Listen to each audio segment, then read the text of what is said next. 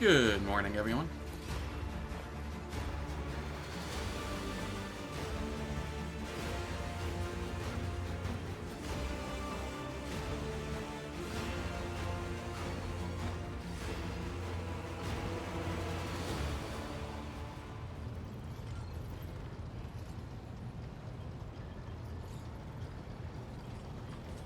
Alright, what all did we have going on? We got out of the time loop with Siberian yesterday. That took forever. I think I was investigating rumors again, and that's where we were at. So let's continue that.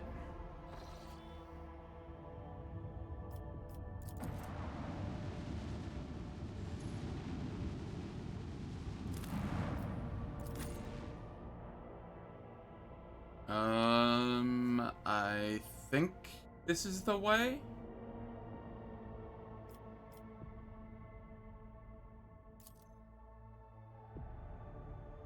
Shard of a holy world, huh? Something of interest. Well, that's very immediate. I'm okay. Always ready. Follow my lead. Done. I rise to the occasion. We have a Medicaid check here. It doesn't say the percentage, so I'm going to be safe and throw some Medicaid stuff on.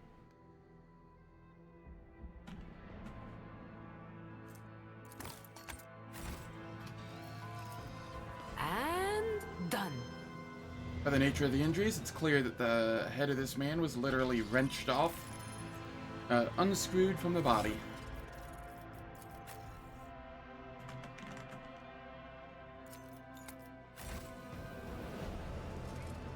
Sounds pleasant. Victory awaits.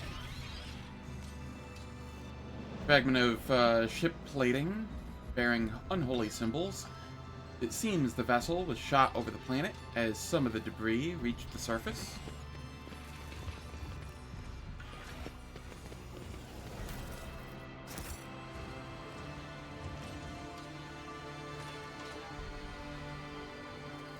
Goliath's gun batteries are depleted. These people fought to their last breath.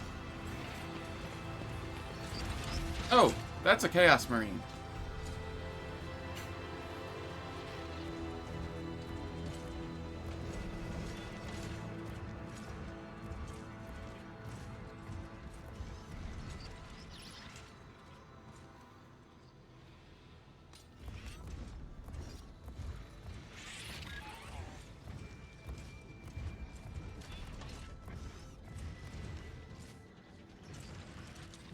I do apologize, I'm a little congested today.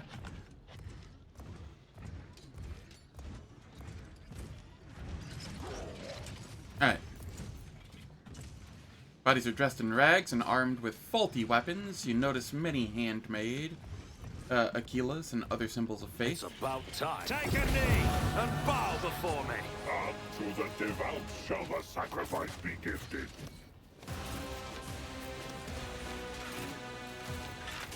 There are... Oh, that's a Hellbrute. Oh, you look fun.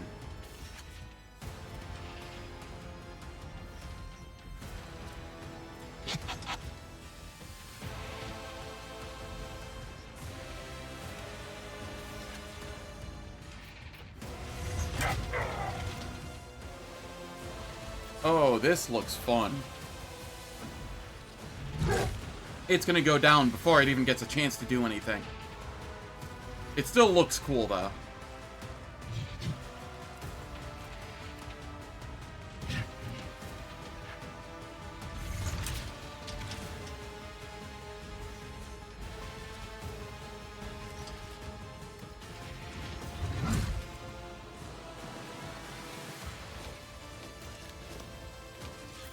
Abelard, get up there. Iliad, Aeogun, Jai.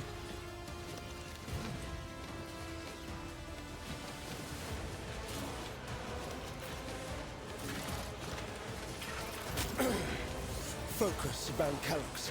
Focus. Do my bidding. Keep off. Naturally.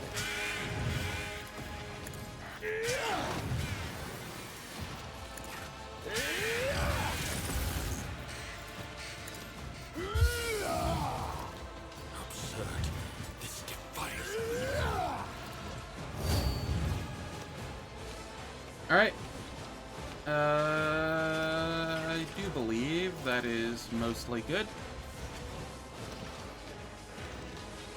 What is this?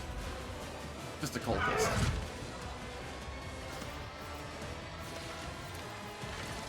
Your turn. Do not disturb the great enemy.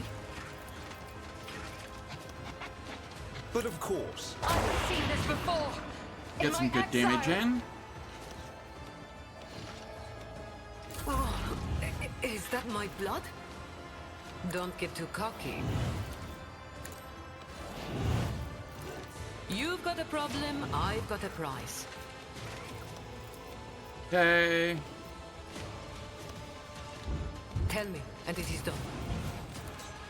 I Can can we do buff that the zone? with the right incentive.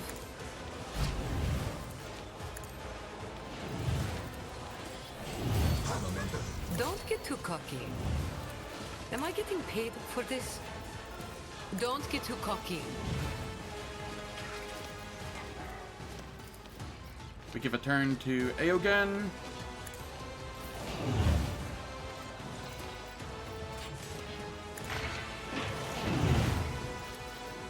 The machine spirits approved. Executing command. A valid argument. No fierce hand relying on you.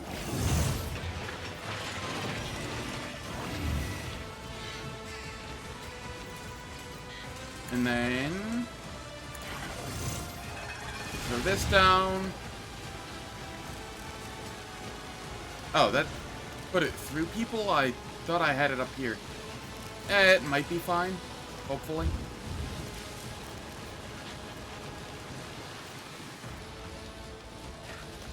Alright, and then we immobilize so that we have essentially infinite range here.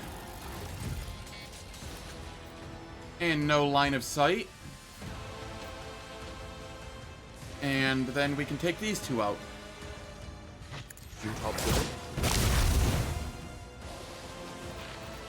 And then we give me a turn.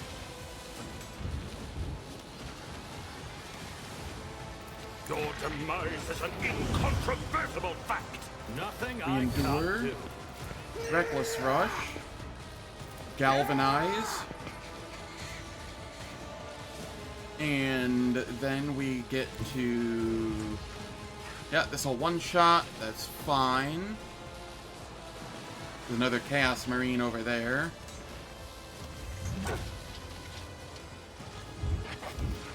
Before I go, let's brace. All too easy. Nothing of value has been lost. Okay, then I can come up here. Ooh, you're actually kind of thick. Let us Reckless Strike. Let's see how they respond to this. Not a problem. There's nowhere closing me was your biggest mistake. And then we can come over here. Charge in. Never wavered in the face of adversity.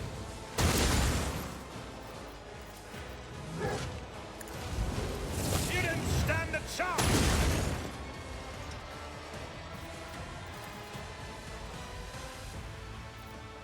We will Sworn Enemy. Suits my purposes. And then charge in. Nothing I can't do. Understood, right. And it's almost dead just off of that. Okay. I will kick it Already so that I get more movement. value has been lost. It explodes.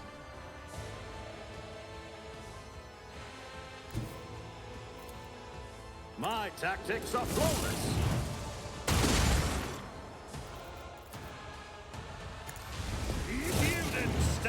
shine. Nothing I can't do.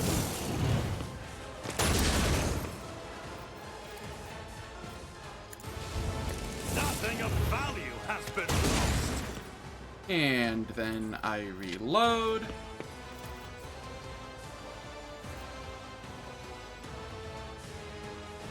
I will move here. Forge ahead! You didn't stand a chance. Suits my purposes. And then we move here. All too easy. Nothing of value has been lost.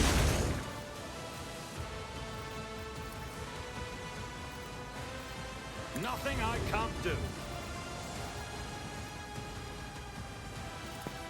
Let's, that's not what I meant to do. I meant to get the Suits hook my here. purposes. Opposing me was your biggest mistake. What is the range on this right now? 7?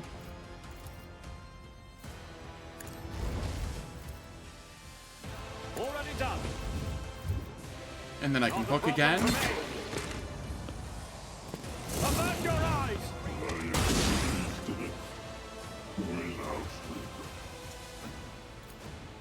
Oh, there's a cultist left over there. All too easy. Alright, I guess I will daring breach then for more Bring movement. Glory to my bloodline. Let's see how they respond to this. There we go. I tire of idleness. Let's move. Beat them all before turn 1 was down. Or done. GG's. I suspect that fighting alongside humans is causing you certain difficulties, psychologically and tactically. Asuriani are capable of adapting. You monkeys slow me down and slightly hinder me in combat, but it is tolerable.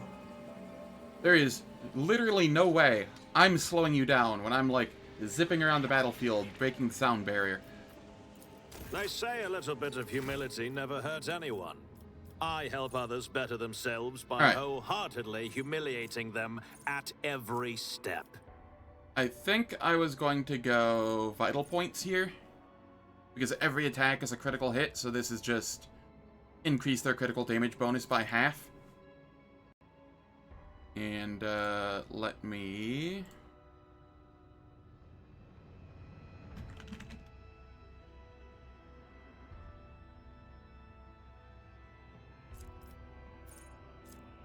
Yeah. It was either that or Cataclysm, but, like... I feel like this will be better, especially if I find a better weapon at some point. That was the dumbest fight you've ever seen? Oh, come on now. I've done plenty of dumber fights. How's it going, Falcon? Hope all is well. And then I'll get Stentorian Voice. Abelard.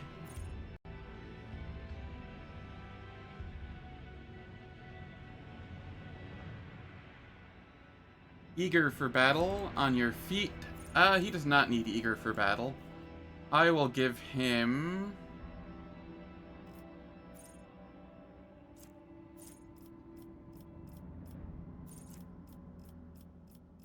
I will also give him vital points.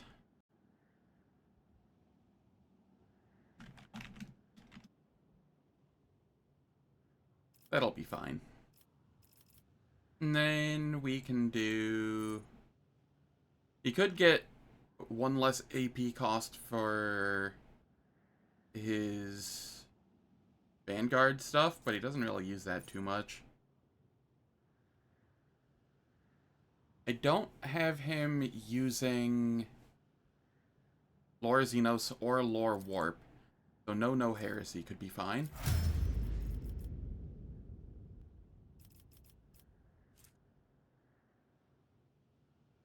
This game, from the enemy's point of view, after Act 2 is like... After Act 3. You can't keep saying after Act 2 when Act 3 exists.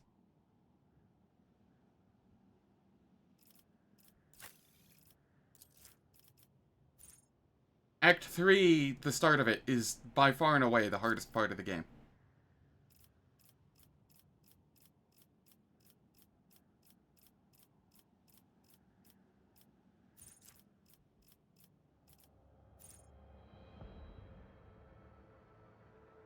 Yes, and those 3 fights are the hardest fights in the game. Maybe 4? It depends on how you go about it. It also depends on what your party is, because depending on who's in your party, depends on whether they're before or after the halfway point or whatever. So, you could end up with just, like, yourself and, like, one other person, which would be really fucky.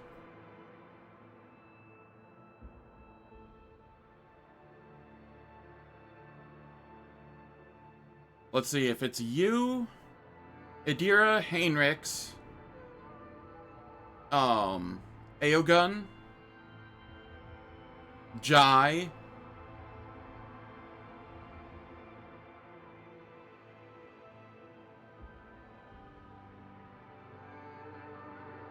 and then, like, God. Yeah, that team would suck for going in there. Because you wouldn't get any of them until way late.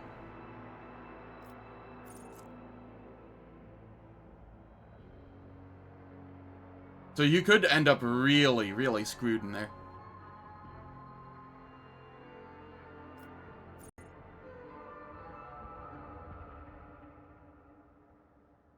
Alright, what do we have? What do we have? By the way, Falcon, did you see that link I sent you?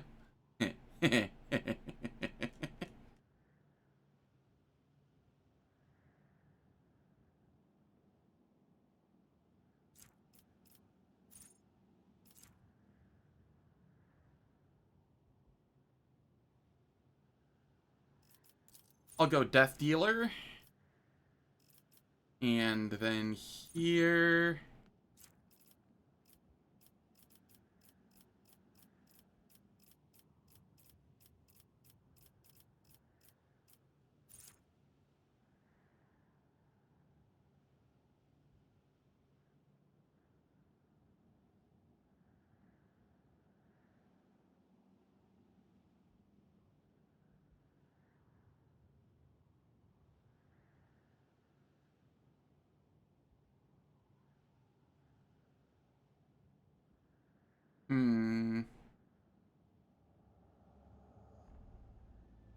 I'll just grab whatever here, it doesn't matter.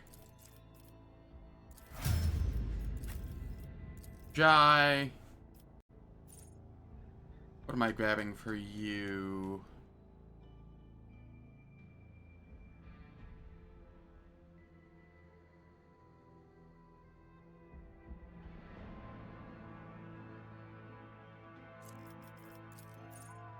Yeah, this will be fine.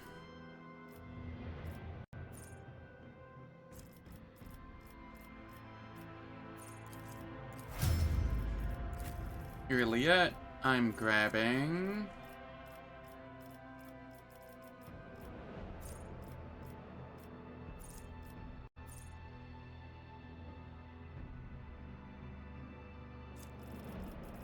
Yeah, Vital Points, and then Combat Insight.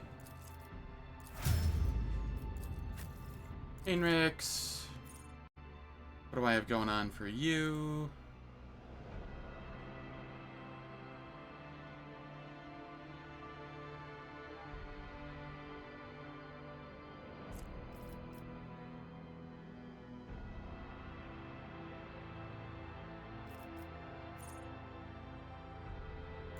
I'll go Destroyer, yeah. And then... Eternal Glory?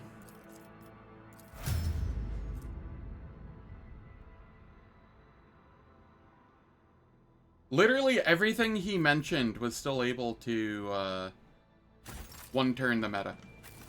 Everything.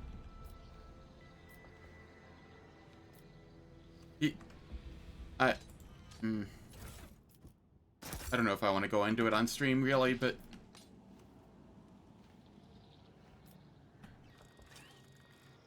It is so hard to not one-turn combats. A new challenge for me? So hard.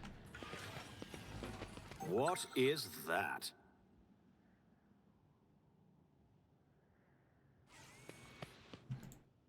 Can you not? Okay. They tried running into the trap. Excellence matters.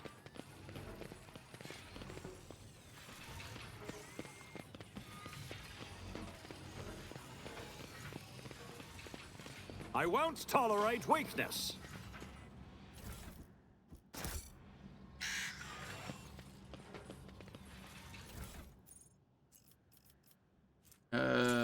Las pistol. Take the modified crack grenade. Former warehouse of the planet's defenders. The crates marked provisions are empty and the weapons are simple and of poor quality.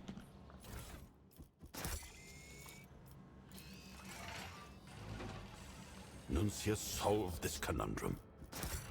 Follow my lead. Pretty much.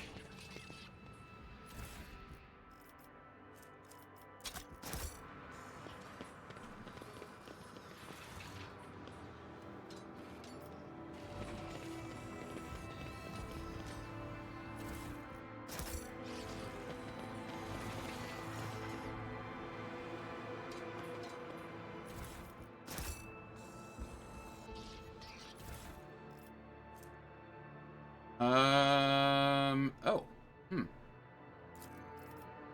Hold up here.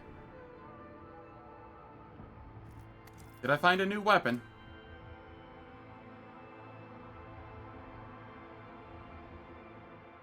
Same armor pen.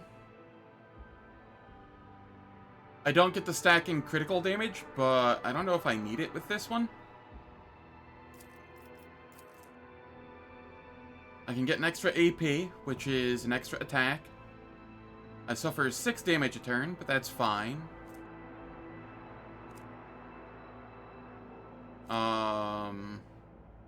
This is 1.5x wielder's strength bonus plus wielder's toughness bonus. So that's at least another 15 damage after buffs. That'll be, what, 34 damage on each attack? So base damage will be like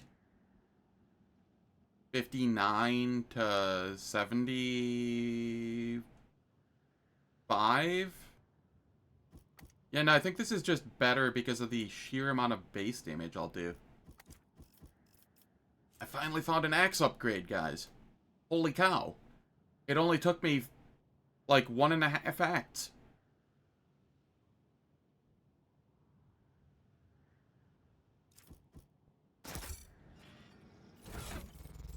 Also, we found new boots for... Oh, it's sorted in type. Where'd the boots go?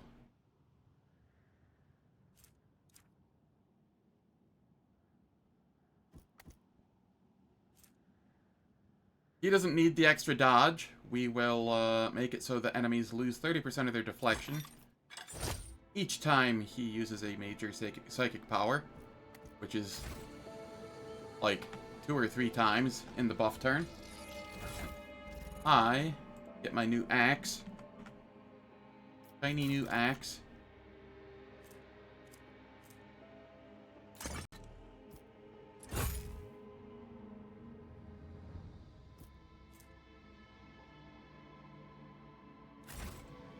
I'm okay with 6 damage a turn. That's not gonna make or break me.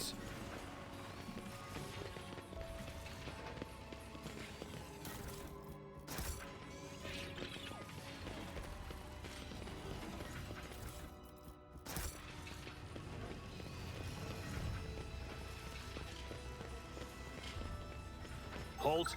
I noticed something. Oh hey, look, it's a trap. Who would have guessed?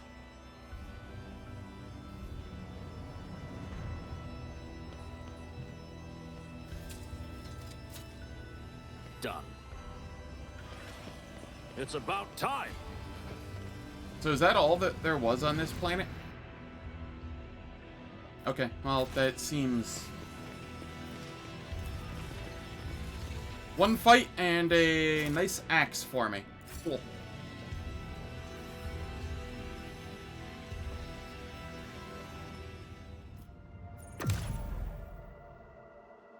I am okay with that.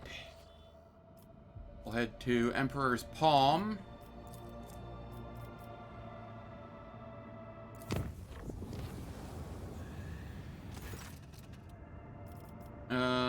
We'll give the crew military gear, because, I don't need cargo anymore.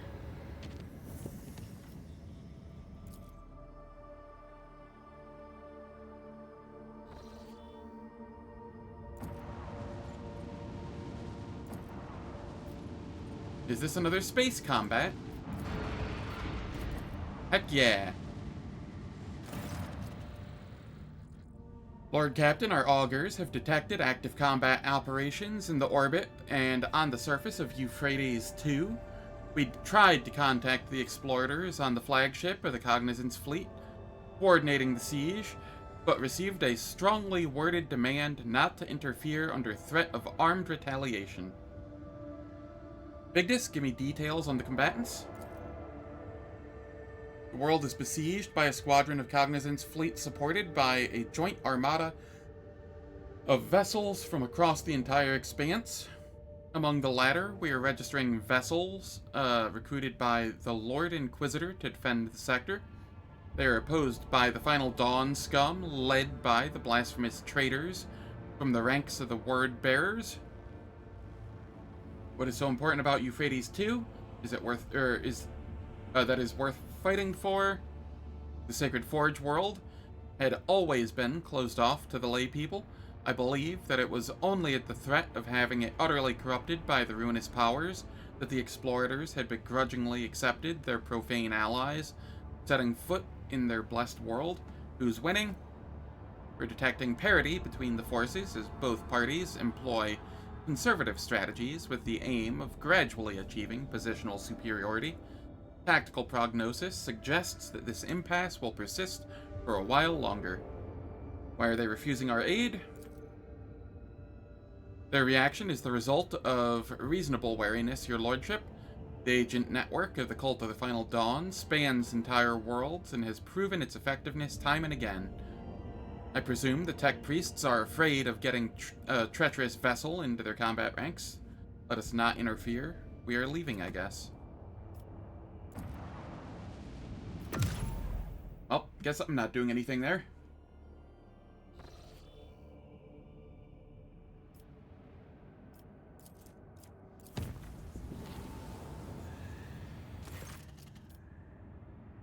Your lordship, I humbly and with great haste request an audience with you on the bridge.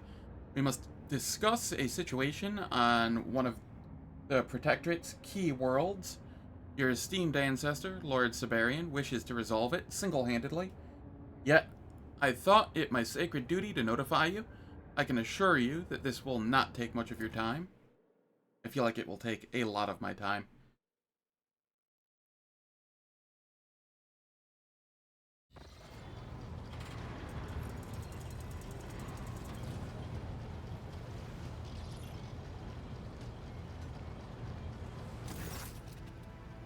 The High Factotum bows respectfully before the throne, extending an ornate container toward you. Your lordship, I'm pleased to report that the recent unrest upon Janus has been suppressed through the efforts of the Moravian guardsmen.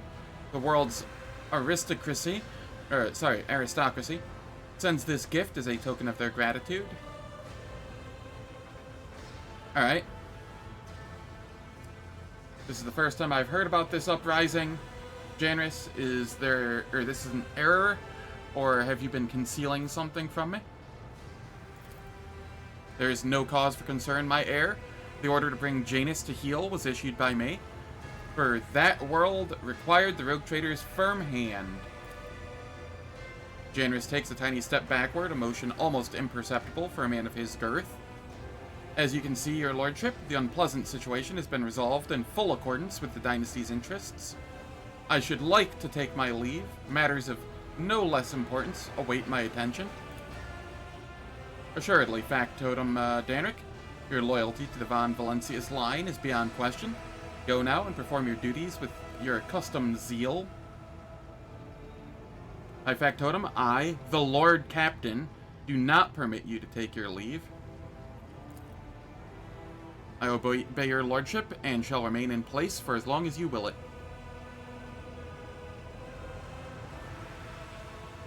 I still wish to hear the details, Danric. Forgive me, my Lord Captain. The order was issued by your ancestor in the dynasty's name. It never occurred to me that you might be unaware.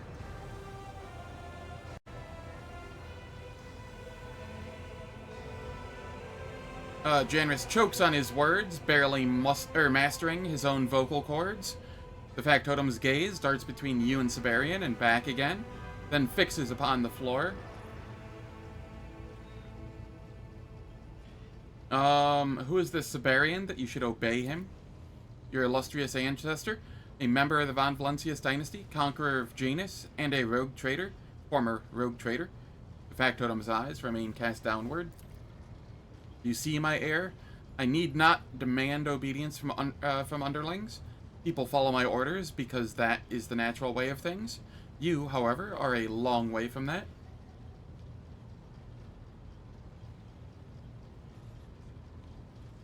Let us dispense with sentiment. Factotum, what precisely occurred on the Agra world of Janus? Approximately 2 standard cycles ago, the Astropaths received a plea for aid dispatched by the planet's noble houses. The aristocracy was rapidly losing control of its subjects, and a decision was required without delay. You were away from the flagship at the time, Lord Captain, and I could not reach you. Your ancestor assumed the burden of responsibility and authorized the dispatch of Zarkovian guardsmen on a pacification mission. Succinctly put, I will note that it was only your short-sightedness that necessitated my intervention. Had you devoted more time to governing the Protectorate, rather than venturing abroad with obscure objectives, matters would have unfolded differently.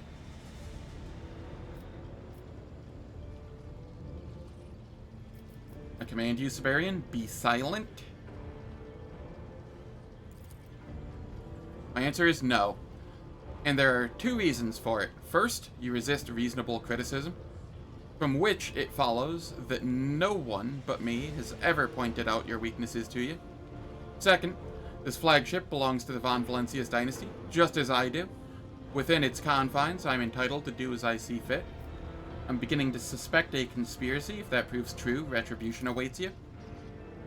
Danric's plump cheeks turn purple from the rush of blood. He wheezes, tugging at his coat collar. Your lordship, I was laboring solely for the good of the Protectorate. I have substantial proof. Your ancestor holds himself with a relaxed posture, gazing at you defiantly. These threats will only cause your loyal servants to expire from apoplexy. They make no impression upon me, so spare yourself the effort.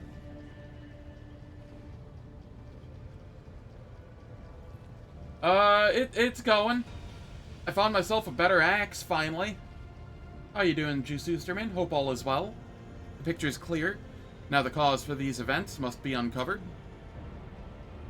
The Factotum rises from his knees with noticeable shortness of breath and inclines his now even paler face. Glad to be of service, your lordship.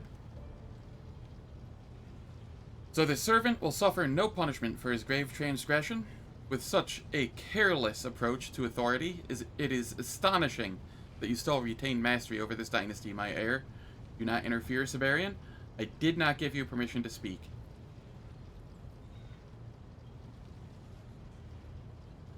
Enough, Siberian. Your hostility has overstepped the mark.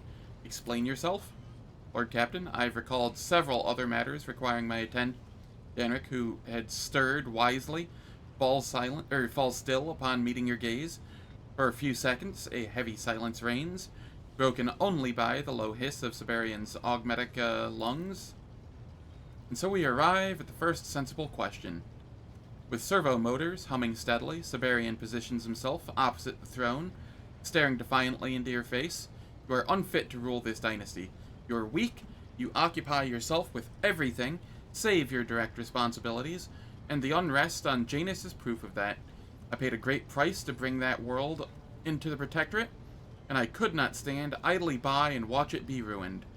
There have been far too many unacceptable failures, my heir.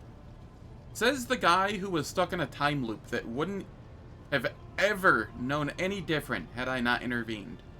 Fuck right the hell off, Siberian. And what precisely was this great price you speak of? That world was populated by the most feral of the Eldari subspecies. They called themselves the Exodites, and they had the audacity to attack me the very moment I set foot upon the planet's surface and proclaimed it the property of humanity. Decades were spent exterminating them to the last, purging the new holdings of all Xenos filth. Thus I earned the title Conqueror of Janus. When I departed on my final expedition, I left Janus a prosperous world where governance was conducted honorably and the authority of the Protectorate was beyond question. Now, you have plunged it into decline and anarchy. I find the fact utterly abhorrent, and I intend to rectify it.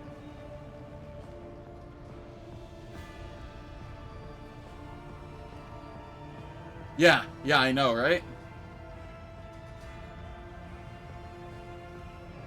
Who granted you the authority to command the 32nd Morov Regiment without informing me? I myself did. From beneath the Vox grill, a corner of Siberian's torn mouth becomes visible as it stretches into a smile. 5 centuries ago, the regiment swore its oath of fealty to me in its entirety, and such an oath, my heir, cannot be undone. I have done much to strengthen these holdings. Your reproaches are without foundation. I admit, I do observe some successes, yet they are insufficient. Siberian clenches his augmetic fist with a grating crunch.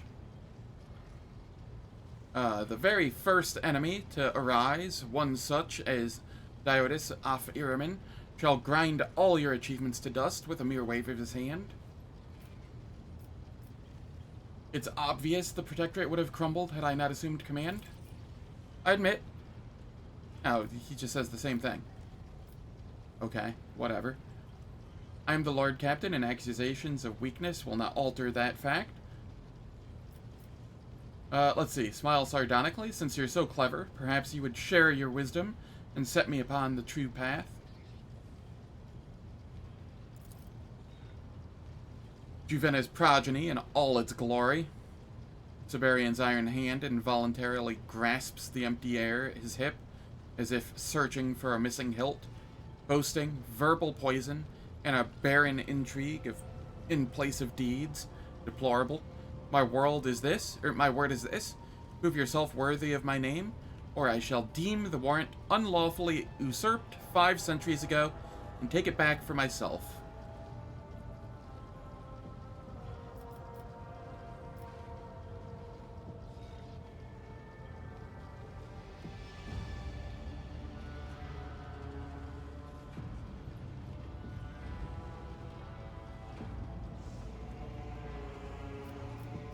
Is that so? Then I demand a duel here and now.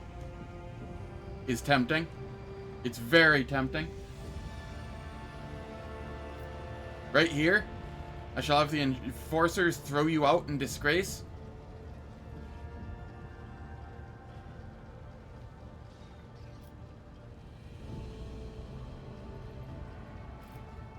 I have no intention of currying favor with you.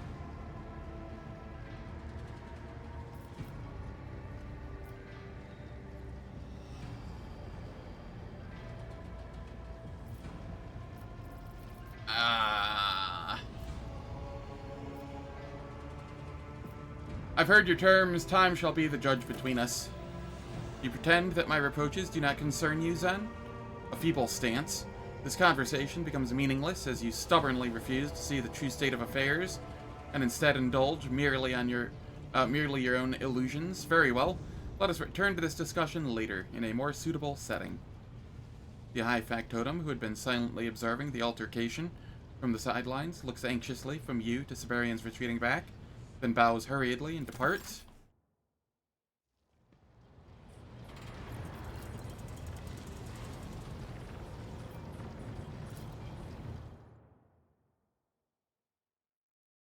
Why? Why must I be surrounded by incompetent fools at all times? 100% of the time, it seems. Perform the ritual.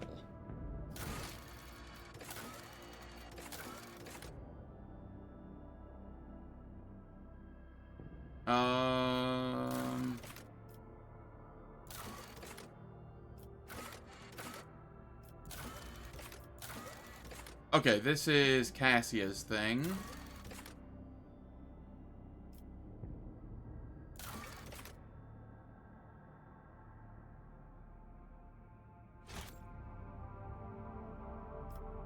What do we have over here? Not sure. But it's something.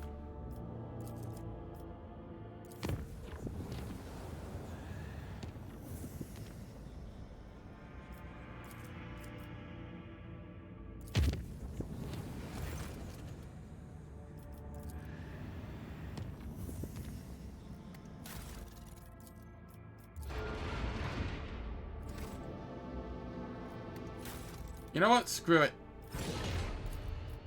I'll upgrade the RAM, because I can.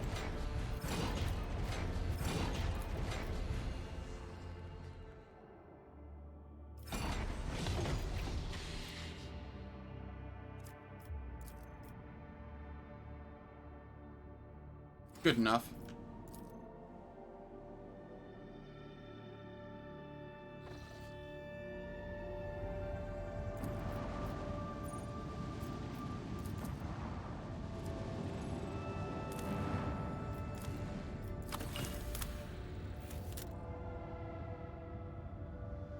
Everybody wants to upgrade RAM.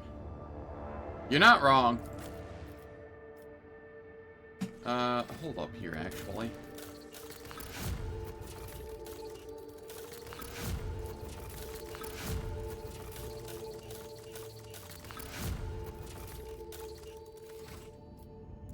Thought maybe I'd have more extractiums.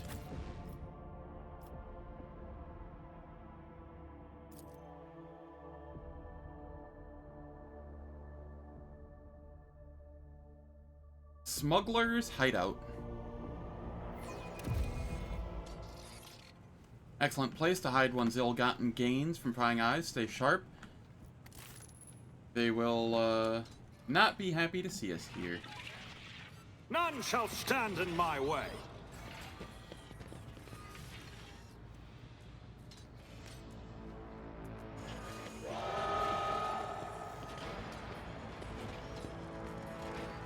Something.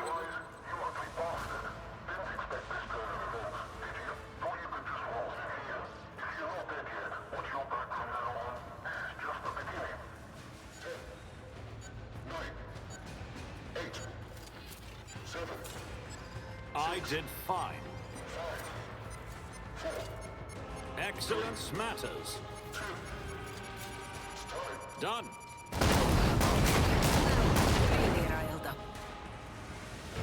Oh no! People got injured. What'll I do?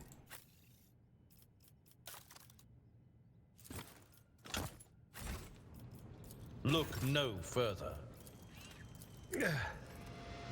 The healing is much appreciated. This wound will make a fine scar. You have my thanks. Field medicine at its finest. Let's patch you up. The motive force has invigorated me. Whatever will I do?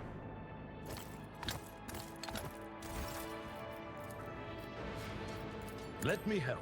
Guess I'm still alive. This wound will make a fine scar. Your technology is Let me limited, help. I need it but now. I am grateful. I rise to the occasion.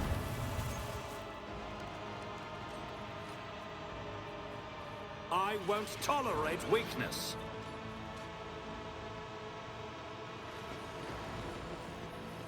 None What do we of have that down red this section. way? More traps. Excellence matters. Over there! Vox Thief. Jen, did you hear? They're going to bring in another batch of Xenotech. Life is going to be good. Idiot, we still haven't dealt with the previous delivery. The clients don't wish to take risks after the accidents. Who cares? There are people with more money than common sense in every system. You know what matters? That's right. What matters is that we're making mountains of thrones. I've got a bad feeling about this. Jen, turn that frown upside down. You'll start looking like our wrinkly supplier lad if you don't. Or is she our supplier lass? Whatever.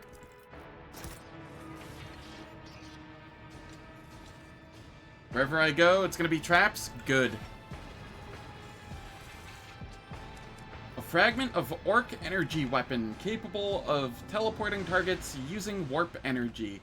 Roughly sawed off with a las cutter. Cannot be repaired. Particularly strong orcs wear hulking, impenetrable armor, complete with lethal weapon, not entirely dissimilar to a power claw. What is that?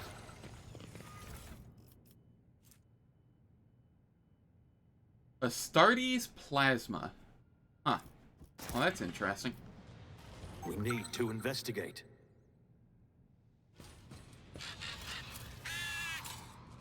Done. A self-propelled rail carriage that once transported Hive residents between stations.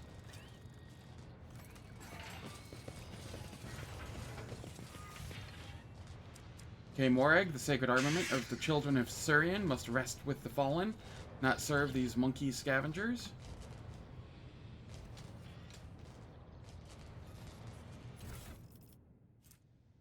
A needle rifle? Yeah, I'm good without that. A new challenge for me?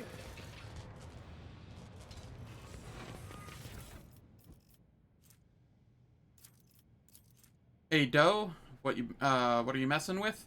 The big guy said not to touch the goods. Bugger off, Arlie. Mind your own business. He has ears everywhere, you know. I said bugger off. I'm not gonna rot in this hole until Pug gets his shit together. Drone take you, Doe? We've already lost 4 men because of this Xeno shit. Put the stones down, mate. What did you say, we wet the old whistle instead. Doe, what are you doing? What are you doing, Doe? No. Get away from me. Arg.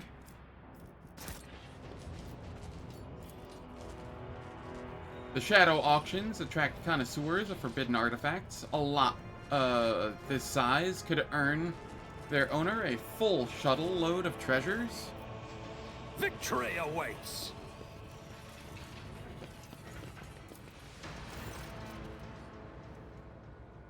What? Iliad's face betrays her surprise. When she speaks, there's a sadness in her words. How could the spirit stones of my kin end up in such a god's forsaken place? Elentok, please allow me to watch over them. The smuggler wannabes were hardly aware of the true value of this treasure. If you ask me, Shireen, these stones can be sold to a reliable and very rich collector at a profit. And when I say at a profit, I mean it. Tell me about the stones, Iliad. I could perform a 3-night ballad about the creation of the first stone, but alas, you do not have the luxury of eternity's favor. You should know what is important. The stones shield the spirits of the children of Assyrian from the insatiable thirst of Slanesh after they die. They also enable the ancestors to share their wisdom, even sometimes lending us strength to fight our enemies. Jai, what do you know? You know what? Sorry. Let's see. You may keep the stones, Iliad. Your words are like a breath of fresh air, Elentok. I will take good care of them.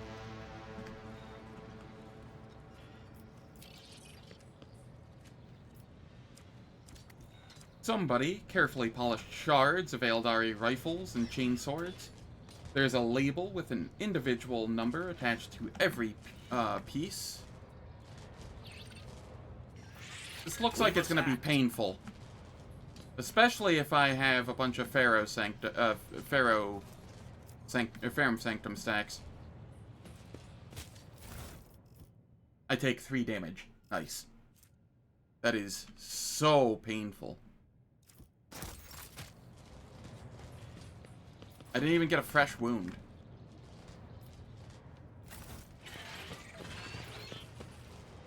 I love how people keep complaining on forums and stuff about the Ferrum Sanctum stacks and how they're unquestionably, like, not worth getting for the augments. And here I am, like, oh no, I stepped in electric with 7 stacks and took 3 damage. Whatever will I do?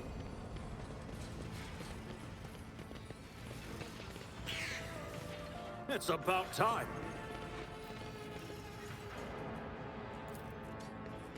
Compared to naval service, that was barely a challenge. Okay, what all do we have here?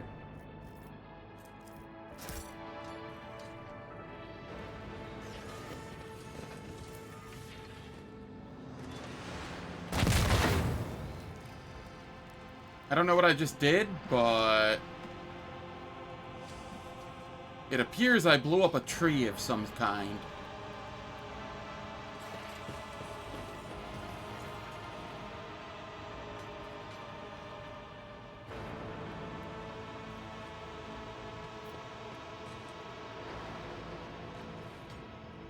Alright, I guess I'm going back up.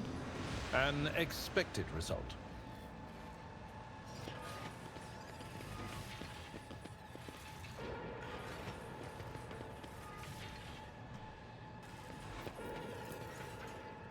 Fresh corpse in fancy attire, likely that of an adventurer rather than a smuggler. Follow Watch your my lead. steps.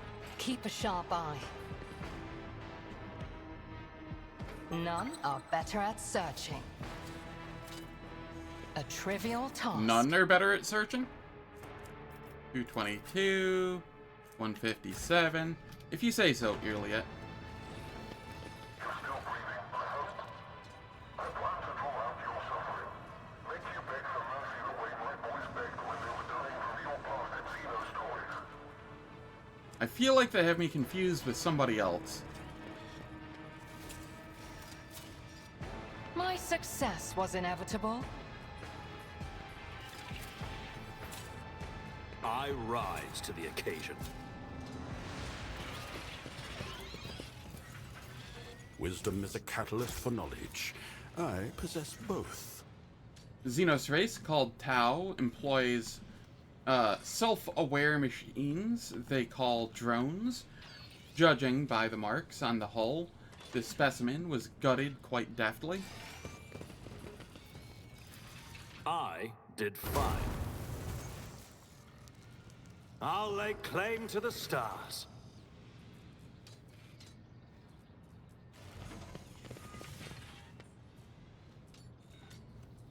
Alright, it is time for ads. The ads will last for 3 minutes. They disable pre-roll and mid-roll ads on Twitch for the next hour. I don't do anything in the meantime, so nobody misses any content. And I will catch everyone when we return.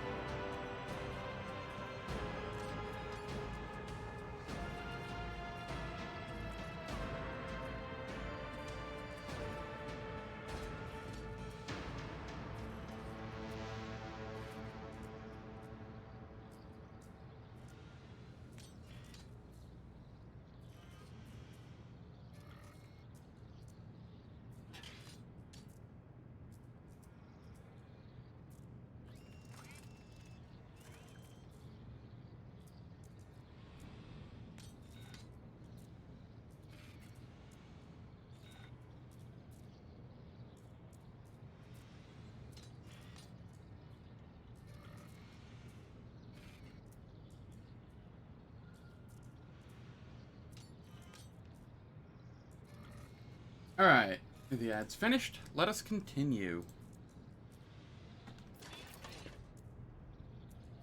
The spiky Xeno chest looks like a chunk of solid rock with no cracks or fractures. One side is decorated with the maw of some hideous creature. Something of interest. Halt! I noticed something. The Watcher of Lethus. I still cannot believe Lady Theodora kept such terrible secrets from us. What else do we not know? Some mysteries can vanish into the void for centuries. We may consider ourselves lucky that this secret of the dynasty was unearthed at all. Done. None shall stand in my way. My pleasure. According to the labels, the containers with insulated uniforms and snowshoes were to be delivered to an Astra Militarum quartermaster on the frozen world, Zenerag II.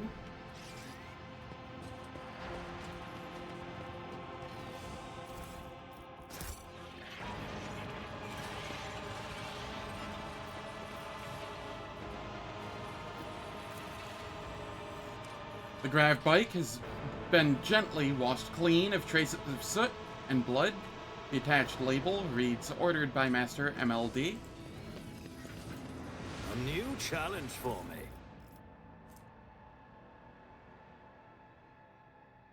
Okay, trauma stacking.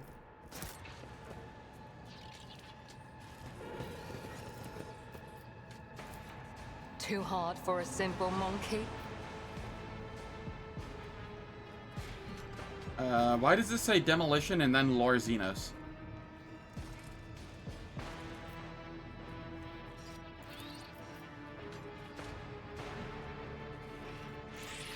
I have learned much in my exile. The contraption was assembled by a madman.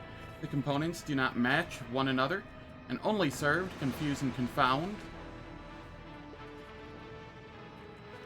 But you managed to spot the hidden trigger in time. It's a trap.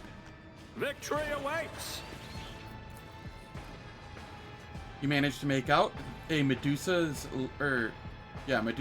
limp tentacles through the murky glass. The parasite has died, regardless of what it was being kept here for. What is that?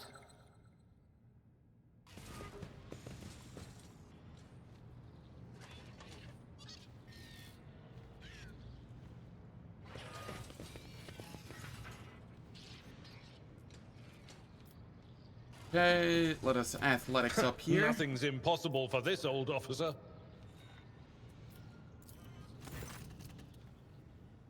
A subdued rumbling comes from under the cover of the ancient cogitator, as if the machine spirits resent being awakened. After a few simple directions from the control panel, the vid screen flashes to life and starts blinking, waiting for your input. Examine the log. The mechanism lazily grinds its gears, but grants you access to the requested information. Records tagged Big Pug. Day 21, third month of the cycle. Now that's what I call good fortune. We hit the jackpot. This Xenos peddler, Strixus, sure did show up in time. The competitors have been popping up like fleas on a half-dead rat. Merdkey has already brought a bunch of rare and exotic shit, and I've never been paid this much for a single order before. Life is good thanks to him, or her, and is going to get even better. Day 6 of the 9th month of the cycle. It's time to end this. The thrones are coming in faster than I can spend them, but I'm starting to lose count of the people who died. Yesterday I walked past a dozen people and couldn't recognize 4. The customers are starting to ask why there's so much blood on the delivery crates. Damned if I believe that crooked-ass Xenos rat again. His deliveries are killing my guys, and there haven't even been any shootouts. Next time Merdkey comes here, he won't be leaving this place alive, I'll make sure of it. List of reports.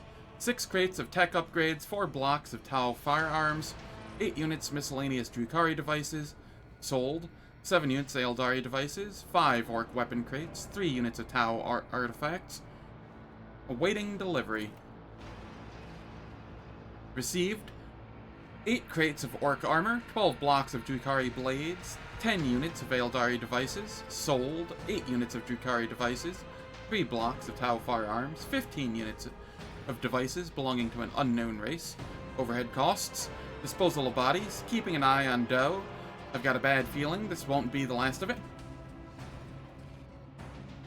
24 units of unidentified artifacts, let them stay unidentified and in my room. 18 units of Drukhari, Eldari, and Orc firearms.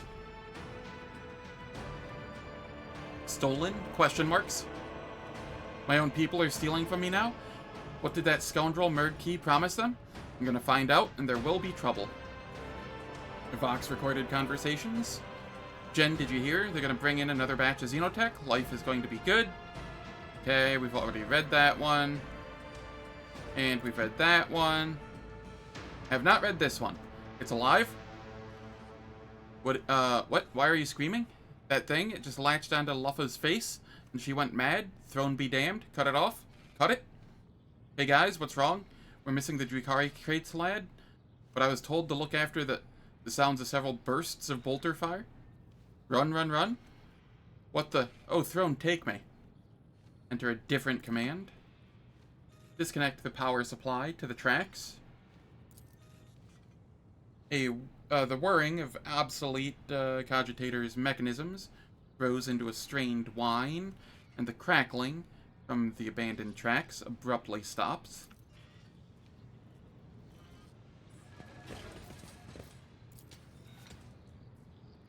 Empty canisters, dry rations, dry ration wrappers, and petrified feces. Someone was cooped up here for a long time. Experience. Nothing matters more. Follow my lead! Containers are stuffed to the brim with dry rations and corpse starch. Such quantity of provisions could feed a small We detachment need for to months. investigate.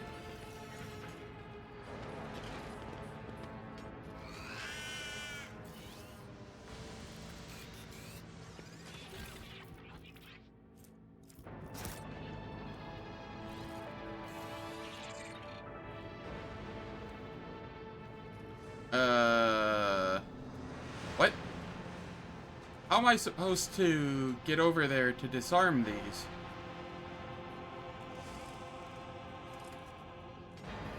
There's literally no way to get... Is there? Okay. I think I see the line. Let's move. Halt! I noticed something. What is that? Oh god, this is going to be annoying. Speak, Elantak.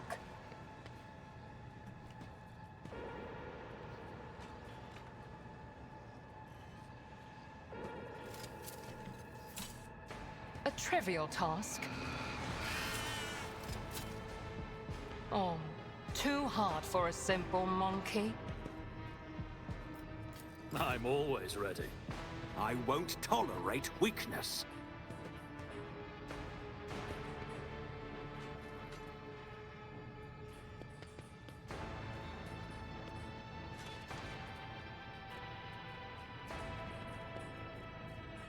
I rise to the occasion. Okay. That is a Lorzinos. What Really is it? I need to find the answers. We're grabbing you again. My success was inevitable. I have learned much in my exile. Too hard for a simple monkey. There we go. None shall stand in my way. Looked harder than it was. Oh, this is where the arc rifle that's in like all the guides shows up. Cool. So what does it actually do? Enemies that are hit by this weapon suffer an irradiated effect that lasts for 3 turns, decreasing all healing received by 50%. Also prevents using reanimation protocol.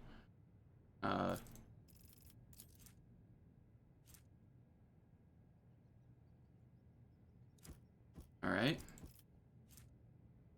For 3 rounds, whenever the wielder hits a target with an arc rifle.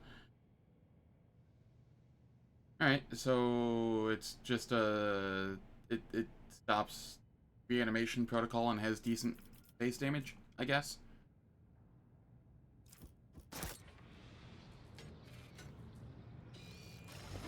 Neat, I suppose. These things appear still alive. You interrupted my thoughts. That is beneath me.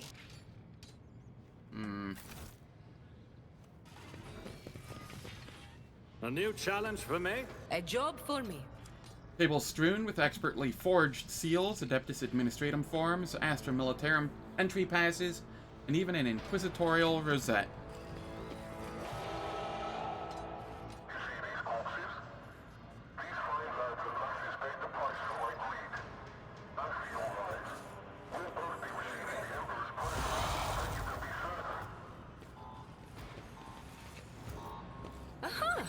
Found it. It's about time. Screw it. Organics damaged. You will perish for this affront. Alright. That's fine. We walked into an electric trap. Nobody took any damage. And we dodged the explosions. Easy. We need to investigate.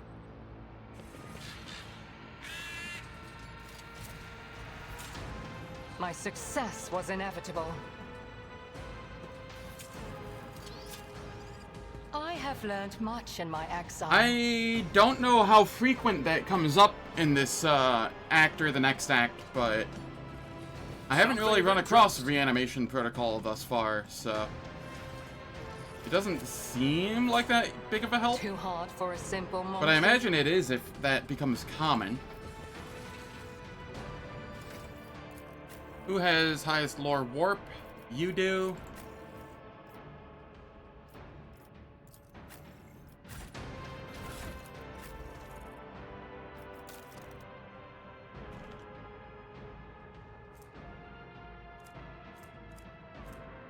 Ten lore warp.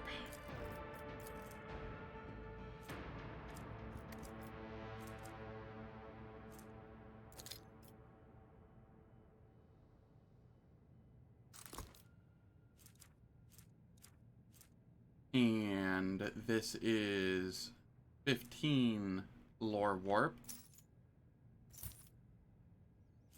And then this is 10 lore warp.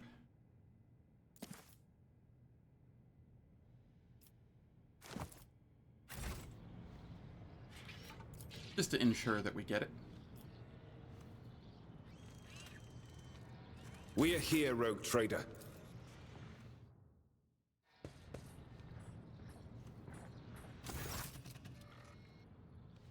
The weighty tome is bound in the skin of a human face, laced with a cord woven from tendons.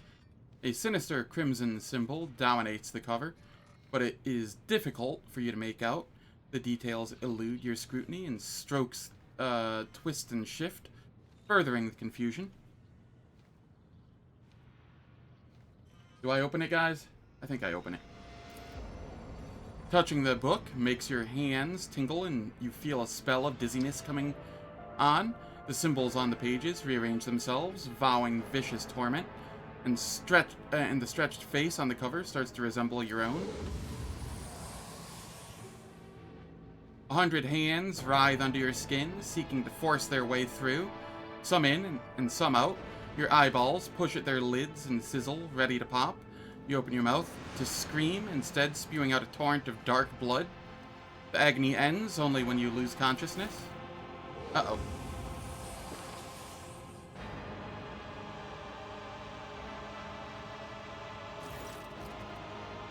When you wake up, you still tremble at the memory of the suffering you've endured. What? But it didn't even give me a debuff. I don't understand this game, yo.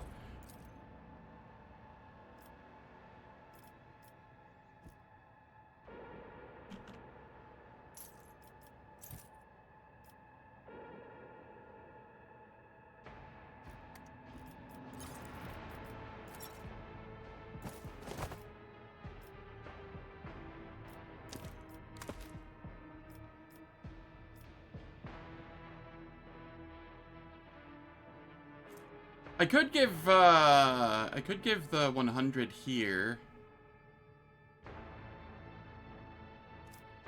Just get more stats. It doesn't really matter though.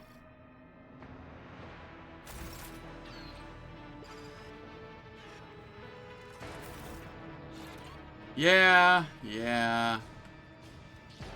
It feels a little, and by a little I mean a lot, undercooked in terms of like actual consequences for what goes on. The traps feel weaker than Act 1 traps. The friggin' book that should have given me like 4 traumas gave me nothing.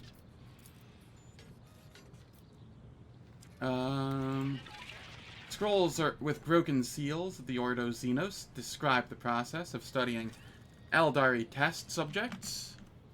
I'll lay claim to the stars. Oh, hello.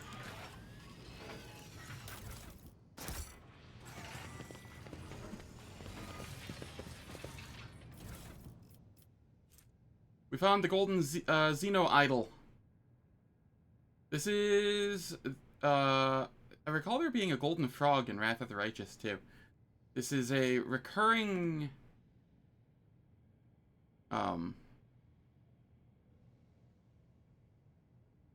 item, more or less. And I don't know what the reference is to.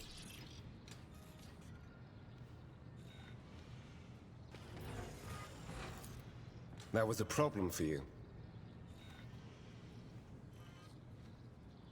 Both in Kingmaker and Wrath of the Righteous? That's funny. Multi-pages contain knowledge of heretical sorcery. Cassia, Murky. Curse the day I flew in my hole with you. Die from your own wares, you Xenos filth.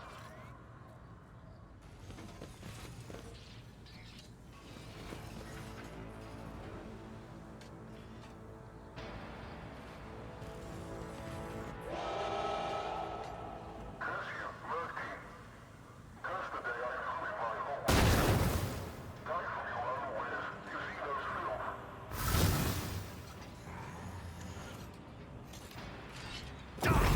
Human scum! Exterminate on sight. Okay, I can't actually click any of these to see what they are. And I've been ambushed, it seems.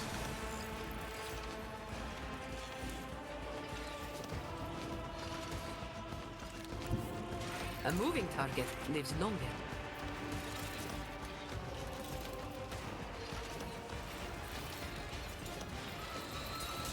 Ayo I can do gun. that with the right incentive. You've got a problem. I've got a prize.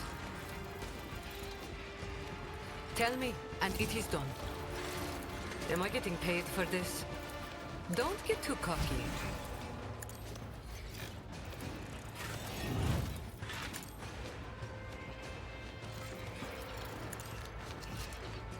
Weakened warriors.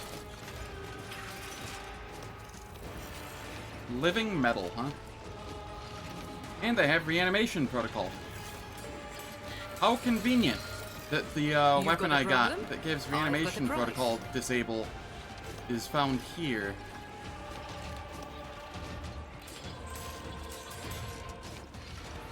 A Tesla carbine? Ah. Don't get too cocky. I can do that with the right incentive.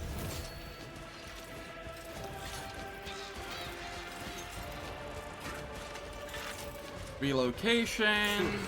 Tech assistant, engage. The machine's here to prove a valid argument. Use this and rely on you. Astute observation. The machine spirit's approved.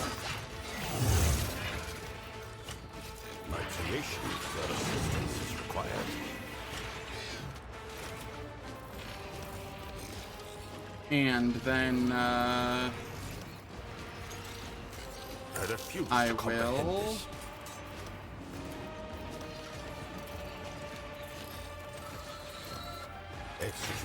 Slap the Necron warrior, sure. And then give Heinrichs a turn. Conduit of the machine god's will. Do my bidding. Let's see to it. I won't object to it. What am I at here? 190, 121. So that would be plus 46 damage. Yeah, I think that axe outperforms the other one a little. For the throne's glory. I won't object to it. Front to the on-fire. But of course, Lord Captain. Your turn.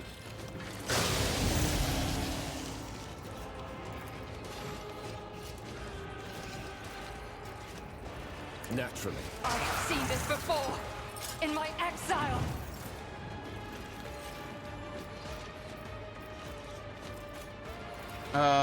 Warp speed, because I almost forgot. I won't object to it.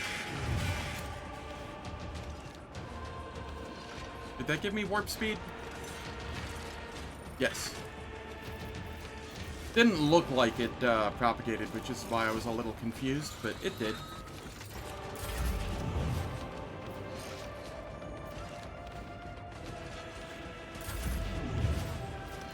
Then we give me a turn. Wanna see a trick? Nothing I can't do. Lure, Suits my Reckless purposes. Rush.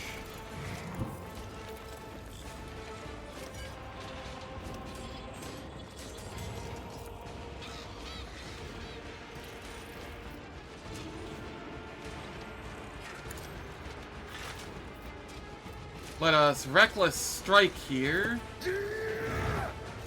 Nothing Race. I can't do. Sworn Enemy. You know, just 851 to 937. Suits my... Nothing of value has been lost.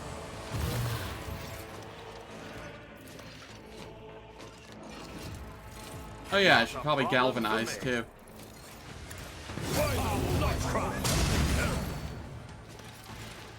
Already done. Opposing me was your biggest mistake.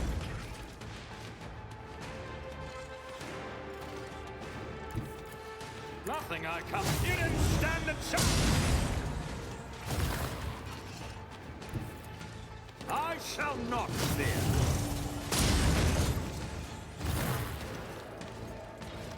That poor Scarab was so confused.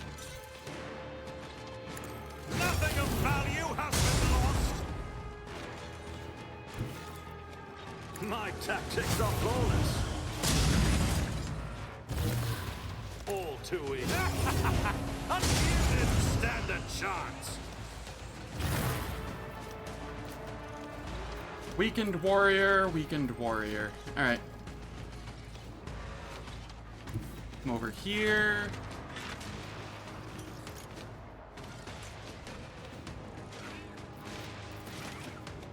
Suits Charge my here. purposes. And then I can charge in on this one. Already done.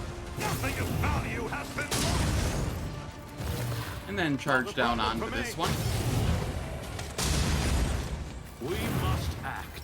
Like the Xenos. Submit and die. Confused is the natural state to dysfunctional medbot? Yeah. I see, they just keep coming back, huh?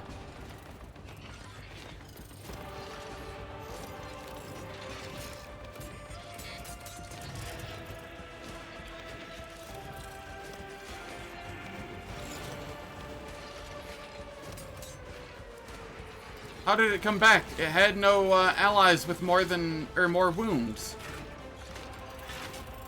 Ah, wait, is this just a different group of them now? Because this is Empowered Deathmark instead of whatever it was called before.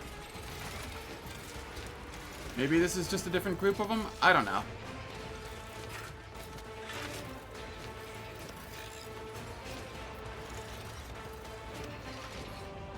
I can actually get my characters in position this time, though.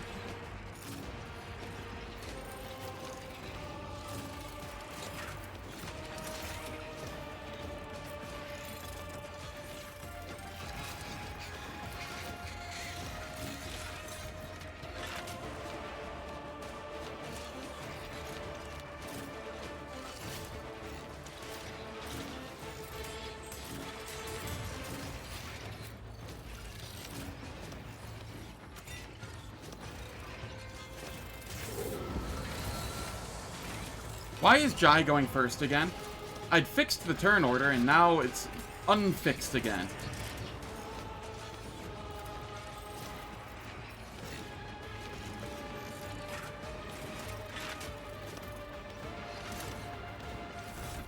Did I remove the commander's chrono at some point? No. I don't know. I give up. Am I getting paid for this? You've got a problem. I've got a price. Tell me, and it is done. It's not like it actually matters. Incentive. Just small optimization thing that bothers me. Am I getting paid for this? You've got a problem, I've got a price. Tell me, and it is done.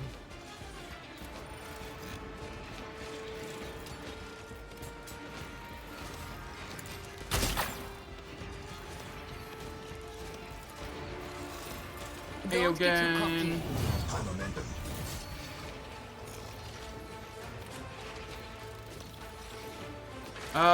Why is this not going to be propagating? Does everybody still have it?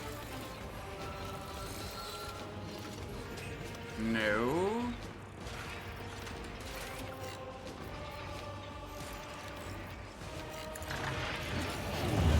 Okay, it is propagating, it's just not showing it as propagating above their heads. I think. No, it genuinely did not give it to them. They still have overexerted. That's why. I did not. Ruthless and relying on you. Astute observation.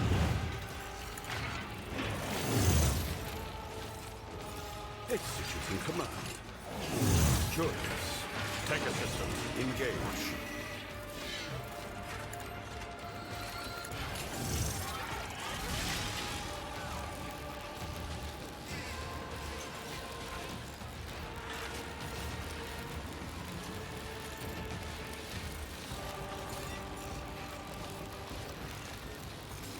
Okay, then I galvanize.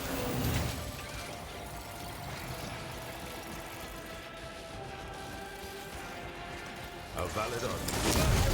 The veil thin.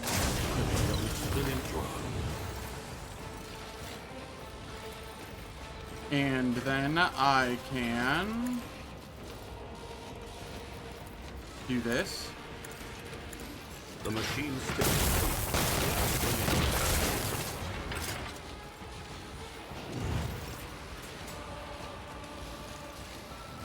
Okay, then we give me a turn. Suits my purposes. All too easy. Suits my purposes. Not a problem for me. Let's take out these scarabs first, where we can. Is raging.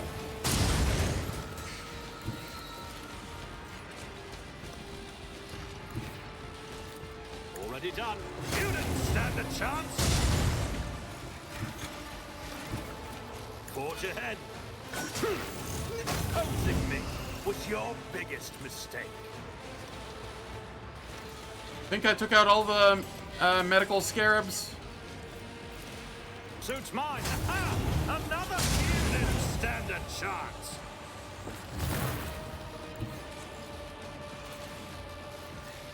All I will too reckless easy. strike. Sworn enemy. Suits my watch and learn. Opposing me was your biggest mistake. Come up here, give a kick. Never wavered in the face of adversity. Because kick gives me extra movement. Nothing of value has been lost. Already done. God Emperor, do not leave me now. Not a problem for me. Opposing me was your biggest mistake. Doubt is for the weak. I won't tolerate weakness. There we go. That was pretty chill. All things considered. Big Pug lost what little remained of his mind since Merd Key brought in the latest Xenotech haul. I understand that in our business, every man looks after himself, but Merd Key doesn't even blink an eye when his booby traps mangle our fellows. We spent 3 days mopping up blood, and he just kept dragging more rubbish into his cabin, nursing that vile chunk of stellar metal and glaring at everyone like a wild beast. Throne be my witness. I will personally cut the Strixus down with a chainsword if he brings us another dangerous artifact. We're honest gold traders, not heretics.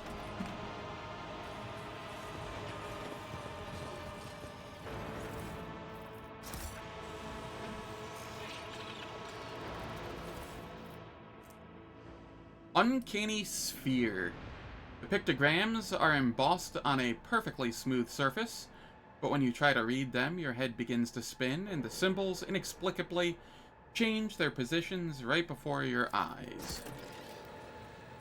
A new challenge for me? Trivial, as I prognosticated.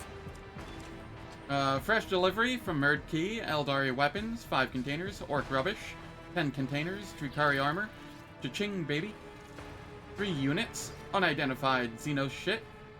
What again? I asked them not to bring this to us anymore. Questionable units. Green, I was thinking, we cannot just leave this Xeno heresy lying here. Allow my guys to do the heavy lifting and I will owe you. You are my... Who's my Lord Xenos person? You're my Lord Xenos person.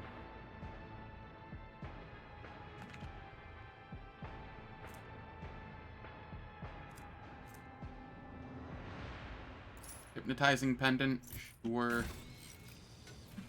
My success was inevitable. The artifact has exhausted its power, and it will remain dormant until the sphere is returned to its core and collects enough energy.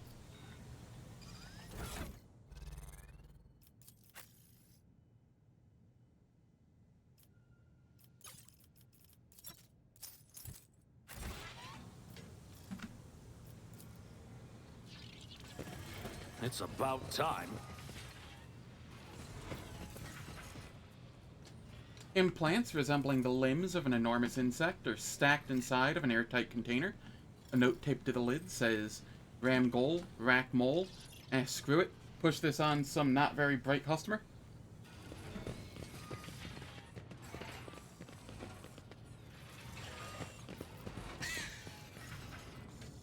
Xenos race called Tau employs self-aware machines they call drones. Okay, already saw that. I'll lay claim to the stars.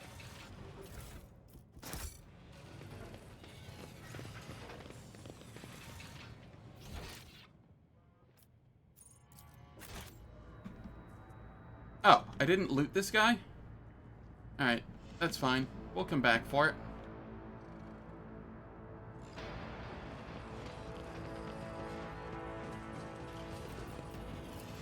Compared to naval service, that was barely a challenge. Meteorite shard, still warm to the touch, barely perceptible electrical impulses ripple through the veins of the metal, making it glow. An expected result. Follow my lead.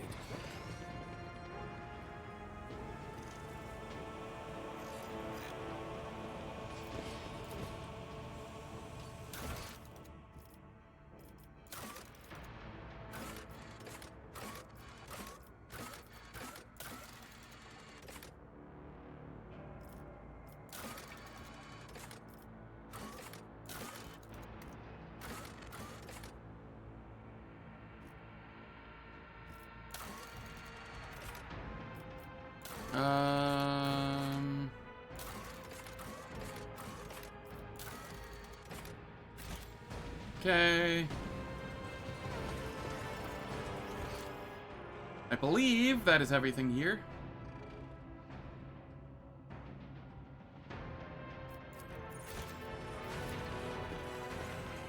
We found spirit stones, so I'm gonna go talk with Irliet, see if she has anything to say about that.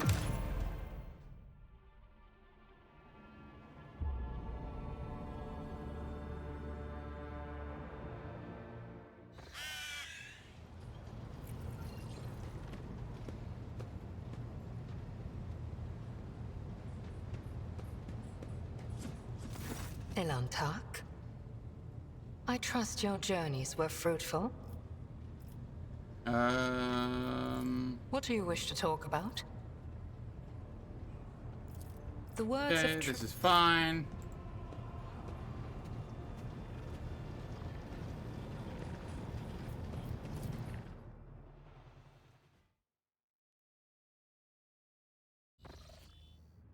Where to next?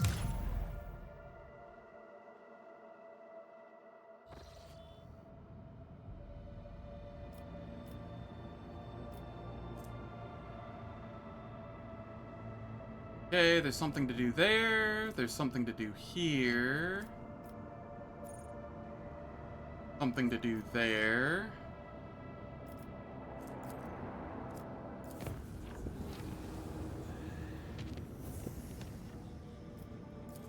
We'll head here.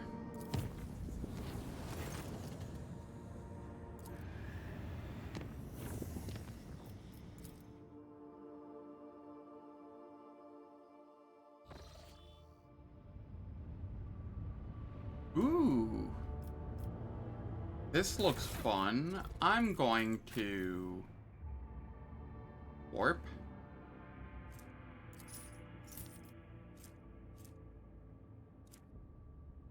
And,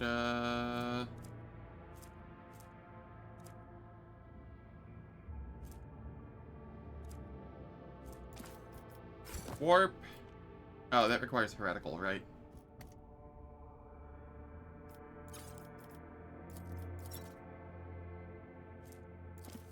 Warp.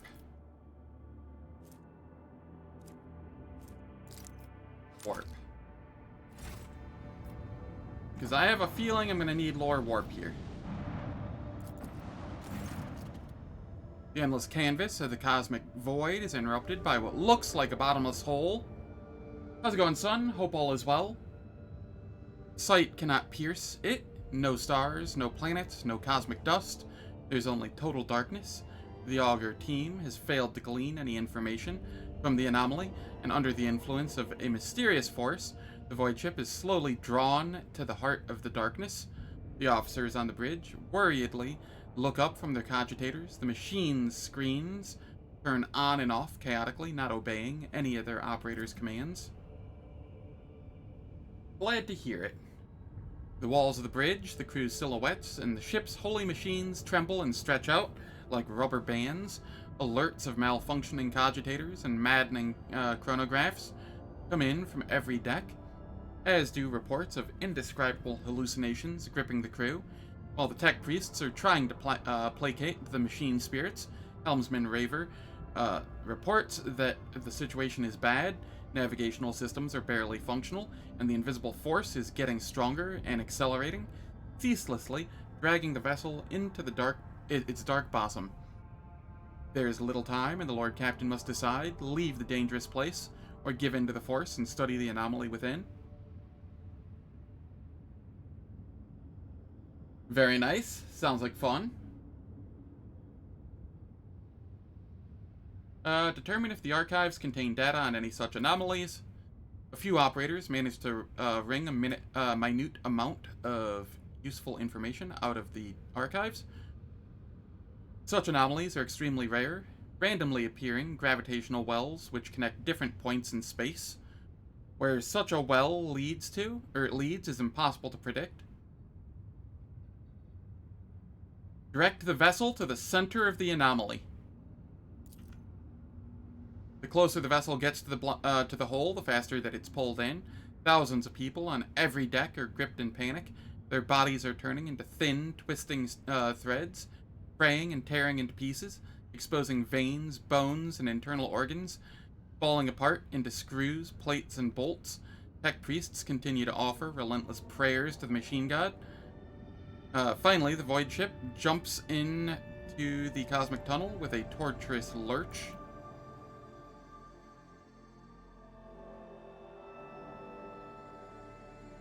What a fun and pleasant way to travel.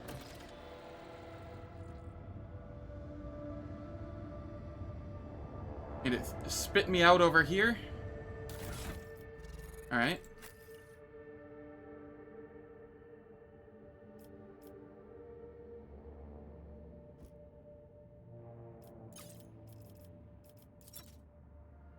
Favorites. We throw this on. We throw this on. And we throw this on.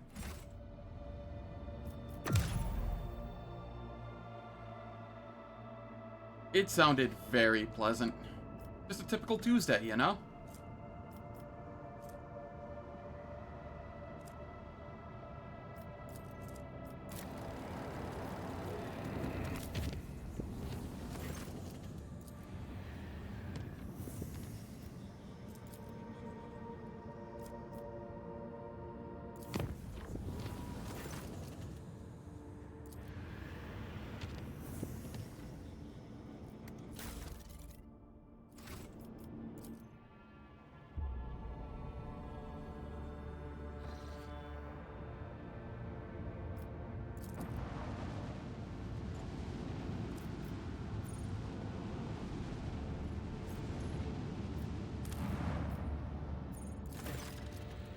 The homunculus's prism that had been kept aboard the ship has activated again. Augurs detect another Drukhari beacon. Only this time, the dark artifact from the homunculus's laboratory establishes connection with it as soon as the ship enters orbit. The prism shows the next set of coordinates, but the beacon on the planet's surface continues emitting its sinister signal. Send out a scout team to the beacon. This time around, the scout's face is no less loathsome than the last. Hundreds of those, who were undoubtedly at some point humans, are lined up in a chain of bizarre geometric shapes. Their bodies fused with each other at the hands and the feet, swing steadily, unable to fall. Tortured whales break through sewn lips, and burned out eye sockets gape outward from mutilated faces. Order the scouts to bring the beacon to the ship.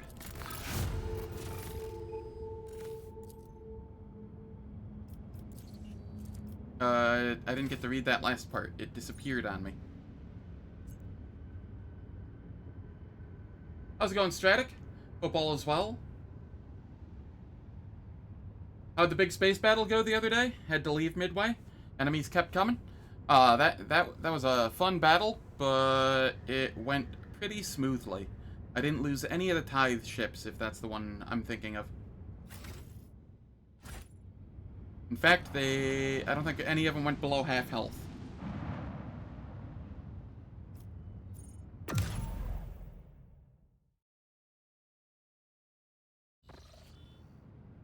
Yeah, I just didn't want to lose. Like, I wasn't worried about losing. I just didn't want to lose any of the tithe ships. I was worried about that. But I was worried for nothing. It was nice and chill.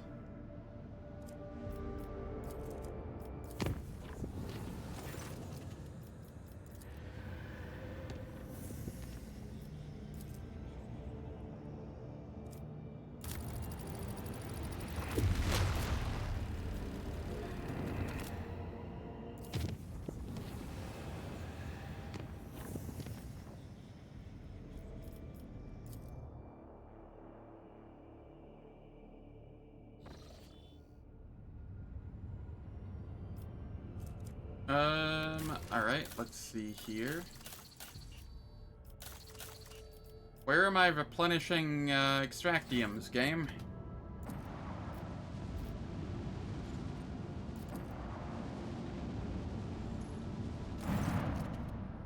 Strange vessel enveloped in a pale orchid mist.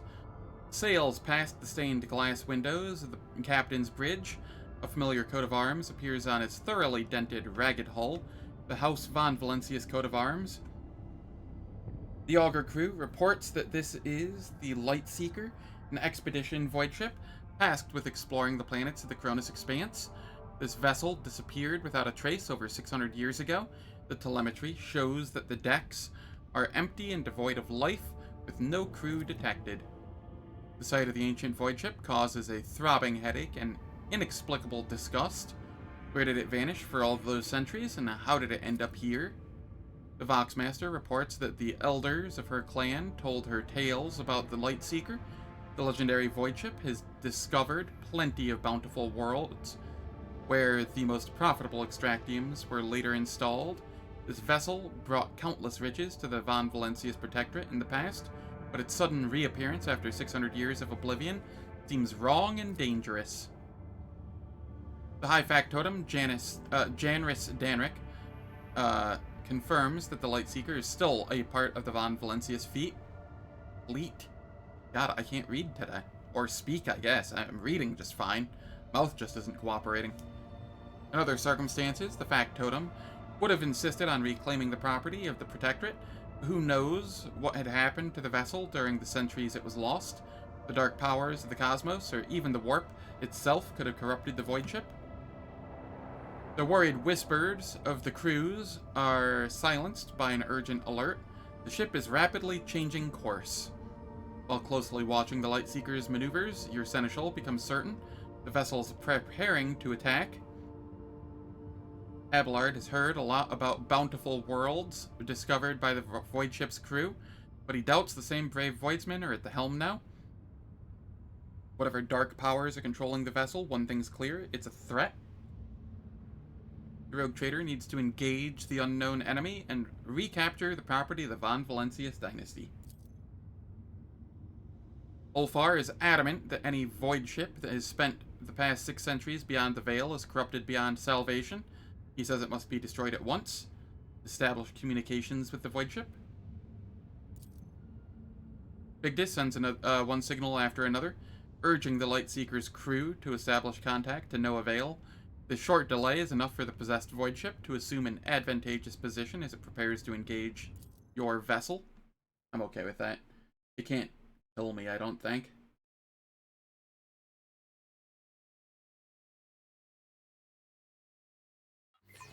Machine God, I beseech you to watch over these decks. Oh, yeah, this is free. Annihilate them!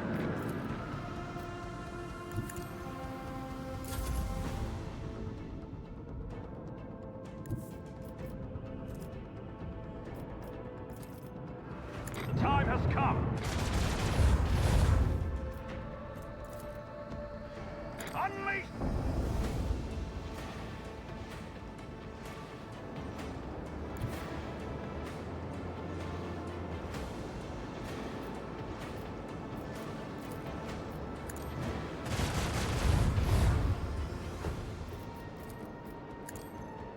No boarding actions. What a shame. Well, that had to have been the easiest space fight I've ever done.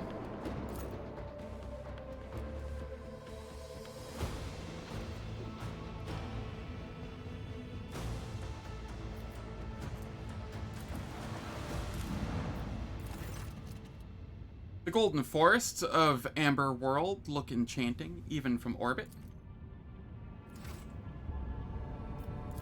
Alright, I guess that was nothing.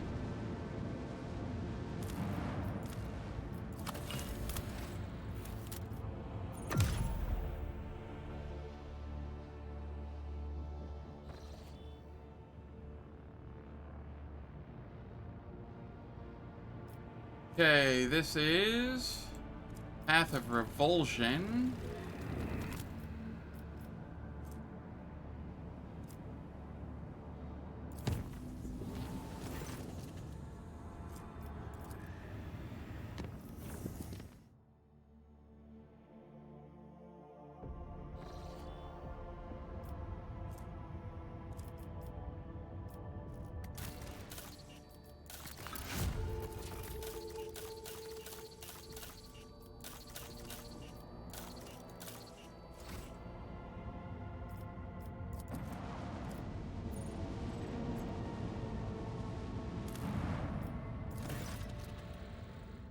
The homunculus's prism, residing on the ship, receives the incoming signal from the planet's surface and shows the next set of coordinates. Augurs determine that, as before, the beacon on this planet is set up in the middle of a fenced area with a multitude of living creatures inside. Send a scout team to the beacon. The third beacon turned out to be encircled by an appalling gallery of grotesque exhibits, cobbled together from a huge quantity of mutilated bodies. Massive statues pierced the giant black rods, pierced with giant black rods, depict the battles of unknown warriors with non-existent creatures. Each of the several dozen such statues is created from quivering flesh and still living bodies groaning in agony. Order the scouts to bring it on board. Once the beacon is torn off its platform, a scarlet lilac impulse runs across the giant rods that pierce the statues of flesh. All the unholy figures are gripped at once by blinding blue flame as the air is filled with incoherent screams and the smell of burned meat.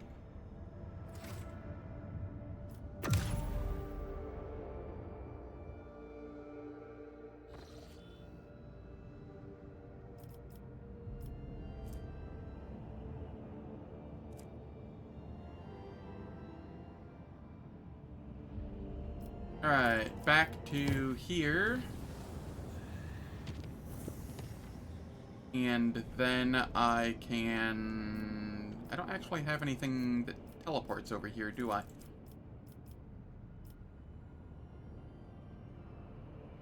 Oh, I have a red that goes there. Okay. That is convenient.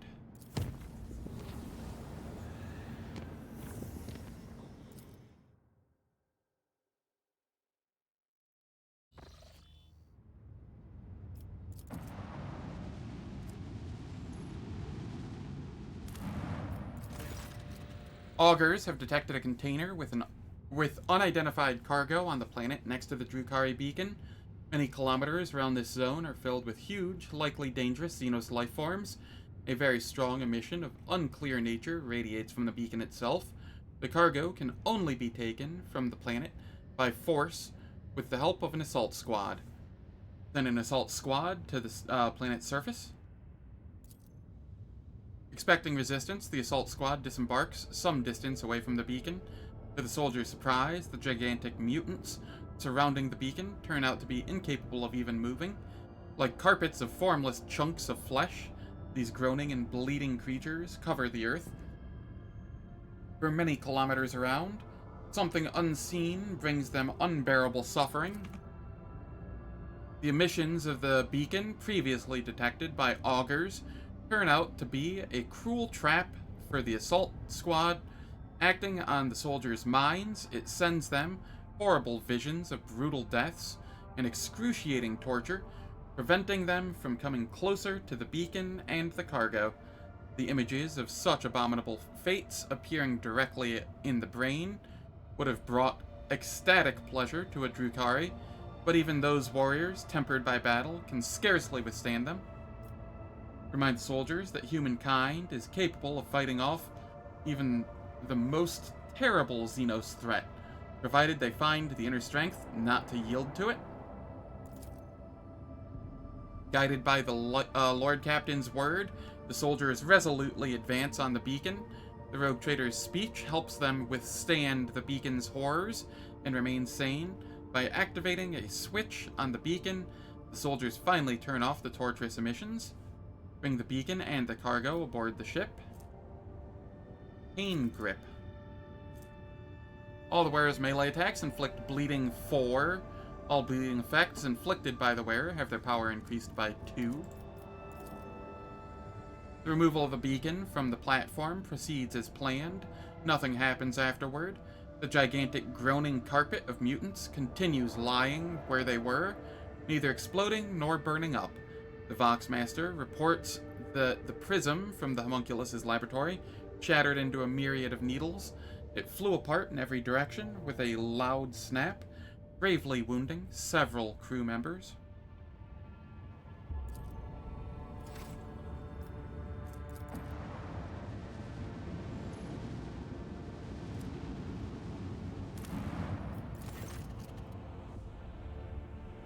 Your crew was treated to an amazing sight. The Armory world, which spent decades under layers of tightly packed ice, blooms before them like a carpet of black flowers, revealing hundreds of Imperium supply bases amidst the melting snow broth. I will pillage the world using scouting and assault troops. And I get worthless. Kinda worthless, and extractiums.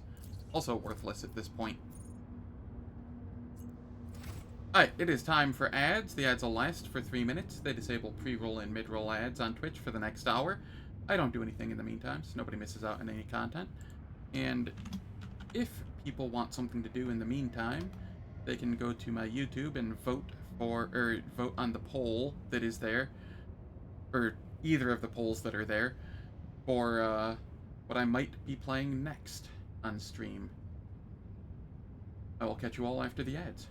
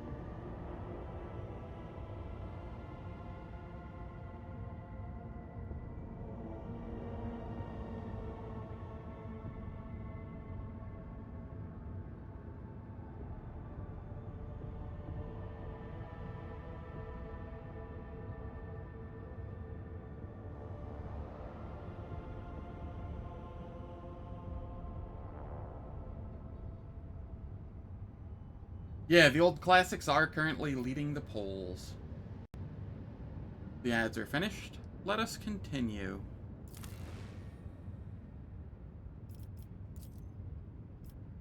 And I get some weapons, potentially. Which I'm not opposed to. I really, really love 3.0 or 3.x D&D. It is probably my favorite system. 2.0 will take some getting used to again if Baldur's Gate wins, but, you know, I can probably finagle it. I could even make a stream out of rolling my stats. Because it would probably take the entire stream of rolling my stats.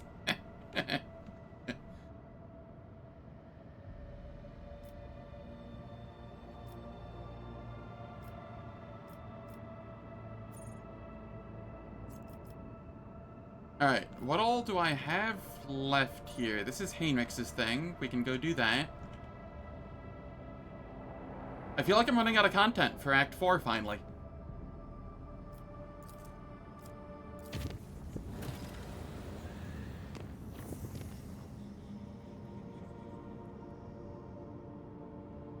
Yeah. That's why I said I could make a whole stream out of it.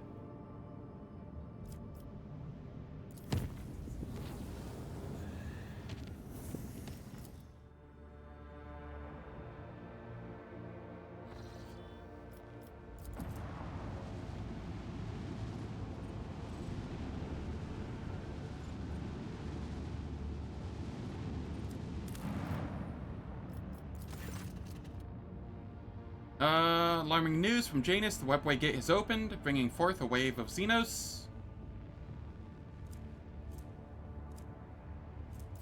What do I get? Blade of the Suffering Collector.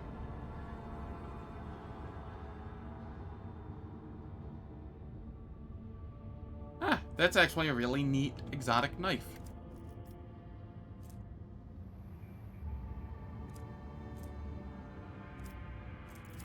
Sure.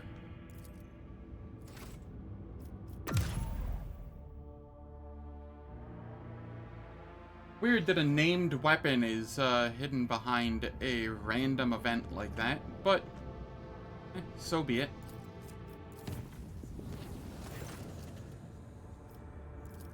Sanctify the chambers.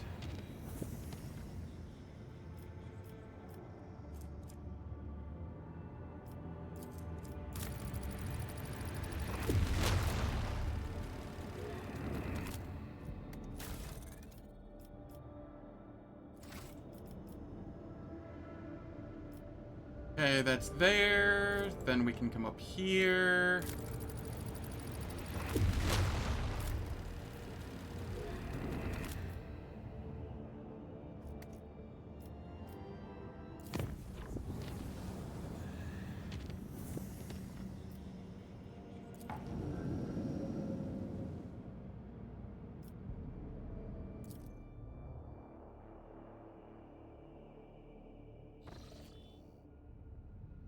Lord Captain, we've arrived in Phaeton 4's system.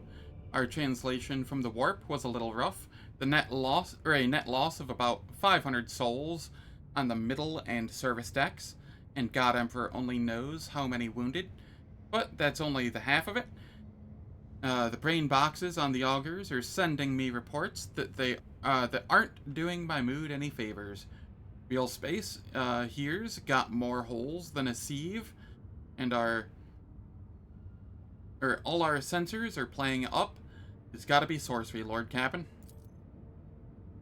If I was you, Lord Captain, I'd do what I came to do, right sharpish and clear out while we still can. I've seen the likes of this before in this same region. Maybe your sorcerers will be able to better explain it. But here's what I know. Shit like this never ends well. What a beautiful star this is.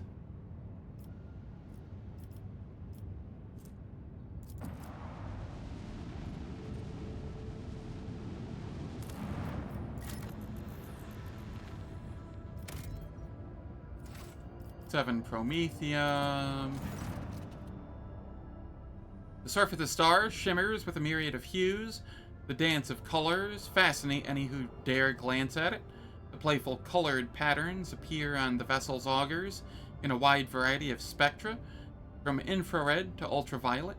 Every voidsman knows that such emissions are dangerous to organic matter, and Master Helmsman Raver asks the crew to resist the desire to admire the star.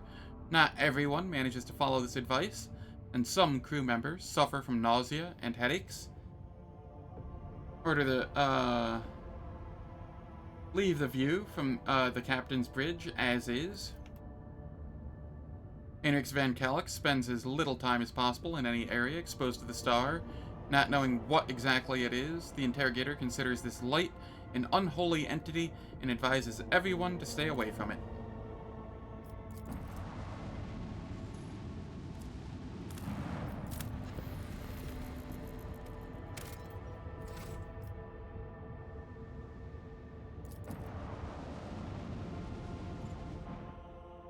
These look friendly. They're friend-shaped ships.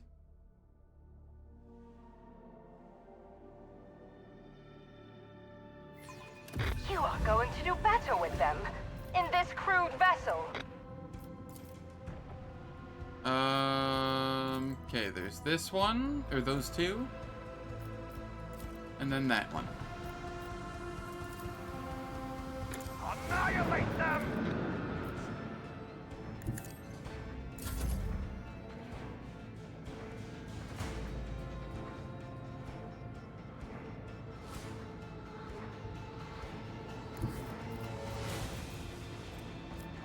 Yeah, I can't reach. Do I want to reach? I'm just gonna head up this way. Screw it.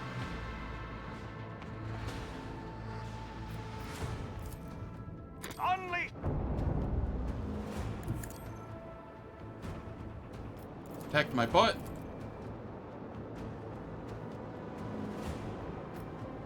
And shallow jump into the fog.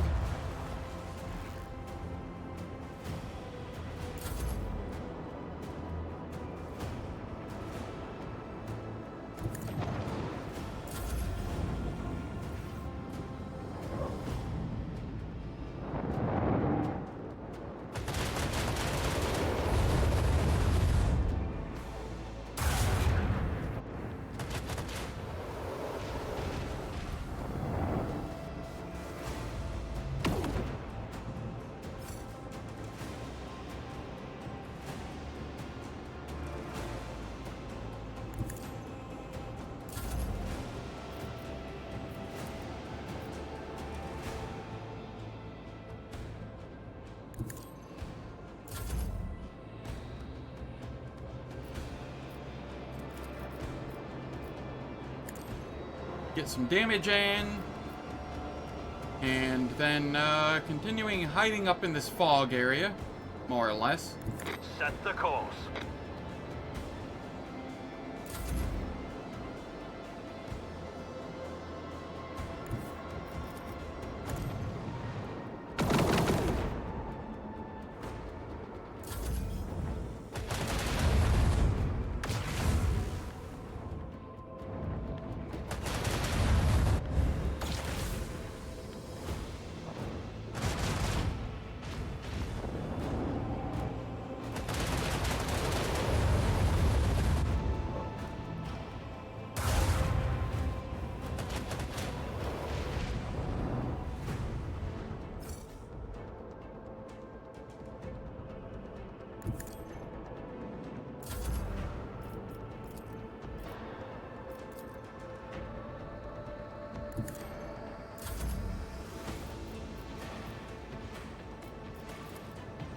Okay.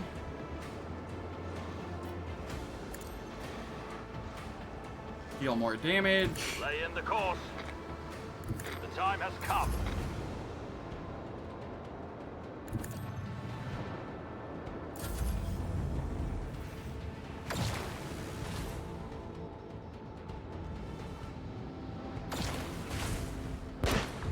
Oh no, my escort ship. Whatever will I do?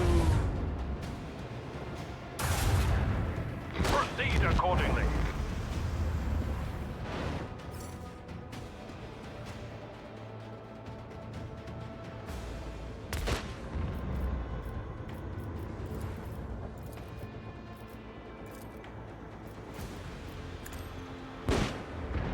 There we go. This victory was a GG's. mathematical certainty.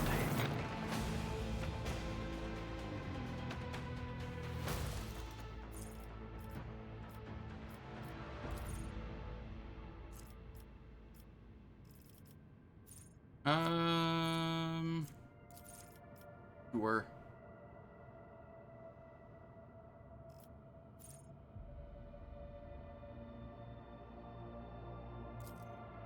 Or I could go Expeditious Reload. It really doesn't matter here at this point.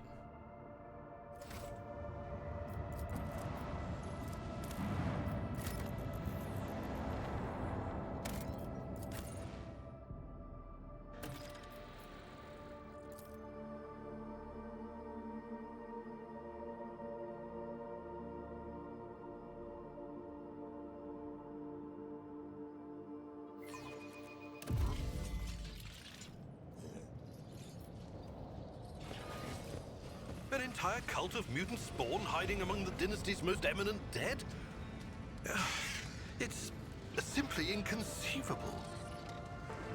If I were you, I would be less concerned about the desecration and more concerned about where else they might be hiding. Okay, what all do we have?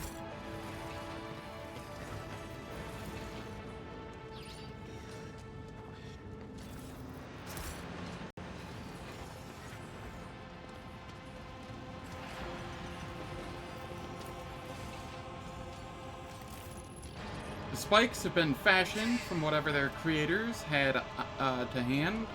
This pitiful barricade is unlikely to stop anyone who's determined from getting through.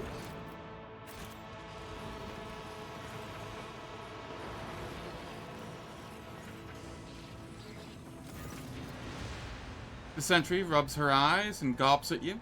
One half of her face is covered with a bulky, rusty augment of unknown purpose. You came? You came to rescue us?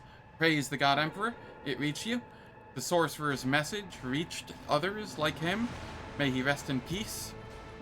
We are most honored by your presence. Please come forward, quickly out of the darkness. The woman hurriedly checks a nearby lumen, her hands visibly shaking. Those creatures come from the dark, you see, but not for much longer. Not for much longer. And now you're here, and Mistress Lichtenhart, she has already found a way to help us. Heinrichs dourly listens to the sentry's speech. He takes a few steps forward and intently peers at her face as the woman herself freezes in fear. Then Heinrich scowls and cuts a glance to you. We need to hurry. Examine the sentry's face. Even under the wavering lumens, you notice something strange. The slightly skewed proportions, the almost indiscernible asymmetry of her facial features. Looking at the other sentries, you see the same oddity in their faces too, and the fact that they are all wearing the same strange ramshackle implants, which clearly are not combat augmetics. Heinrich meets your eyes. Noticed, have you? Don't jump to any conclusions. It could be a local genetic anomaly. It could be something else. We can't say anything for sure. Yet. Heinrich looks past the sentry. What's happening on the planet? It's terrible, my lord. I don't even know how to describe it. It's been, what? How long has it been? A few months, probably? A few months of being plagued by these sorceress beasts. As soon as night fell, they came, creeping right out of the shadows, black as soot. There's no stopping them. The only thing that's worked so far is keeping the fires burning and maintaining a constant watch. And even with that, the creatures drag us off in ones and twos. The second we drop our guard. Heinrich furrows his brow. Sorceress creatures from the shadows. Could they be daemons? That would explain the presence of warp anomalies in the system, a local breach. Well, I know of other creatures from the shadows, Master Van Calix, and so do you, for the Exalted One has granted you extensive knowledge of Xenos and everything related to them. This poor soul's description sounded to me like the mandrakes that lurk in the webway. I don't know why you didn't come to the same conclusion yourself. Survey the barricades. They do not appear to be very sturdy. Please, my lord. Do you think we are trained guardsmen? We're from the expeditionary convoy. We've lived here for generations, and up to now, the God Emperor has guarded us from misfortune. But now we have to fight.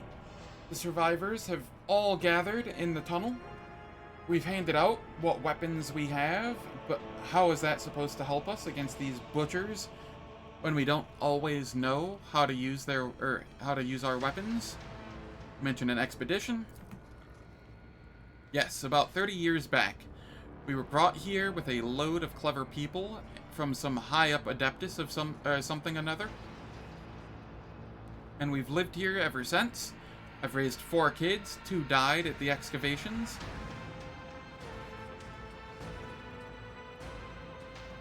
One was taken by the monsters, but my youngest is still alive.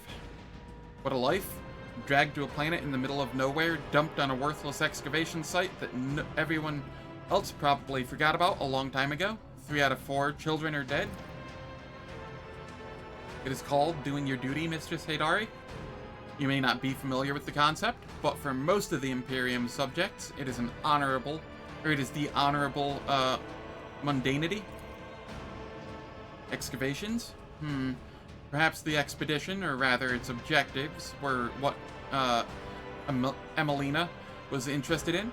Of course, the easiest option would be to ask her directly. I wish to see Emelina Lichtenhart. Mistress Lichtenhart is inside, in the pit.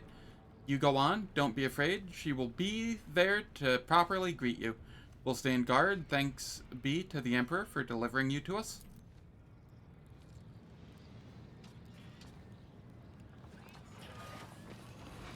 A new challenge for me. Anything good in this? This conundrum.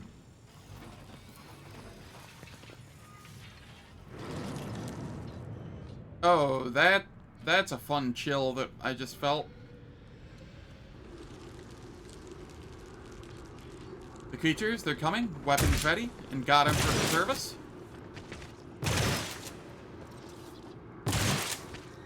I'll wipe you from the face of the galaxy!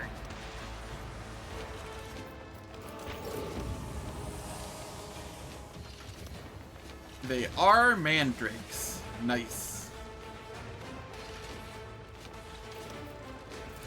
Jai. Am I getting paid for this?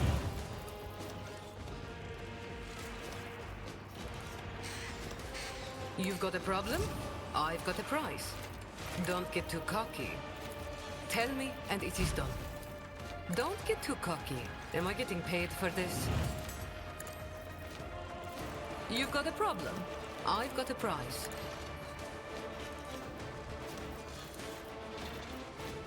Tell me, and it is done. I'd like to, but I can't.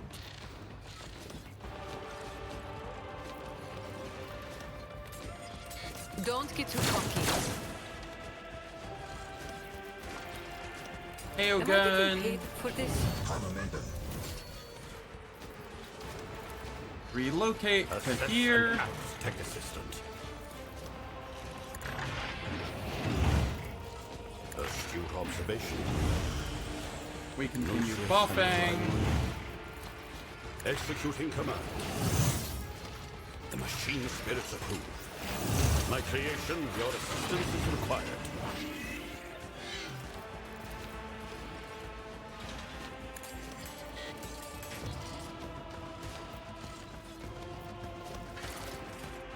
Executing command. Okay, then I can Astute observation. use this.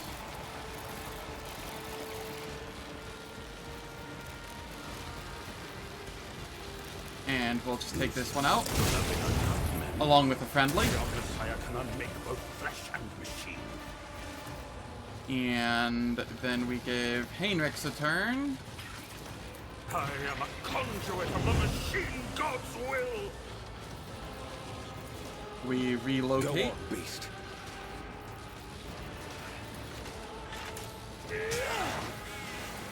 Let's see to it. For the throne's glory. Naturally. This defies. Beware, foul sorcery. Let's see to it. I won't object to Your it. space meetings are incomprehensible. Okay. Let's see to it. Blasphemous powers!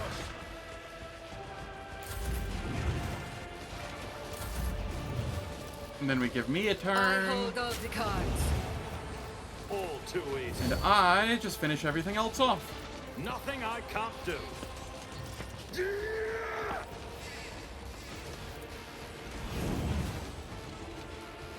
I shall not fear.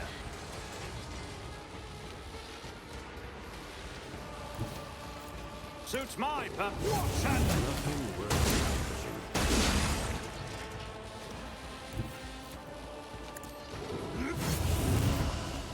didn't stand a chance. Why are they not dying immediately?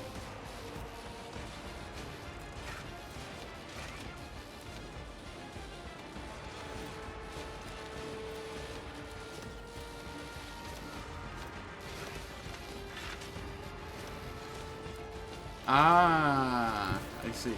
My tactics are flawless.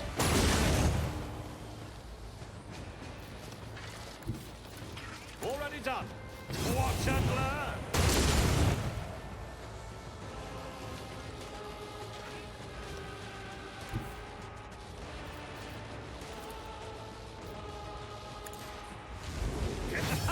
Another! Opposing me was your biggest mistake. I tire of idleness. Let's move. Well, those were easy. Poor overseers, they deserved better than what I gave them.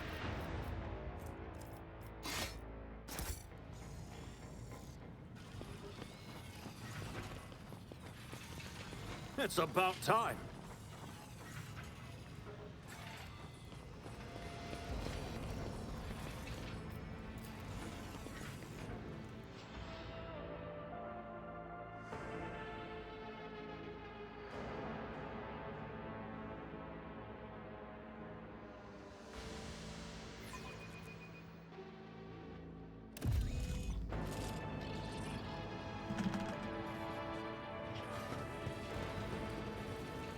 Who's there? Can it be? Has help come at last? Experience. Nothing matters more.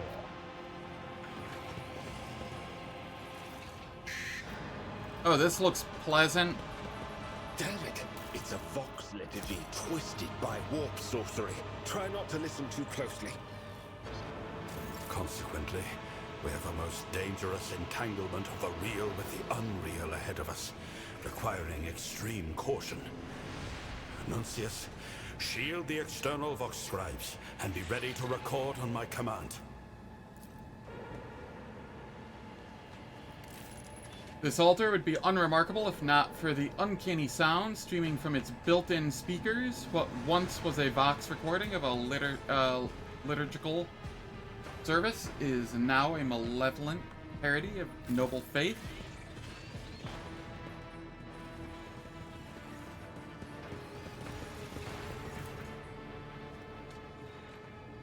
Powerful smell of promethium lingers in the air.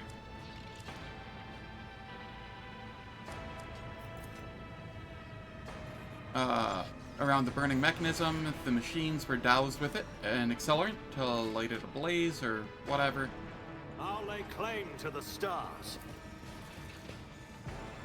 Conveyor belt littered with a mixture of stone chippings and fragments of human-made items.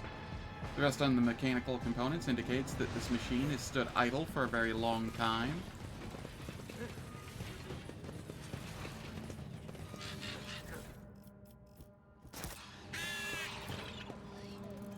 Primitive excavating equipment suitable for use by unskilled workers.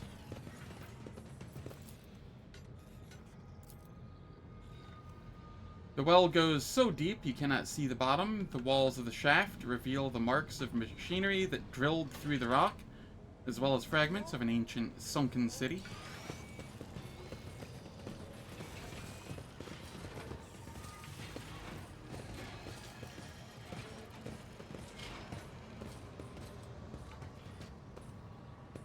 The symbols on the skin must bleed. Hold them again. God Emperor, help me. The stooped figure draws back the hood of the grimy robe, revealing the emaciated face of a woman. Her skin is stretched taut over her skull and sickeningly protruding augmentations on her cheek. And her cheek is marred with several open wounds. She looks at you with a feverish gleam in her eyes. The visual description matches Interrogator Van Calix. The sage blinks several times and her head twitches. You made it here after all. Heinrich's usual mask of stoicism is melted away without a trace. He stares around him in undisguised dismay. Emelina? What is this? You're performing the archenemy's rituals? But no. Stop. Right now. Not another move unless I tell you. Sage draws herself upright, as far as her crooked spine will allow, and flicks several switches on her facial augments. Then she turns to you, ignoring Heinrich's words completely. Who have you brought with you, Interrogator Van Calix? Clearance level. Zen von Valentius, rogue traitor, and the God Emperor's anointed.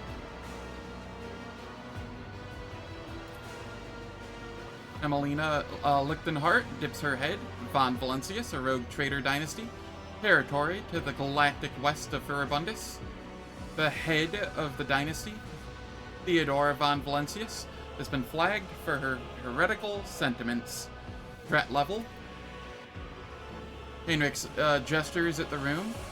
I brought the help you requested in your message, Emelina. A void ship under the aegis of the rogue trader. I dragged thousands of people and megatons of plasteel and ceramite through the bowels of warp. And for what? To discover that you've sold yourself to the archenemy? Emelina shakes her head.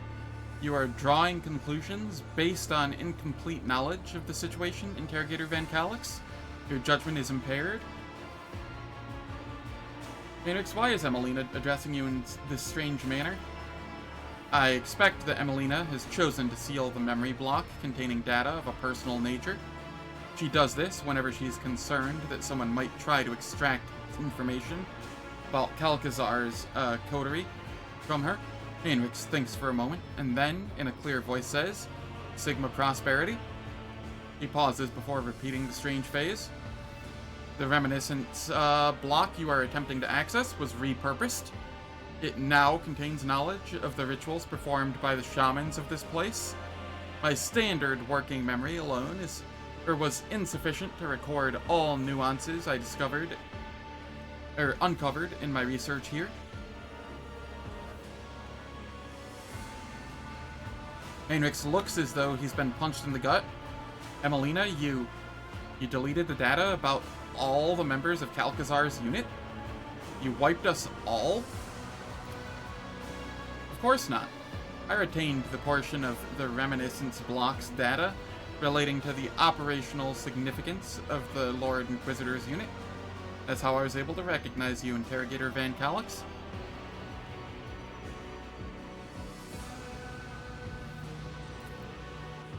Jai looks at Emelina, then Heinrich, and then back at Emelina again. She opens and closes her mouth a few times, but the only thing she manages to say in a stifled voice is, I'm sorry, Shireen. What happened on Phaeton 4? I came here on the supreme directive of the Lord Inquisitor. An Adeptus Historica mission was established on Phaeton 4 to study the origins of the civilization that once inhabited the planet. This world was once settled by humans. The mission aimed to discover which colony ship they came from and why they disappeared. The traces of the ancient culture uncovered in the layers of soil suggested the existence of primitive solar faiths among the dark inhabitants of this world, faiths that are strikingly similar to worship of the archenemy. The surviving scrolls indicate that shamans used the gifts of chaos to protect their people, to secure the harvest, to imbue their warriors with strength and vitality, and that this culture persisted for thousands of years. I was cataloging data when the attacks began at one of the remote outposts. I immediately recognized the enemy by their tactics. Drukhari. They chose an unremarkable, defenseless world where night lasts half the year. By the time 5 outposts had been swallowed by the darkness, the last astropath had been torn to pieces, and many calls for help sent to Calcazar's unit had gone unanswered. I realized that no one was going to save these people, or this knowledge, and so I put the knowledge to use for the good of humanity. This is total insanity.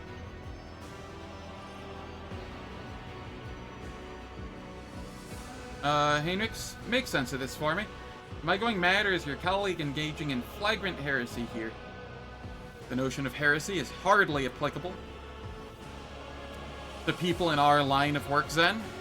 But you are correct about one thing.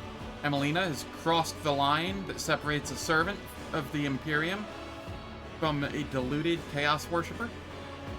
I'm sorry I asked, but what are you trying to achieve here, Emelina? The ritual we interpreted? What is it supposed to do? Emelina lifts her gaze upward. It will rid this world of its half-year-long night and the mandrakes of their total advantage over us. It will force a new heavenly body, this one of human making, to rise above the horizon and illuminate the dark side of the planet. If the ritual works, I will have mastered the secrets of forging a new sun. This is madness. Madness, pride, and monstrous, staggering heresy. Heinrichs' voice is barely audible, as if his throat has closed up in shock. Abelard's eyes widen in astonishment. Create a star? God Emperor's grace? What creatures could live in the light of a star born using the powers of the archenemy? You mean to say that you discovered a ritual for creating a sun here? Buried under silica and granite, are knowledge and resources that could repel the enemies of humanity. We are too afraid of anything labeled prohibited. My memory contains thousands upon thousands of pages from manuscripts, tomes, and scrolls. Contact with any one of these is supposed to guarantee instant death, but the preachers who claim this are liars. I am living proof of their falsehoods. What happened to the people of this world? All of the survivors are here in this tunnel. The rest are dead, or worse than dead. They're in the clutches of the monsters from Camorra. Our last astropath died when his mind was invaded by a warp entity. It used his psi trail to hunt him down. The rest of the people here have been blessed with the protection of those forces that I summoned to our aid.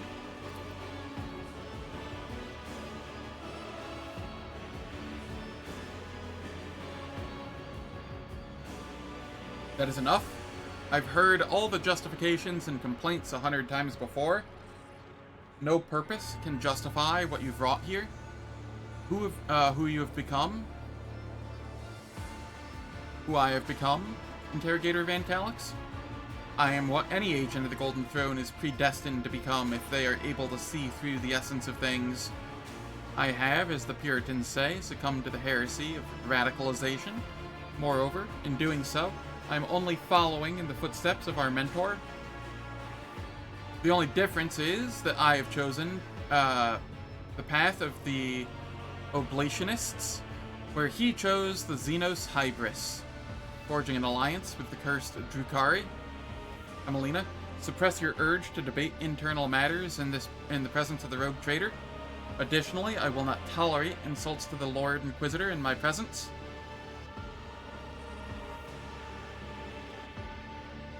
Listen in silence. Internal matters?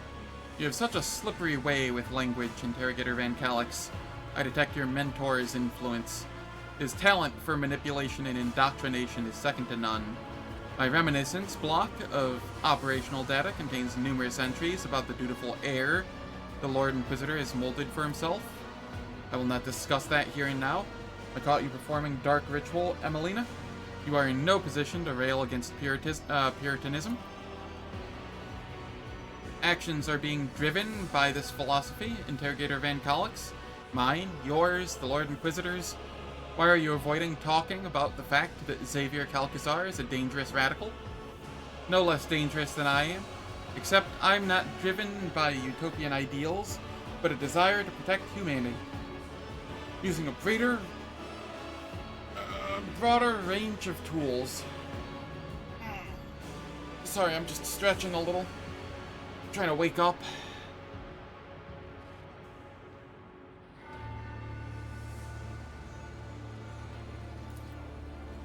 What you call a broader range of tools is heresy, Emelina. Unremarkable, commonplace heresy. Heresy that has taken on a twisted form in a mind subjected to prolonged contact with corruption. The archenemy has been gnawing at you from within, creating a star with a chaos ritual. You've crossed the line. No, you've obliterated the line. The line? Lines are for the weak and ignorant. Anyone capable of weighing the risks and making calculated decisions would have done the same as me. To protect the Imperium's domain, to deliver a preemptive strike. Even Von Valencius. Emelina whips around to you.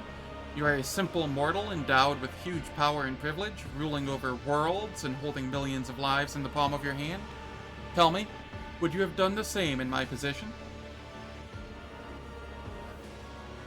I would not have made the same mistake. Blinkered vision and a narrowed mind, a warrant of trade in the hands of such a person is a dangerous prospect indeed. Emelina shakes her head spitefully, her eyes filling with blood.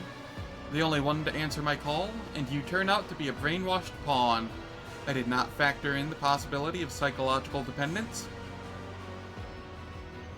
Calcazar can be persuasive, especially to those who depend on him. A favored sorcerer, a Caspelican renegade. Oh yes, Interrogator Van Calix, Xavier Calcazar, stalwart little soldier.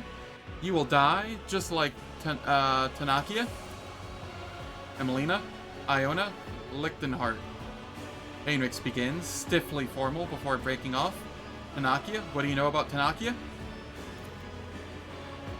Emelina shakes her head. You don't even know what fate befell her, do you? I suppose it won't hurt for you to know something of it. The strange sound causes the sage to fall silent. She turns toward the tunnel. Lights are going out. They're coming out of the mine.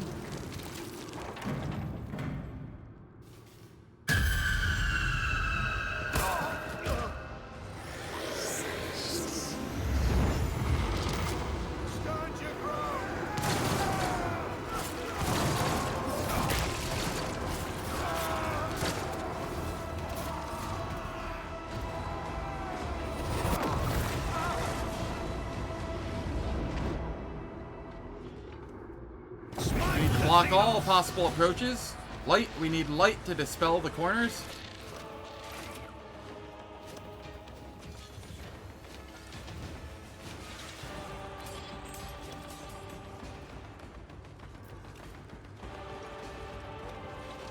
Okay, there's a lamp there. And a lamp there.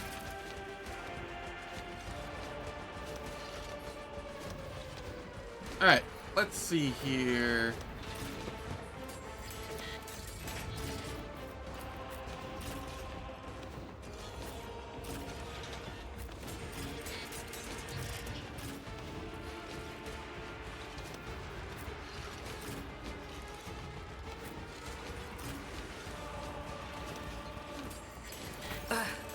Too bad I never leave debts unpaid.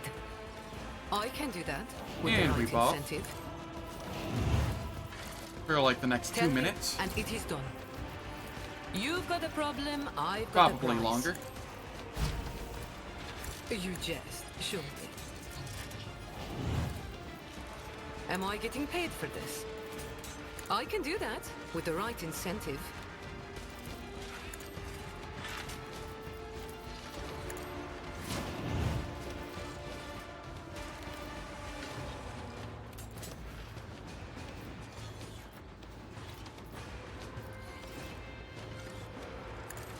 Jai Hidari.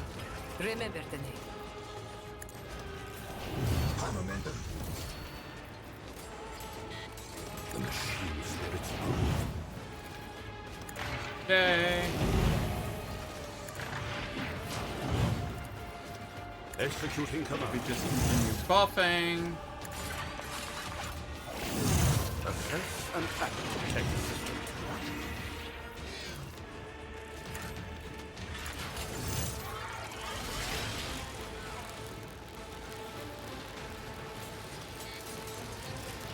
Astute observation.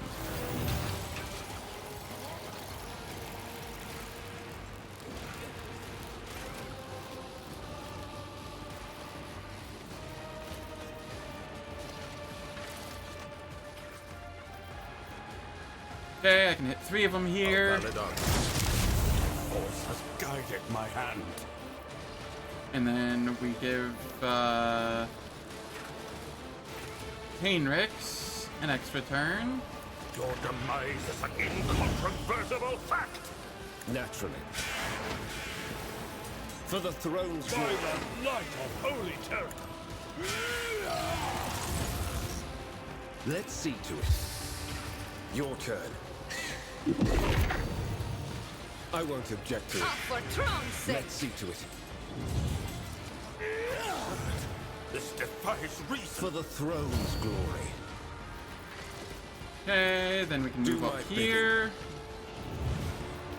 Your turn. Do a little zap. Do not disturb the great enemy! Comprehensible. Alright, that's fine. And then we end. Give me a turn. Wanna see a trick?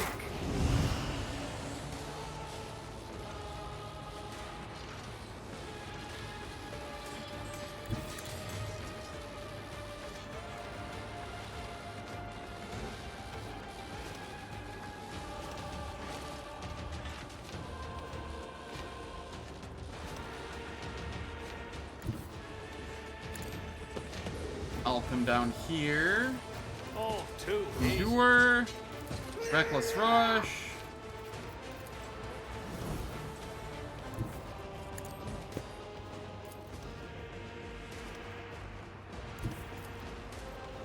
Nothing I can't do. Stand a chance?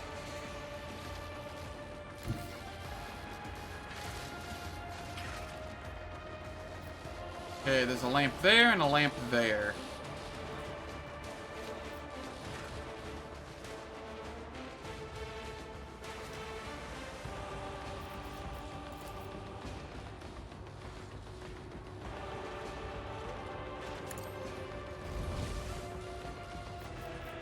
Suits my purposes. Okay, I guess I will have to... I don't have time for this. What? I don't even have that? Not my specialty. Shit.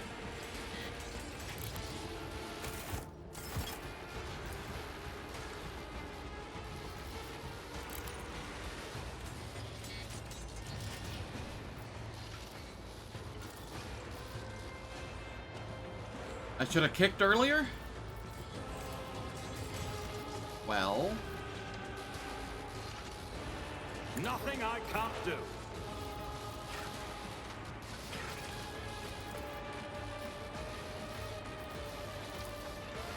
My heart sings with the thrill of battle! There we go. That'll work. I am fear incarnate. Come over here, turn the lamp on.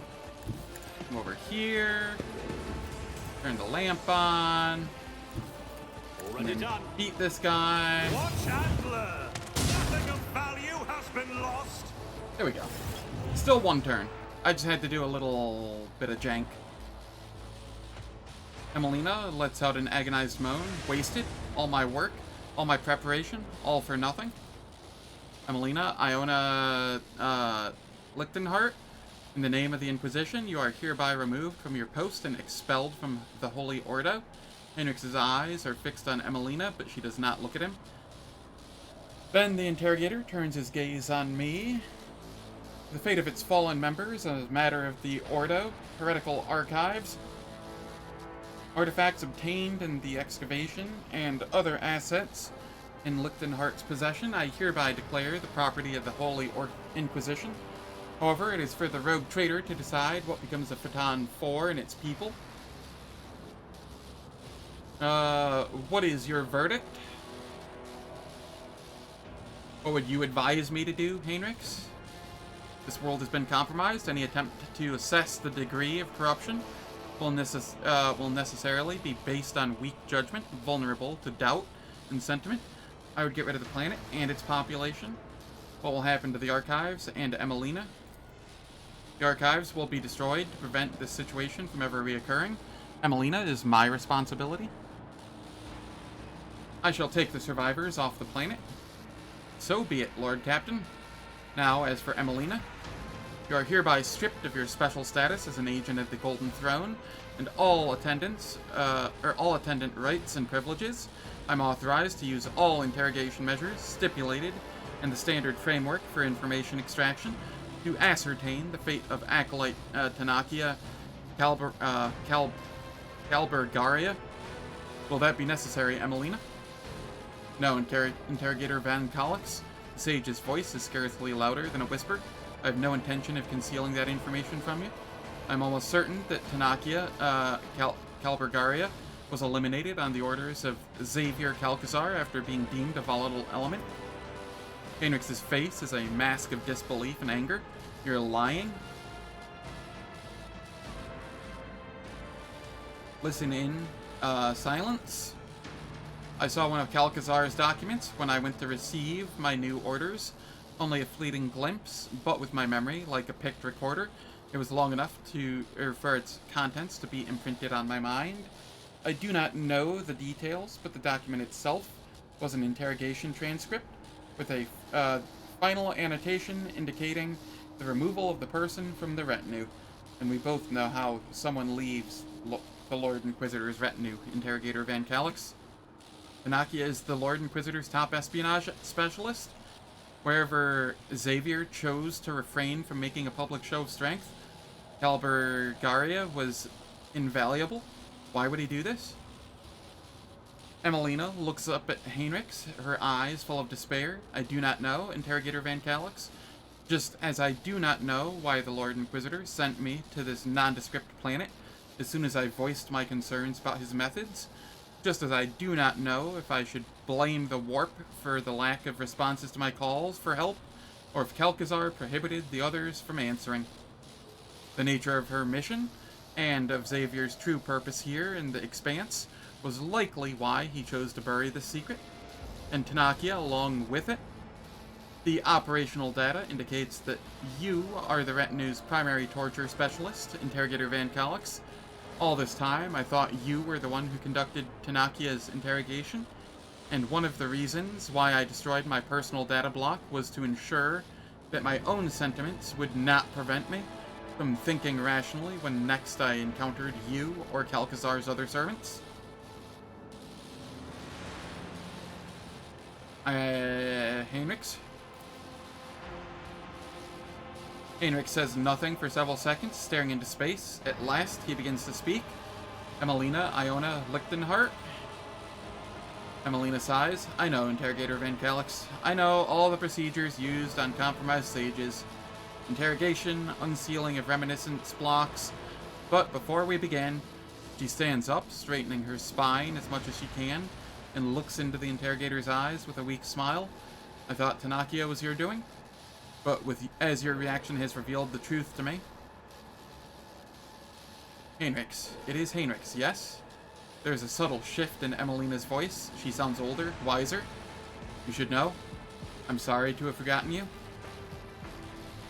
Heinrichs stares at the sage, saying nothing, then looks down and mutters something too quietly for you to hear.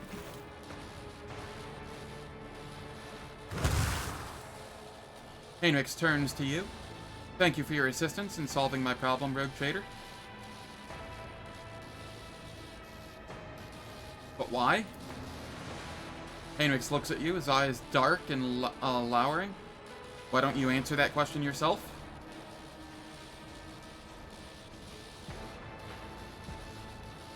Because Emelina's knowledge is just like the archives you were planning to destroy. Coming into contact with it is too dangerous.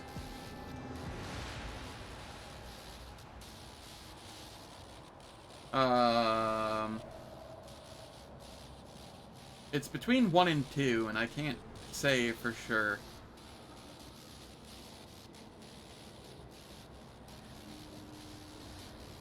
You did not want her to be subjected to your standard procedures at yours or anyone else's hands.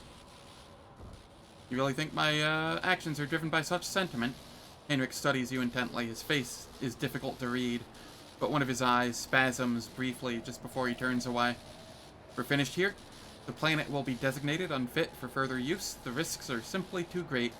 It will take a few hours to deal with the excavation site and what the diggers found there, but it will not delay us. When we return to the ship, find a minute to speak with me.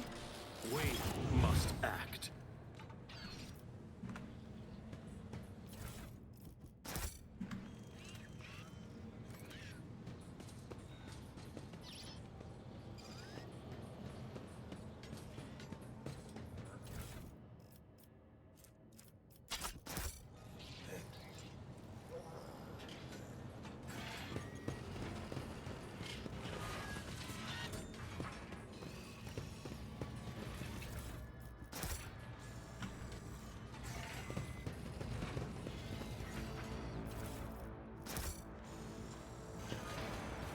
I won't tolerate weakness.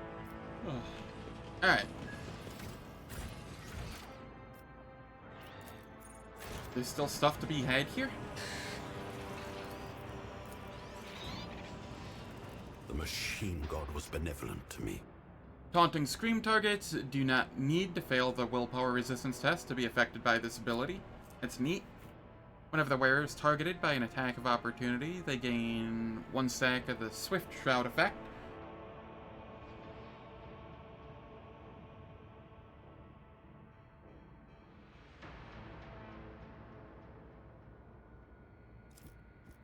Neat little cloak. We will go warp here.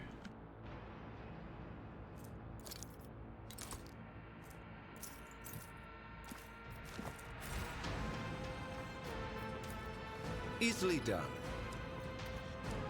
Strange debris scattered across the table's surface. Your attention is drawn to the whimsical patterns on the broken pottery and tablets. But when you try to take a closer look, the world starts to swim before your eyes.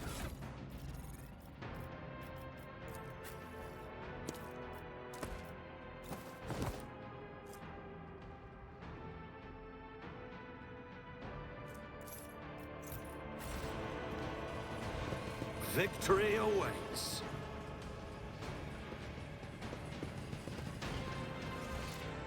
What is that?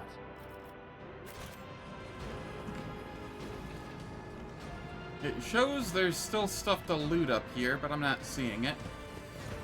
I did apparently find a hidden item in here, so I will loot that.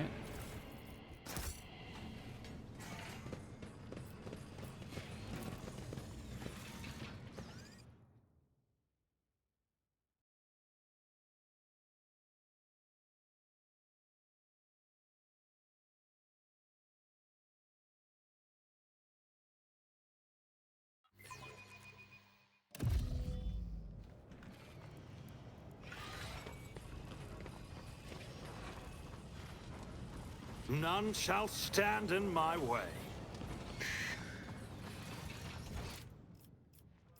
Okay. To the Void Ship Bridge.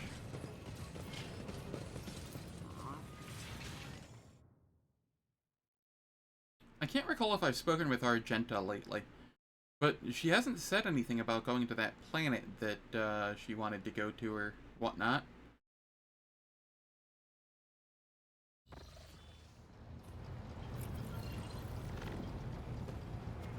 Do a character's Act 4 quests? Do I have to have taken them to Kamora? No, because Cassia can still do... I thank you for your assistance with my mission. Thanks Okay. to rogue trader Von Valancius, the Inquisition has stopped the enemies of humanity, even those hiding in its own ranks on this occasion. I will no longer be making any claim on your time or resources. Everything Emelina said about Calcazar, should we be concerned about it? It is dangerous information, but you are already too deeply involved. In the Inquisition, there are two main philosophies: Puritanism and Radicalism. The adherents of the former are conservatives who strive to follow the letter of inquisitorial doctrine in all matters. The radicals are more pragmatic. They believe that the end often justifies the means, and they use tools that a Puritan would condemn as heretical. Alright. Emelina used the powers of chaos to gain the upper hand against Xenos. I touched a cogitator built by cultists to learn its secrets. None of us is pure. Xavier. The craven-hearted say that the career of every Inquisitor ends in either death or heresy. The Lord Inquisitor has borne this burden longer than any of us. It would be naive to think that he had only ever used Puritan methods, and even more naive to suggest that such methods have in any way weakened his loyalty to the God Emperor. And that is all I will say on the subject. Alright. It is time for ads once again. They will last for 3 minutes. They disable pre-roll and mid-roll ads on Twitch for the next hour. I don't do anything in the meantime, so nobody misses out on any content. And I will catch everyone when we return.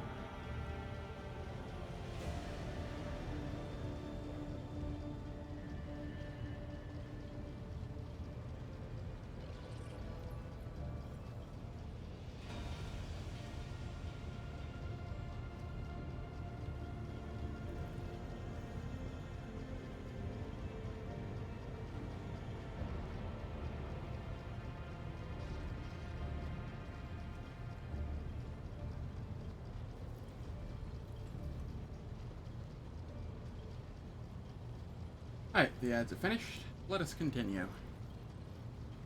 What are you gonna do now that this is done?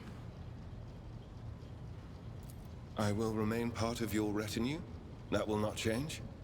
I will continue to accompany you until I receive orders to the contrary from the Lord Inquisitor, if ever. Who knows? Perhaps one day my journey will end like Emelina's, but that day is not today. Alright. I must take my leave.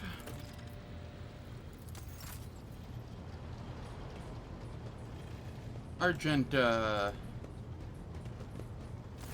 Greetings.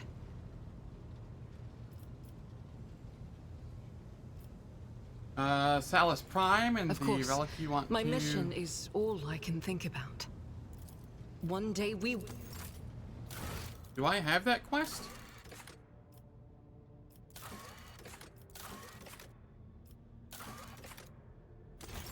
How am I supposed to find Salus Prime?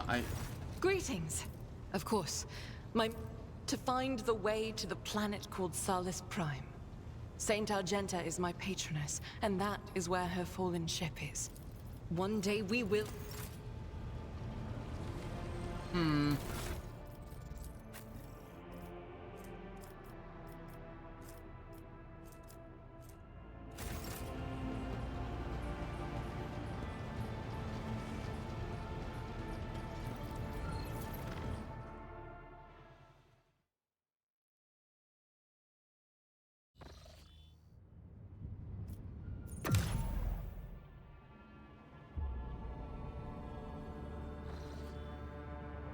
Salus Prime.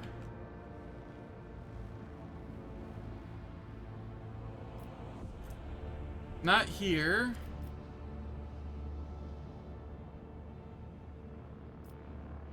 I'm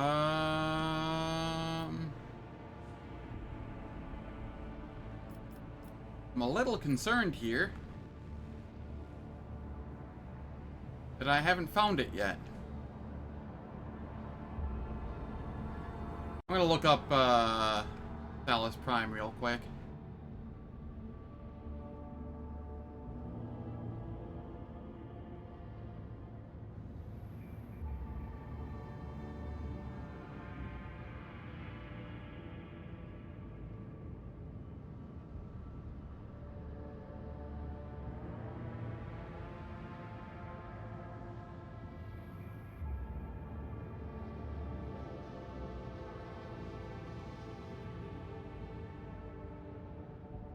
Okay, I'm not there yet. Okie dokie, that's fine. Trust in the navigator's talent. And then we will come down here.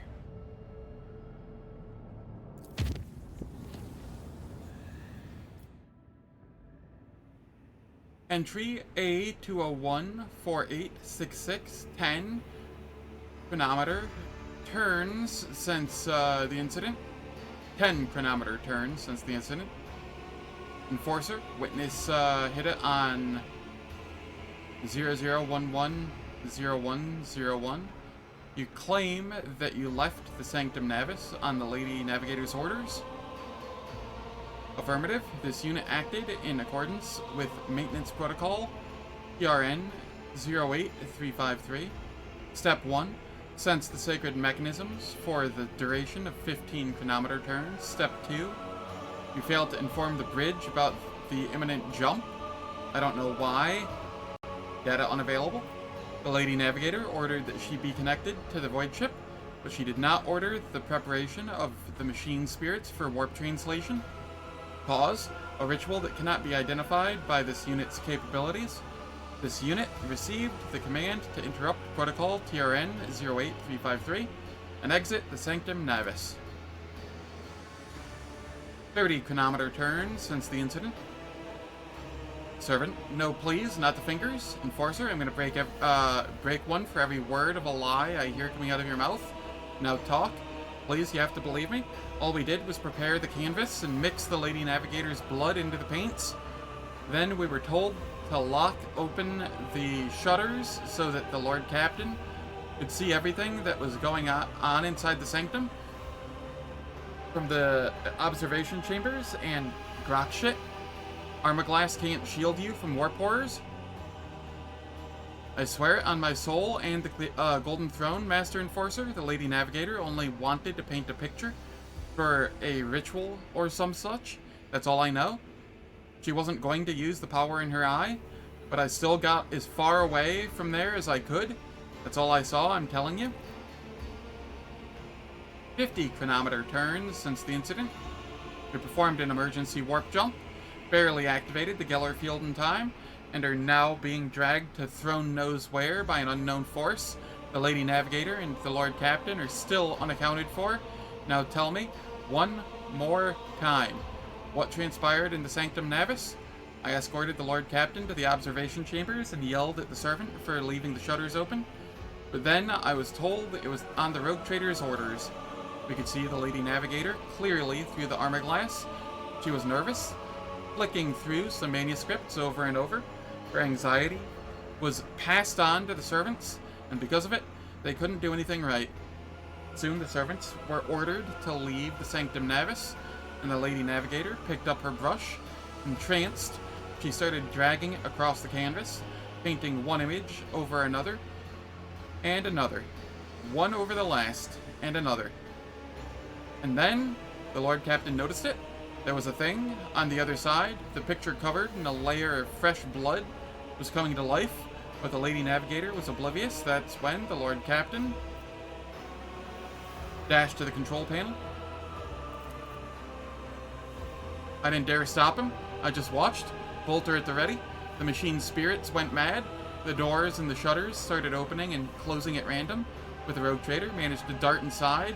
Startled by all the noise, the Lady Navigator turned around, and those horrors in her painting, they broke free. What happened next? I barely remember a thing. There was a bright flash, a purple blur. I remember feeling so scared that my knees were shaking. I remember my legs carrying me away like they had a mind of their own. As I ran, I heard screams behind me. The Lord Captain and Lady Cassia, oh God, Emperor, the creatures, they pulled them both inside the painting. Sir? Mistress Voxmaster, I have a report that needs to be delivered to the senior officers. The Lord Captain and Lady Navigator were lost during the emergency warp jump. Their whereabouts are still unknown. I'm sending you to the interrogation reports. End of recording. Sector data, or sector, no data. Region, no data. Location, no data. Material, relation to the Lord Captain's personal account, recorded by, no data. Note, strictly classified. Access protocol, holder Zen von Valencius. Persephone, Orselio's ritual did not go as planned. The warp disturbance, triggered by the Lady Navigator's trance, washed over the Sanctum Navis. The Void Ship's machine spirits reacted to the surge of the Immaterium and interpreted it as a call to action. Thus did the emergency jump into the unknown begin.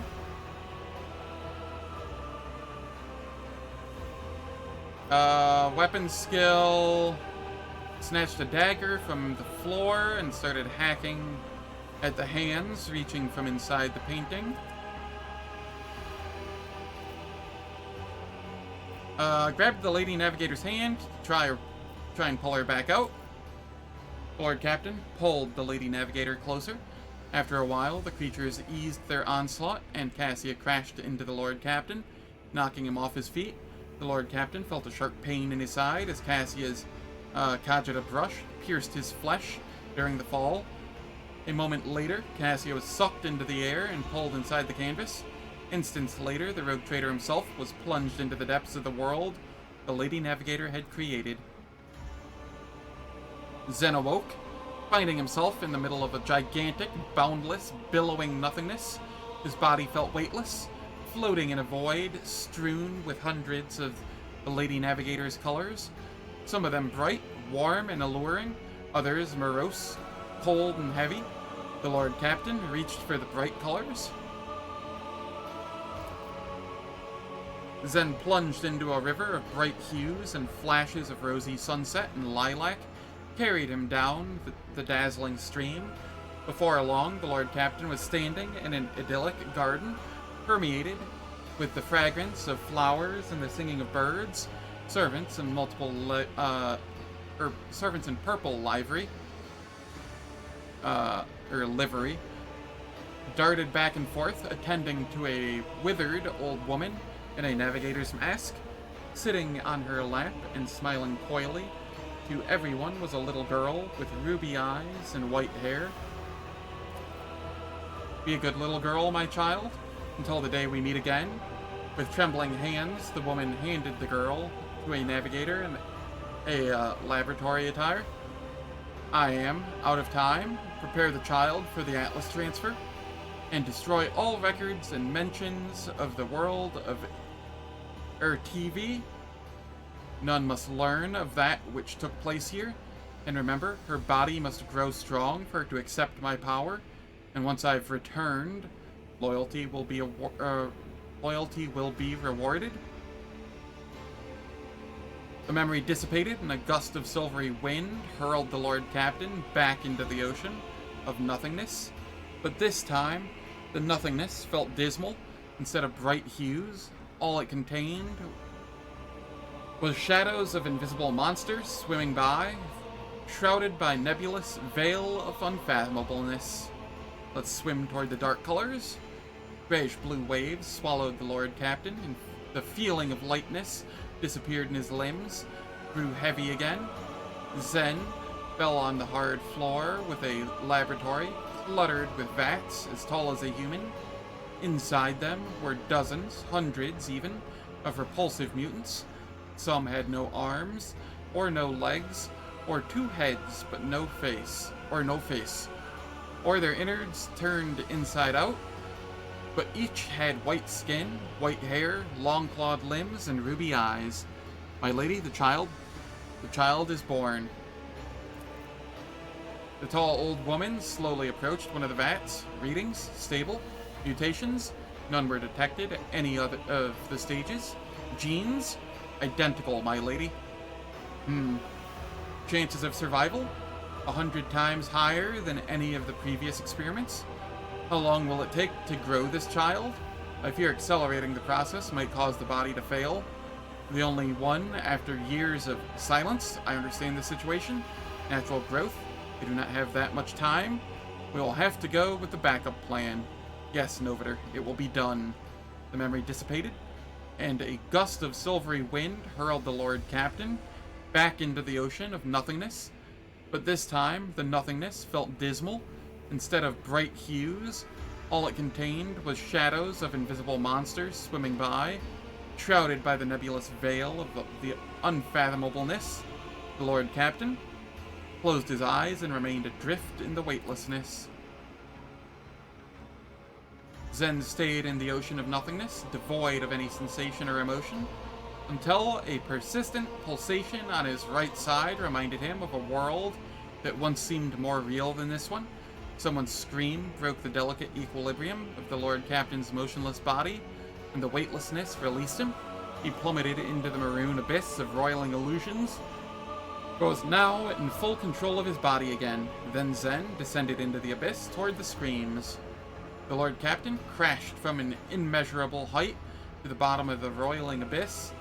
In the next moment, Zen saw two figures amid the billowing maroon mist. One of the figures, unnaturally gaunt and tall, was clutching the other, smaller one, in its claws, screaming furiously.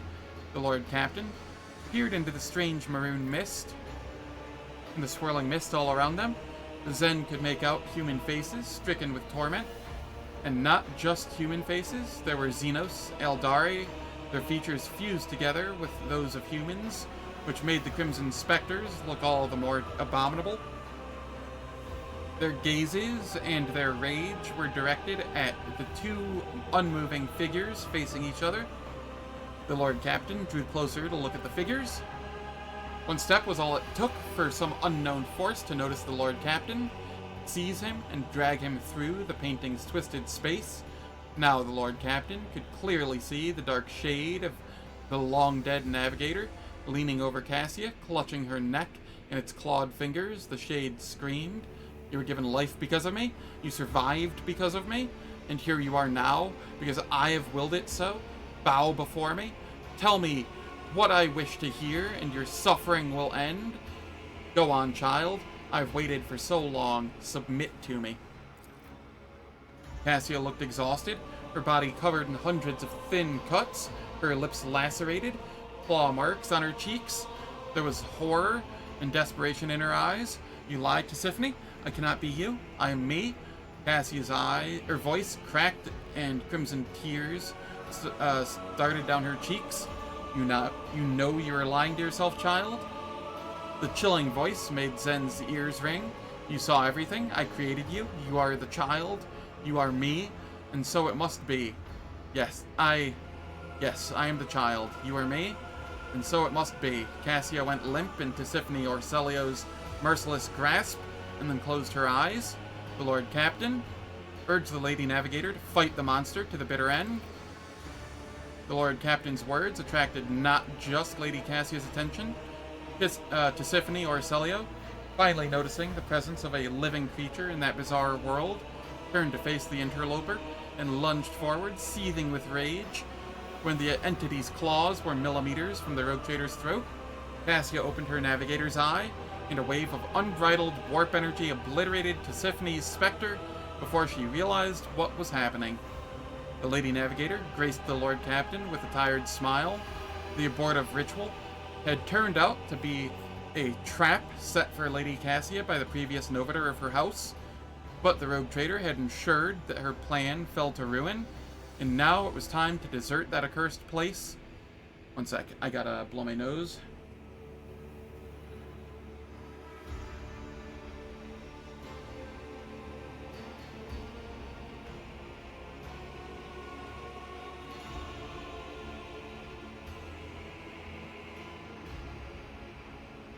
Cassia took the rogue trader's hand and guided him through the maroon mist and out of the painting.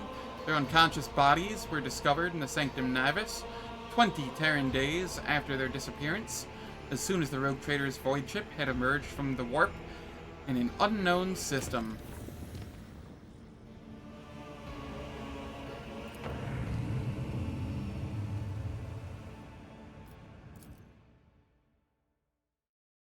That was a fun little storybook.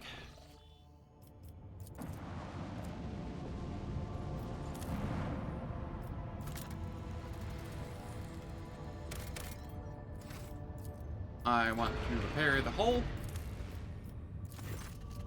Another burning world. This time, the fires come from within the planet. The perpetual volcanic activity, creating powerful cyclones of gases, ash clouds, and soot. Now that you know what to look for, your augurs easily locate traces of the mysterious underground constructions. Send sacred machines to explore the peculiar constructions. The operation is difficult, but proceeds without a hitch. The machines make way to the unusual constructions and return carrying priceless samples, seemingly uninteresting. These plates and weaves of heat-resistant material cause great excitement among the tech priests. Another world left burning after the rogue trader. Yep.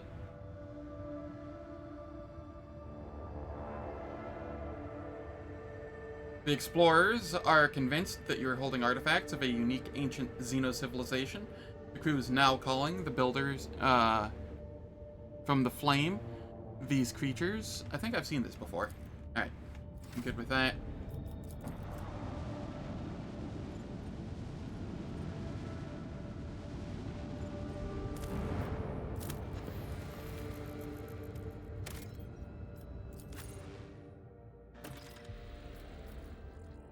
Alright. First things first here. I need to level up Cassia. She's level 44. I have 10 levels to give her.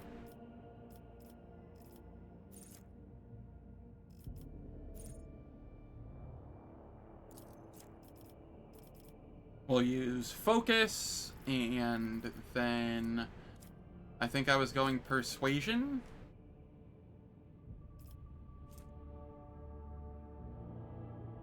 No, what was I going? Commerce? Yes. And then here...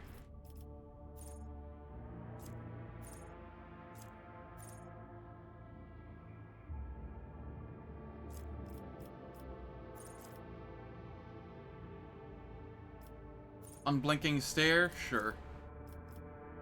And then... Awareness?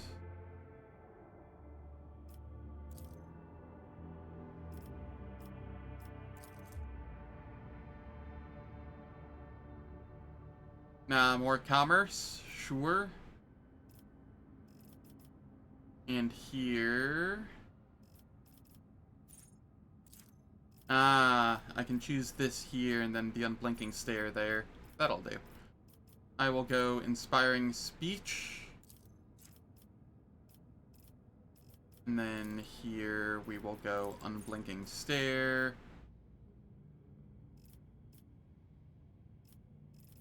And then we will go fellowship. And then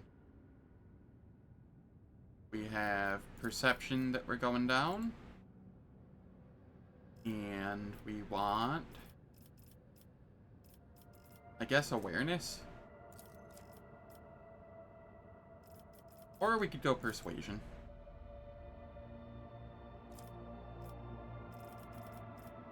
And then eager for battle.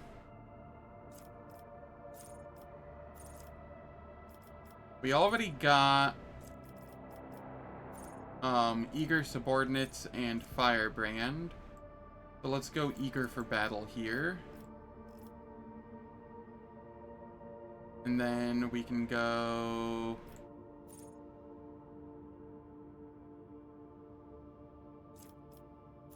no respite.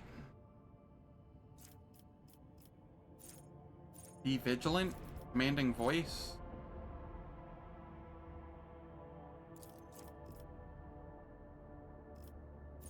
Heroism.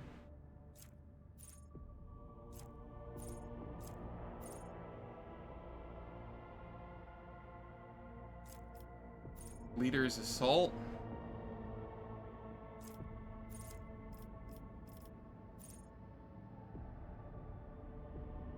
Okay, we'll just we'll go no respite, sure.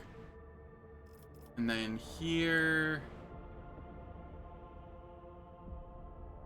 I will go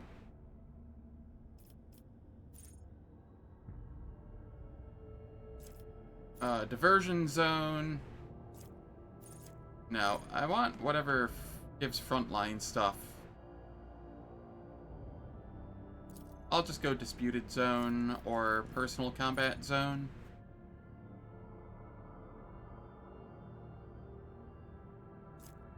Opening strategy. Personal zone.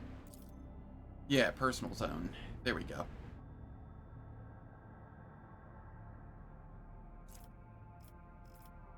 Okay, then we go persuasion over here.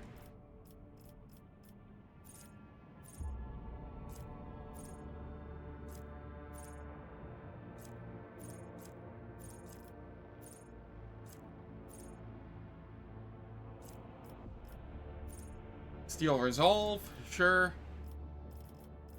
And then here we grab. I don't even know what we would grab here. Grenadier. And then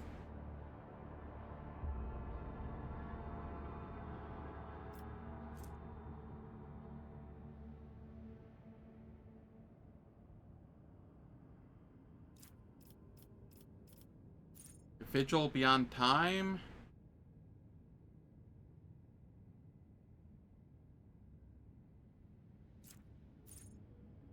Augur of Anger.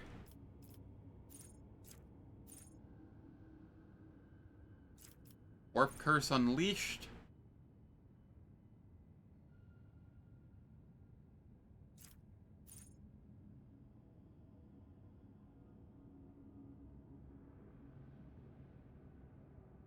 Navigator should know where to throw grenades. Yeah. I'll go Vigil Beyond Time, and then more Perception, and then we go...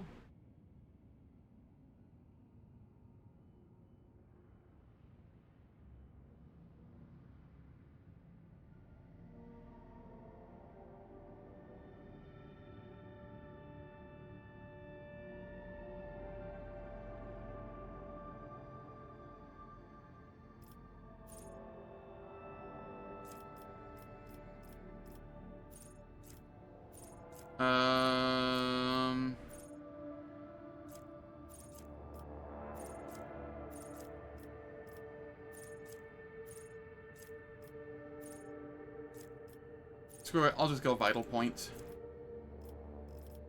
And then... down here...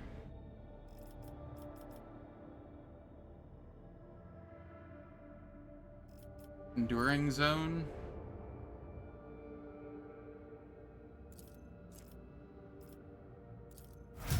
Sure. Then we come over here and we look for...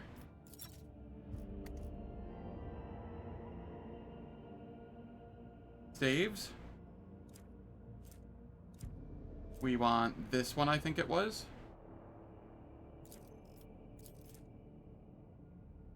Yeah.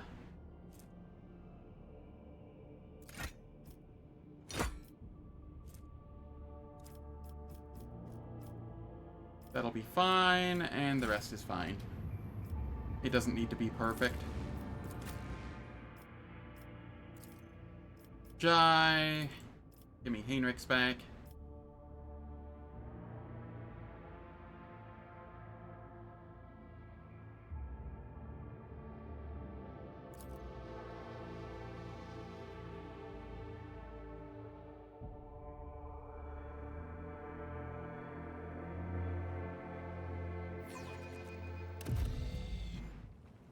Why am I so tired today? I got like 7 hours of sleep. That's like 4 more than usual. Too much sleep, apparently.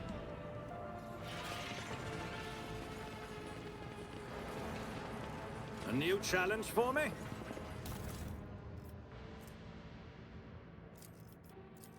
House Orcelio need not know what is taking place here. The navigators are frightened enough by its power as it is. The last experiment left 3 from the Sethala clan without a shred of reason. Empty shells will bring no glory to House Orcelio or its lesser branch. We shall carry on. At last, we have managed to implant the artifact in subjects who can wield its power. Perhaps all the navigators who perished in the agonizing torrent of energy were merely a symptom of our decline. I am tired of counting the dead. The weak have no place among those who have harnessed the Atlas. Their abilities have grown manifold and become significantly easier to control and more effective at resisting the ruinous influence of the warp.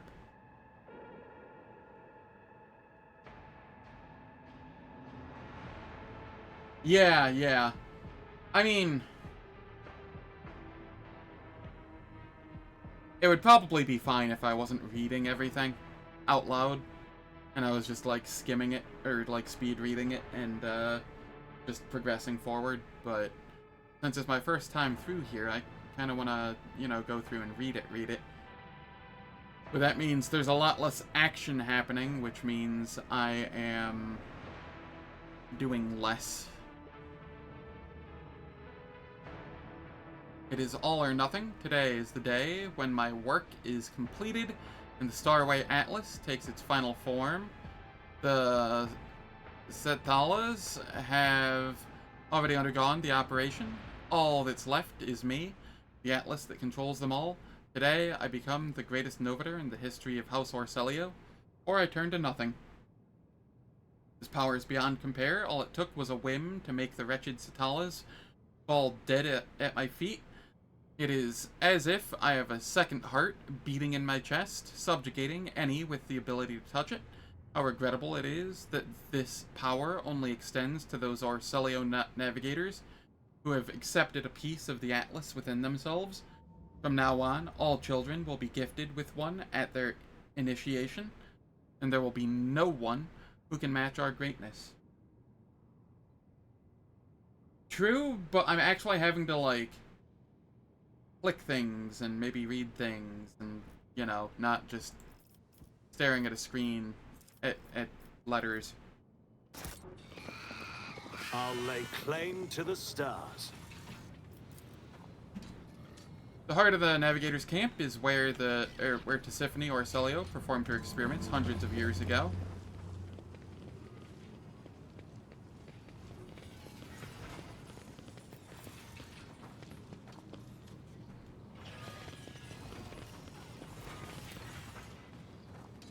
There is a barely noticeable imprint of a long clawed hand on the broken cogitator screen.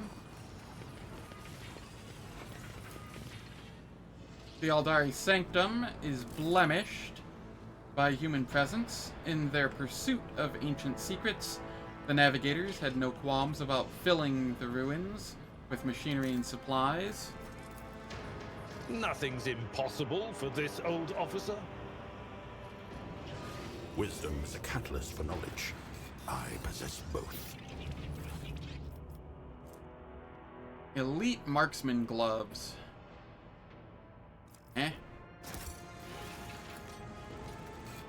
The Arcelio navigators left no stone unturned in this Eldari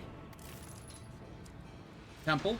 It is as if they knew, or as if they were looking for something that they just could not find. Theoretically, hear me out here. Theoretically, I could not use this, and I could use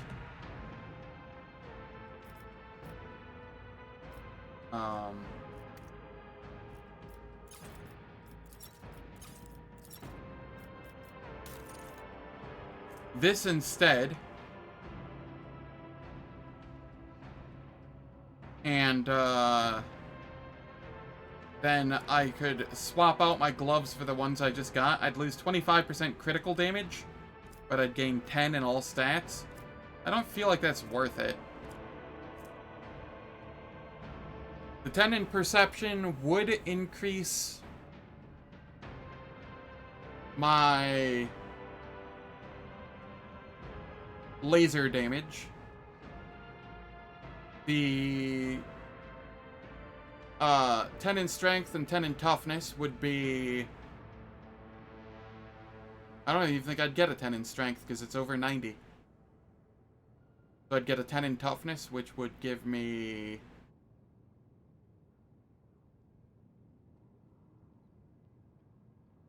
.5 damage from my axe. Weapon skill doesn't do anything for me. Agility kinda does something for me. Yeah, I don't think it's worth swapping. It was a thought, though. Compared to naval service, that was barely a challenge.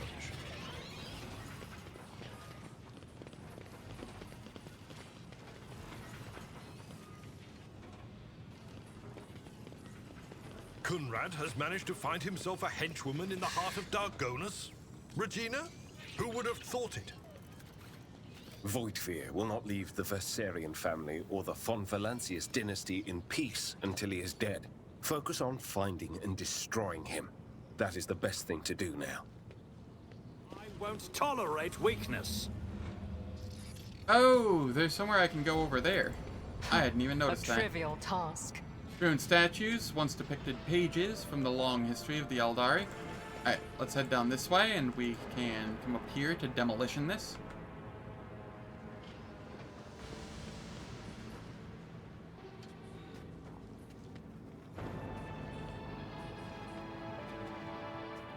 Yeah. I did fine.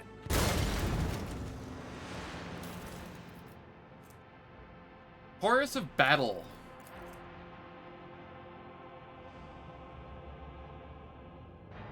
Whenever the wielder's attacks with this weapon hits, all their allies adjacent to the target make an attack of opportunity against it. Alright, it seems okay. Has high base damage. It doesn't scale as well as what she's using, though. Which gets like 6 base damage or something whenever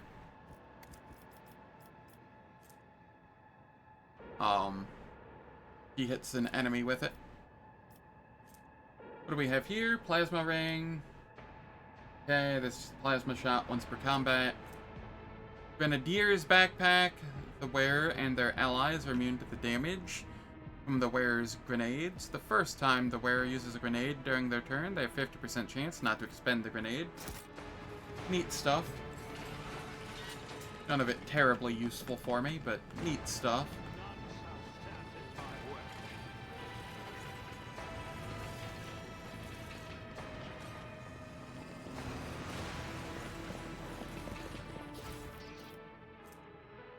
Pain's Revenge. Whenever the wearer dodges an attack, they immediately counterattack. Can even counterattack with a ranged weapon in melee range. The counterattack deals 14% of weapon damage. Cannot be more than 100%.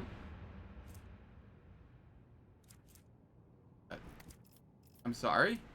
What is this scaling off of? It's clearly scaling off of something. 5%, 14%, 7%, 11%.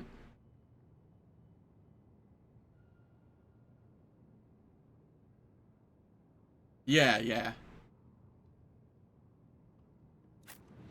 Alright, so what could possibly be 14% for me and 11% for her? 2 times agility bonus, more or less. So agility times 2 and then the bonus of that. Agility times 2 divided by 10.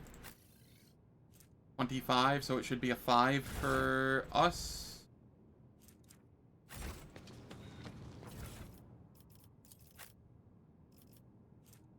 Yep, okay. It's agility times 2 divided by 10. Okay.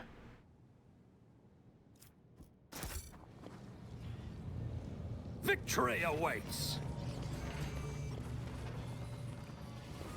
Figured it out.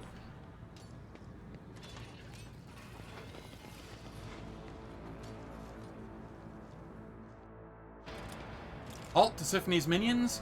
We had to ally ourselves with the Xenos once more to stop you. No matter. It is a small price to pay for the death of the cursed child.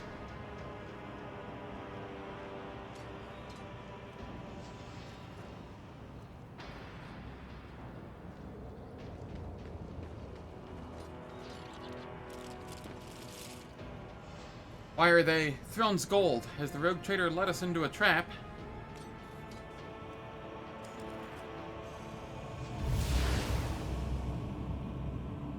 What? What is happening?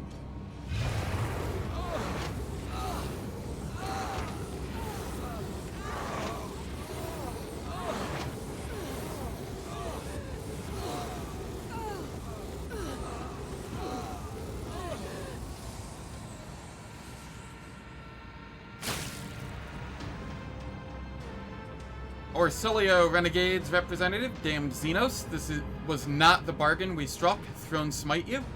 The Navigator, whose skin is so thin that it reveals the muscles, bones, and innards underneath, clenches his augmented gold jaw in contempt. Yeah, nice ambush.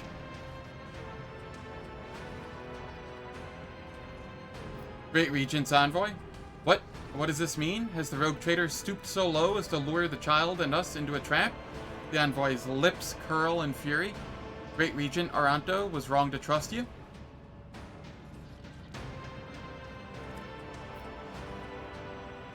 I too wish to be enlightened about what's happening here.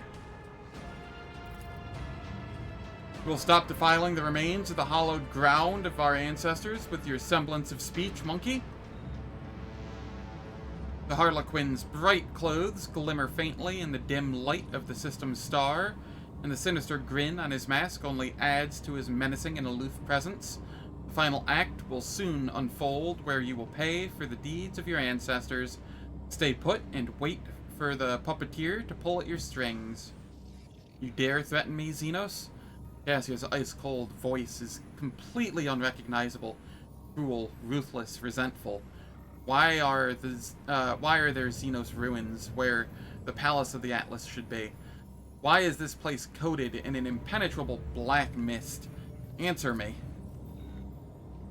The Harlequin flinches reflexively, but then his body instantly eases back. Three-eyed monkey, who sees into Jael, the taint of your ancestors has begun to consume your body and soul. Pathetic fools with an insatiable lust for power that is not yours, ending your misery will be merciful. Taint, do you mean the Atlas, Xenos traitor? Silence, traitor. The Atlas is the sacred relic of House Orselio.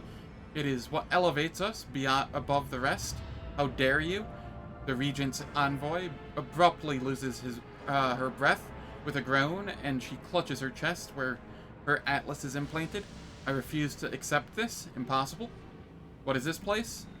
We call planets such as this one Crone worlds. They came to be long before my time, back when all of the Eldari were a united people, whose empire stretched from one edge of the galaxy to the other. It is a world beneath the first stars, an unbladed world. I never thought that I would come to find one. I have nothing to add to the outcast's words, other than my eternal astonishment at your curious troop, monkey. What is this taint you speak of? Do you not see it? The Harlequin's voice booms throughout the ruined temple. When you, monkey, discovered this Crone world, you tainted it with your crude technology, despoiled it of its relics, ruined all there was to the last stone. But worst of all, you sullied the souls of our ancestors, reposed in their sacred vessel, the spirit monolith. He points his thin finger at the remarkable crystal floating behind his back, and the Harlequins around you tighten their grips on their weapons.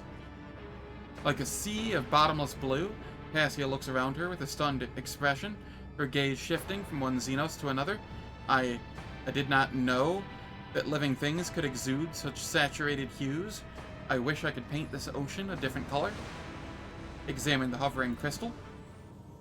This enormous translucent stone shares a strange resonance with this place. You can sense the energy emanating from it. Mysterious, restless, coagulated. It resembles a giant heart that has been plucked out of its owner's chest. Its crystal clarity is pierced by hundreds of dark veins that have taken root like a terrible illness. How did the navigators of House Orselio taint the spirit monolith? The experiments? Cassia covers her mouth in horror. This is where she conducted her experiments, Tisiphone? No, it is not possible. To consort with Xenos is to violate the word of the God Emperor. It is known to all that Tisiphone Orselio executed anyone who showed any interest in the enemies of humanity. Is that so? Then why is it that every piece of metal or fabric in this place bears our house's coat of arms? Open your eyes. Quiet?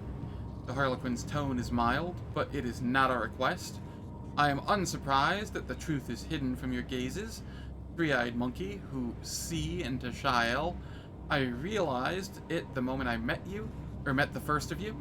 Wretched, begging us to help you destroy your own kin. I sensed it within you. Our ancestors' call, their pleas, their endless torment. I knew that what you found was a Crone world, and I humbly waited for the day you would lead me to it. What is the meaning behind your words, Athair, Troopmaster? You know the answer already, Outcast. You've always known. What was that about? What answers have you always known? So that is why your presence makes my soul shrink to the size of a river pearl, and my throat choke in a collar of thorns. That is why your words seep into my soul like poison, leaving wounds that will not heal. There's a shard of the spirit monolith inside you, monkey. Twisted, perverted, invigorating you by making my ancestors suffer. Alas, you are right, Outcast. The ancestors of the three-eyed monkey sought to command the power of the spirit monolith, and yet they suffered failure time and again. Eventually, they discovered a way to harness this power, a terrible way, torturous and unforgivable. They shattered the monolith into many shards and weakened the soul within. And then they placed the shards of the spirit monolith inside their bodies to empower their abilities. It is not true that everyone in this world is, or is it not true that everyone in this world is after power? Cassia's face is exceedingly untroubled by her gaze, and her gaze is distant and cold. The rogue trader makes every effort to strengthen the Von Valencius dynasty and trample the opposition. And why wouldn't House Orcelio make use of a Xeno artifact for the sake of its blood and the Imperium itself?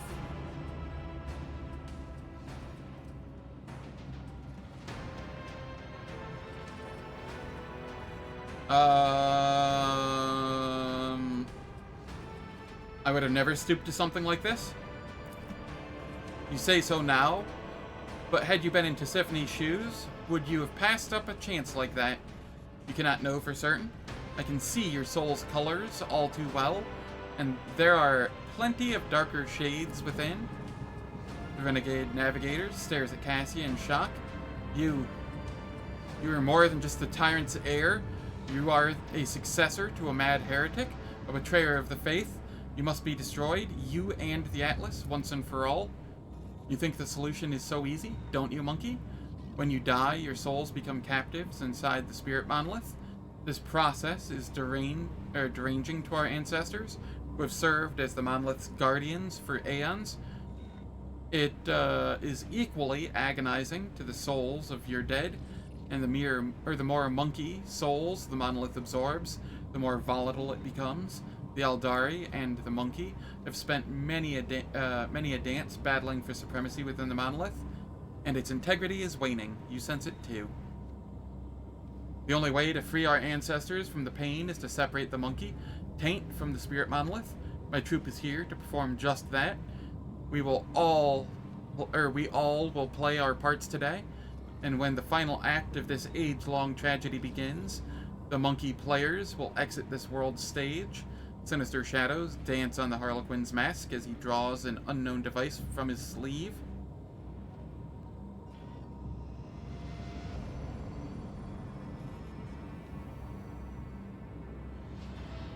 Is there no way whatsoever to separate the Navigator's souls from those of the Eldari without killing one or the other?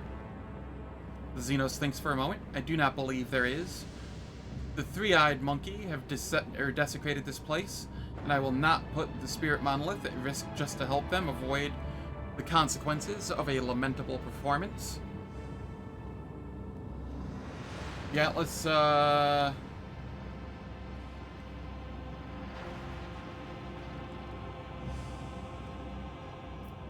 Atlas must certainly be destroyed, but surely the entire house cannot be expected to serve penance for Tisiphone's crimes. What? Perish the thought. The Starway Atlas is the foundation of House Orcelio's power. Whence do you suppose we draw the strength to fare the Sea of Souls? Is this not the greatest library of Navis nobility knowledge across the Cronus Expanse and Calixis sector? Should the Atlas be destroyed, House Orcelio will face oblivion. Nonsense. Tisiphone created the Atlas only a few centuries ago, whereas the history of House Orcelio dates back to the last millennium. We've always been a house to be reckoned with, but when Tisiphone arrived in the Expanse, she set her sights on acquiring power that could let her family branch dominate the rest.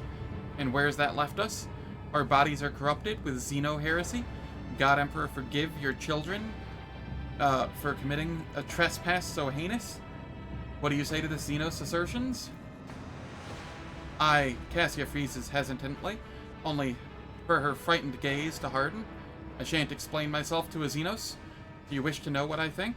The Atlas must be saved, and we must continue using it for the good of humanity, and not that of ghastly creatures such as these. Now then, whose side are you on, rogue trader?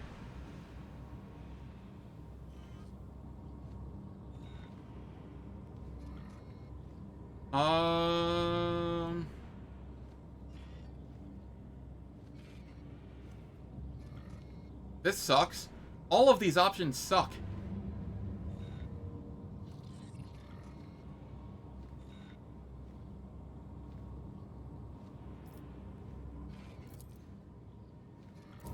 I'm just going through the things that I'd already said to see if more options show up.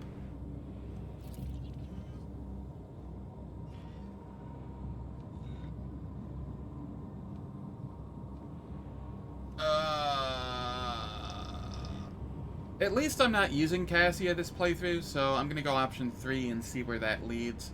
See if I can actually save just her. I have a feeling if I go 2, she's going to end up turning into Tisiphone. If what's been going on is any indication. Damn you, Zen, I hate you, I hate you. Cassia's fear and rage burn your lungs. Your knees buckle, tears swell in your throat, and your head is in utter disarray. You feel nauseous, but then the sensations suddenly ease.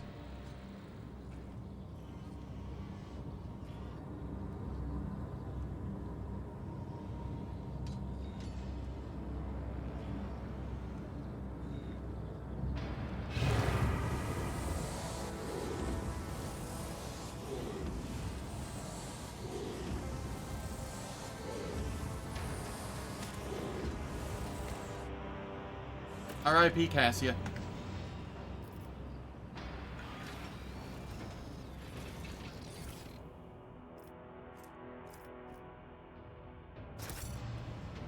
And now I have no navigator. However, will I traverse the warp?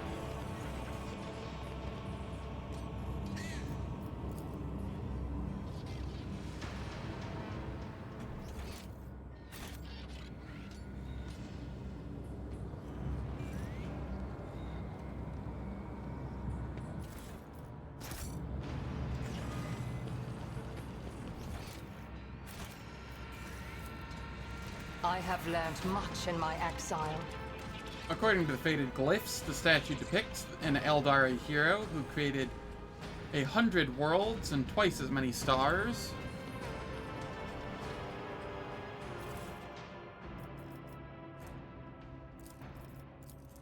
There was a time when I believed that I would lead my house to prosperity and truth. Fortune and blessings have long since been passing us by, as if the Cronus Expanse itself is trying to oust the Orselio children from its bounds. If nothing changes in the near future, all of us will wither like night flowers at dawn, or perhaps face our ultimate fall.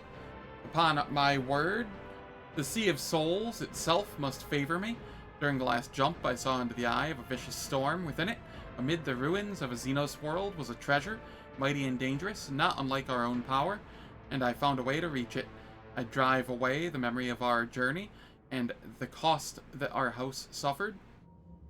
The ritual alone was no matter. The goal will be worth the price, and due effort is all that is needed of us.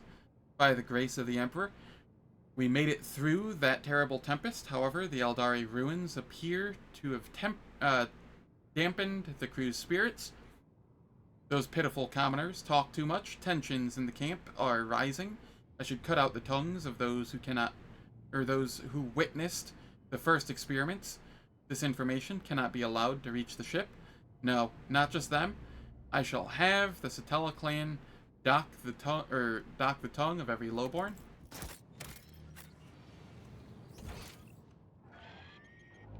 I'll lay claim to the stars.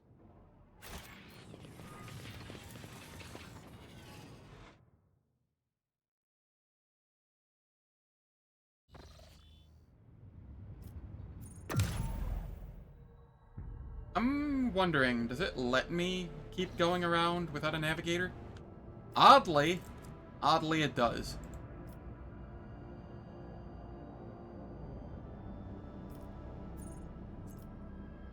No, it doesn't. Does it?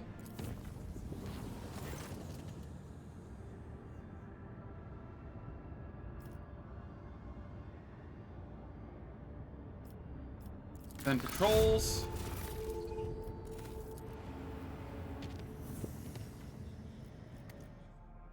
I'm going to get a navigator just to be safe.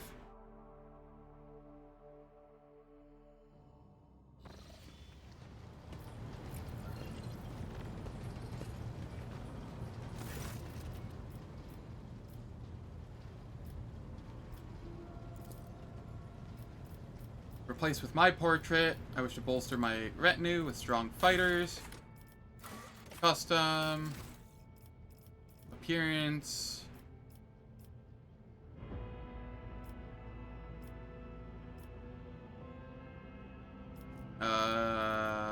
I will go with, I guess, this. That's more of a psyker, but it's whatever. I'll see you destroyed. Let our weapons be true, and our resolve unbreakable. Keep your wits about you. We'll go with this. Convictions. We'll go dogmatic follower. Homeworld. It doesn't really matter.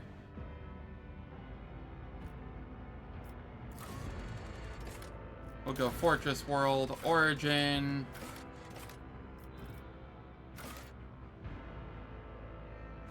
Oh, I'm not actually able to get a navigator? So I'm just without a navigator from now on, huh? Well, that's interesting.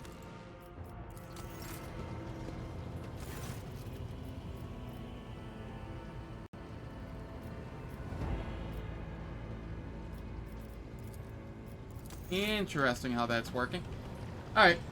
Well, it is time for ads once again. Flying blind in the warp. Yup. The ads will last for 3 minutes. They disable pre-roll and mid-roll ads for the next hour on Twitch. I don't do anything in the meantime, so nobody misses out on any content. And I will catch everyone when we return.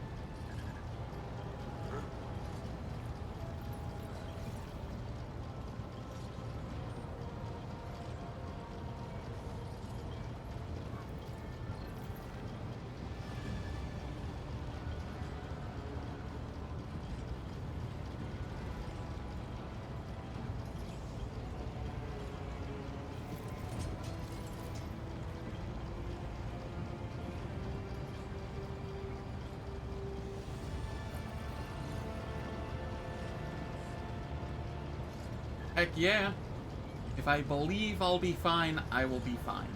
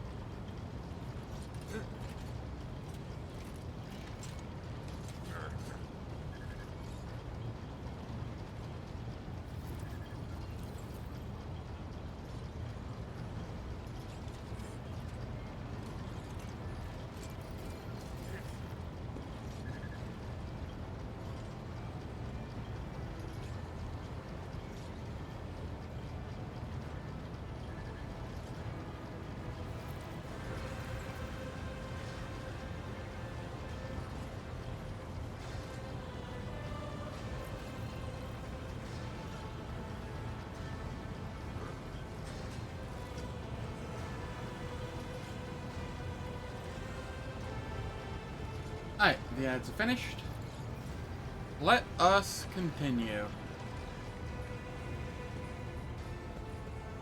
Or Uwe.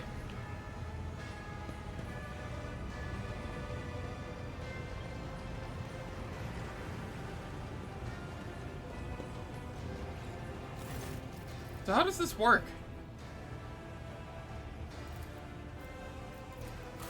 Was I just blind? If I just... Does it have to be a certain,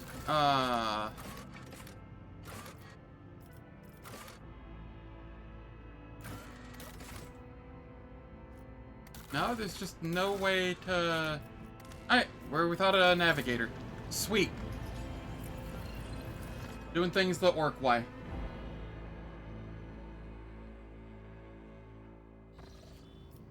So be it.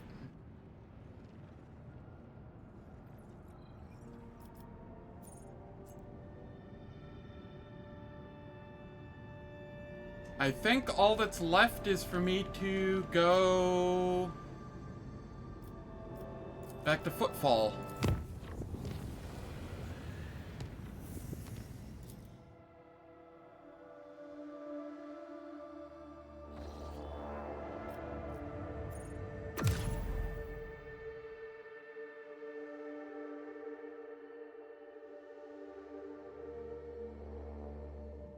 I'm going to fix my party before I forget.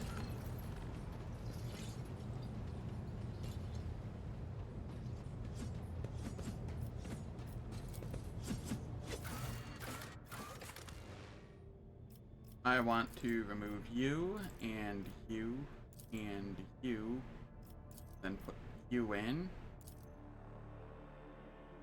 How's it going, Zep? Hope all's well. Things are going pretty good over here. It looks like I somehow managed to get rid of my navigator, and I can't recruit another one, so I'm just kind of floating around the galaxy without a navigator now, which is kind of funny. But also, like...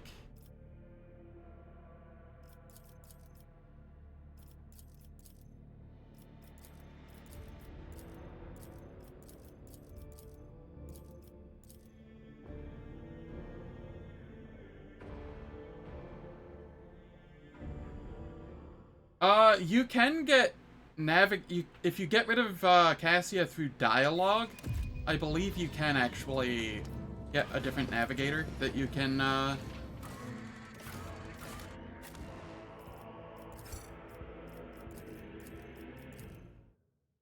of make whatever class you want, like a custom one. But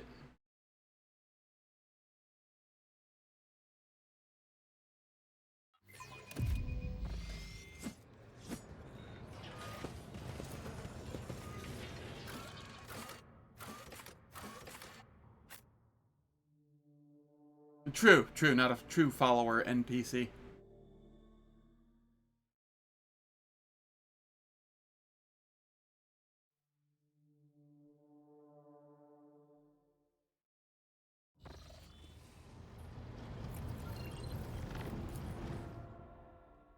Part of me wants to, at one point, use the mod that allows you to play as a navigator. And just make a rogue trader navigator that's just kind of even more unhinged than you can already be, but I don't know. Doesn't seem needed by any means.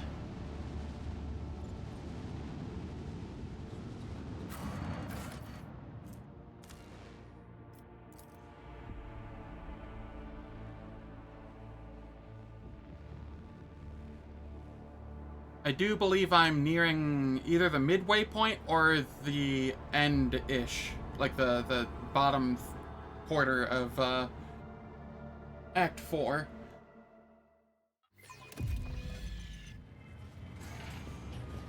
Follow my lead.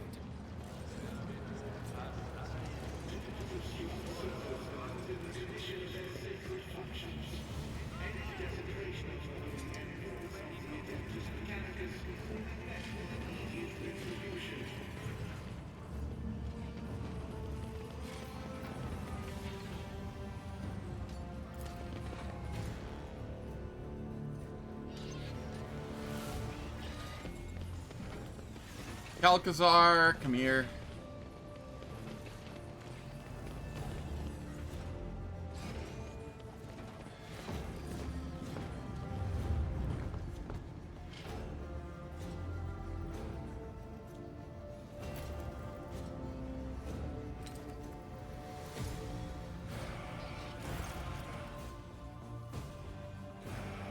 The Lord Inquisitor is engrossed in studying star system charts and reports, which are massed on the desk like the ridges of a formidable mountain range. There are shadows beneath his eyes, which are ruthlessly dissecting the latest report, and his skin seems stretched taut over the bones of his skull. Without turning his head to you, Calcazar says wearily, "Greetings, your lordship. Your timing is impeccable."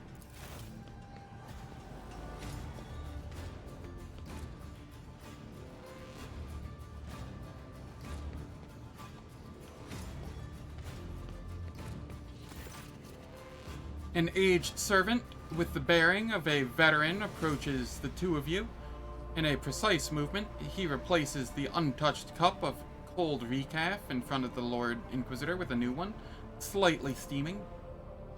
Heinrich nods at Calcazar, who responds ever so slightly, bowing his head. May the Emperor grant you strength and some time to rest, Lord Inquisitor.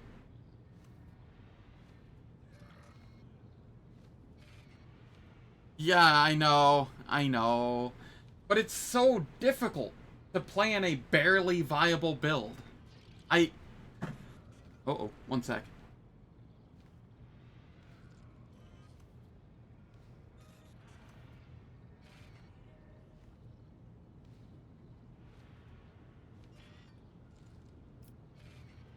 Sorry about that. My Switch's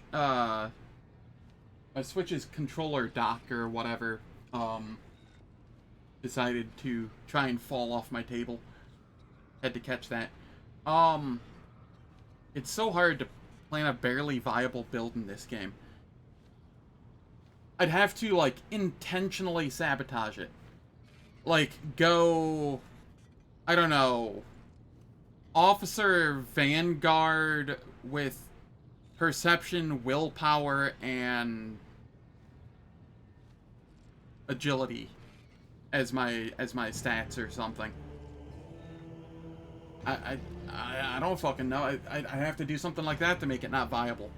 Because it's friggin' impossible to make a build barely viable if you just even choose logical class archetypes and then just put the skills in the right skills. Or the characteristics in the right characteristics. You don't even need the talents, really.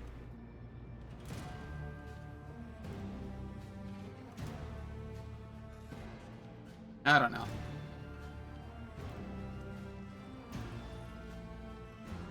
As much as I enjoy theory crafting, there's just this massive gulf between non-viable build and then suddenly, the moment it becomes viable, it is, like, obscenely viable. There is no in-between, far as I can tell.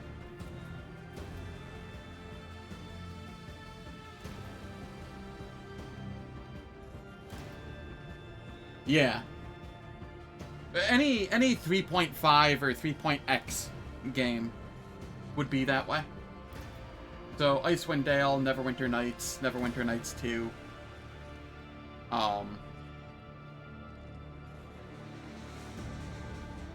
Yeah. Just because 3.5 is or 3.x is a system likes optimization for builds. Yeah, may the Emperor grant you strength and some time to rest, Lord Inquisitor. The corners of Calcazar's mouth creep upward. In a befittingly grave tone, he replies, "I would be loath to trouble our master with a prayer for such an indulgence, especially one so utterly inappropriate at this fraught time." Ah, 2nd edition Icewind Dale.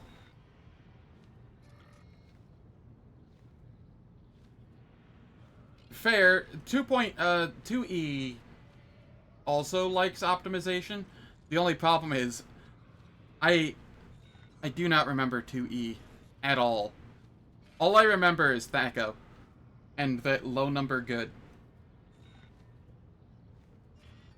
Which it feels so weird and counterintuitive and just... if I play Baldur's Gate 1 again, it's going to take me so long to not fuck that up. Jai touches the Aquila on her chest and drops her head in an unnecessarily deep bow. O Lord Inquisitor, smiting spear of the Imperium, with the gold of faith cutting through the nebulae of the Cronus Calcazar raises his hand in warning. If I were you, Mistress Haydari, I would endeavor not to draw the Inquisition's attention to my person. Mercatum tabula official can do many things. Reattaching a head to a body is not one of them. Genitor Febris, a most audacious step to present yourself to me in person after such an unexpected disappearance from the laboratory entrusted to you. I hope you realize that you are only here because I have permitted you to live, owing to the potential utility of your research for the Imperium. The Inquisitor's tone is neutrally polite, but the look he bestows upon Eogen is chilling. Very well, the Rogue Trader's retinue is indeed a haven for those who harbor bold ideas. We only hope that these ideas do not turn into excessive free-thinking.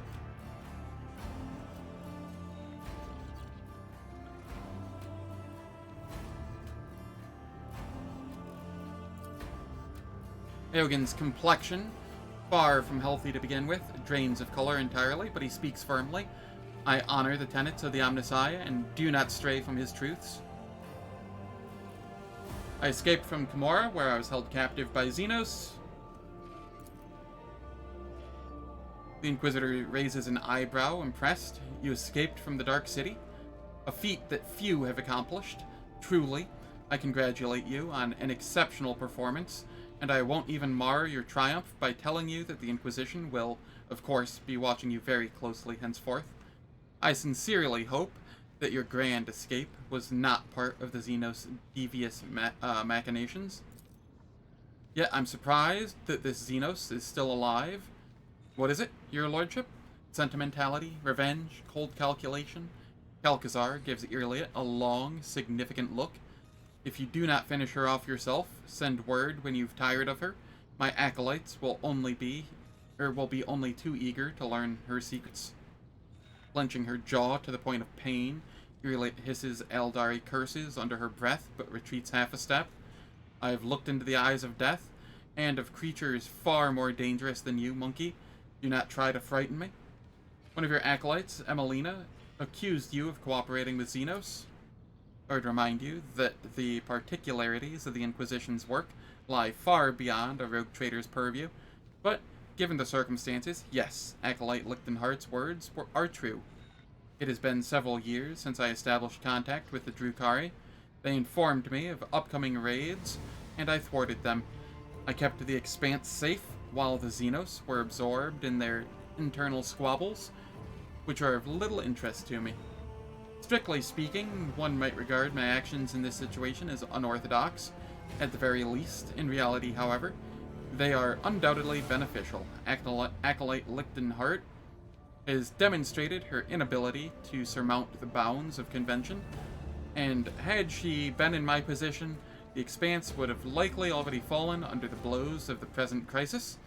Fortunately for you, she is not, and the Drukhari, drained by their power struggles, are bereft of their best raiders and can do nothing more than run from my fleets.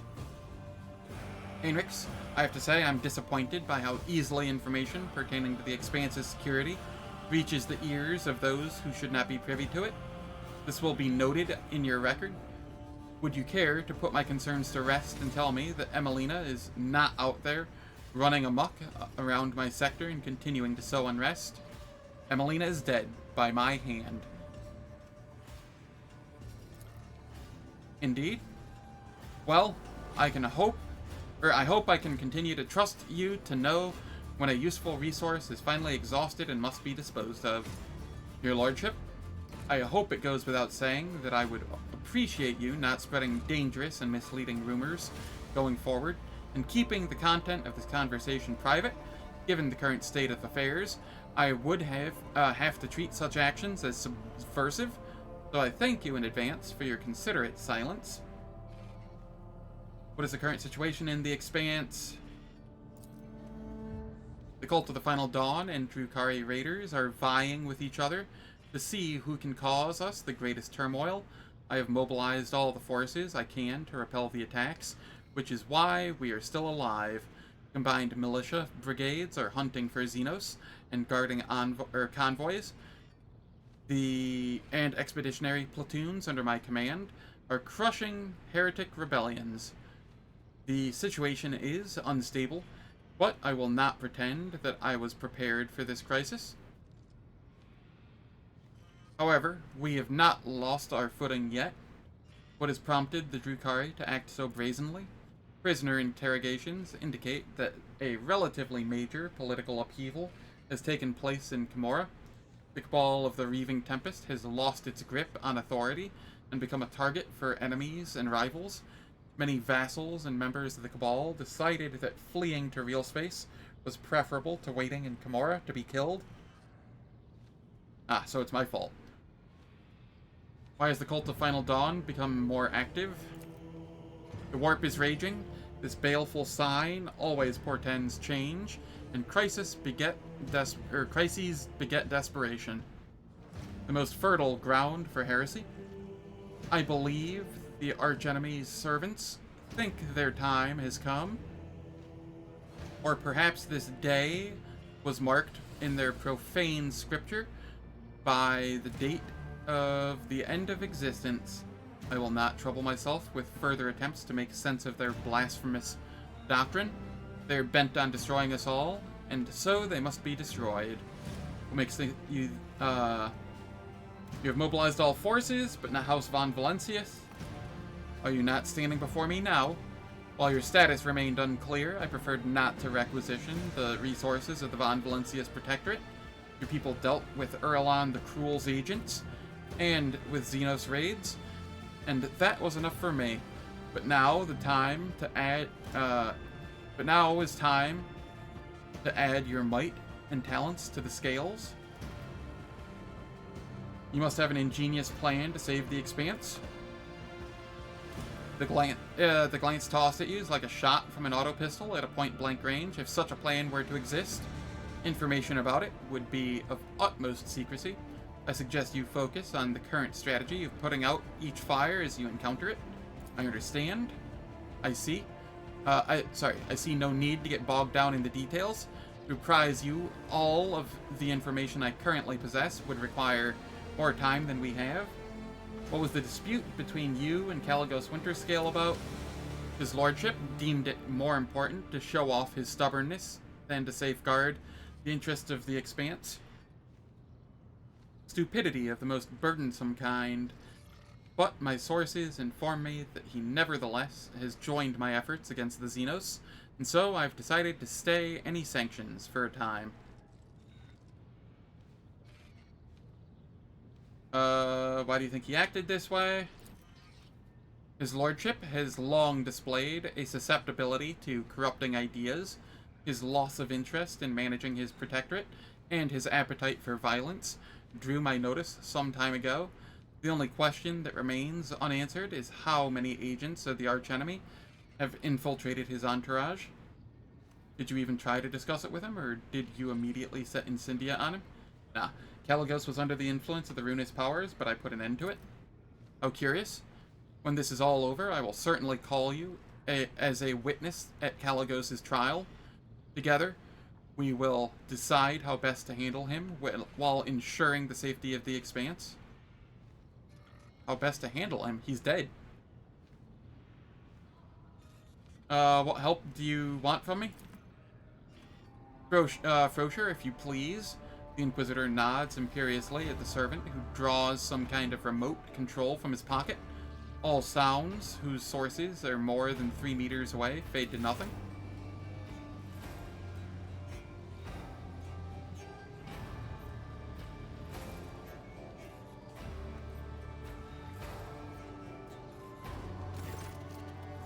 To my chagrin, the ability to be in two places at once does not number among my talents. That is why I wish for you to serve in my stead. I place such trust in very few people, you understand? You will feel what it is to walk in my shoes and attempt to compel a gaggle of quarrelsome blockheads to work together. You will reconquer Eufrates II for me. The Inquisitor gestures to the servant, and the silencing field disperses. Grocer, another recap. This one has gone cold.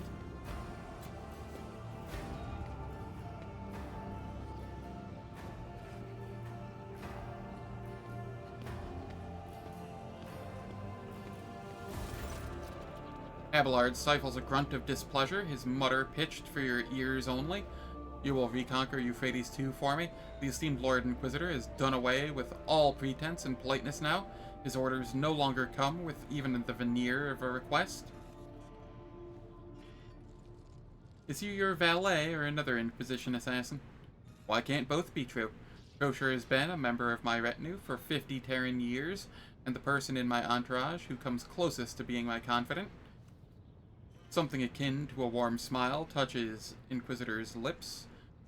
We have had cause to be involved in many incidents whose reports have since been marked with a seal of silence. Grocer nods deferentially, and on his age-jowled face appears an expression caught between eternal loyalty, motherly affection, and religious devotion. To what do I owe such an honor? To whom else could I entrust this mission? No need to feign ignorance, Von Valencius. We both know the shortcomings of the other candidates for this position.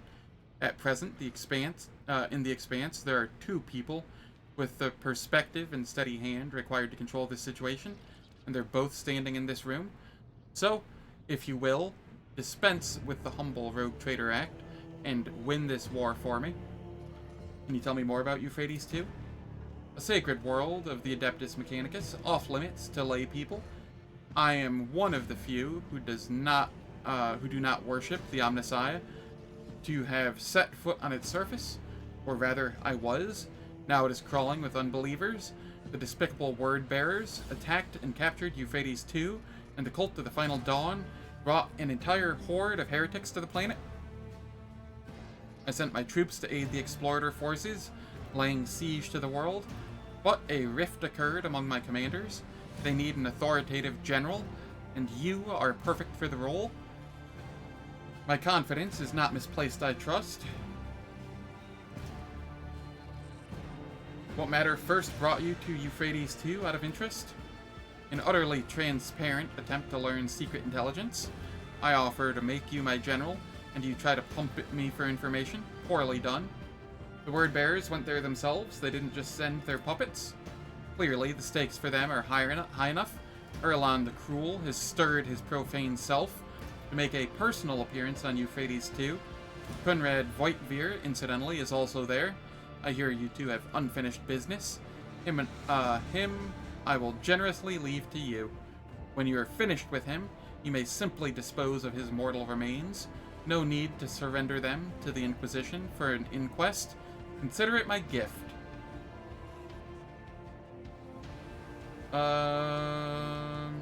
What forces do we have in place, and what is this rift that occurred between the commanders? Explorator's fleet, Divine Cognizance 7821, recalled its most combat-ready units to retake the world. They were supported by my most powerful strike fleet and a group of deadlier allies. I dispatched a pack of space wolves to hunt down the transgressors. Unfortunately, the leaders have failed to find a common language. The esteemed Thorvald is at odds with the conclave of the Mechanicus battle. Congregation and the Omnissiah's servants find Thorvald's strident nature off-putting, and neither group is fond of Militant Sibilik, who commands my forces. Were not fond, to be precise. The esteemed Militant perished along with his ship a week ago when his noble allies failed to support his offensive. How did you manage to enlist the aid of the Angels of the Emperor? I must remind you that I am still Lord Inquisitor of the Cronus Expanse, not merely some... What do you always say, Frosier? Some Grok's bothering prick. If certain rogue traders at times allow themselves to speak to me in an overly willful manner that should not give you cause to doubt my authority. The situation is clear. I will smash the heretics. I never doubted you, your lordship. The Emperor protects.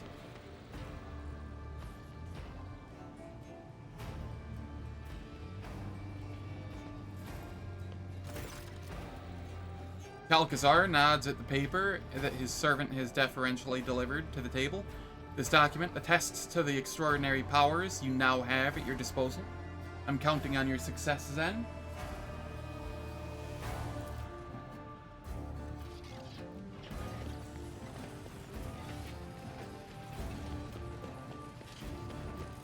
None shall stand in my way. Interesting. Cool to know.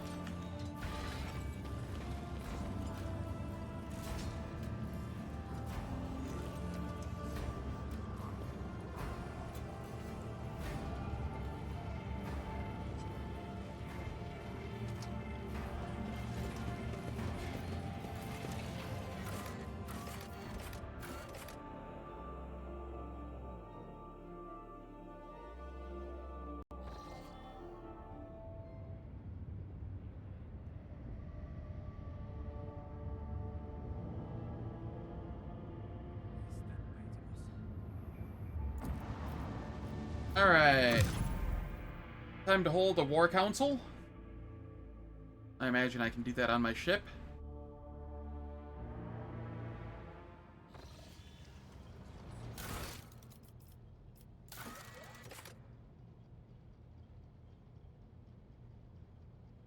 How do I find Amsanct?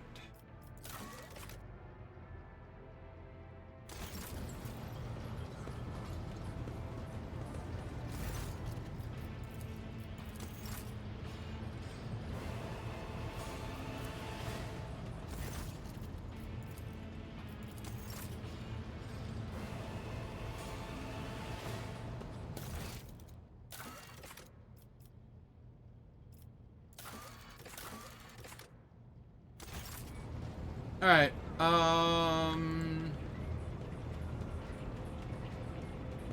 do I hold a war council?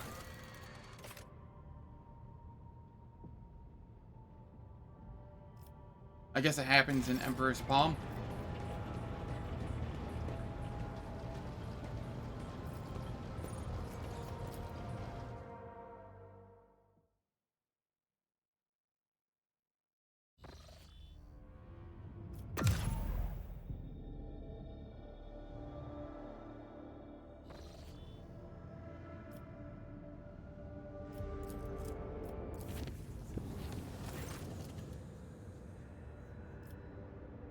Fire upon the unidentified vessel.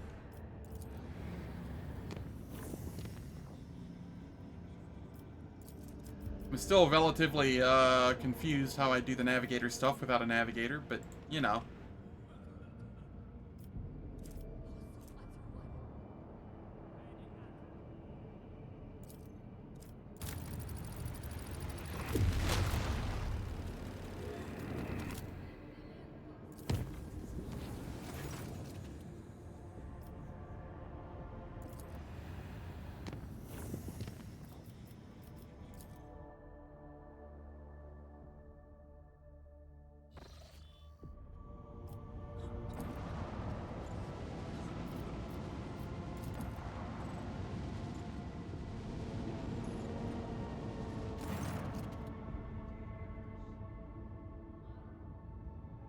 Lord Captain, the United Corps, the Explorators, and the Militia Forces is ready to attack the heretics who overtook Eufrates II.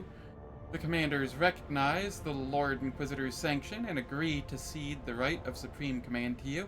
They ask that you summon a council of war in order to establish the plan of attack. How should we respond?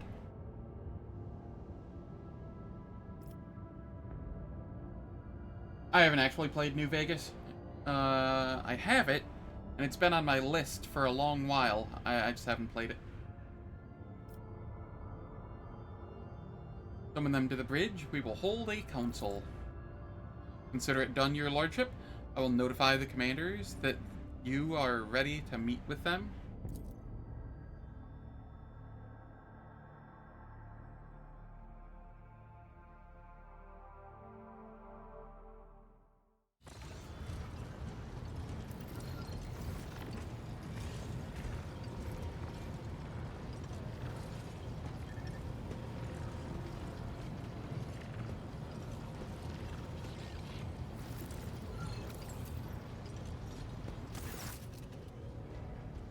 Opticon 22, the leader of the Explorer Warriors, appears on the bridge, and the deck trembles beneath his metal gate.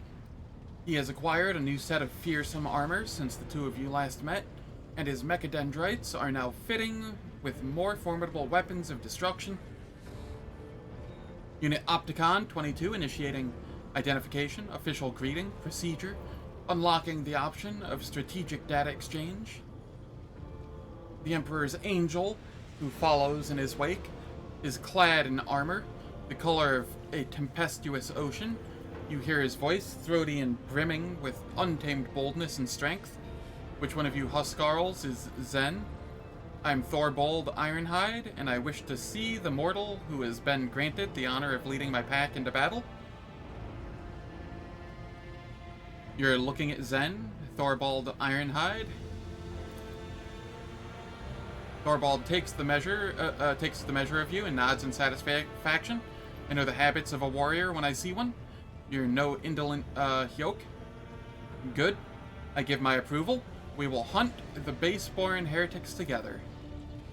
You've not changed, brother Thorbold. A high-handed and brazen without measure. You carry yourself on another's Drekar like it's your own.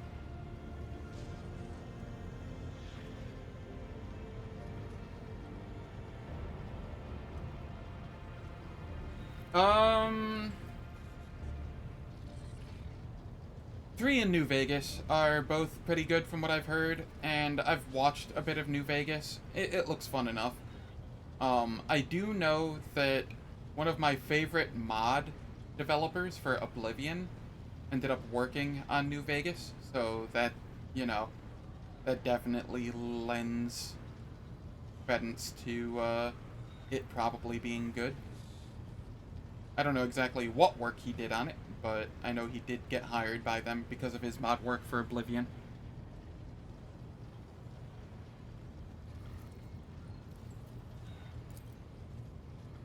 The wolf bursts into booming laughter and bares his long fangs. Such is the breed of leaders, Ulfar. We stand out. 'Tis you, ever lost, who cannot find his way when the sun is right over his head.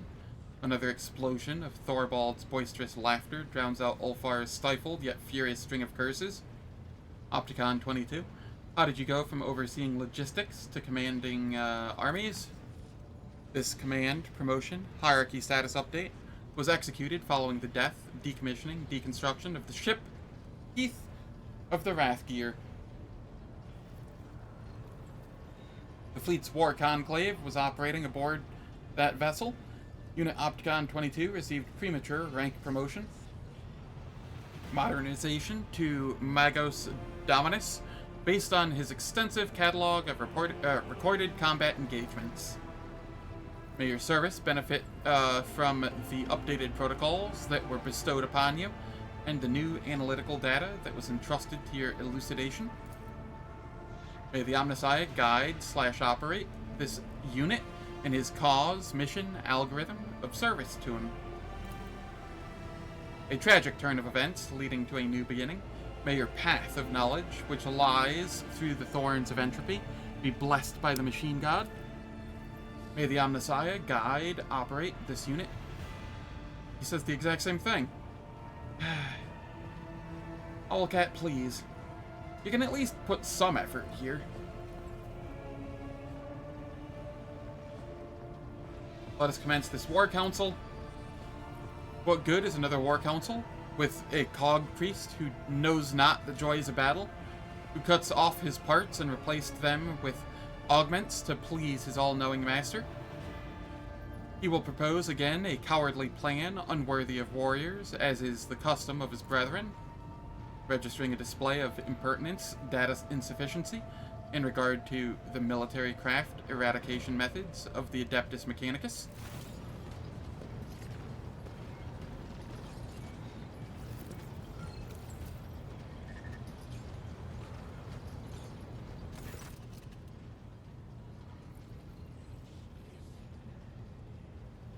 It's a shame that that I don't make more money streaming, specifically because if I had made more while streaming this game, I think I would have probably just pivoted to the Mechanicus CRPG after this one.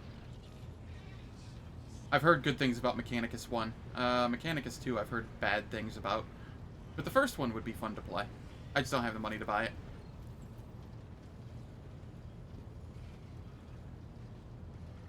And it would be thematic. It would be a nice transition, you know? That's okay, though. We have Baldur's Gate and other games that we can play. Never played those? Yeah. I don't know. I haven't either, but I have heard that it is... that the first one is really, really good. And that the second one is, less so.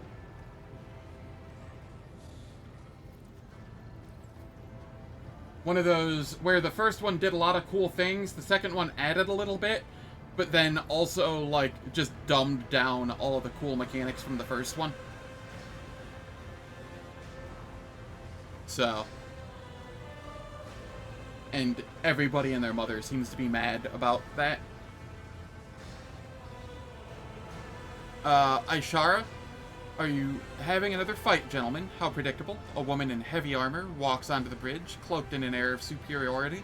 You remember seeing her before, in the retinue of Xavier, Calcazar, when he barged into your chambers after the Magna Excessio. Thank you for not starting without me. Acolyte Ishara, dispatched by the Lord Inquisitor to facilitate the operation on Euphrates II. My role in this war council is that of an advisor. Heinrichs and Ishara exchange glances, but do not say a word. You cannot help but notice the furrow that forms on the interrogator's forehead at the sight of his colleague. Going for mainstream appeal is okay in the first game of a series. Or if there's been a long wait between, like, the first and second, or, like, in the iterative entries. Doing a first one that was very beloved and grew a cult following to it, and then, like, dumbing it down and removing a lot of the shit that they loved from it to attempt to go more mainstream, that's less of a good idea. Play to your strengths. Don't It's okay to shore up your weaknesses, but do not throw away your strengths to do so.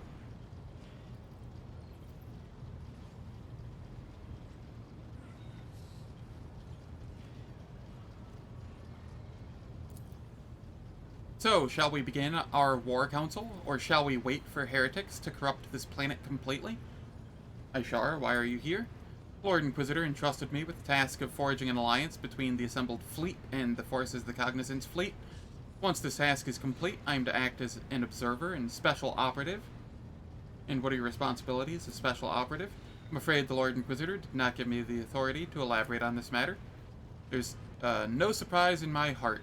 The Inquisition is, as always, too ashamed of its dark deeds to reveal them to honorable fighters. Thorvald makes a show of spitting on the floor. There will be no spitting aboard my ship. Do I make myself clear, esteemed Lord Thorvald? What's this? A show of character? Thorvald growls and locks his indignant gaze with yours. Fine, I will respect your wishes, warlord. But the bitter taste of suspicion burns my mouth. With pointed contempt, he steps away from Ishara.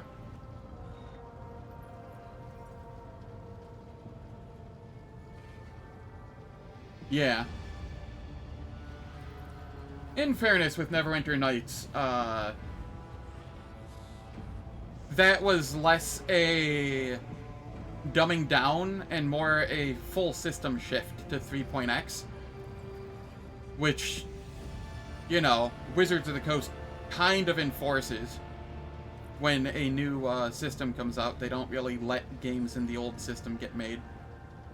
So, yeah, there's that. And then as for Dragon Age games after Dragon Age Origins, 2 was definitely dumbed down. It was still okay. The biggest issue with 2 was just the lack of variety of maps. Everything was just samey. That was my biggest issue with 2, from what little I remember of it.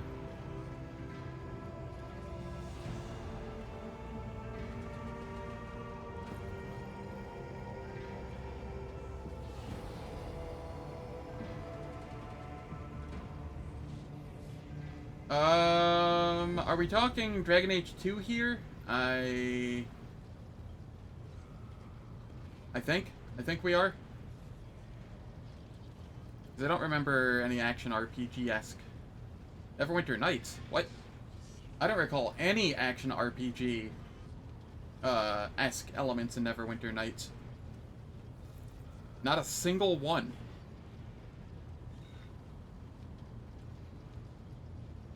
I also recall there being named follower NPCs. Are we thinking Baldur's Gate Dark Alliance or something? Because that one definitely was action RPG.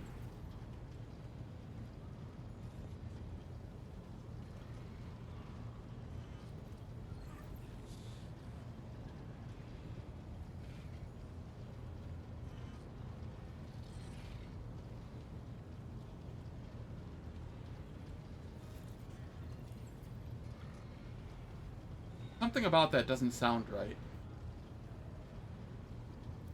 You can just give commands? Huh. I don't recall that being the case at all. Then again, most of my playthrough was solo. So, maybe that's the case? I played through Neverwinter Nights 2. Or, Neverwinter Nights 1 twice. Once was solo and once was multiplayer with friends. So, it's hard to remember exactly.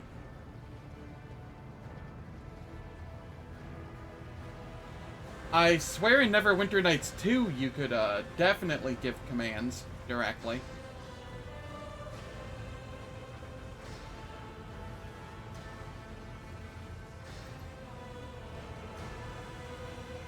Okay. That makes sense then.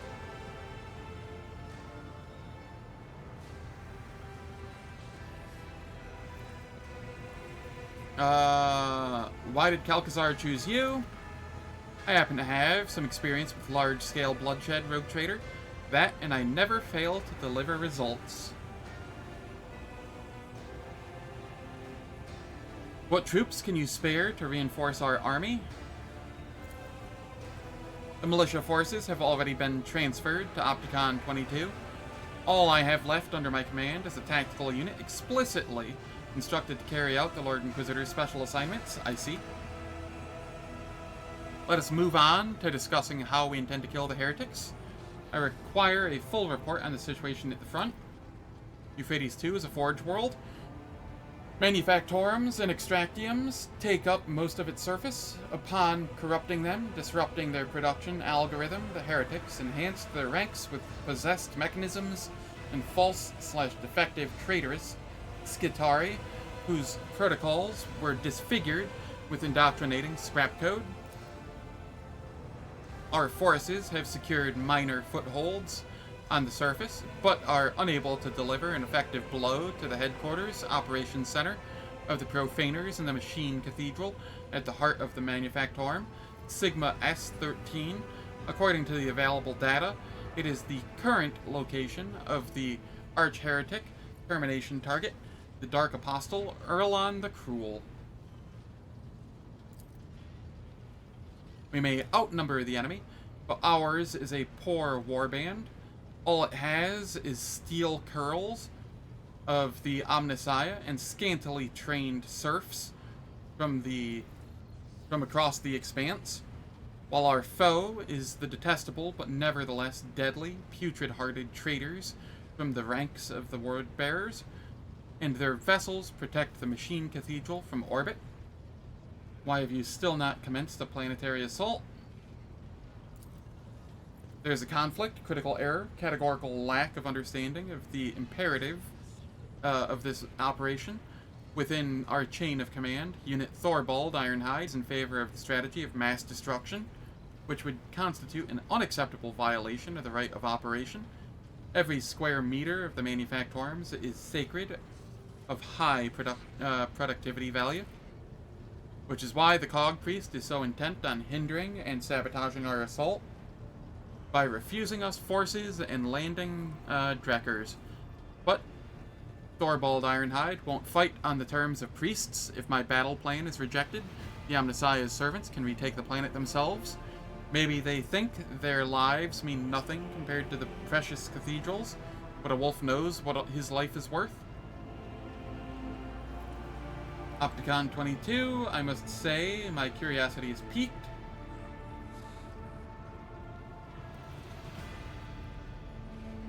The Explorators are hiding something on that planet.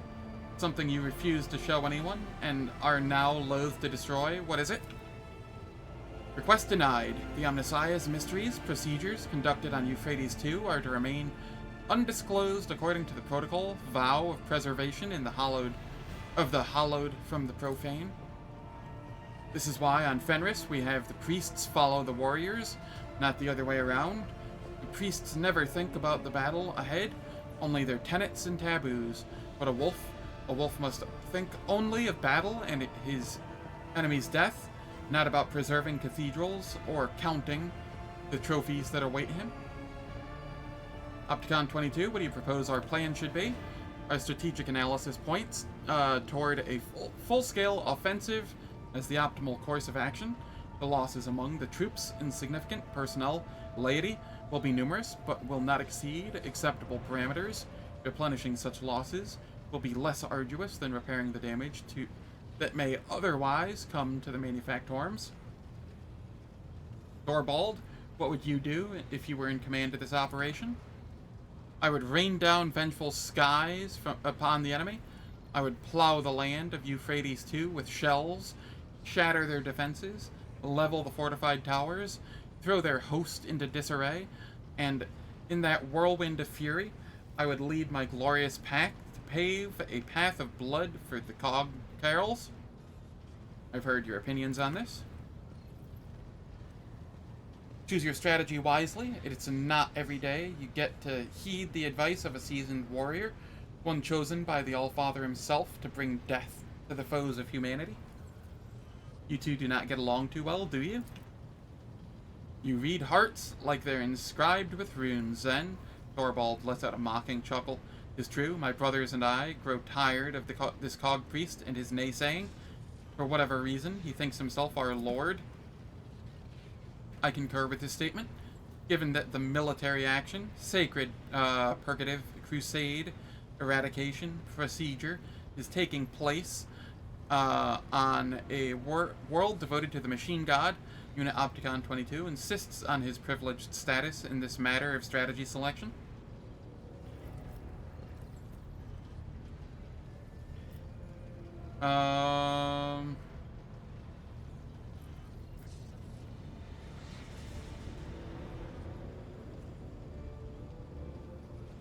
Heresy runs rampant on Eufrates II, and you two would rather waste all your strength on bickering?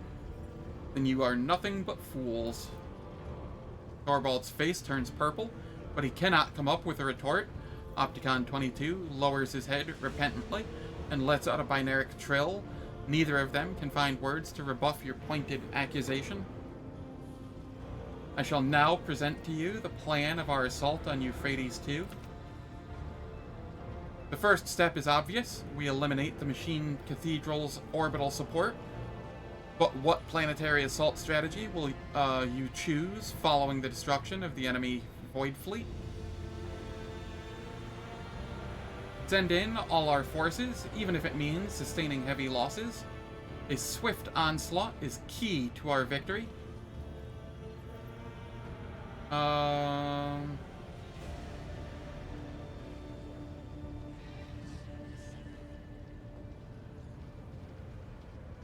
Send in... Yeah, I'm gonna go with 1.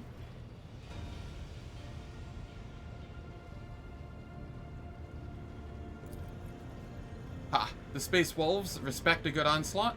Your Huskarls better be loyal enough to charge into the fire without faltering.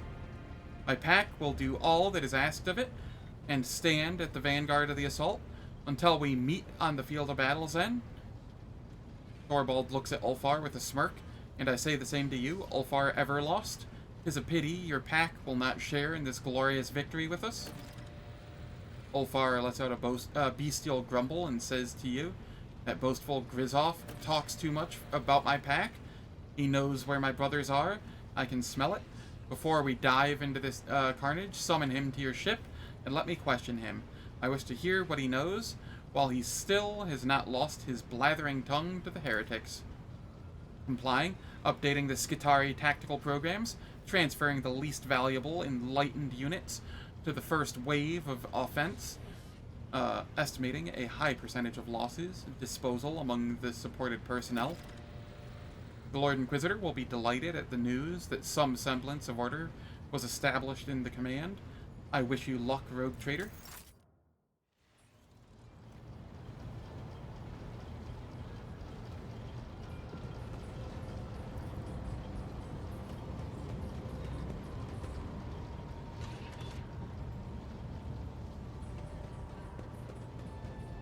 Ulfar, come here.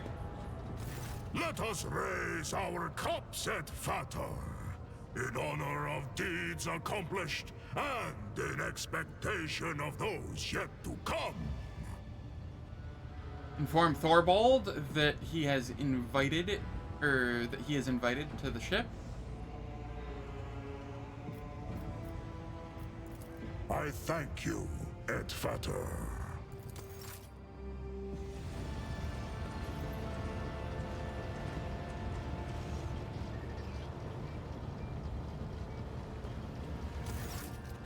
Thorvald has not come alone, but with a young brother in arms. With a mocking glance at Ulfar, he bellows, Thorvald Ironhide is here. Why have you summoned me, rogue traitor? Speak to me. Ulfar's usual brash joviality has evaporated from his voice. Know you, Thorvald, whither the path of battle has led my pack? The baleful howl. You haven't lost your pack, have you ever lost? The young wolf's voice is strong and insolent, and richly melodic. He tilts his head in mocking concern, watching Ulfar's complexion change to match the violent shade of his hair.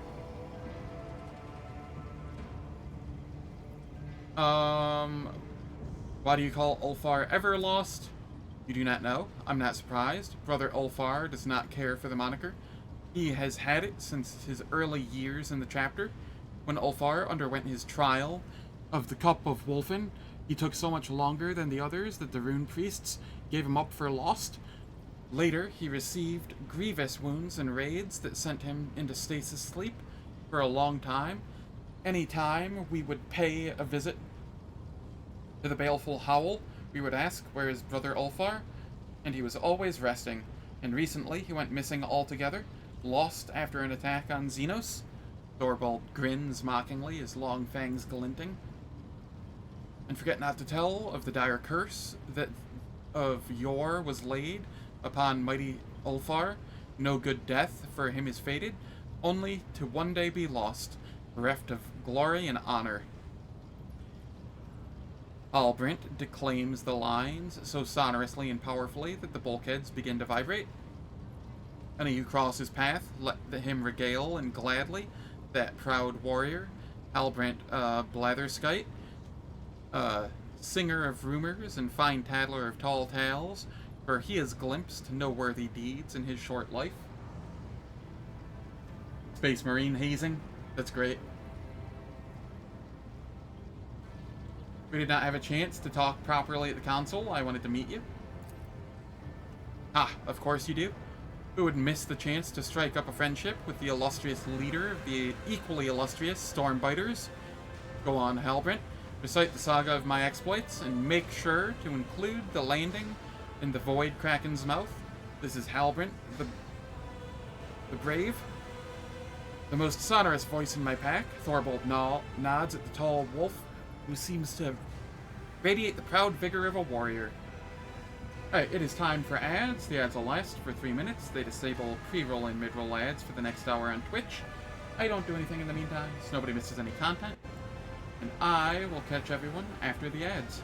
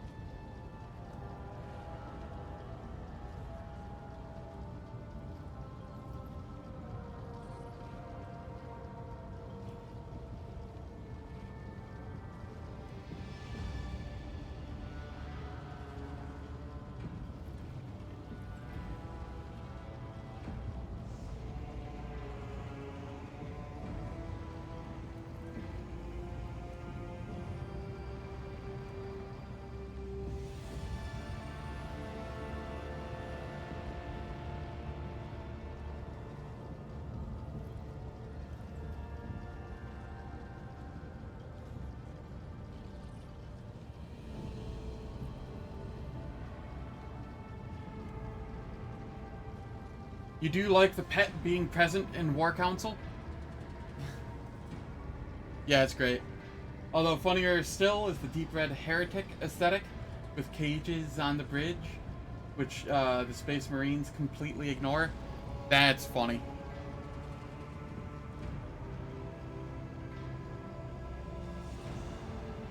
Alright, ads are finished. Let's continue. I think you meant to say Halbrand the Braggart. No. For his verses often weave together the truth with his own flights of fancy.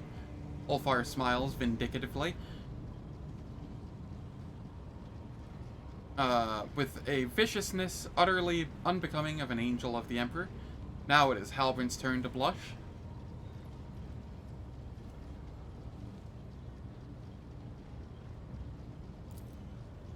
Thorbold chuckles. Thank you for the correction. Everlost. I reckon we can do without the saga. Are all wolves so hostile toward one another? Or is it something personal between the two of you? Thorvald chuckles. It's only friendly nipping. If there was hatred between us, the walls of this glorious hall would have long since been painted with blood. Such is a warrior's nature, a wolf's nature. When we meet with strength, we test our teeth on it. Ulfar huffs a laugh in response, but there is a personal side to it as well. The Stormbiters have always tried to best the baleful howl in their glory of their exploits. Tried and failed, for my pack was and remains superior. You know where Ulfar's pack is now? Feasting with the Allfather in the Hall of Heroes, I reckon. With Miad filling their horns to the brim, as valor and loyalty did fill their hearts. Lies? Did you see their bodies? Which of the brothers will avow the truth of these words? Ironhide never lies. The young wolf's arm cuts through the air like an axe as he angrily points at Ulfar. And you, Everlost, watch your tongue unless you want my dagger to deliver a penance of eternal silence upon you. No, we did not see their bodies, but we heard their ranting and raving, which can only lead to the jaws of Mordecai. I'd like to know the details. In the battle in which you, Everlost, Arnulf, and Skadi were captured by the Xenos, the baleful howl took prisoners of their own. Under torture, the captive Xenos gave up the star coordinates of where they were to go next. Some important meeting, it seems. The place was far away, deep in the uncharted regions, where the servants of the Allfather have never ventured, and your brothers decided to go there. No navigator would dare lead them to those dark places, so your brothers seized a trading boat and voyaged there without a helmsman. So you abandoned them to their grueling march? Ulfar's voice drops to a menacing rasp. Lower your hackles. I urged them not to throw away their lives in vain. Nothing but death could await them among those malevolent stars. We all came here to serve the Allfather and repay our blood debt, not to die for naught. Or have you forgotten that, Everlost? The alliteration of these pseudo-Nordic names is almost painful. Yeah, a little bit. Ulfar, what will you do with this knowledge? I will not test our friendship at Vedder.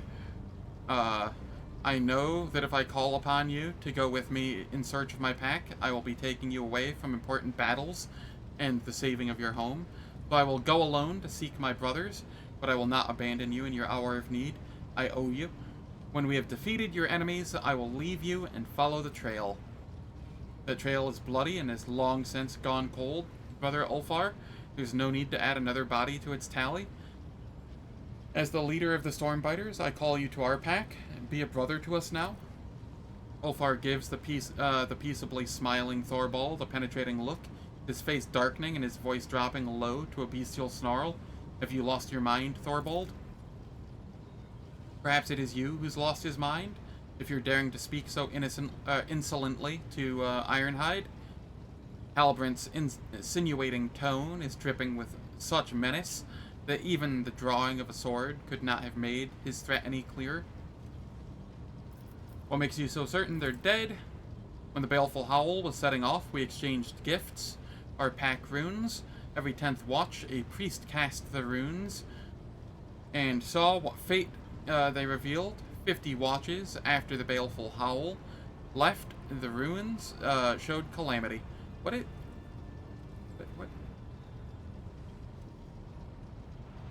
Oh, okay. This is casting weird shit on the ground.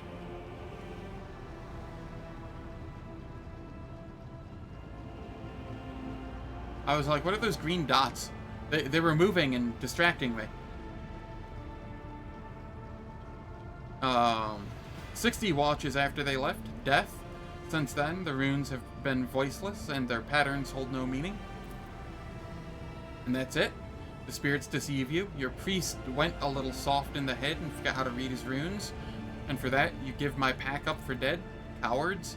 The runes do not lie, Ulfar. You know this. I'm sorry about your brothers, but their fate is clear. Why do you want Ulfar to join your pack? He's our brother.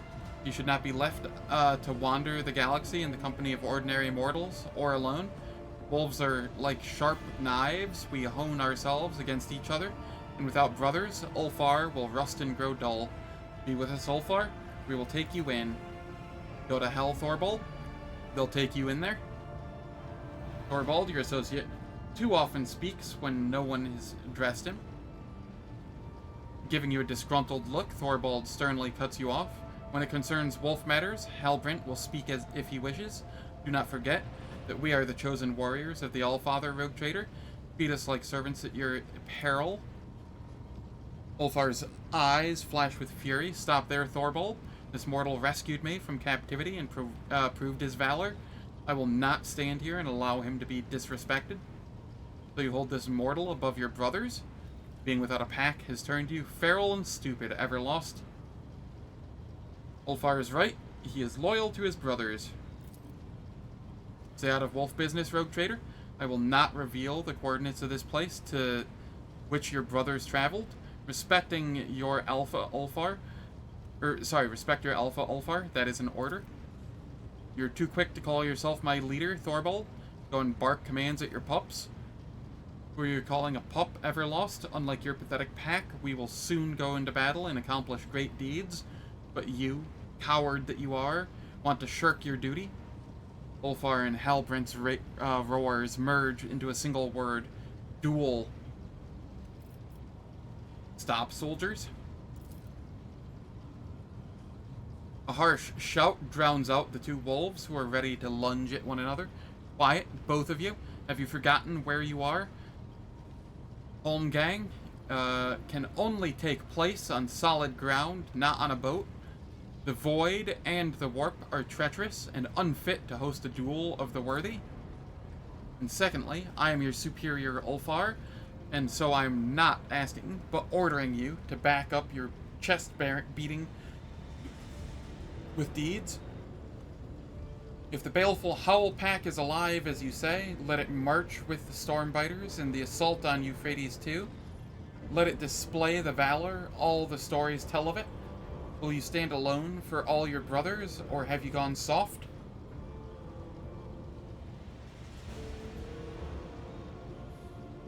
There's a good stadium at the Bloodspun web floor? Yeah. Let gladiatorial combat begin. The wolf leader's tone may be threatening, but you notice a sly glint in his eye. Ulfar, on the other hand, is growling furiously with no matching twinkle in his gaze. We'll see about that. I will prove that the Stormbiters will never be a match for the baleful Howl. At Vetter, I must be at your side when you depart for the assault. Promise me that you will grant me this honor. Thorvald, why will you not simply tell Ulfar where to look for his pack? When the baleful Howl left, I became the highest-ranking wolf in the Expanse. I am the Alpha, and it is my duty to ensure that not one of the Allfather's chosen warriors loses his life for foolish or fruitless ends, not even Ulfar. I promise, Ulfar. We will march into battle together. If you prove that your words carry more weight than a battle axe, I will tell you where your brothers went. If you fail, you will submit. Thorvald's lips curve into a superior smirk.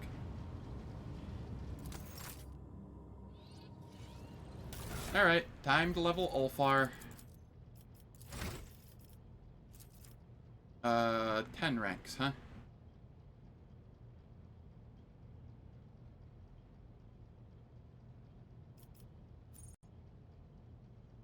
And this is Tender Eyes and Awareness.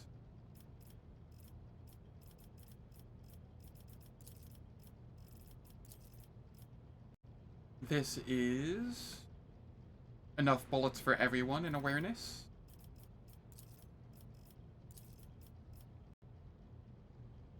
Exploit Weakness and Agility.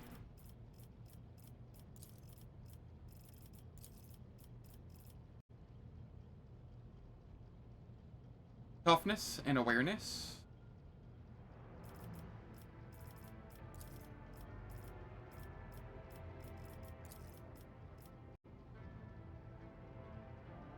Extermination and Camaraderie.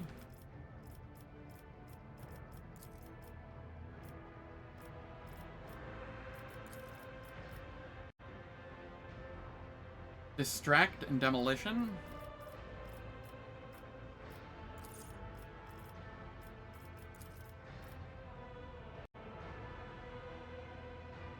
Preferred targets and trusty weapons.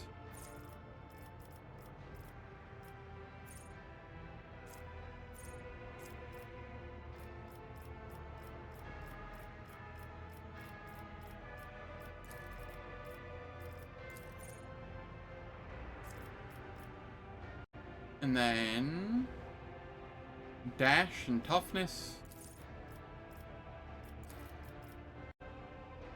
Eager for battle, accustomed to glory.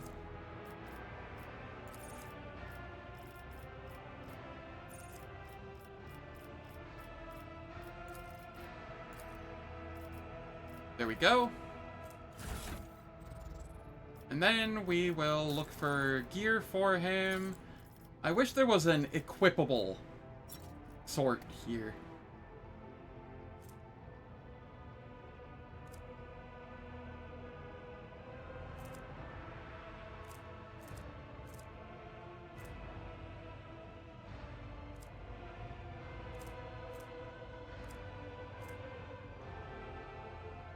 You can have the regular heavy bolter down here.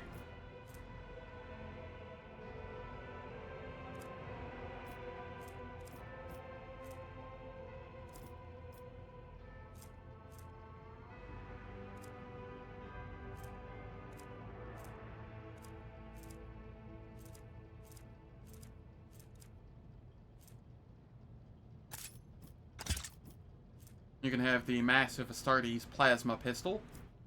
And, do we have a better melee weapon for you? Scourge of Xenos.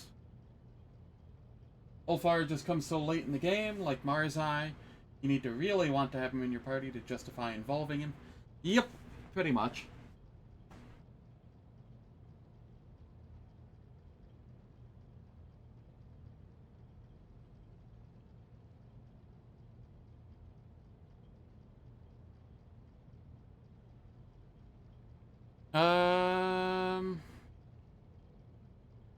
Yeah, I mean, this is just an upgrade to the one he's using.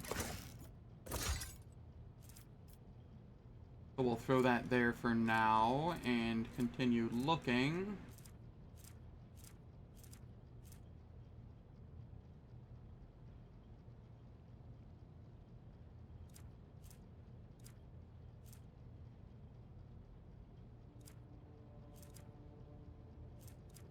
Yeah, no, that'll be fine. And then we will scroll here. Do I not have...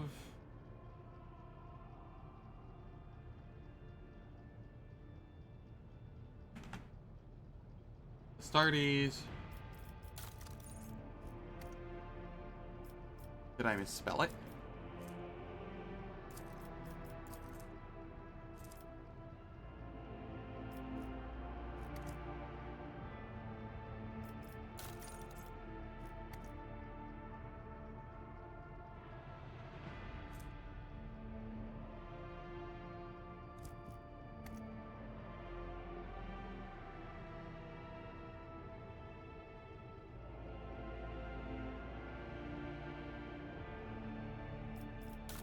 Okay, anything here?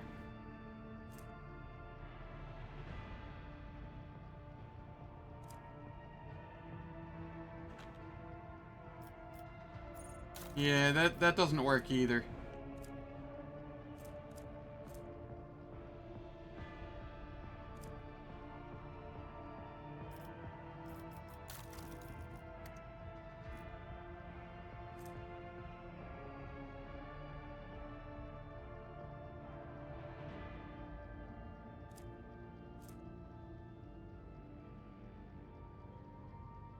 Yup, thanks, Owlcat.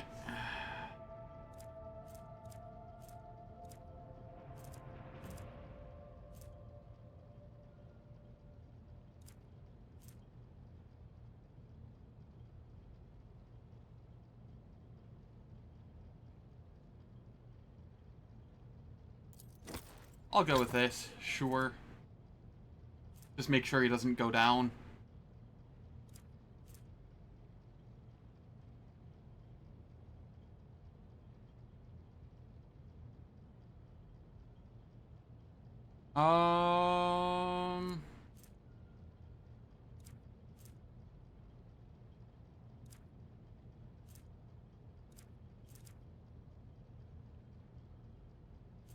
I don't really care too much what what he has. I just want the slots to be filled with stuff that's at least semi-useful, you know?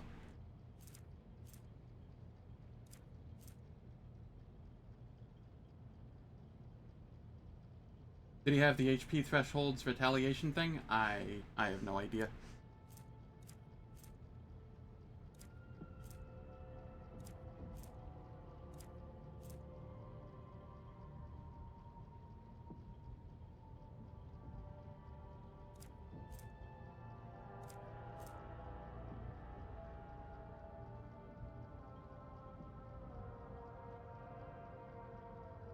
Neither. It's just, you know, make sure that he doesn't go down. He's never getting a turn. That's the thing. He's never getting a turn. I just want to make sure that, you know, somehow if I live, or if things live through my turn, that he doesn't die.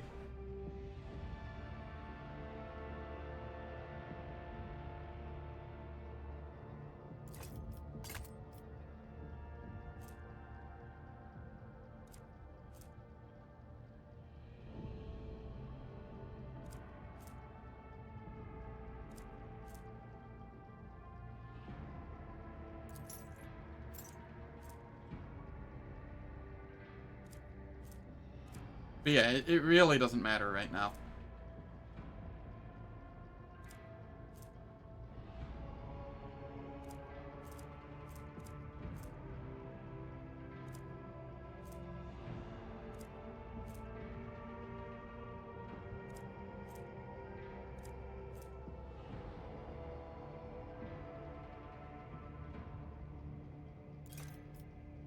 Sure, we'll go with that.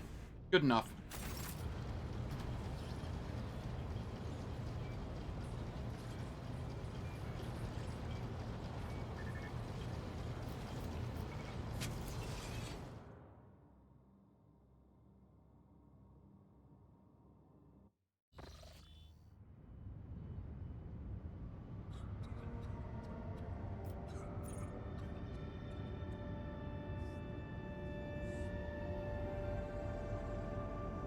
Okay.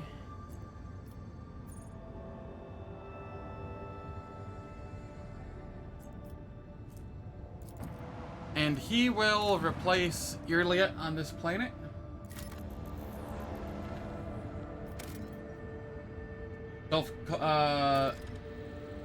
Self-caused warp explosion after a buff ran out? Yeah.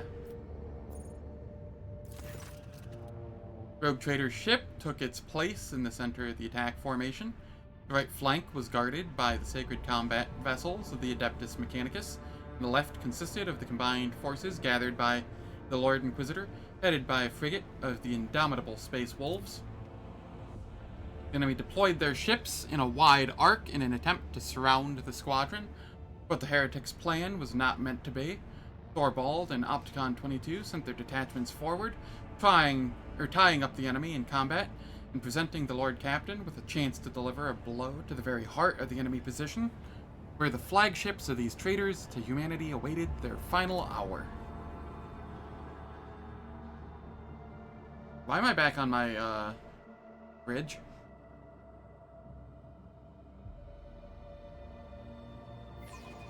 Motive force. Oh, okay. The machine It's just this. spirits of this vessel. So there's one enemy, and it is very large. Annihilate them. Large enough that I will not be able to warp wave it.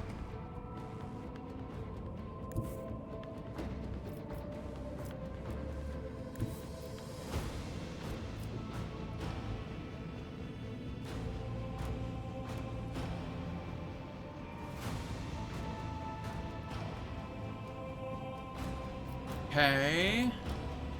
I will come here. Lay in the course. Shallow jump. And then I will Leave their hull strewn across the stars. fire upon them. Another salvo. Fire on them even further. Unleash. Deploy these. Use this. Move it forward. I get another turn. Leave the hull strewn across the stars. Do not hesitate.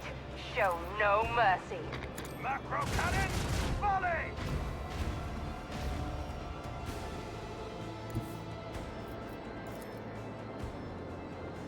And I will do my first ram of the entire game. We're helpless under their fire. Do something.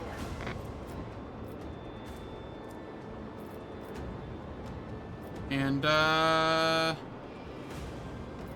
then I will protect my front.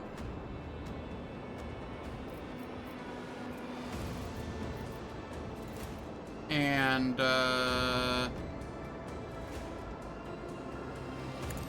maybe scoot over here a little. Maybe I should have protected my side instead.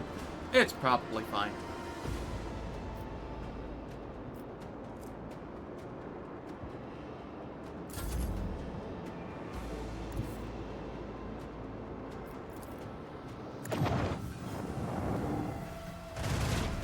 What? Why did my thing not attack?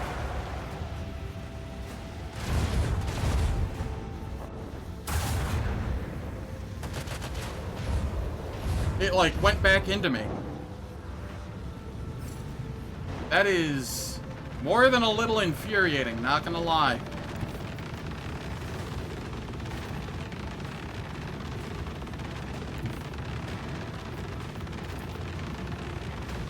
Onward.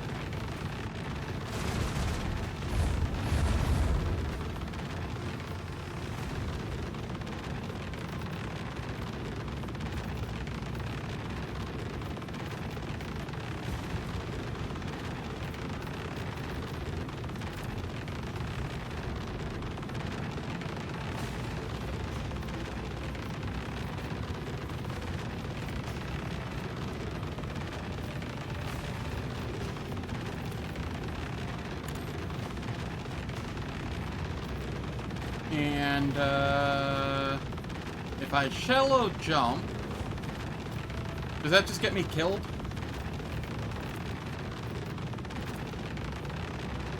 I have a little bit of shielding there still.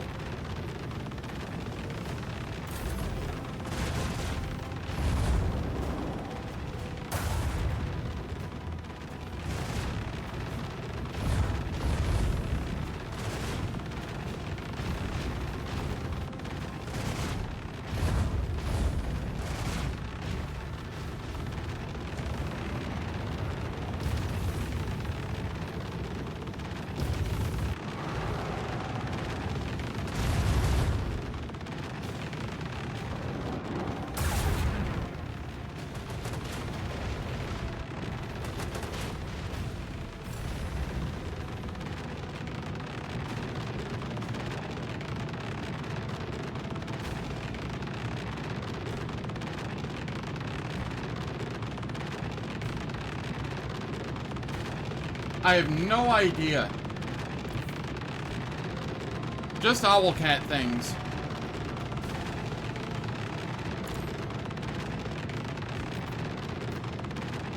I do apologize for it, however. Another notch on the macro cannon.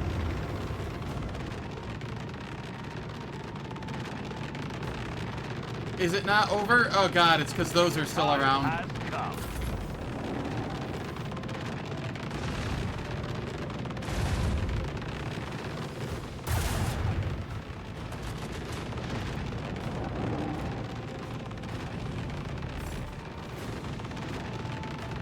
Onward.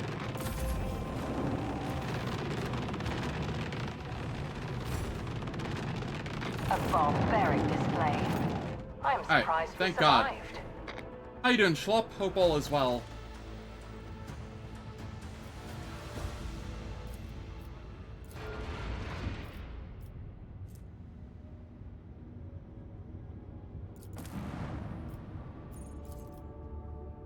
A general once said that all wars were fundamentally the same.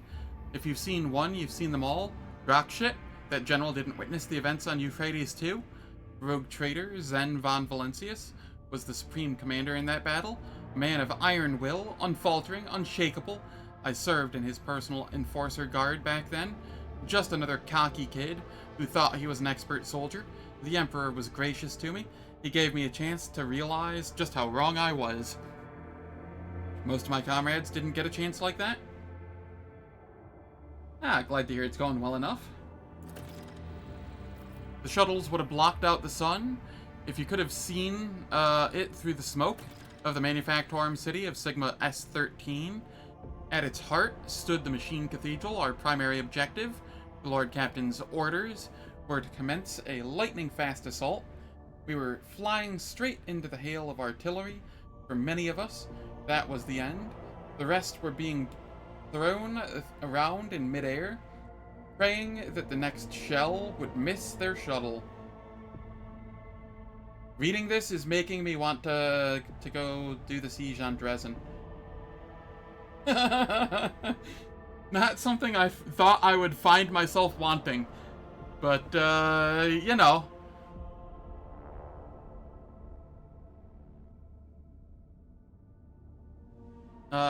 With that surprised attack, we seized the initiative and at the start of the battle. Upon descending from orbit, Sister Argenta inspired the troops with the very first notes of her prayers. Her singing was the Emperor's voice, commanding us to fight without any regard for our own lives. After rousing the soldiers to launch a daring raid, she quickly captured one of the heretics' commanders. That was when we heard a starkly different voice come from the Sister of Battle. Trembling with fury, she personally interrogated the miscreant, pulling one poisoned confession after another out of him. Once she was done, the world was purged of his impure breath, and she was the one wielding the flamer. What? But she doesn't wield a flamer? Do I have a flamer in her offhand? I might. The sight of that heretic, writhing in flames, was imprinted upon our memories, shining a light on the cruel darkness of our immediate future, like a brilliant beacon. In the command center, the Lord Captain ordered his generals to deliver a tactical report to the officers, commence a rapid tank assault in accordance with the military doctrine armored wave devised by Lord Militant, Justice Quinn. Proceed with caution, with the support of comprehensive area reconnaissance. Advance while utilizing the surviving planetary populace as human shields. I'm going to go to the Lore Imperium. Rapid tank assault.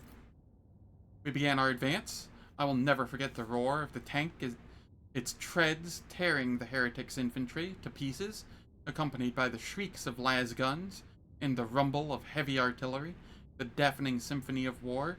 Nothing could stop us. We marched in the wake of a column of armored beasts, not turning to look at the mushroom clouds climbing up over piles of enemy bodies that and those of our own. We had our orders. Pushing through the ruins of sacred workshops, we looked with awe upon the machines that, up until now, that point, had remained forbidden to the eyes of laity. Those were places, palaces of incredible and frightening technology, void ship assembly halls, alchemical atriums, sacred arsenals, janitors producing invisible fields unsettling to the mind, and scriptoriums containing knowledge of horrors best left undiscovered. In one of the chemical chapels, we came upon a shipment of cisterns containing hallucinogenic gas. The tech priests protested that the substance was not designed for warfare, that it was created for higher rituals, but the officers wasted no time pumping our artillery shells full of that gas. At last, we reached the gates of Dock Mu 514, the thresholds of the metal nightmare that was Manufactorum Sigma S13. However, the initial attempts to storm the dock shattered against the enemy defenses. Magos Dominus Opticon 22 proposed a tech sabotage. He could send a small Skitarii unit behind the enemy lines and have them subdue the spirits of the area's defense systems. Thorvald, the fierce leader of the Space Wolves, proposed to send infiltrators beyond the walls to kill the enemy officers and weaken the dock's defenses.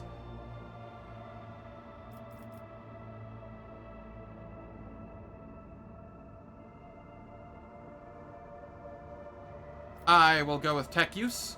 The assault force to proceed with the tech sabotage. I was part of the escort for one of the tech priest crews that broke into the dock to carry out the sabotage mission. It's one thing to watch a technomat wave a sensor over a cogitator on a cargo deck, but another to observe sacred tech rituals being performed under a hail of bullets and carpet bombings. Their binaric prayers, decryption litanies, and blessed crypto purification viruses did their work. Every turret in the vicinity instantly turned on the traitors, and the dock filled with gunfire and screams. When silence fell, the gates opened before us. For once, the turrets worked for me. It took many days to break through the metal, through to the metal heart of the Manufactorum. In the third week of the assault, the vanguard was halted and swept away by a salvo of plasma macro cannons. Scorning every cannon of sacred engineering, the heretics had placed the hull of an unfinished void cruiser on treads several kilometers long. This leviathan of adamantine and plasteel barred our way. Maybe in distant futures, some of this kind of content can be animated in Owlcat games. Maybe. I'm still very concerned about the amount of content that will be in Dark Heresy. I hope that the entirety of the game is at least as long as Act 2 of Rogue Trader. That is my sole desire.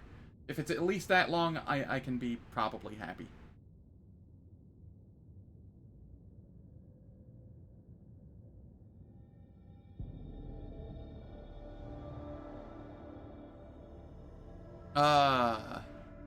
Magos Dominus Opticon 22 insisted that we retake the sacred machine, for the vessel had been in the making for many decades, and its destruction would have meant a great tragedy for the Imperium. It came as a surprise to all when the Space Wolf Thorvald supported the Magos Dominus. After the Lord Captain had reconciled him with the Explorer leader, Thorvald had tamed his pride and spoke in favor of the Tech Priest's cause of liberating the noble machine. I will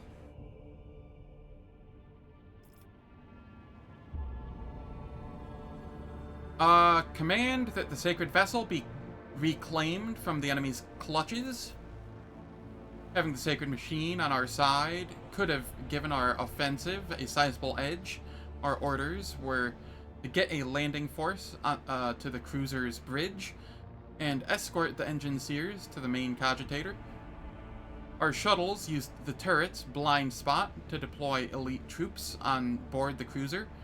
While they were engaged with the shrieking heretics, the engine seers reasoned with the machine spirits of the main cogitator and initiated the blessed purgation protocol on the inner decks. It took us 3 days to drag every last cultist corpse out of the compartments. Slipping on pools of blood mixed with sacred unguents, we made it to the machine cathedral, a gargantuan hall breathing with the flames of 1,000 furnaces. The last bastion of the enemy army. That was where I first faced the word bearers, betrayers of humanity, and unworthy sons of the Emperor. What could we, mere humans, possibly do to match their unholy bestial rage? Because the Lord Captain ordered the entirety of our main force to begin the operation with a swift assault, the enemy troops were still in disarray, and not all word-bearers' squads had had the time to regroup at the Machine Cathedral. They were scattered around the battlefield and could not retaliate with a unified strike.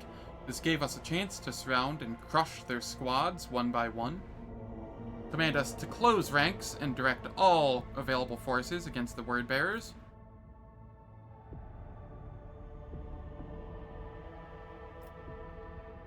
I will do coercion here.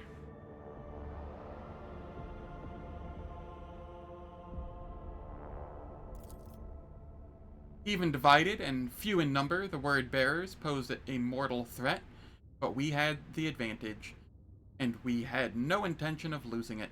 With booming battle cries, we stormed the traitors' positions in a tight formation, raining fire upon the enemy.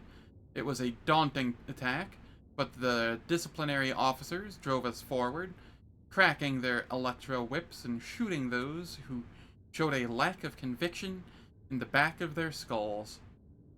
For every 1,000 shots of the ceramite of their armor deflected, a single one hit a vulnerable optical sensor or joint. One by one, the unhallowed giants fell under our onslaught. Our tenacity prevailed over their nigh impervious protection. And that's when it came. Doomscream, an ancient and bloodthirsty hellbrute, a merciless executioner, forged from adamantine and ceramite. That single foe was repelling our assaults one after the other, turning hundreds of soldiers into bloody pulp. For as long as that abomination lived, we had no hope of reaching the heart of the enemy citadel.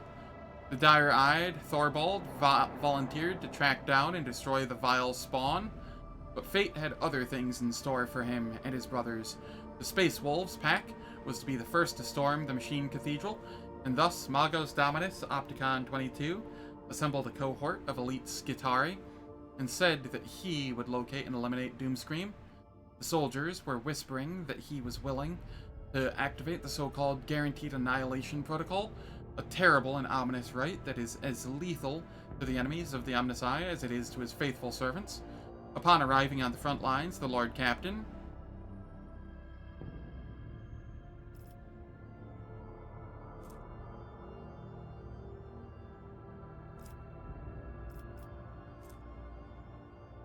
Really? Why is this so low? What the hell?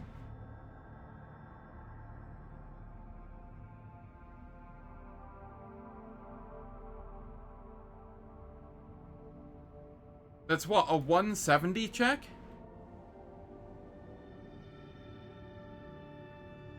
How do you get 170 weapon skill?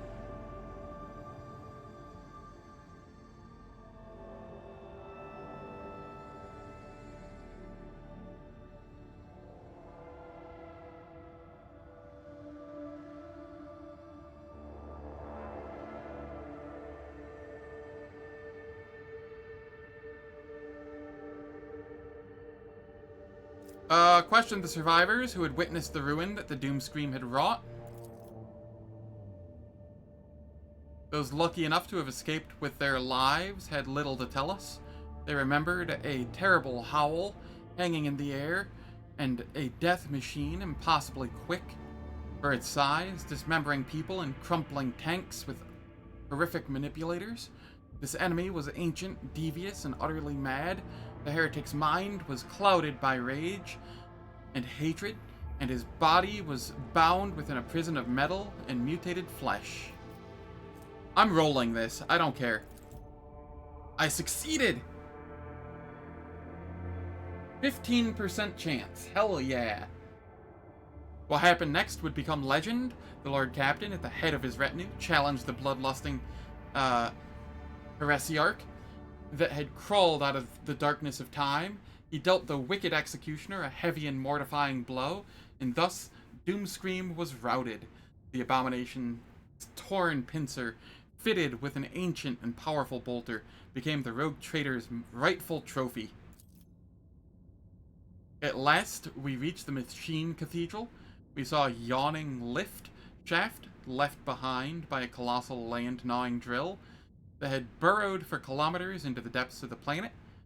There, deep below, lay the last hiding place of the heretics' leaders. Hundreds of grenades, accompanied by promises of swift judgment, were hurled into the pit. Such was our righteous anger. The planetary assault was a resounding success. The enemy forces were shattered and broken.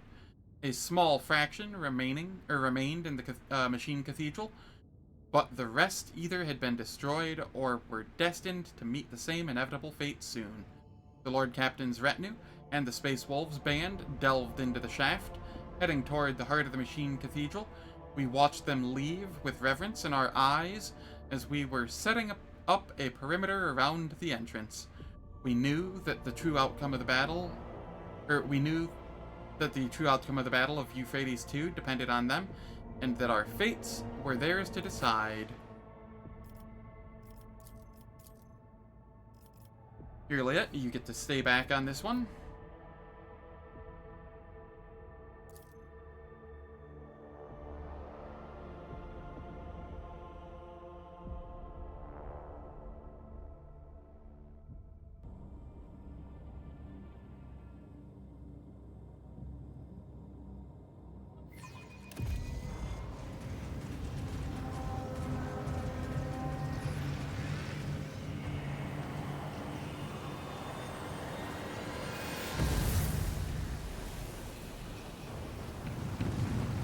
I see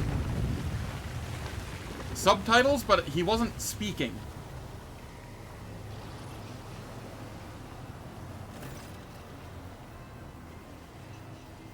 The giant, clad in dark crimson armor, is in the middle of a sinister litany, his words turning into a repulsive ethereal stench and flakes of otherworldly ice. He does not notice your presence. The same cannot be said about Conrad Voigtveer, who stands at his side, his completely mutated turquoise eyes flash upon seeing you. He flinches, but remains silent, hesitant to interrupt the ritual. You can feel the strings of the surreal force emanating from the sorcerer's fingers and wrapping around the enormous disc of the drill. He's feeding its sacred batteries with his profane magic, as if it were the motive force, subjugating the tech priest's creation to his will. The sorcerer does not turn his head as his voice rolls over the room.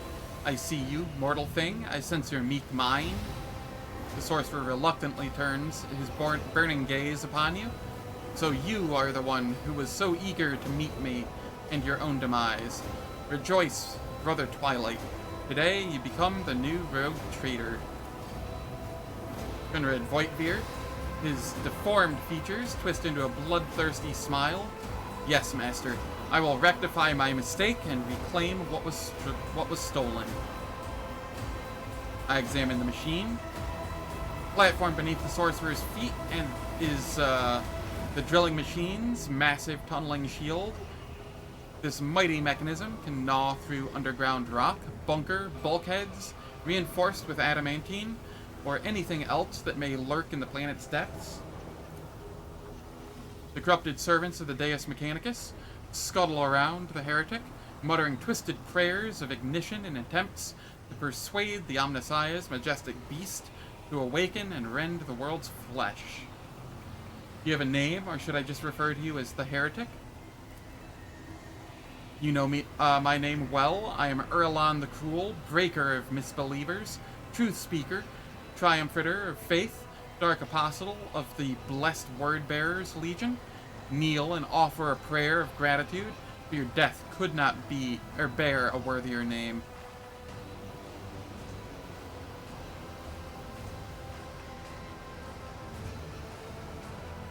Voigtveer, what the devils are you doing here?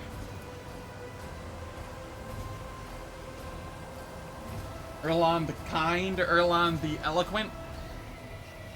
Sure. Voigtveer cocks his head sharply like a bird and laughs mockingly.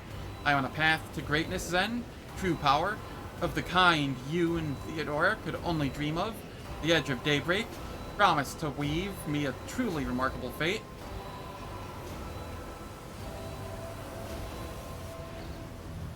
You are on the path to your own death, nothing more. You've almost reached the end. An empty threat. I have the upper hand this time. In my next prayer to the Dark Gods, I will thank them for letting me destroy another rogue traitor of the Von Valencia's line. If only you knew what powerful weapon awaits us down below. With it, we will make the entire Expanse. Enough, Brother Twilight. Your lips will not speak a word more than it has a heathen's place to hear. Ignorance is their cloister. Let them remain trapped here. Must have been preoccupied with something profoundly important if you paid no heed to me obliterating your army. Death, for the glory of the true gods, is a blessed fate for any believer, so why would I rob them of it? Every martyr who perishes in their name only empowers their reign. I was tasked with a different mission, to make the Coronis Expanse behold the sheer impotence of its most eminent protector. Once Calcazar's treasure has been stolen, his secret hoards plundered, and his name shamed, the dogs of the false emperor will see the truth. No one will protect them. No one will heed their pleas. Only by bowing to the masters of the Immaterium will they earn the right to live. And what is this treasure you covet so terribly? I will keep this from you, so that you may perish in the darkness of ignorance. Pathetic. Your masters didn't even tell you the reason why he sent you to face your death, and neither will I make this poisoned cup any easier to drink.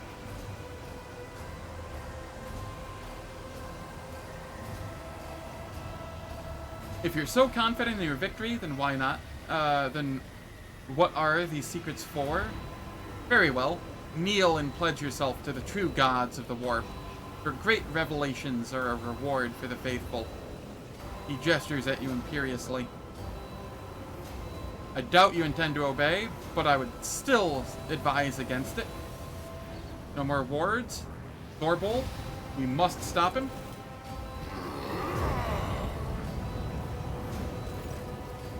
The wolf lets out a chilling howl, and his pack ready their weapons, acknowledging it as an unequivocal order to kill. Pretty much. With a solemn gesture of his hands, Erlon thunders in fury. Let those who blaspheme against the true gods beg forgiveness in vain. Let their lips be sealed.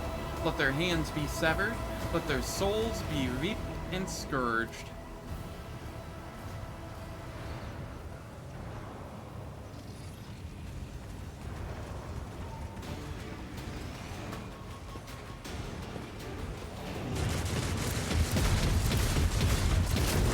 Battle wolves do not allow the Malefic any respite. Von Valencius, find cover before something.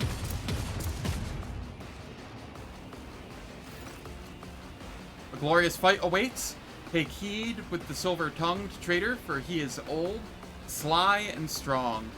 But by the Allfather, the wolves will spill rivers of his blood today. The horrific display of profane sorcery appears to have filled Thorbold with joy and anticipation rather than fear. Have you encountered Erlon before? No, or else his head wouldn't still be attached to his neck. But my pack has heard plenty about his strength and ignominious, his misdoings.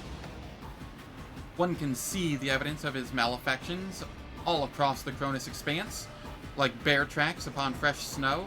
We stalked him and looked for a chance to clamp our jaws around his throat, but the Craven knows well how to hide behind the backs of his heretical lackeys. What manner of witchcraft was he attempting back there? He wished to wake the tunneling behemoth. If you hunger for my thoughts, Erlon is searching for something down below. In the Manufactorum's deepest halls, my warriors destroyed the energy fount and silenced the drill, but the detestable Malefic is, a Malefic, still found a way to revive it with his heinous magics. What is Erlon after? What is he trying to unearth? Do not ask, for I know not myself. Calcazar treats his allies like a Fenrisian mushroom, farmer treats his produce. He keeps them in the dark and feeds them shit. He didn't see fit to enlighten us about the secrets of Euphrates II, but 'tis no matter. Whatever it is, we mustn't let loathsome Malefic claim it. I will deal with him. You're a brave one, and not easily deterred. Good. Then find a way to reach the tunneling platform while we give the mangy sorcerer something to worry about. Thorvald exchanges glances with his warriors, and you can swear they all smile in anticipation inside their helmets. Halbrand, you stick to the original plan. Take 2 brothers and go after Doomscream. Our scouts report that he took refuge here in these depths after being defeated in battle on the approach to the Machine Cathedral. I want to take the unholy tin can that holds his traitorous brain back to Fenris. Good hunting. We won't fail you. Proudly tread the hunter's grim in chase of a beast of steel and blood. Fangs bared sharp in thirst of prey. Let glory cloak their mighty gait. Doomscream, he hides in this den. Step aside, Halbrand. I will be the one to slay it. I claim this quarry for the baleful howl. Isn't Doomscream the thing that I personally beat with the 15% weapon check? Or what is this? Doomscream? An old and vicious heretic, a hellbrute, yeah, whose veins boil with poisonous rage and savagery. His mind and body have been so warped by the ruinous powers that his very existence is an affront to the Allfather's warriors.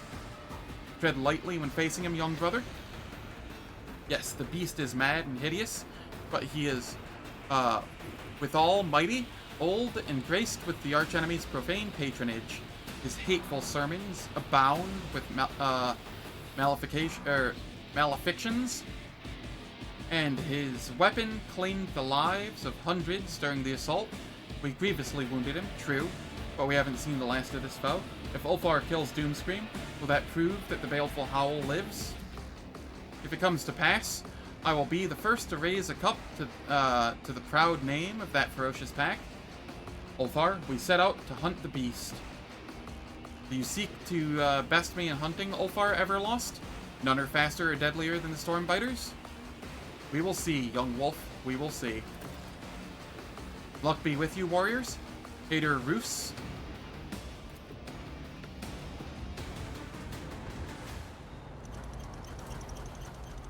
I like how the Space Marines, the 3 Space Marines that were just there, just teleported away. Man, Owlcat really let the quality slip in this 4th act.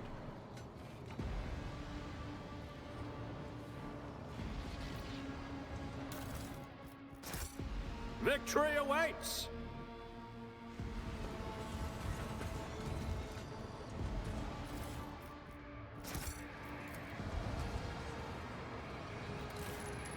The lockers are full of work overalls, robes, and tools that are covered in seals and emit the strong scent of sacred unguents. A tome containing warnings of the Omnissiah. This set of unshakable tenets of the Adeptus Mechanicus is hidden from the eyes of the laymen with a special binary cipher. Only an anointed tech priest can divine the sacred knowledge of this from this folio.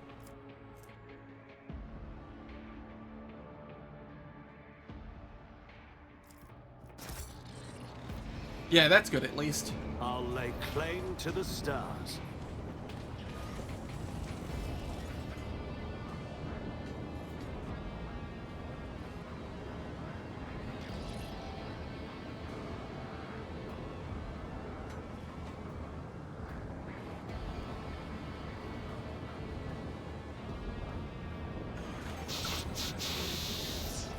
What is that?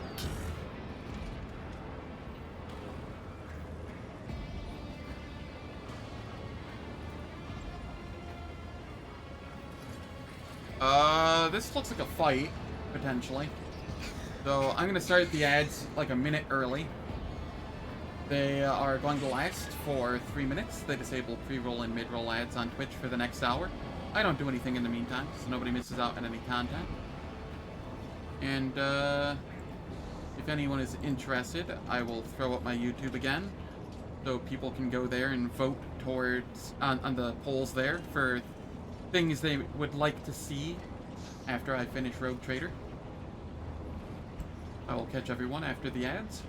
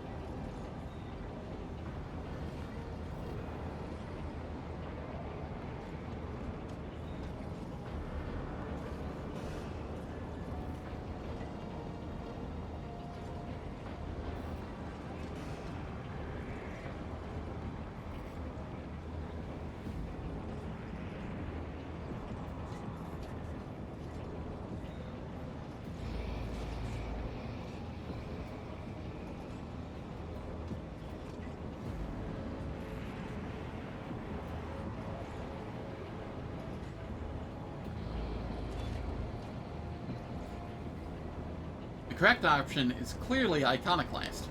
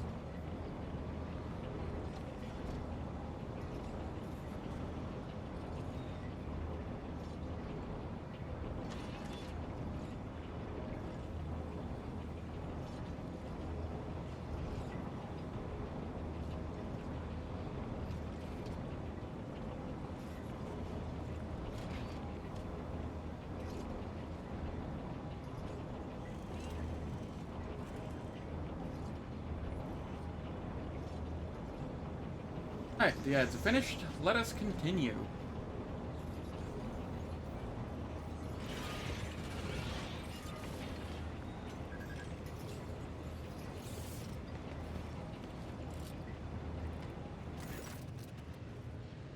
The crowd of heretics falls to their knees and hold out their hands to you, pleading for mercy. Their leader is a heretic with worm-like tentacles stirring about in one of his eye sockets. Howls plaintively out of his vox.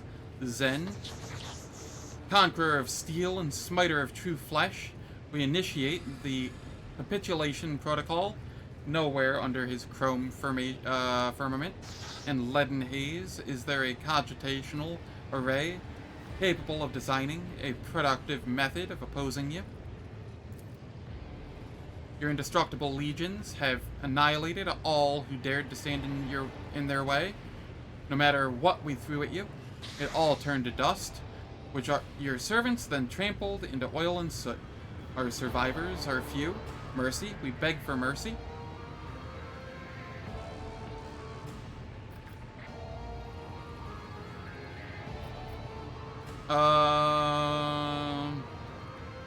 Lay down your weapons and await your judgment. I will hold the tribunal once I'm done here. One after another, the heretics hand over their weapons like a congregation bringing gifts to a terrifying god whose stare alone could pulverize them. Perhaps for them, now that they have witnessed your tactical genius and unbridled might, that image is not far from the truth. Yeah, I was fully expecting a fight there. Oh, hey. I wonder what I get for this level. So hard to decide what to take. I guess I'll settle for an extra action point.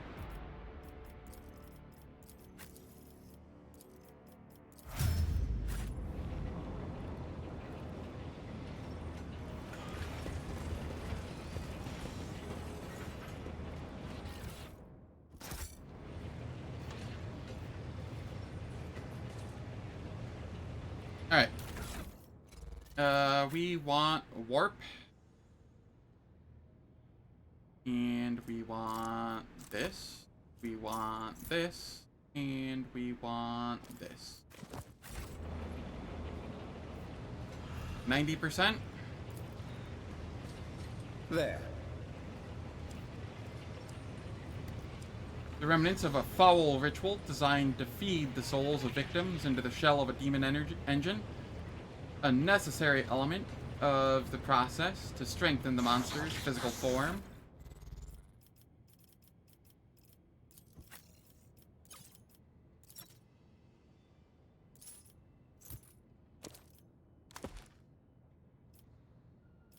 Why do I keep using the Thessardium mask? That's not what he needs.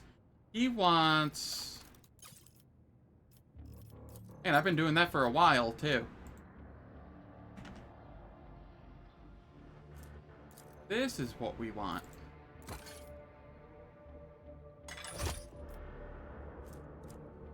It's +1 psi rating over what he had.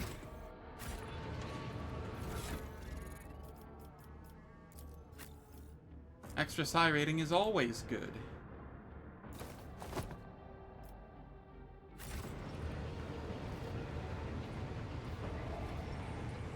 Because, you know, I'm lacking power and buffs.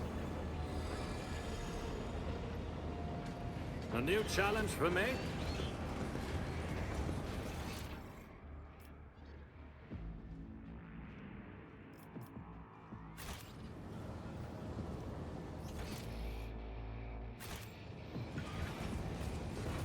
The very idea of steering a void ship into the warp without the protection of the Geller field? Pure madness. I am appalled that the arbitrators failed to consider such risks and put the Lord Captain's life in danger.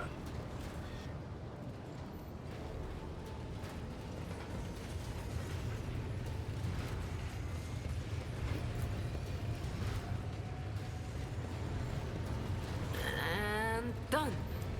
Huge machine, red hot from a working built-in furnace. Traces of blood and scratches are visible on the bypass of the firebox. Undoubtedly, the burning of living people was part of some blasphemous ritual. We shall prevail.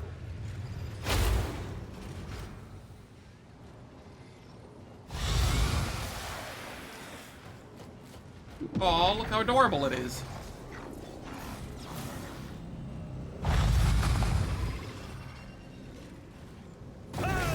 Oh, we even have a cute little screamer here.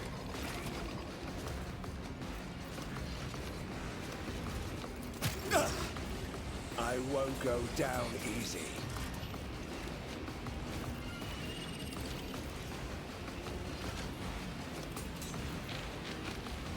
Ulfar, you are... Do my bidding. A pain in my ass. And in my way. I can't buff everyone, but I'll buff the important one. Me. Sorcery! I won't object to it. Let's see to it. Naturally. But of course, Lord Captain. Let's see to it. God, Emperor, do not leave me now. I won't object to that. Okay. Jai. Don't get too cocky. You've got a problem? I've got a price. Am I getting paid for this?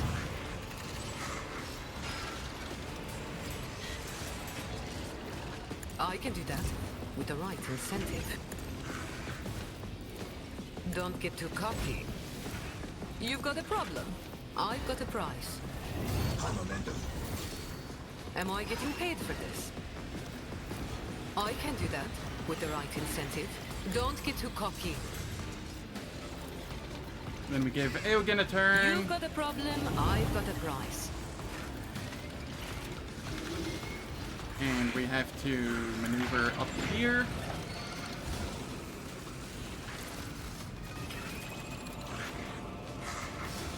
Lucius, I'm relying on you.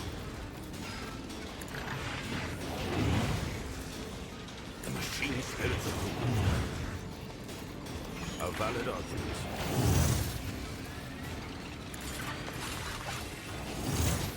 Curious. Engage. Executing command. Throw this down for extra movement. You know what? I will actually apply this time. Lucius, I'm relying on you. Astute observation. A valid argument that I have to unmake both flesh and machine. And then give me a turn. I am a conduit of the machine god's will. Nothing Endure. I can't do. Reckless Rush. Galvanize. All too easy. Brace.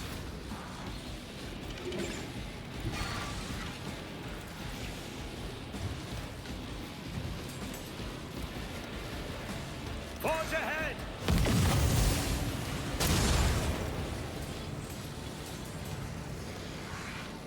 Okay.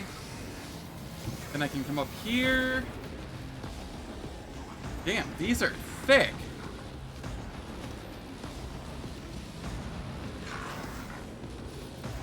I will Reckless Strike.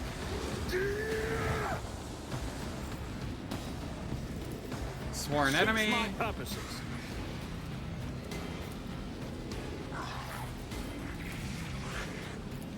Nothing I think was your biggest mistake. I will kick one of the blues Already nothing of value has for been extra movement. lost. Suits mine. Passing me was your biggest mistake.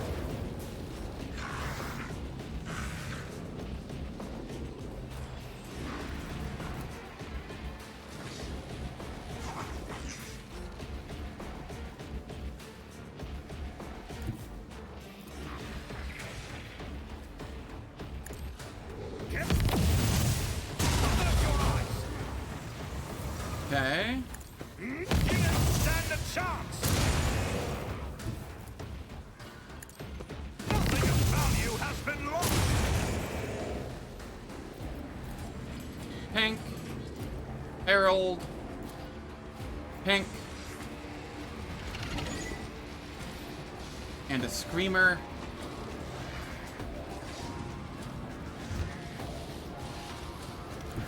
I can make it up here to the pink.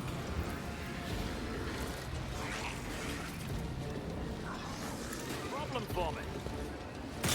It's better than the alternative, which is the alternative in this game, which is there's just no difficulty. Nothing of value has been lost. Nothing I can't do. Hurting me was your biggest mistake. Okay.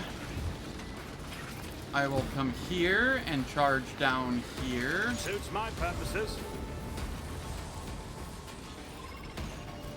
And then I will hook into the Screamer.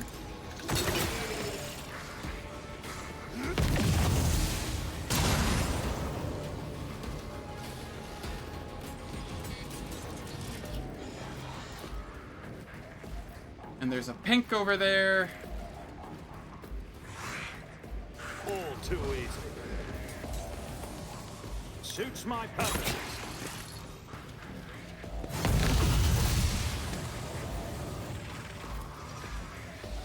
Not a problem. Nothing of value has been lost. Suits my purposes. Reload.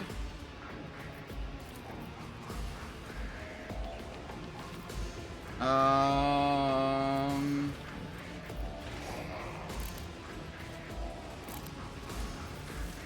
too easy.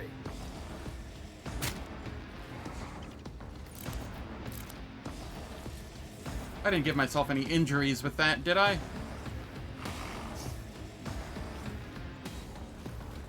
No. Suits mine. You didn't stand a chance. Okay. I will charge over here. Then charge down here.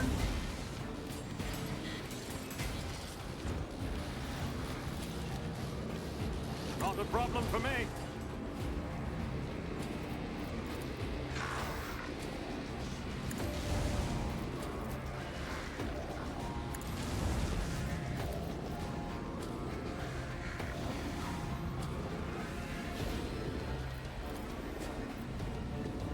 Nothing I can't do. Okay, remove the demon's protection. Not enough action points. Where did my daring breach go?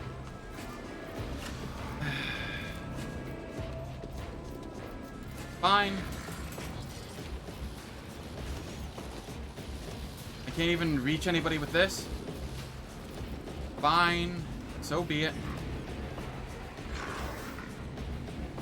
Oh, I lost my daring breach when I friggin' used this. Because it dealt damage to me. That's so stupid.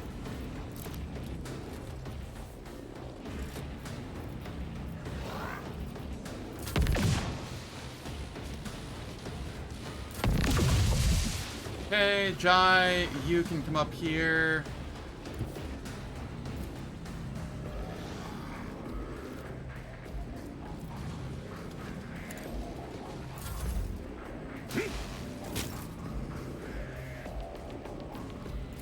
Curse you, miscreant!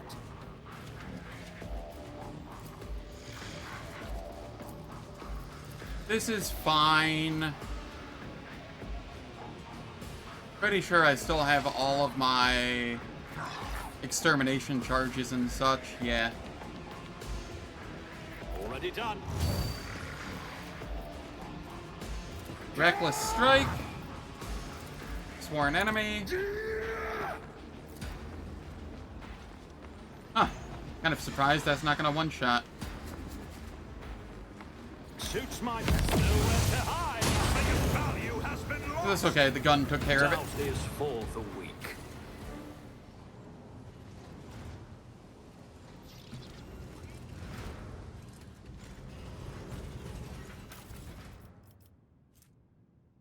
Untuning combat tool. 25 bonus to tech use. If the owner has medium or heavy armor equipped at the start of their first turn in combat, gain 19% armor. Alright, that is for Pascal, essentially.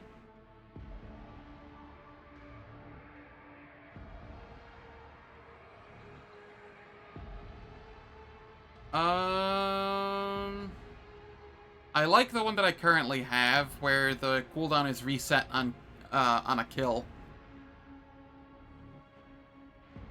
So, I will keep using the one I'm using. I won't tolerate weakness.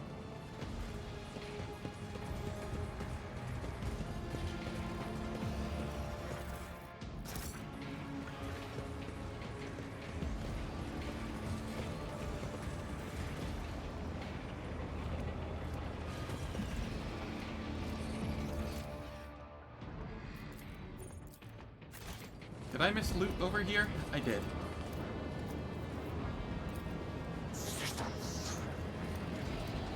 Trivial, as I prognosticated. There's another lore warp here.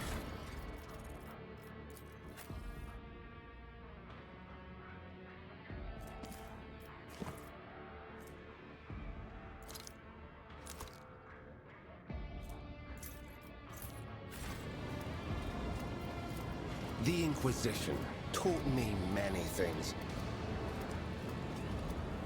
Traces of an unholy ritual requiring human sacrifices. Sacrifice, a grim reminder of the price exacted for each demon engine.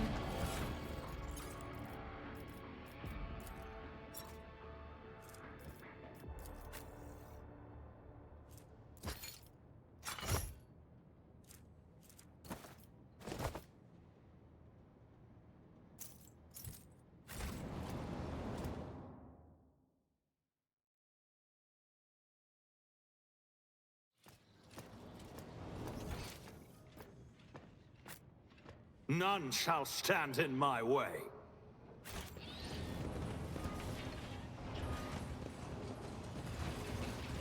Submit, and you'll die with... Oh!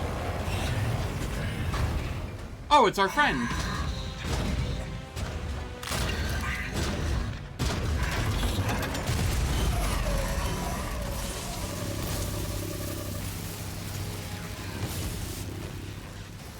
Stealing the motive force. Alright. Where are you? Here you are. Has lots of HP.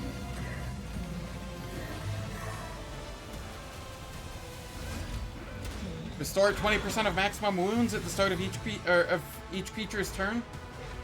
Well, just gotta make sure we kill it all in one turn then. Consumes power from nearby plasma batteries, 50% armor, 15% armor penetration, 10 deflection, and 5 to all characteristics for each powered plasma battery.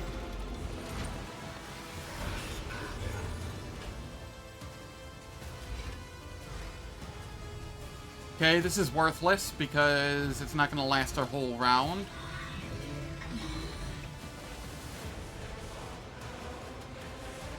Okay. Sure. Its back takes 50% increased damage.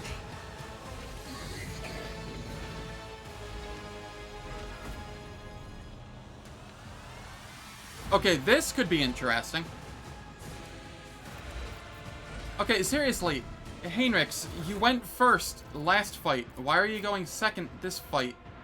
Nothing has changed in the party. You dumb asshole. Just go first.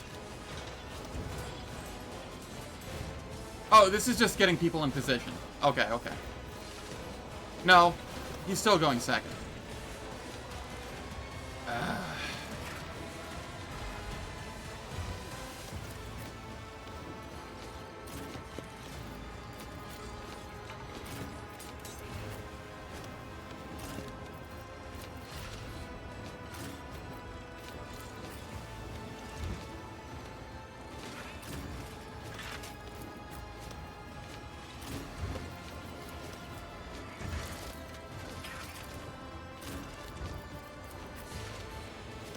I miss Nuncius. Cassia. Tell me, and it is done. Yes, he does. I can do that with the right incentive.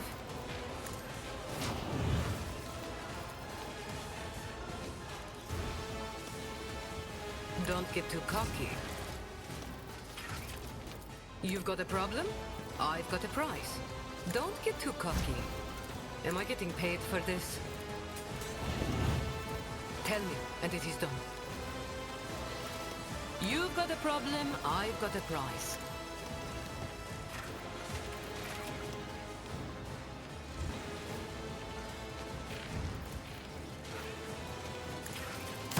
Never cross a Casbalican. Okay, give Aogen a turn. Executing command. A valid argument. The machine spirits prove.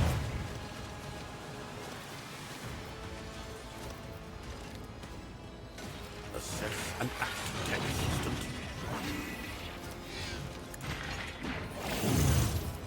Executing command.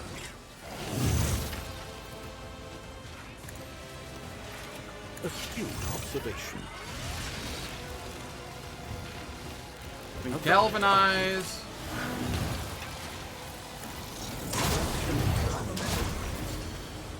There we go. And then we give a turn to Heinrichs.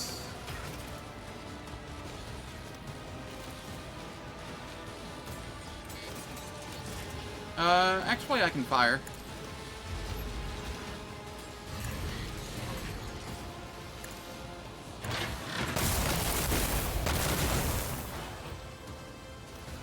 Then we give a turn to Heinrichs. Removing restrictions from the galvanic cell.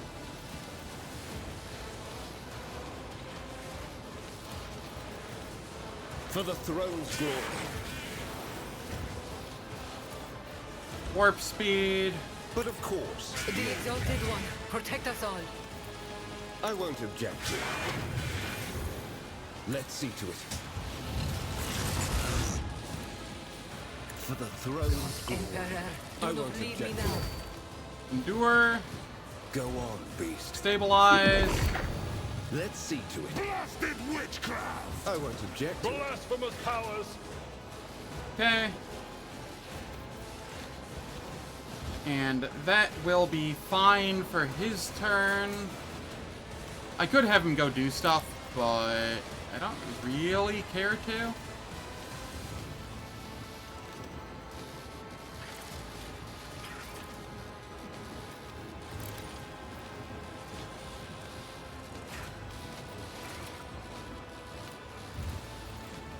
You know what, actually? Your turn. Go zippy zap over here.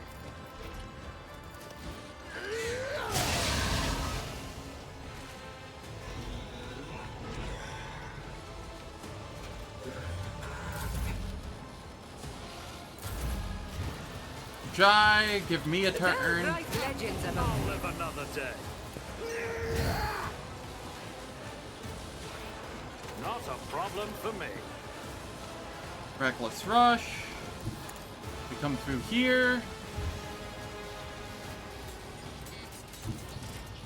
And I will galvanize. I noticed something. Nothing. You didn't stand a chance.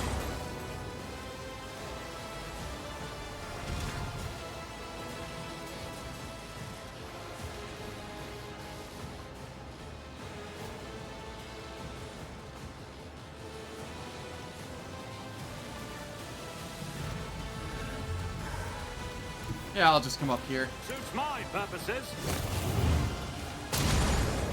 Absolutely not.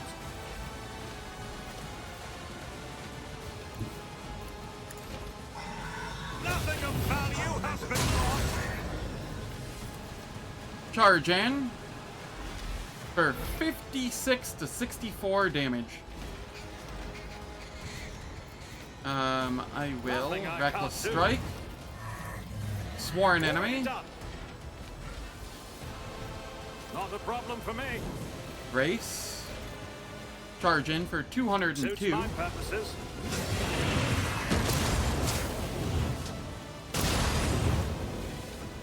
And it's already missing a large chunk of HP suddenly.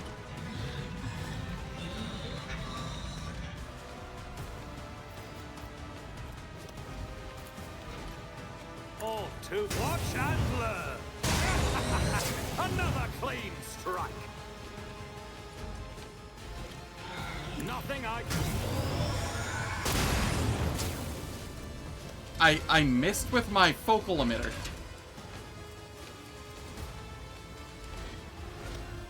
How? I guess it's just a 95%. Okay. watch and learn. Another clean strike. I feel like we're slowly chipping away at its armor. No? Dismantle's only a 7%. Ever. Okay. We're just slowly gaining more damage. Already, there's nowhere to hide. Another clean strike. Not a problem. There's to hide. Another clean strike. Reload, where it attacks me and takes damage. Nothing up. There's nowhere to hide. All to it. Watch and learn. You don't stand a chance.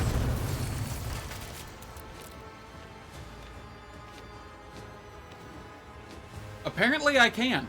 With an eye laser. I had to have, like... No, if I blinked, I would have just, like, burned through my, eyelid or something. Like, how does that even work? Canonically, my character now has a lazy eye, but the lazy eye is the augment. It just kind of drifts to the side. That's what this is now. I don't have time for this.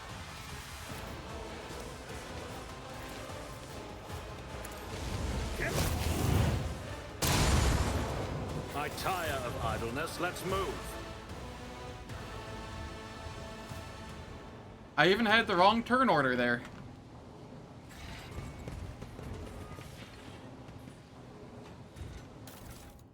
I didn't even have to use my my daring breach.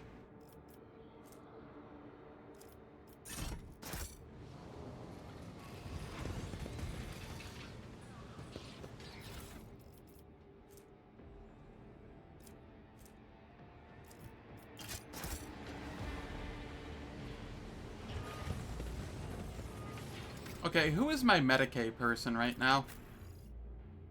130... 130...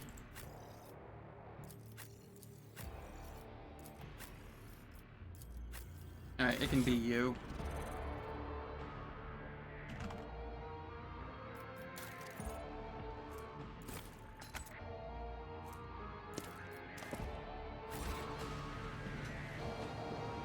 %, with a double chance. My pleasure. The injectors are filled with powerful sedatives, a sensible precaution that keeps the captives under the complete control of their tormentors.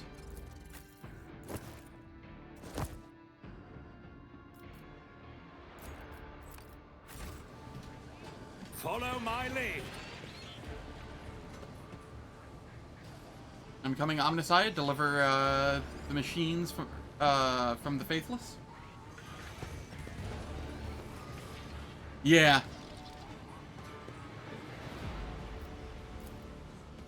That was a problem for you. The air around the caged people is almost ringing with sorceress energy. Before you are psychers whose powers, even at rest, create disturbances in the warp.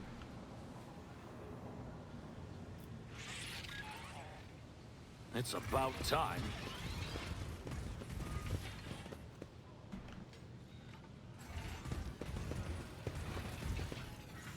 Okay, apparently there's nothing in there.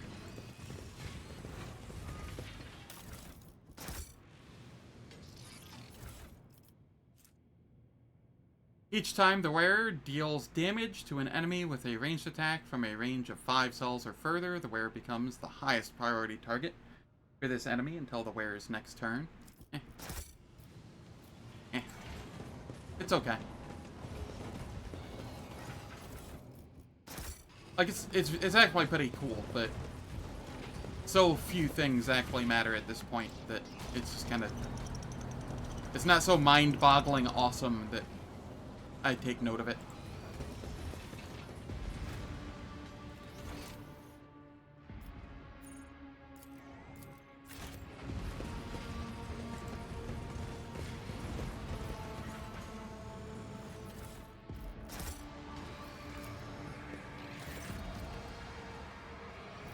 Walk away from the cogitator. I need more warp.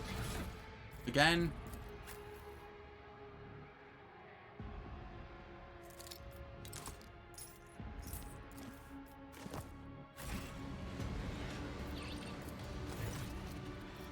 Examine the cogitator. You know enough to determine exactly what happened to the machine. Glitchy projectors, otherworldly sounds from inside the case, an oppressive atmosphere in the room. Everything points toward a scrap code infection. One of the stranger and more frightening creations are the tech priests who devote themselves to the ruinous powers. Perhaps if you can extract the data crypts containing the scrap code, you will be able to study it later in a controlled environment. Check for the presence of data crypts. Extract the data stick. You touch the data stick and realize you cannot pull it out or pry your fingers away from the surface. It is as if your hand is being held in place by a powerful magnetic force.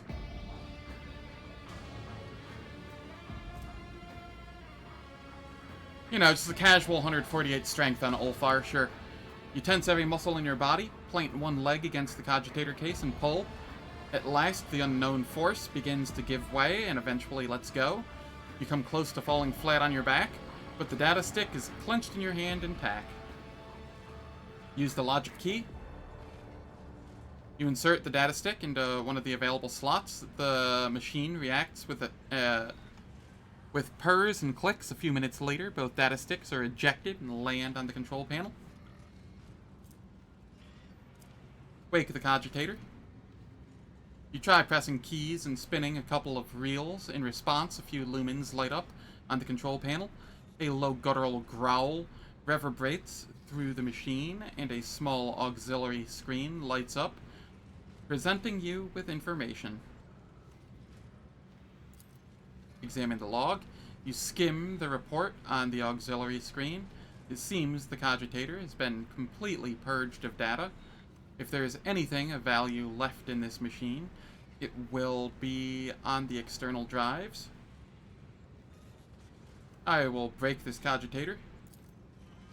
You smash the control panel with the first blow, and the cogitator screens with the second. No one will be able to use this machine, whether for good or ill.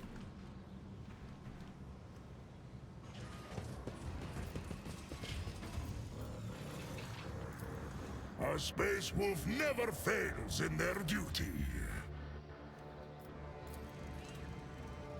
Light-bringing brazier halls. Was that supposed to be a challenge?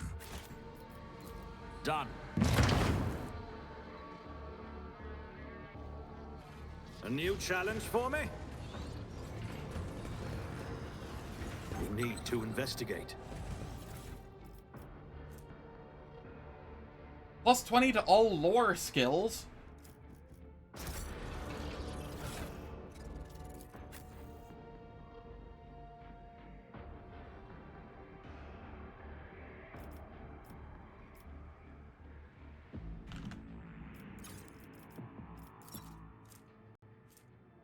It goes in the hat slot?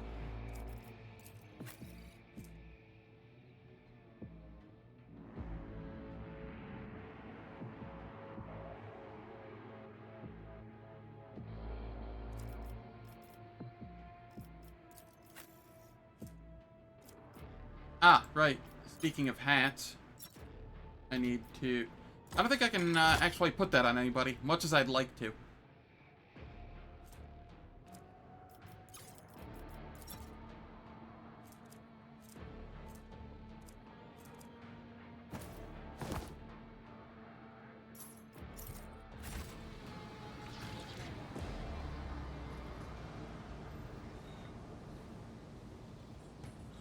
I rise to the occasion. What is that? Okay, that one is a demolition way over there. I'll have to go around the other side.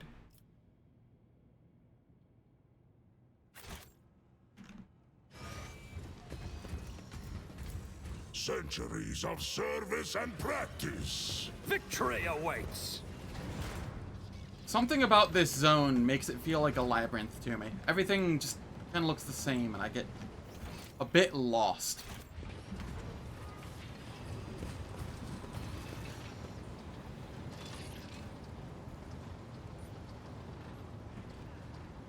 That's a funny thought. I mean, I could still use hats, I think. Can't you just toggle it off? Well, I guess then it shows my Arch-Militarum hat, or whatever, but... My not Arch-Militant, my fucking Navy commander hat or whatever.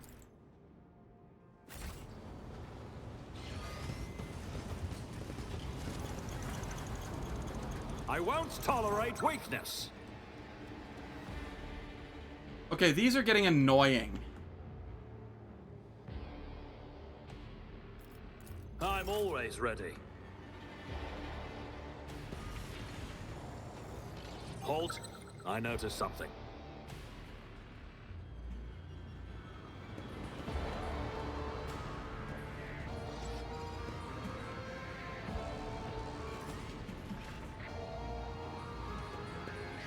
Excellence matters.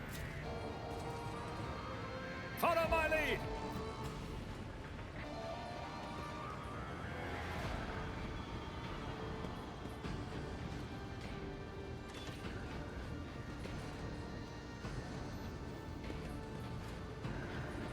I did fine. I rise to the occasion. Alright, there we go.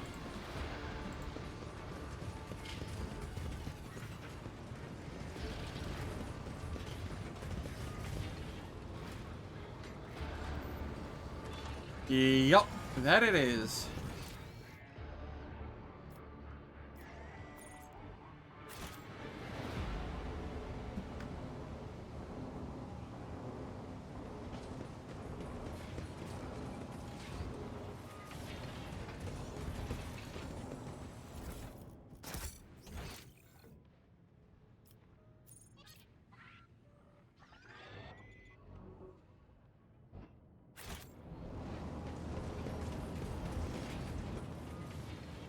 How do I get over here?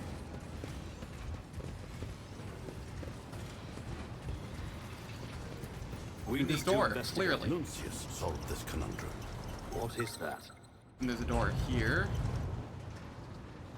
I'll lay claim to the stars.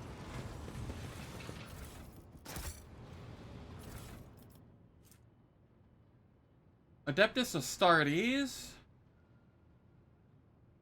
Ooh, that's neat. Invincible Onslaught. Okay, okay, I can get behind this. It's better than what I'm currently using.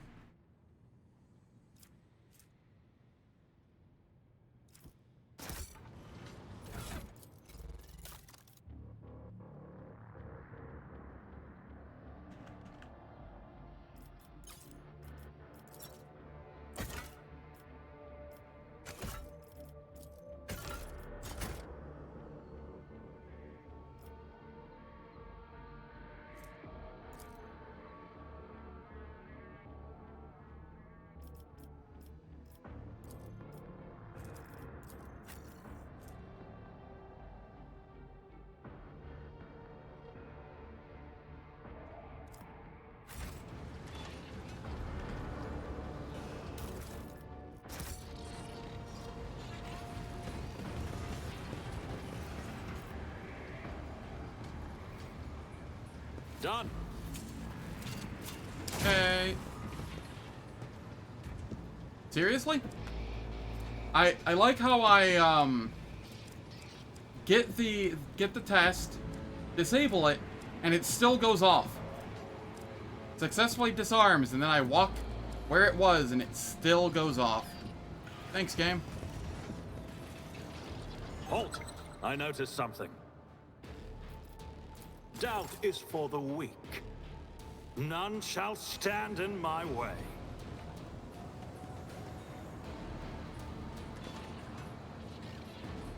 Excellence matters.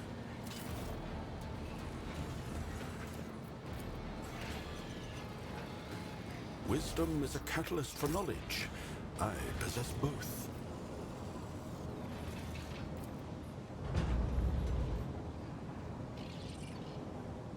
First elevator block being removed. To the main generator sanctum.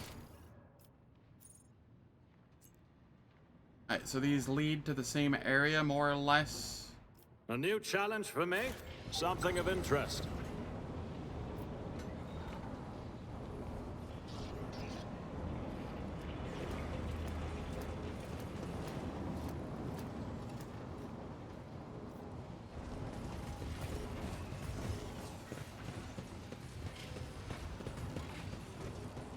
Okay, we'll come down this way.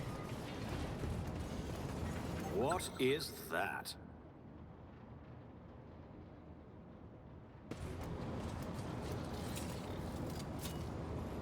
There. We need to investigate. The Inquisition taught me many things. It's about time!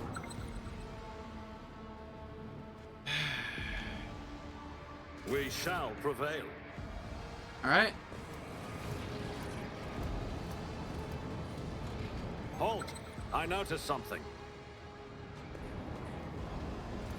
They're just being asinine with these now.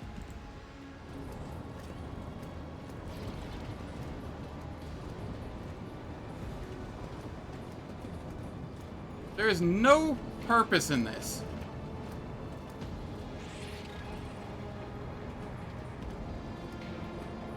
I rise to the occasion.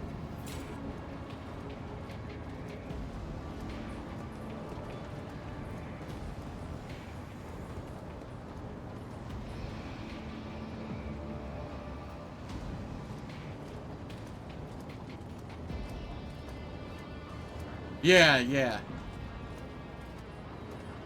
I honestly thought about just running through them and then just using my med kits to fix it. Excellence matters.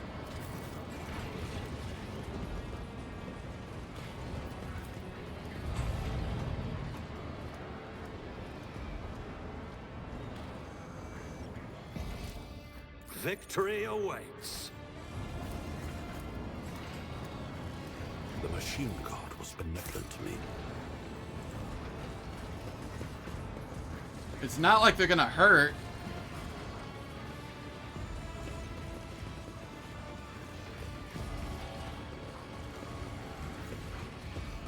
Do the prayer halls.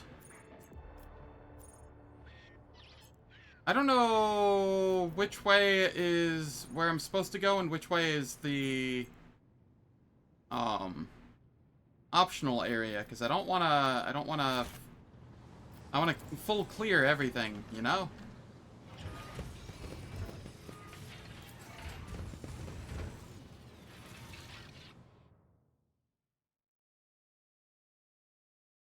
Prayer hall is optional? Okay. I will go back for it then. We need to investigate. Yeah, I'm going back for it. Nuncius solved this conundrum. If this is going to be more traps, we'll go back. I'll lay claim to the stars.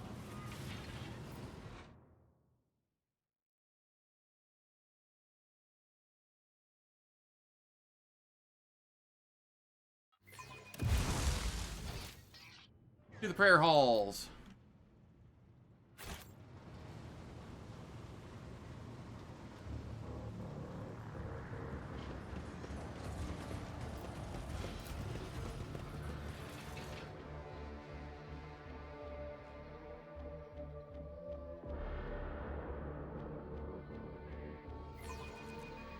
What is that? It's nothing but traps all the way down.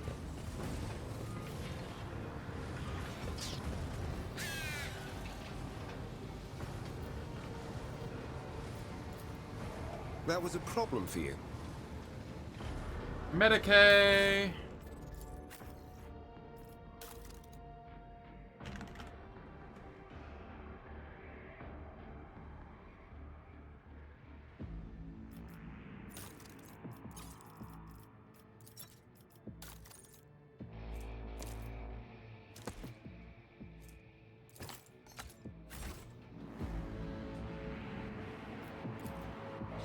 One and it's done. The fetters that hold the victims are designed in such a way as to increase suffering, There's no doubt that the torment is one of the elements of a dark ritual.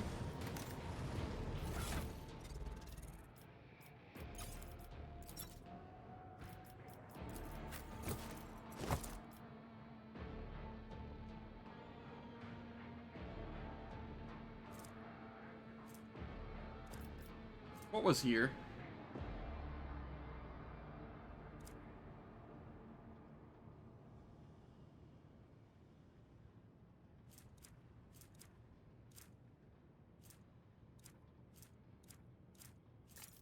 That's what was there.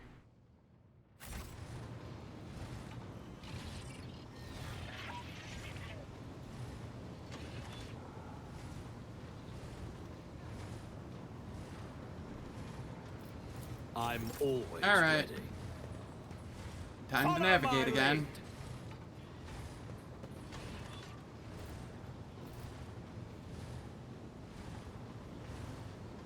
This is not helped by the fact that these walls suck.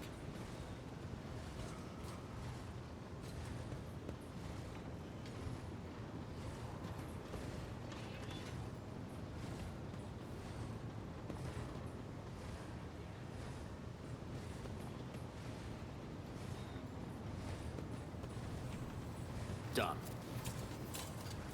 I did fine. A new challenge for me.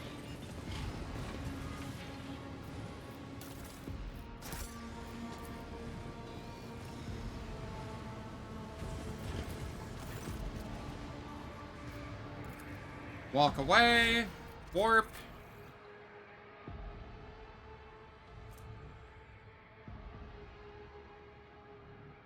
Yeah, I've been holding control and left clicking to ensure that it forces movement and doesn't try and do anything weird.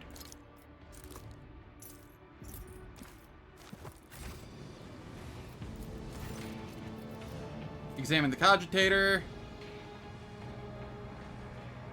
Something is watching me from the darkness flickering between the unwinding coils. You know enough to determine exactly what happened to this machine. Yeah, that's what the other one said. Check for the presence of data crypts. The data crypt is in place, but its slot is protected by 2 rows of metal claws. Growing straight out of the cogitator's casing, they flex under your scrutiny, clutching the device even tighter. Examine the image. The eye-like sparks are yellowish, orange in color, but you're pretty sure this monitor cannot display such vivid hue. You lean forward, and you hear a predatory growl coming from inside the device, a sound full of hatred and hunger. The cogitator does not react to the buttons being pushed and the handles being turned. The screen continues to display what you saw when you first approached the machine. Deactivate it. When you reach for the power shutdown lever, the growling from the depths of the machine intensifies and the screen starts filling with red. Your hand stops 1 centimeter away from its goal. Henrix, have you ever seen anything like this before? Another manifestation of the same corruption we encountered on Kiavagama. Perhaps if we had used an auxiliary connection system. Henrix pries a side panel open with a knife and receives a face full of sparks and caustic reagents. After swearing and wiping his singed face, the interrogator manages to pull out a bunch of wires and cut the right cables, causing the cogitator to shut down. The claws holding the data crypt unclench helplessly. God, I can't speak today.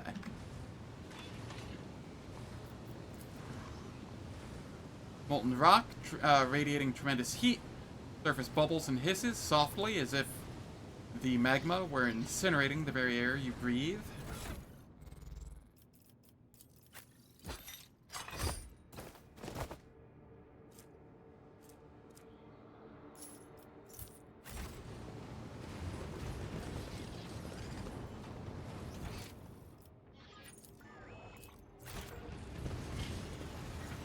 It shows these 3 as loot, but I can't actually loot them, so...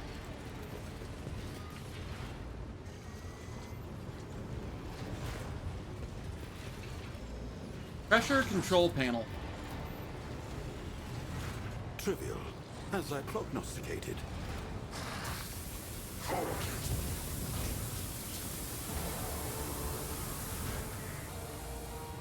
won't heed your cries of mercy. Neat, I guess. Doesn't really seem to have done much, but...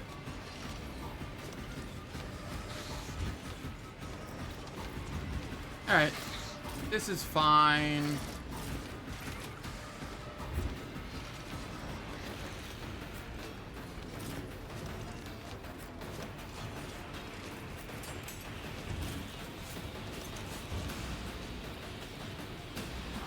Okay, you're gonna have to be up there. That's fine. You don't fit anywhere else, fat ass.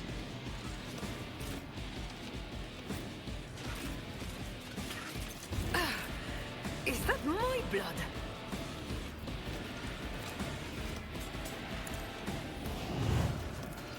I can do that with the right incentive. Am I getting paid for this? Tell me, and it is done.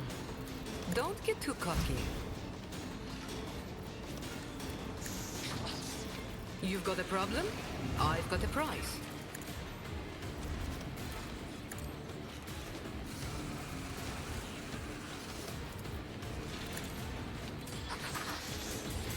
Okay. And then we can fire for a whole 2 to 7 damage. I can do that. Let's fire on that one. Get a little extra.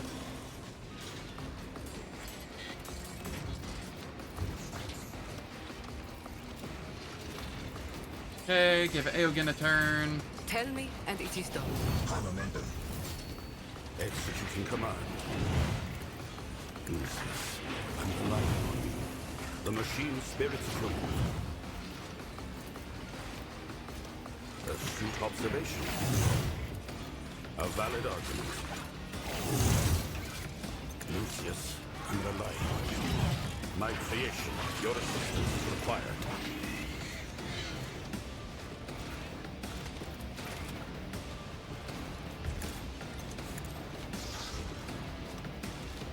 Oh, wrong button. This is the one that I want.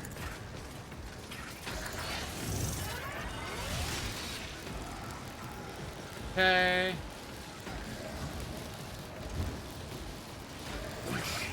Galvanize.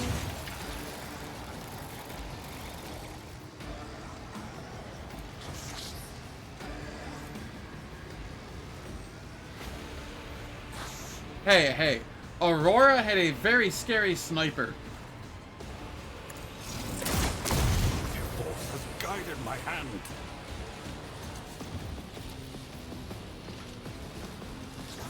Your demise is an And yes, I'm aware that wasn't the Space Marine itself, but, you know, it's close enough. Suits my purposes. Nothing I can't do. Not a problem for me.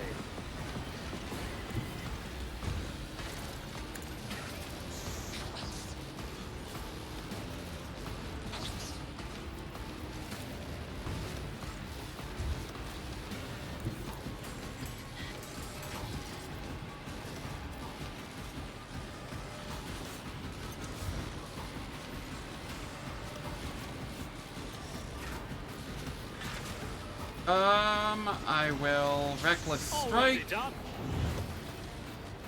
And then Sworn Enemy.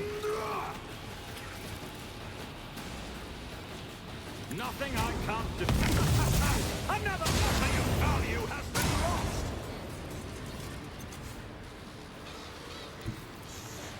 It disintegrated. All too easy. Hurting me was your biggest mistake. Not a problem for me. You didn't stand a chance. The war is playing tricks on us. I will tear it apart. Hurting me was your biggest mistake.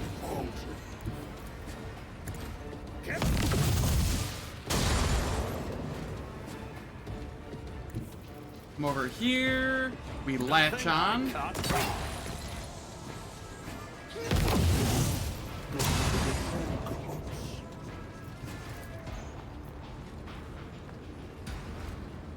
Suits my purposes. Come over here. All too easy.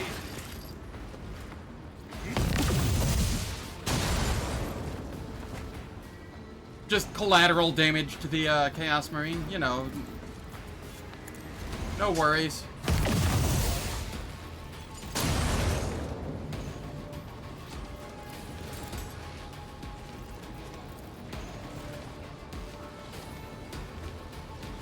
I'll pass. Not a problem for me. Nothing I can't do. Nothing of value has been lost. We must act. This hook is so good. I am sorry, this gives so much mobility.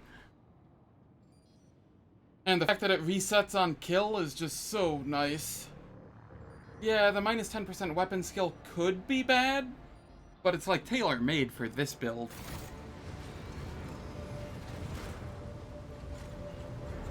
Alright, ads are about to start. They're gonna last for 3 minutes. They disable pre-roll and mid-roll ads on Twitch for the next hour. I don't do anything in the meantime, so nobody misses any content. And I will catch everyone after the ads.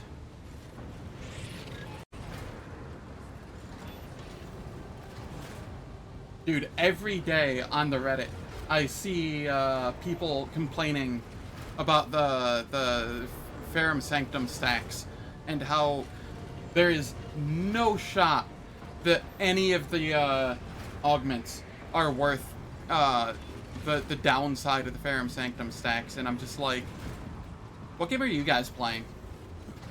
I genuinely don't understand. This doesn't even exist. I've been hit with lightning attacks and they still do like 15 damage. Hello? And I have 7 stacks.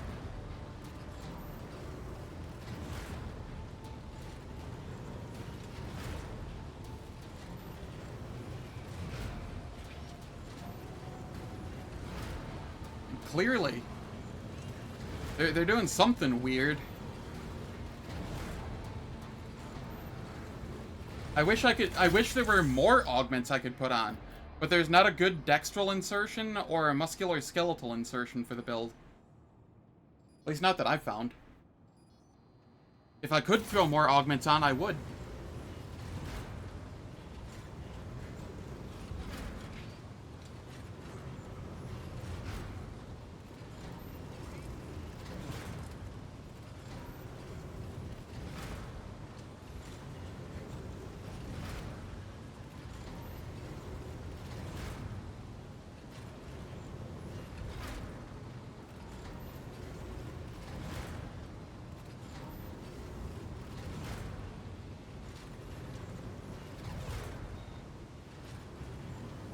I wonder how much more is left of this zone. Because I don't want to stream too much more than 8 hours today, but I also don't want to stop in the middle of the zone. Oh, it's definitely half-baked. You can tell it's half-baked because 80% of the augments are just reskins of augments that already exist.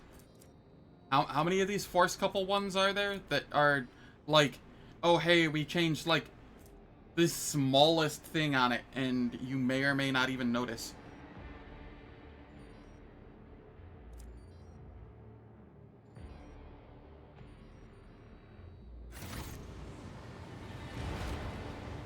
There's like 10 actual augments and then like 30 flavors of each one that's just minutely different.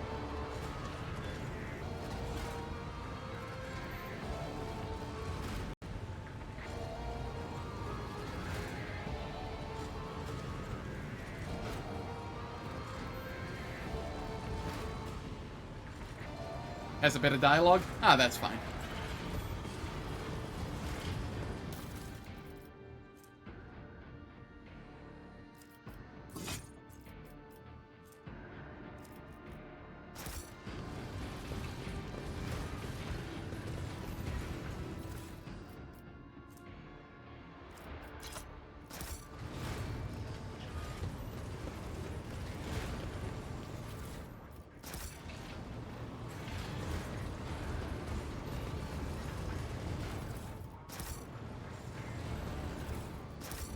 It's about time.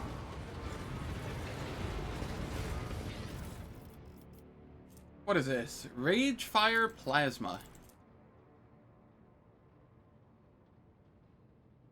Ah, neat.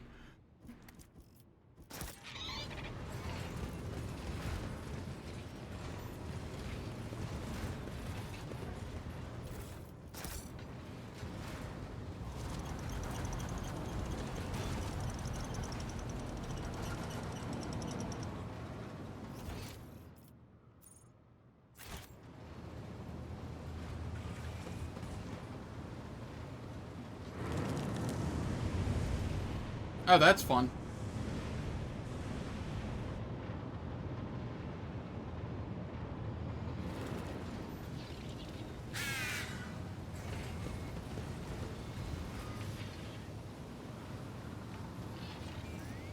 All right, fine then. We shall prevail.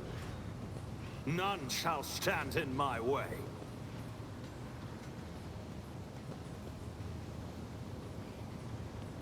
The Casbalika has retained control of Footfall. I suppose all the old agents who oversaw the cold trade can be left in place without any A changes. tome containing warnings of the Omnissiah. Yep. Cunning. Leaking information, so I tell all of Footfall about it. And my colleagues and competitors will lie low. Well, I have no intention of resisting your plan.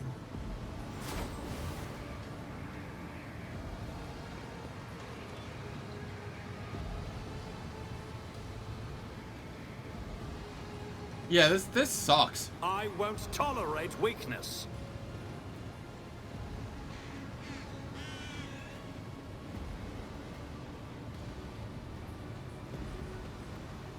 Like, I kind of want to explore this room, but I also kind of just don't care enough. Okay, I'm assuming I got everything in here.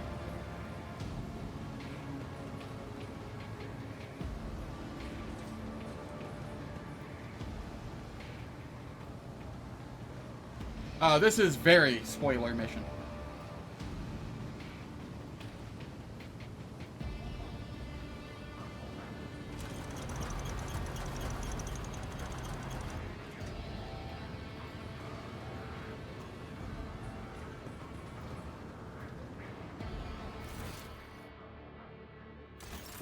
There are a few ways it could be more spoilery. Victory awaits. I appreciate the lurk.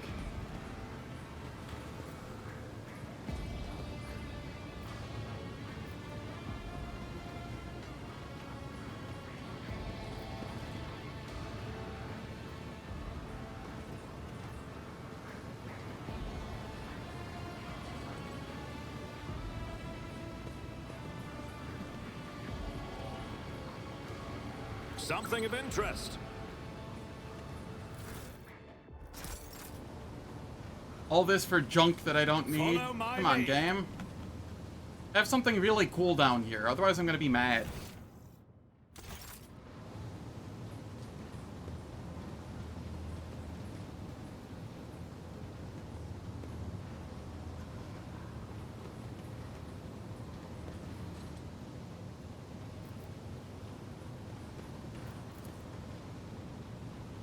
Uh-oh. There's a logic down here? I am at Have your to be disposal. shitting me. Alright. Are you all right, Lucius? Screw you. Vital functions restored.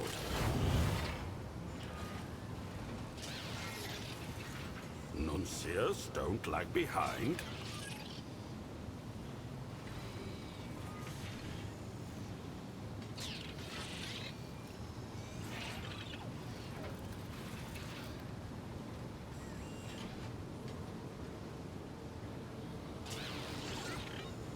Yeah, but I gotta explore. Otherwise I feel like I didn't, you know, fully play the game.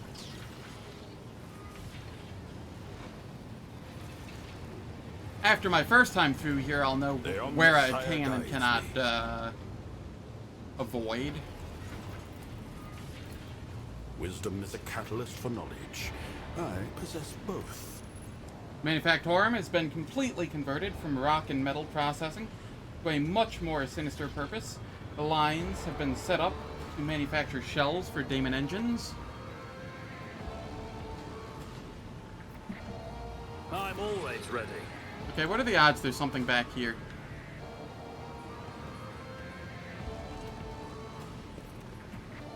Negative. Alright. Well, I can at least say that I explored back there. Time. Why is that trap even there, then?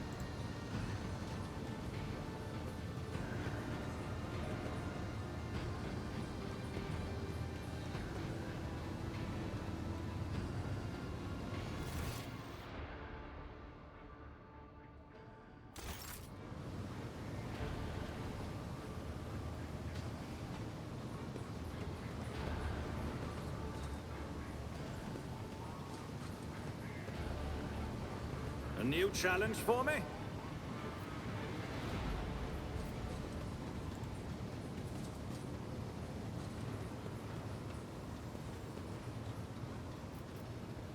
Ready to serve the machine god. We You know what, shall actually? prevail. Screw this. Scorn the pain. A curious, if unpleasant experience. Is this everybody? Yep.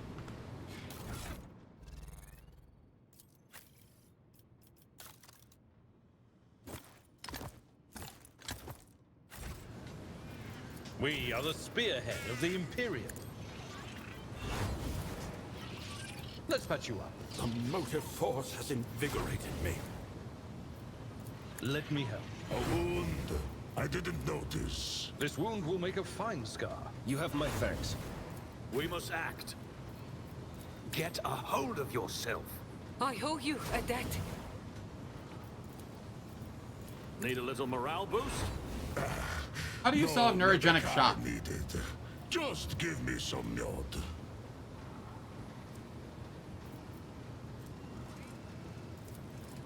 Regain your composure. Your assistance is much appreciated.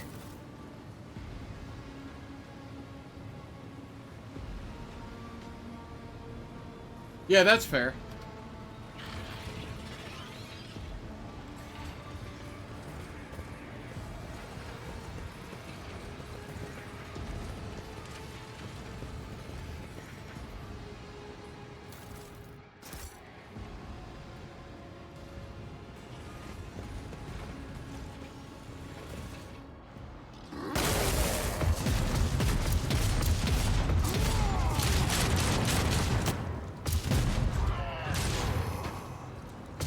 R.I.P. Space Wolf.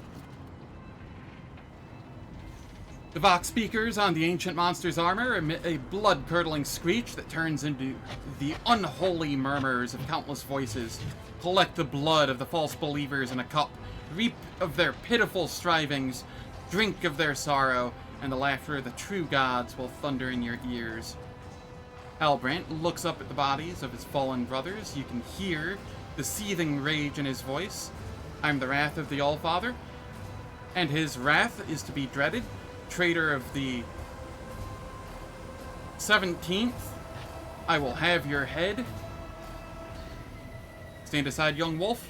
The baleful howl are here. This prey is ours.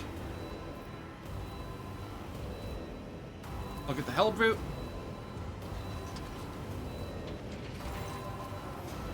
The Abomination's armor wetly gleams with profane repair scripts, daubed in blood. It has been patched with fresh ceramite in several places, evidence of serious damage received in recent battles on the surface, but the monster appears to have fully regained its strength. Its flesh swells hideously as it is flooded with the power of the warp.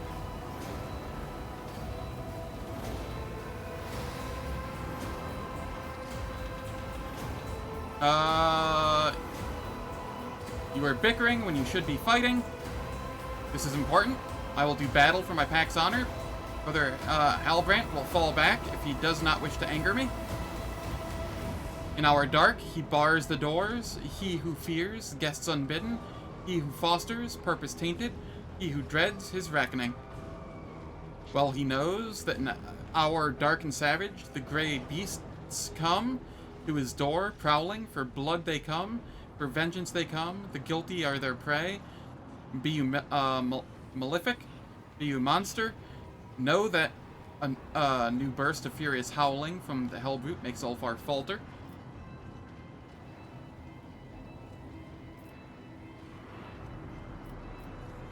The warriors of Rus will never retreat.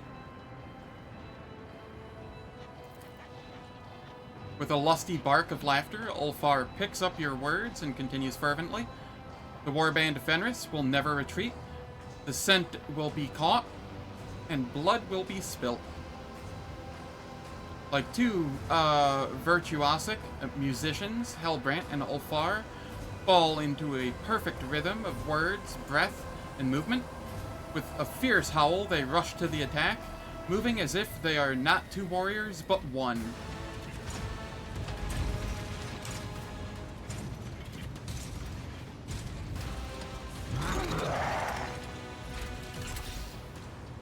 You dare cross an agent of the throne! Oh, sick! It put me down here.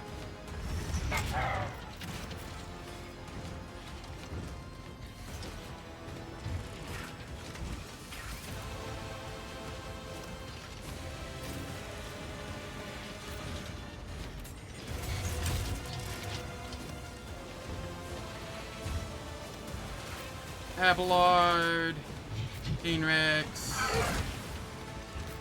Ulfar. Right. Herb, you get to be in the middle. Because Ulfar is fat.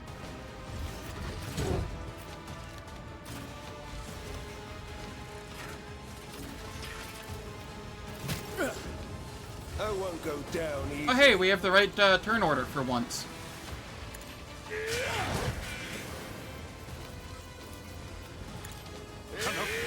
On this side.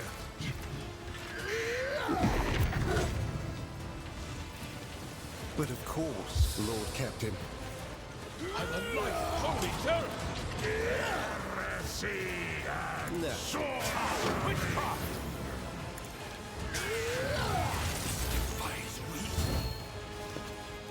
Okay. This is fine. I'll just chill.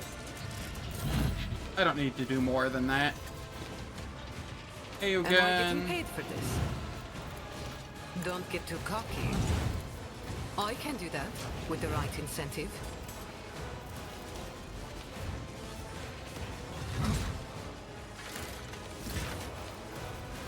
You've got a problem. I've got a prize. Go down all of the buffs. I can do that with the right incentive. Don't get too cocky. Give Aogen a turn. Am I getting paid for this? Executing command. Astute observation. Executing command. The machine spirit. Galvanize. A valid argument.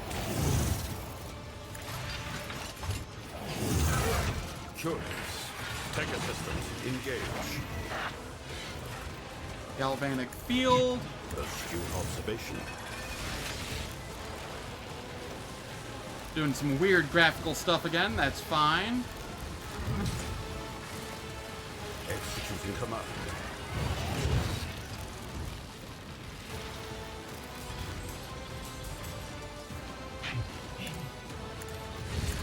The machine's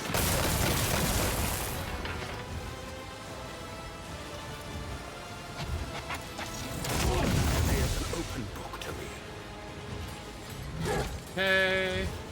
Give me a turn. Restrictions. Sure, you'll panic while you still draw breath.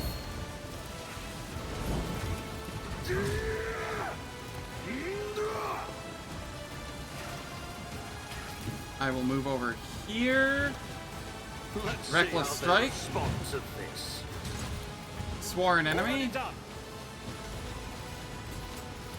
And charge in. All too easy.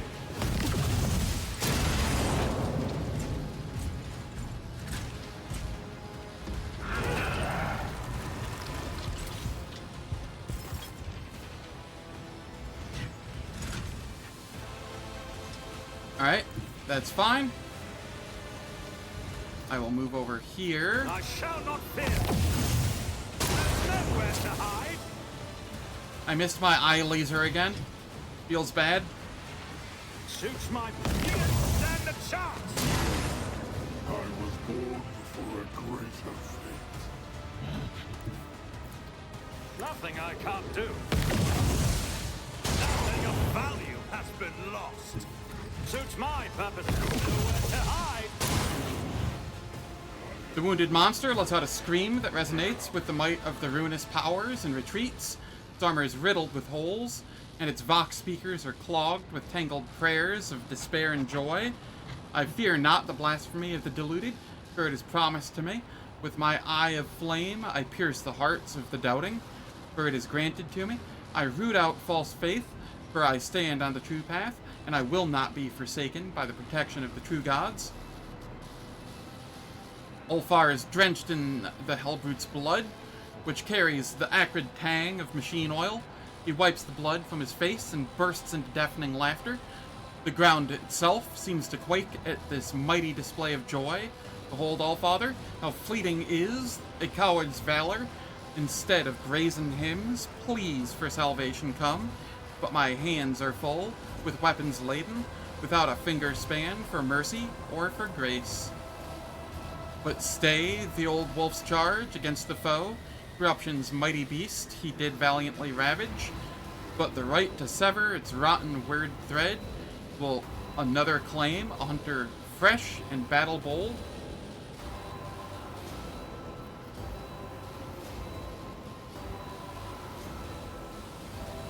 Shout encouragement. Will old wolf give young a lesson in battle? Ulfar in the case of stolen valor, yep.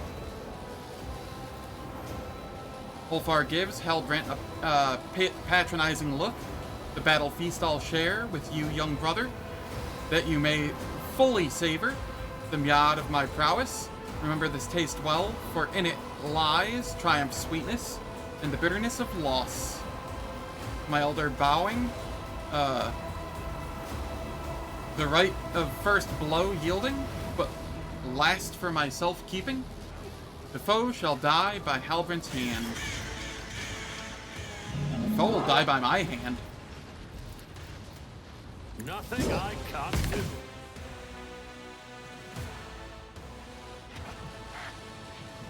The heretic, lowering his gruesome weapon in exhaustion, but still standing, casts a desperate glance at Ulfar. The Vox speaker crackles. In the abode of the true gods, there is neither time nor prohibition. What is reflected there will endure forever. I was, and therefore I am, eternal. Doom scream will resound in your ears. With glorious song, the gnat buzz will drown out. And with the sweetest mead, your traitor name will wash away. Tell the blood moon, wolf you fell at noble Hellbrant's hand, Yolda. Hellbrant shoots a defiant look at Ulfar, who has blocked his path. To the defeated monster, the young wolf raises his weapon, ready to defend his claim to the prey.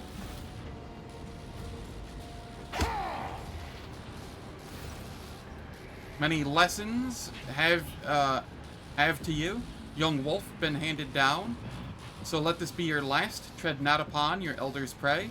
Ferociously declaiming the last line, Ulfar knocks Hellbrant to the ground with a crushing blow to the head, sending him into a deep stupor. Of the baleful pack, worthy was the hunt. Their name will thunder at the feast of victory. Doom's scream I ripped out, leaving it to cry. A tongueless, silent wail. Wolf's howl has flown above hall arches, soaring. Ulfar falls silent and gives you a pensive look. The warriors of Fenris, that proud litter extolling. In memory over graves of brothers worthy. Eternal is our hunt, in darkness unrelenting. I'm gonna go with 3. Ulfar echoes your last words with the spiteful, stubborn grin of a doomed man. Indeed, an eternal hunt is all that awaits me. Thank you. Fine hunting, Etver.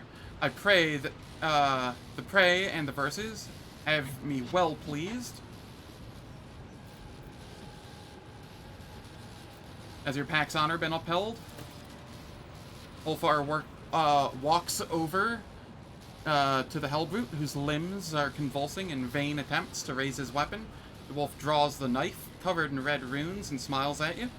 The name of the baleful howl was not tarnished in this battle. Wearing the same blissful smile, Ulfar casually grabs the visor of the heretic's helm and begins to wield the blade with the efficiency of a butcher.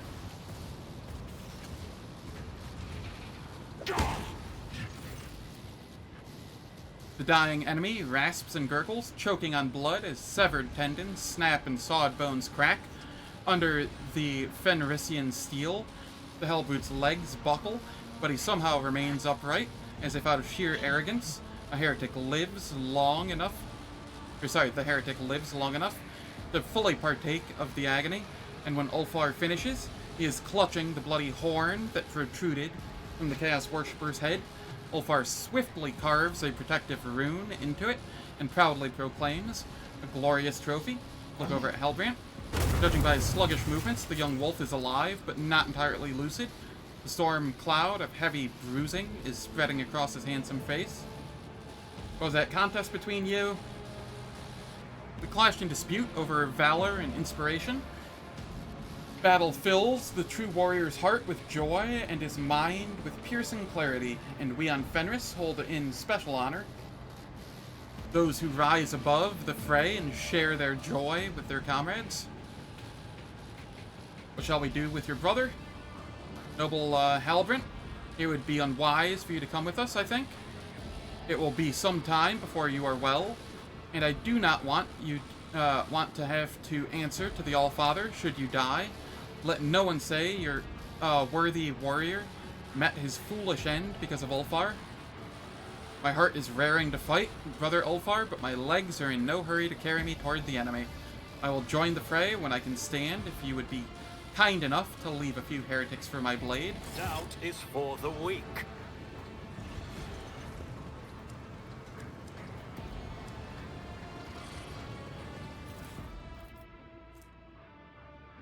Astartes bolt pistol. Okay, all of this is kind of whatever. Hellbrute horn trophy. Relentless rage ability. Till the end of combat, the character has their current armor and deflection reduced by half, but their critical damage increased by 2 times reduced armor percent, and melee attack damage increased by 2 times reduced deflection. Ah, neat. All effects stack. And then what's this? The wearer gains 15 weapon skill and ballistic skill while they have 85% wounds or more. Neat.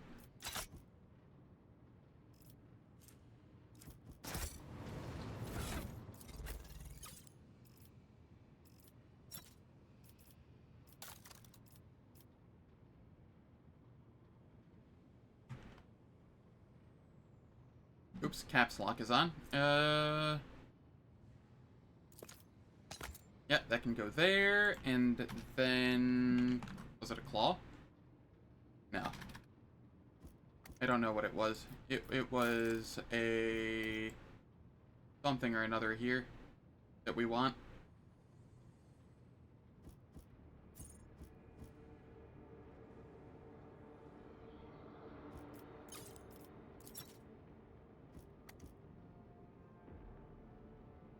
I imagine it was here.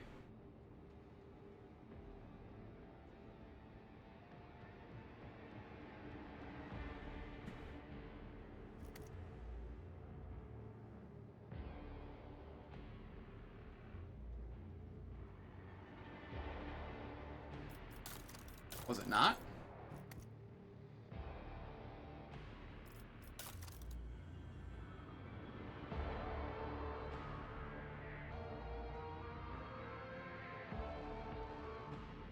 Here it is. It's a necklace. I see, I see.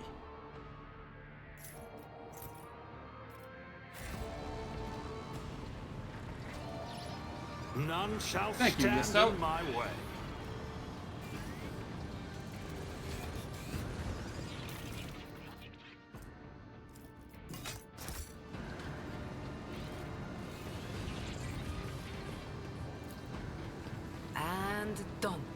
The anvil, covered with the inscriptions and symbols of chaos, is designed for the work of one person, a forge master who's capable of creating sorceress components used in complex machines.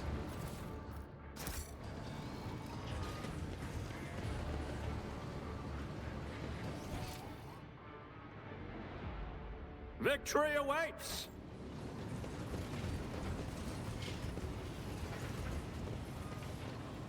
We need to investigate. What is that? More of I'm this always shit, ready. huh? Alright. Something of interest. This is fine.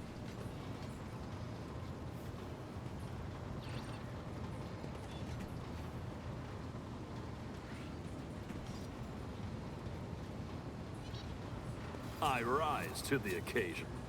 Excellence matters.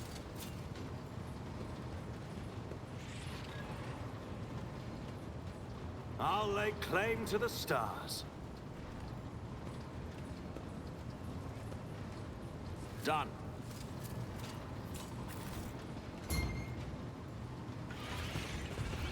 Okay. We use that, and it opens it. Then we can come up here and open this. Nuncius solved this conundrum. Okay, this heads to Erlon the Cruel, which I don't want to be to yet. I think. It says this leads to Erlon the Cruel. I won't tolerate weakness.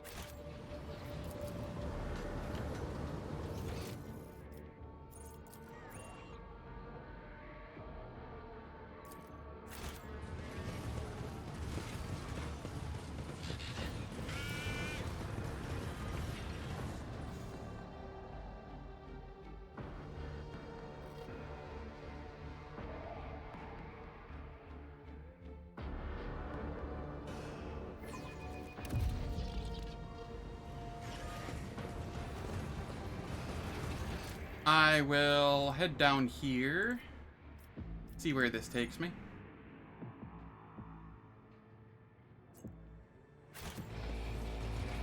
Follow my lead.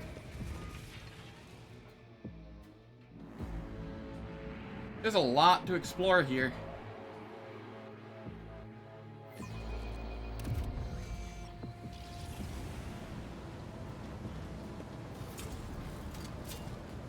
There. The Inquisition taught me many things. Halt. I noticed something.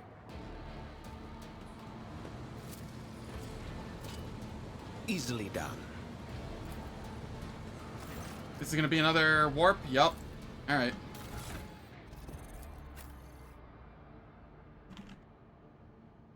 Warp. We want this. This. And that.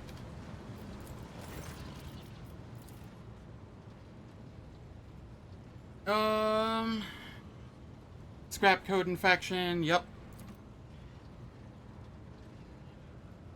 Check for the presence of data crypts. The data crypt slots are occupied. 2 of them appear to be melted beyond repair. But you might extract the 3rd one without incurring data loss if you successfully deactivate the logical network of the machine itself. Find a way to deactivate the Cogitator's logical network. You spend a lot of time trying to establish a connection between the countless switches and reels on the control panel and the twisted symbols floating in the glitchy screen. At last, you manage to complete the logical network, tame the rampaging beast, and force it to disengage the data crypt. At the same moment, the Cogitator releases a data stick previously hidden beneath a protective panel, and the device drops to the floor right in front of you. It looks like a logic key used to access additional Cogitator reserves. They fit other systems in this part of the planet. See what the device is coated with. Cogitator's case is covered in scratched symbols and signs thickly smeared in pungent oily mass. You spot tiny bubbles emerging from the gleaming metal. It's almost as if the malodorous slime is seeping from these scratches like sweat oozes from pores on a human skin. Examine the image on screen. Yep, saw that before. Examine the log. Break the cogitator.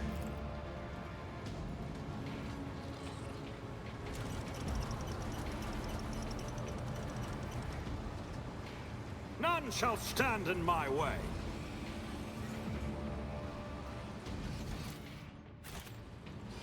Submit, and you'll die quickly. Okay. Heinrichs. Abelard. Jai. You go over there. Jai, you come here. Aoden. And suddenly turn order is weird again. Whatever. I give up on the turn order thing. You've got a It problem? seems to want to do I've whatever got it a wants to prize. do. Don't get too cocky.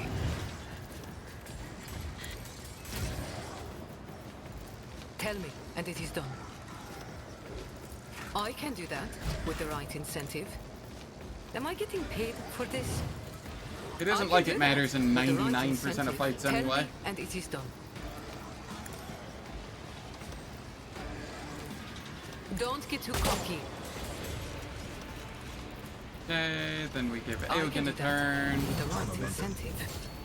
Executing command. A valid argument. Executing command. The machine spirit's proof. A valid argument. Assess and act tech assistant.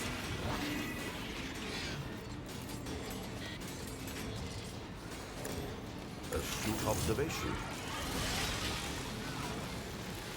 A valid argument. The machine spirit's approved.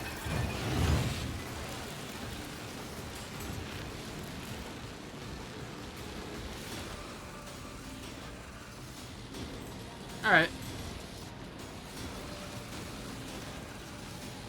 A valid argument. I can unmix both flesh and machine. And then we give me a turn. No, we give Heinrichs a turn. Your demise is an incontrovertible fact. For the throne's glory. I won't object to it. Go on, beast.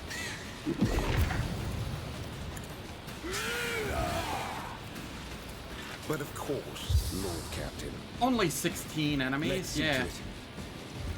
Naturally. An affront to the Omnisire. For the throne's glory. Your turn. Go on, beast.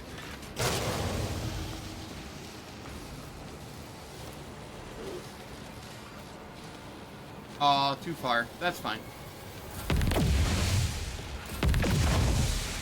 Now we give me a turn. I hold all the cards. All too easy. Suits my purposes. Reckless Rush. Not a problem for me. Galvanize.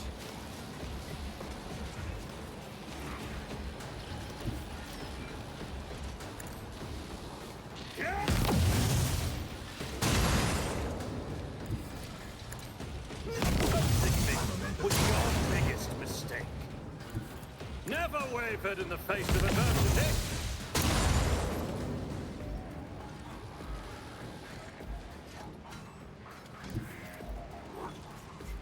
Hey, we come over here and I Reckless Strike. There's nowhere to hide. You didn't stand a chance. My tactics are flawless.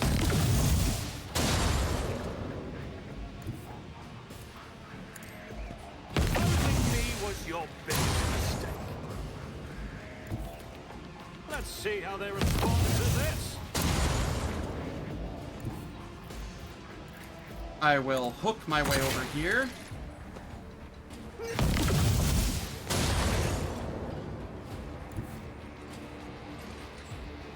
Oh, I missed some back here. They were hiding. Nothing I can't do.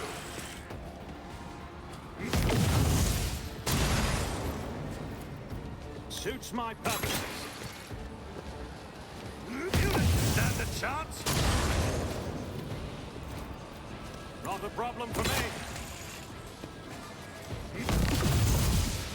All too easy. Reload.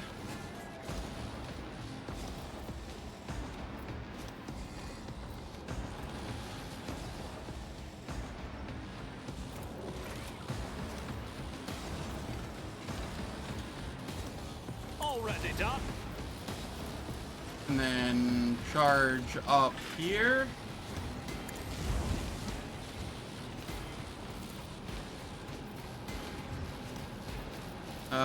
Am I able to...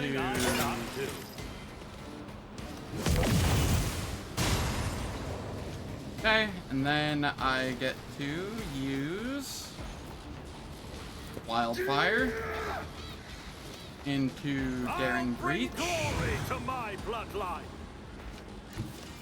Suits my purposes. Another. Okay, what is left and where? One down there, one up here. Nothing I can't. Nothing of value has been lost. Forge ahead. There we go. Must act.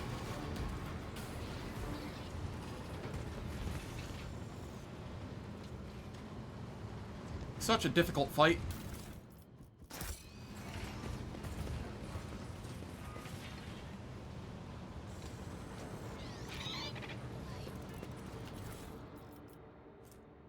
Servo key to auxiliary generator chamber.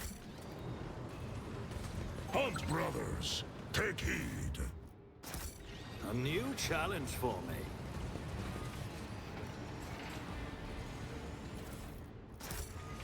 There's a door here? You don't say.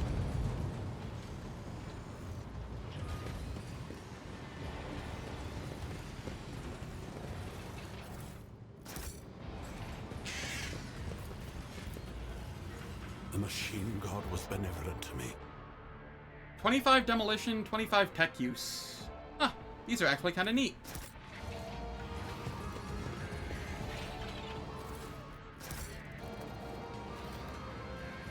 We need to investigate. I did fine.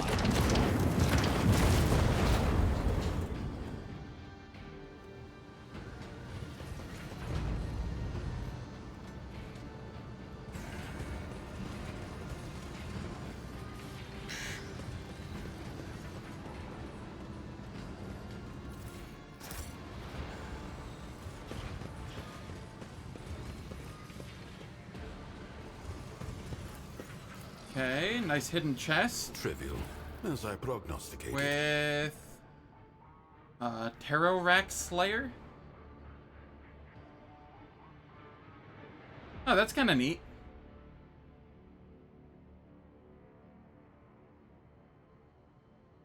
That's actually really kind of neat. Victory awaits.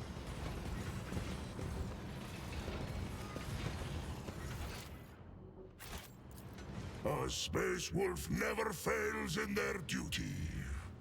The dirty, disheveled woman pays you no heed, lowering her head and looking at the ground with genuine interest at something that either does not exist or is invisible to your eyes. Even at this distance, you can detect the distinct smell of ozone, too fresh for this stuffy room, reeking of soot and industrial lubricant. The woman raises a maimed hand and absent-mindedly runs its two remaining fingers through her matted hair. Yeah, I'm at a point in the game where a lot of enemies are large enemies, so that is a really nice late-game weapon. She is a psyker. I can feel warp emanations roiling around her. One of the cultists' prisoners. How did she manage to get out of the cage and survive? Be vigilant. Creatures like her remain dangerous even when they mean to do no harm. Hey, can you hear me? I want to help. The woman jerks her head and transfixes you with a delirious gaze. Only now do you notice a reddish-black mark on her cheek. A many-pointed star, a symbol of chaos. The prisoner bares her teeth, but you cannot tell Whether she does so as a threat or simply out of fear, don't be afraid, tell me who you are. The woman hesitates, looking at you warily. At last, she sobs and replies meekly, "Stay away, in the Emperor's name, stay away from me." Her voice is barely audible, but you manage to make out the words. "I don't remember how I ended up here. I don't remember what happened. There was a bright light, like from arc welding, and then the light reached out with its clutches." She moans and holds her head. "The light is taking me over. It's everywhere already. Everywhere." The woman turns her head toward you and blurts out in an unexpectedly low and gruff voice, "Save me. Give me the Emperor's peace, please. We will save you and get you away from here. Just hold on." No, it's too late. The light. The light.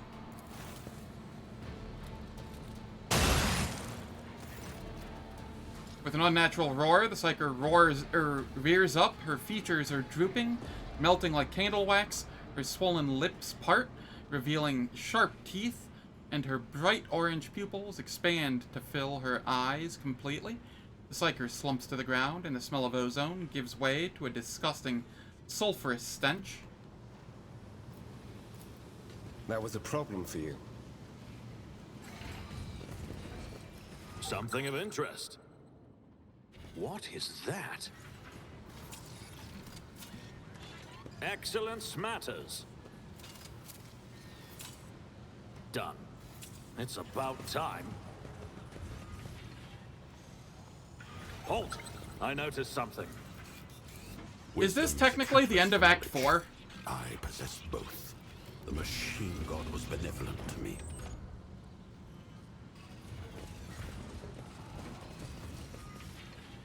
We need to investigate. Oh, you son of a... Something of interest. Doubt is for the weak.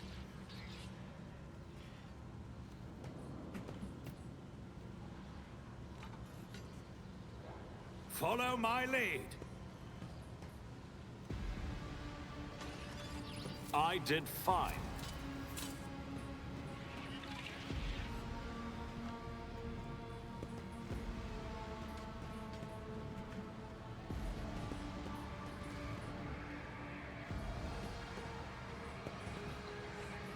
I rise to the occasion. Yes? Okay. I'm surprised I never got the quest for Argenta.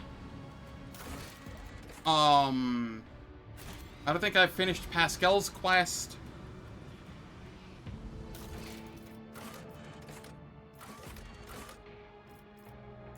I definitely still have more to do for this. But I did everything I could. None shall stand in my way.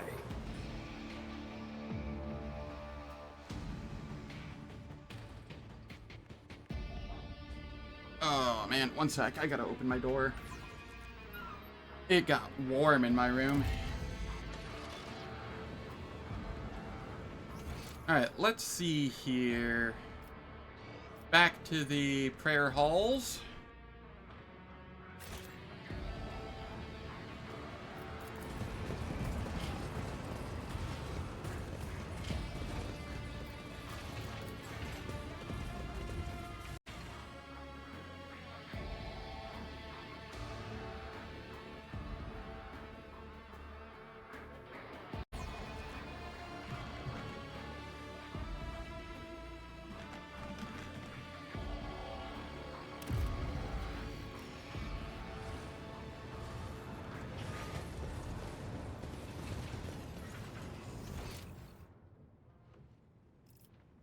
I'll lay claim to the stars. No, not that way. I want to go this way. Where it's not going to nuke me with a bunch of traps. I see. This also has traps? Is there no safe path here? Ah, no, I see, I see. Victory awaits! We come around this way and do it like this.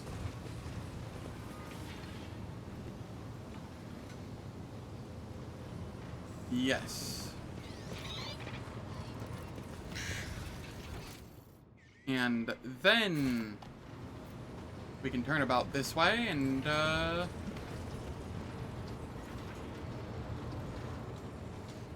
start doing as we need to. Trivial, as I prognosticated.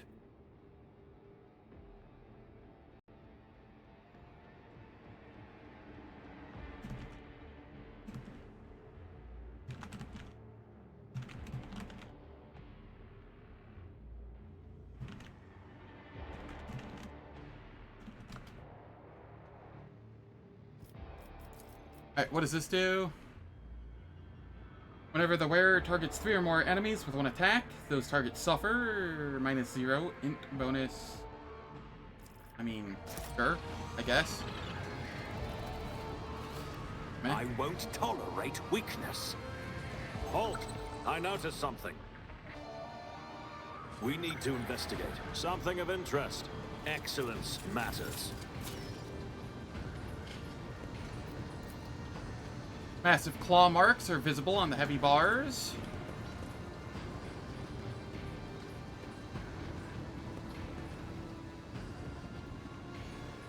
Done. I rise to the occasion. A new challenge for me?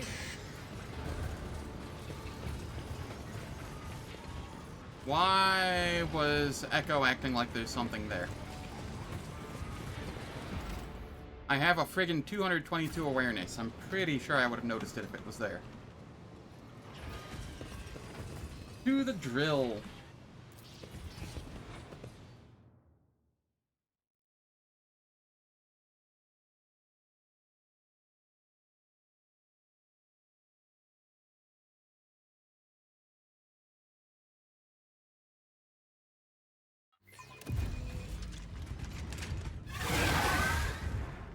I'll rip out your liver and give it to the wind spirits to eat.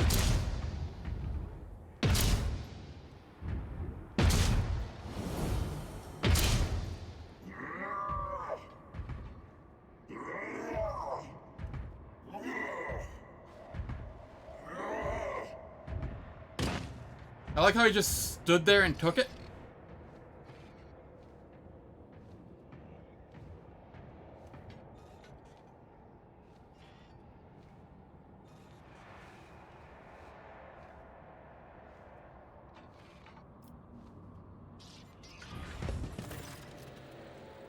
My victory was predestined, for you were outnumbered. You are a handful of fools who worship a dead fallacy. I have the Great Four on my side. May they revel in the blood that spills from the veins of heathens.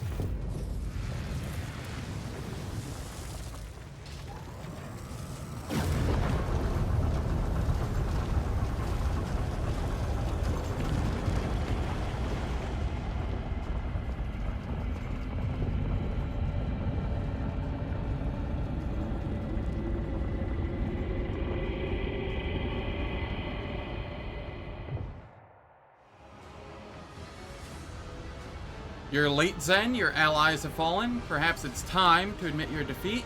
If you do, I promise. No, I won't promise you anything. Whatever you choose, you will die a slow and excruciating death. Look at the fallen space wolves. The wounds left by Erlon's blows are dire, but the Emperor's angels are known for their hardiness. You have arrived just in time to stop the profane sorcery from finishing them off.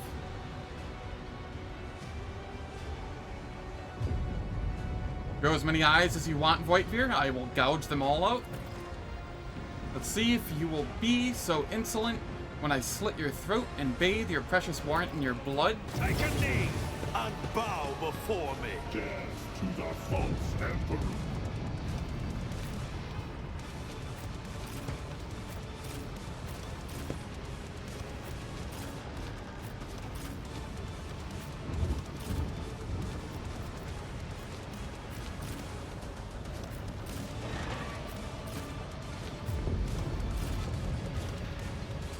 There's a good chance ads play in the middle of this fight, but there's not a lot I can do about that. Am I getting paid for this? You've got a problem. I've got a prize.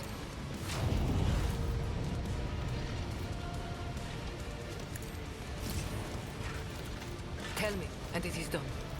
Don't get too cocky. Am I getting We're just paid doing for buffs. this? You've got a problem, I've got a prize. Tell me, and it is done. I can do it. Okay, then I give Aogun a turn. Lucius and the line. Executing command. He buffs everyone. The machine spirits approved.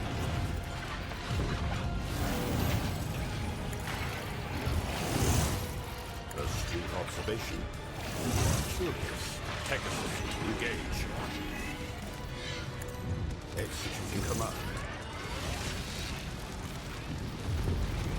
Lucius, underline.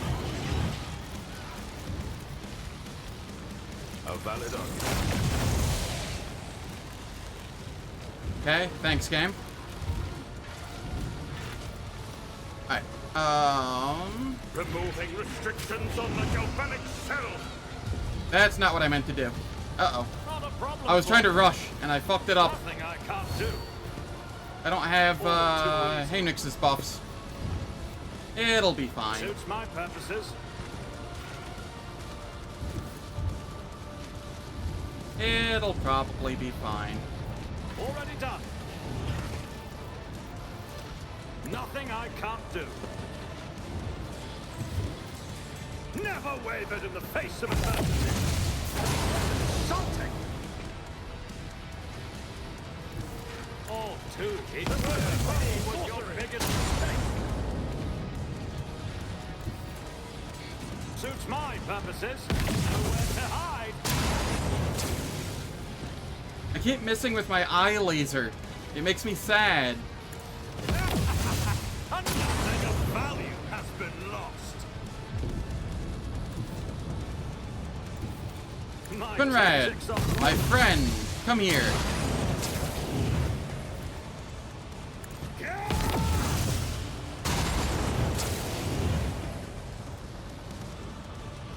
You appear to still be alive. Okay.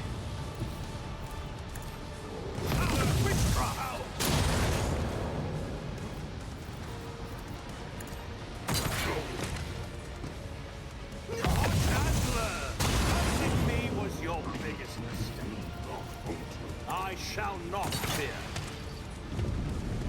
Nothing of value has been lost. Already done. Hurting me was your biggest mistake.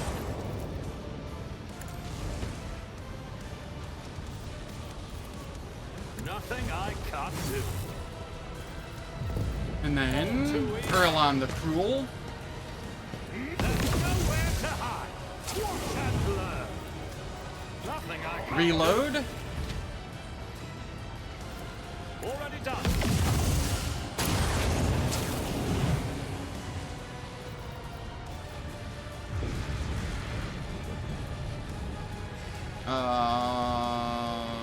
Did I break it? Oh, there's a corrupted tech priest back here still.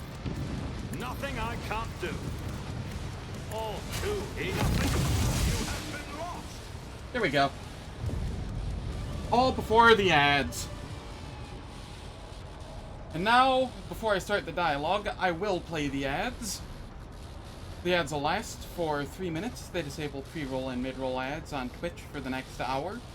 I don't do anything in the meantime, so nobody misses any content. And when we return, we will finish Act 4. Catch you all after the ads.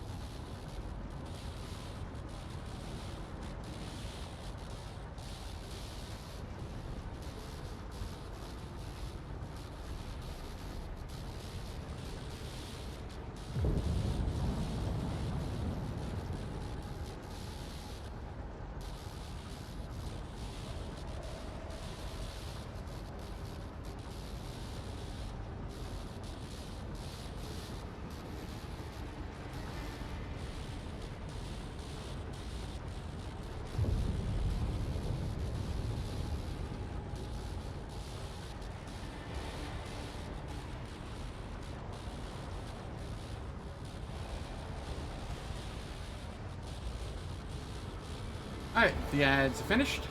How's it going, Nomto? Hope all is well. Showed up just in time. Erlon staggers back from the blow. Your strikes have crumpled his blood-red armor, and his face bears a grimace of pain. He turns his mad eyes to Voitvir, who's thrashing in his own blood. Brother Twilight, the hour that was promised to you has come. The edge of daybreak grants you the honor of serving as his weapon. Be awed by your high destiny. Voitvir's turquoise eyes widen and with understanding mixed with terror. What? Now? But I'm not ready? It's not what you promised? You said I would reign? Courage and steel alone will not be enough to change the ways. Whatever he said.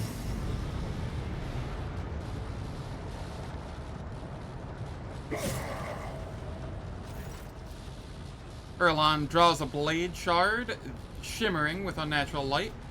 Ways change, Brother Twilight, and nothing lasts in our Lord's hand.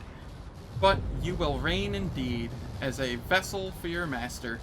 The blade cuts Voitvir's coat and chest open, sinking deep into his flesh, and finding its way to his heart.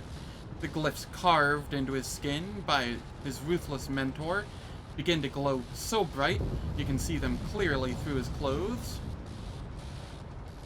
I know that sword. Its shards were used in 2 attempts on my life. Unsuccessful attempts, might I add. This one will be the last. What you in your ignorance brazenly call shards is, in truth, a triune relic. The seat of the great spirit of the Edge of Daybreak, one who serves the master himself, the changer of ways. You do not deserve to behold his visage, but you will. Yeah, I've gotten quite far.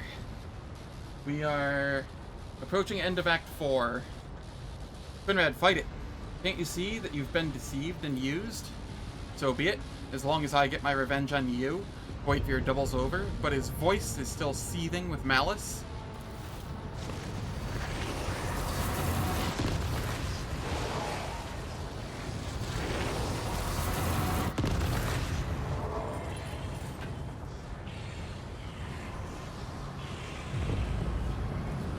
Aw, look, it's Burb!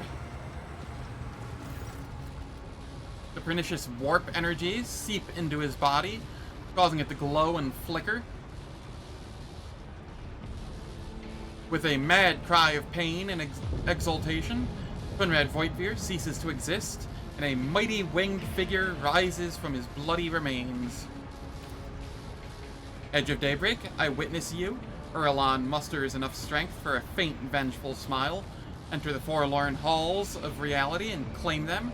I gave all that I had in your name. Hail the truth. His giant body goes limp, his face forever retaining a wicked expression of triumph.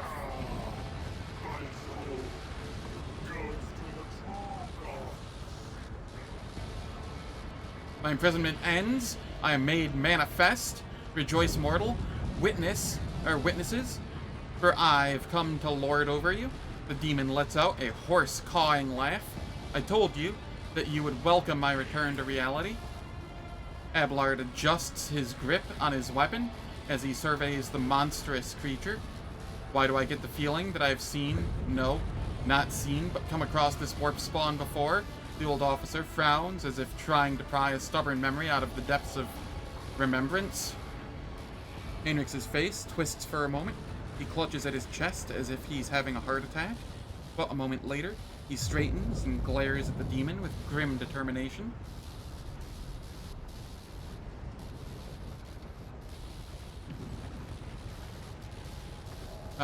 Let's see. For the Emperor and humanity, I am rogue trader Zen von Valencius, and none shall lord over my subjects but me. The memory of you will disappear sooner than the echo of your insipid name. I have no more need of you. Begone. I could use more cadavers for study.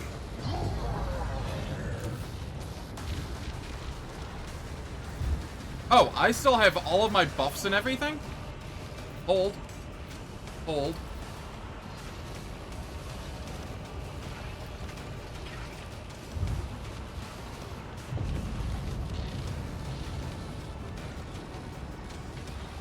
No. I only have like half of the buffs. Okay, that's a little annoying.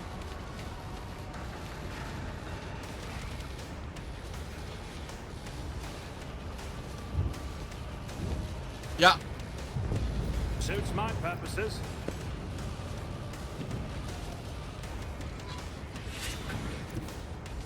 Okay, I will come up here. Endure. Nothing Reckless I rush. can't do. Suits Reckless my strike. purposes. Yeah, this is probably good enough. Not a problem for me.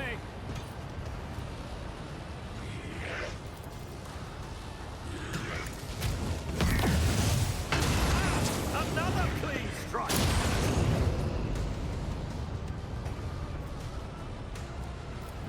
You're thick. All ready to watch and learn. Another clean strike.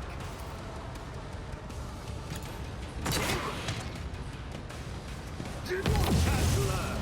Nowhere to hide. All too easy. Another clean strike. Nothing I can't do. Watch and learn. Another clean strike. Okay. And then I will give Jai this so that she can give me another turn. Not a problem for me. Suits my purposes. Already done. Suits my watch and learn. There's nowhere to hide. You don't stand a chance. GG's.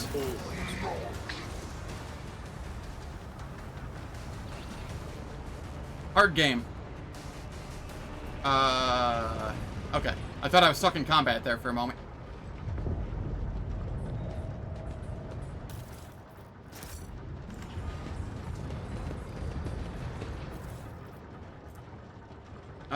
Inherent Blasphemy and Erlon's Accursed Croisius.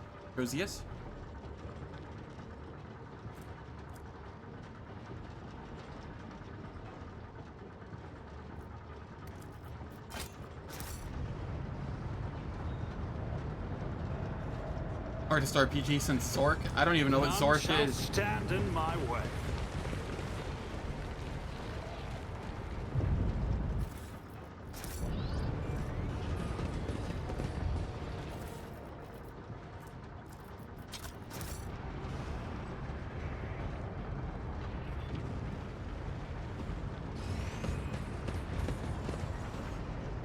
Am I not able to talk with this guy?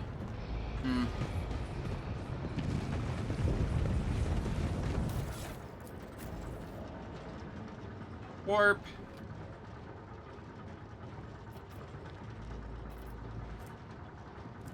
Oh, I had the wrong gear on you anyway. I had the warp gear on you already. There. Looking at the center of the arch, you begin to hear noise. The warp amplifier seeps with sorceress energies designed to fuel the dark rituals of chaos. Gotcha.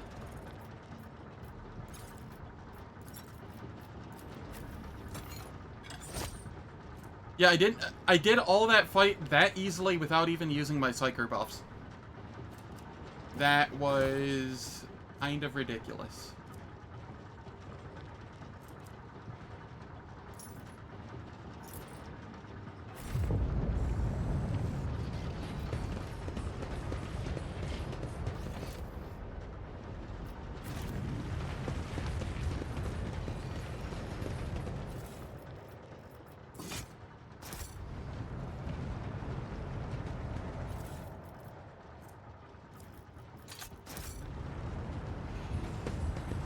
I'll lay claim to the stars. Boxcaster is producing nothing but static. Hello, can anyone hear me? We read you, Strike Team. This is Lift Control. Report your status. Erlon is dead. Acknowledged, Strike Team. Beginning the extraction of the priority cargo.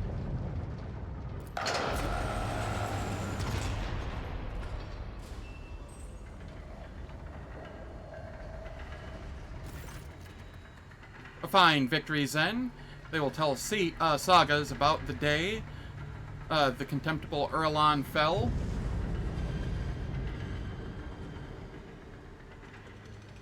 The Cog Priests should offer you a fine cup of mead for saving their prayer world.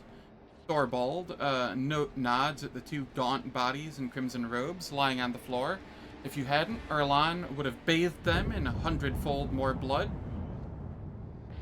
You think the first Zork is from late 70s or early 80s? Hidden in some old versions of Windows/Office? Gotcha. As for you, Ulfar Thunderlung, you have proven yourself.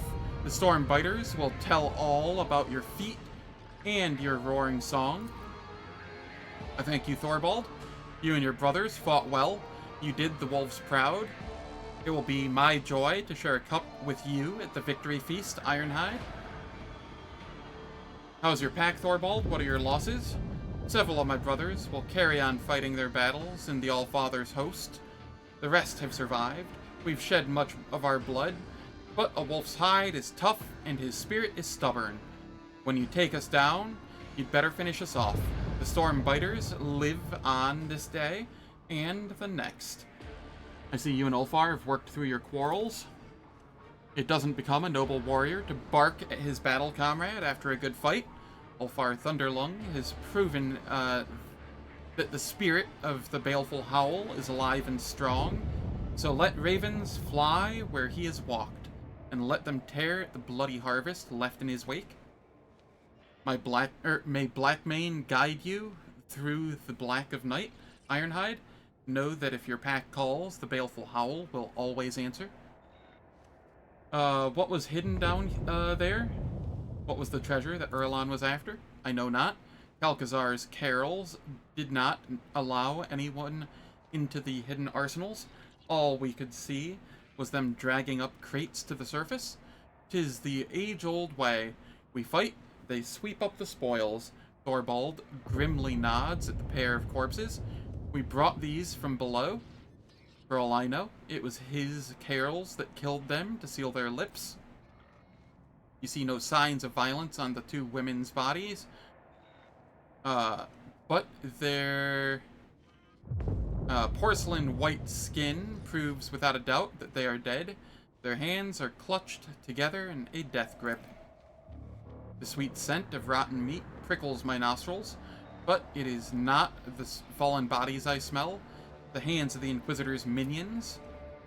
'Tis what my instinct tells me to. My heart never had a strong faith in Calcazar's words before, but now, whatever phantom trust I had is scattering into smoke. We must ask questions and get the answers, by force if that is the way it has to be. Both wolves affirm the last words of their with fervent and murderous nods. Heinrichs casts a grim glance at the mighty warriors, but does not contradict them. Either out of agreement or doubt about his survival, were he to raise an objection. Examine the tech priest's bodies. Something strange has occurred to the two women's augmetics. It's as if they've begun to grow inside their flesh, spreading webs of metal around them. After taking a closer look, you realize that every augment seems to have begun mutating, developing new forms and functions not envisioned by their creators. It seems probable that this is what caused their demise. Suddenly, you hear a click inside one of the tech priest's bodies, and her eyes open wide. A spasm shakes her gaunt limbs, making Thorvald clutch his weapon. Her lips twist into a crooked line, forcing out the two words, the yoke. She's still alive. Call the Medicae. Reconstruction impossible. The woman's whisper is barely audible, but the weak voice that is coming from her pale lips still sounds more alive than the mechanical hiss of a vox. The shelter has fallen, the maimed hunter comes, cessation of vital functions inevitable. Her eyes momentarily roll back, but then a metallic churr inside her chest brings her back to consciousness. One should not make such hasty decisions. Diagnostic auspexes have revealed to me that the victim's life currents harbor no corruption. The sacred iron within her body functions with complete efficacy. Thus, this individual is untainted by entropy. Inspect the tech priest's wounds. There's not a single wound upon her white skin, but there is no doubt that she will soon perish. Her augmetics are failing, as if they have been sabotaged by some entropic influence. For a moment, you consider it a sign of tech blight. Then you refute the thought. What you are witnessing is not decay, but transformation of the matter from which the tech priest's true flesh is made. Who are you? Magos Axiomantha Hanuman. That is my identifier. Ah, another Hanuman. You are not the first servant of the Omnissiah I've met who goes by that name. The tech priest responds with a faint and enigmatic smile. You found yourself at the center of a tangle of paradoxicality.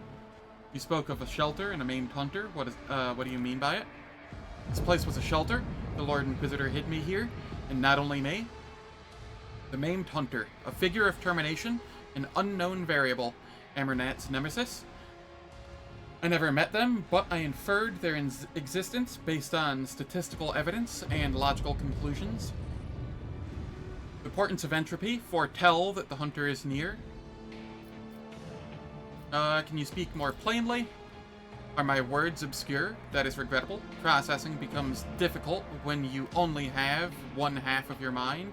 Certain notions, data, and logical instruments were left in the less functional part of me. How do you know about Amernat? I was a disciple of the Messiah of Discontinuing. When he was laid low, I found myself here. I hid from my reckoning. I reached out to the Omnissiah's wisdom as I pondered and considered. Logic revealed much to me, even here in my prison. Was she your sister? She was me, a phenomenon of flesh divided me into two identical bodies at birth.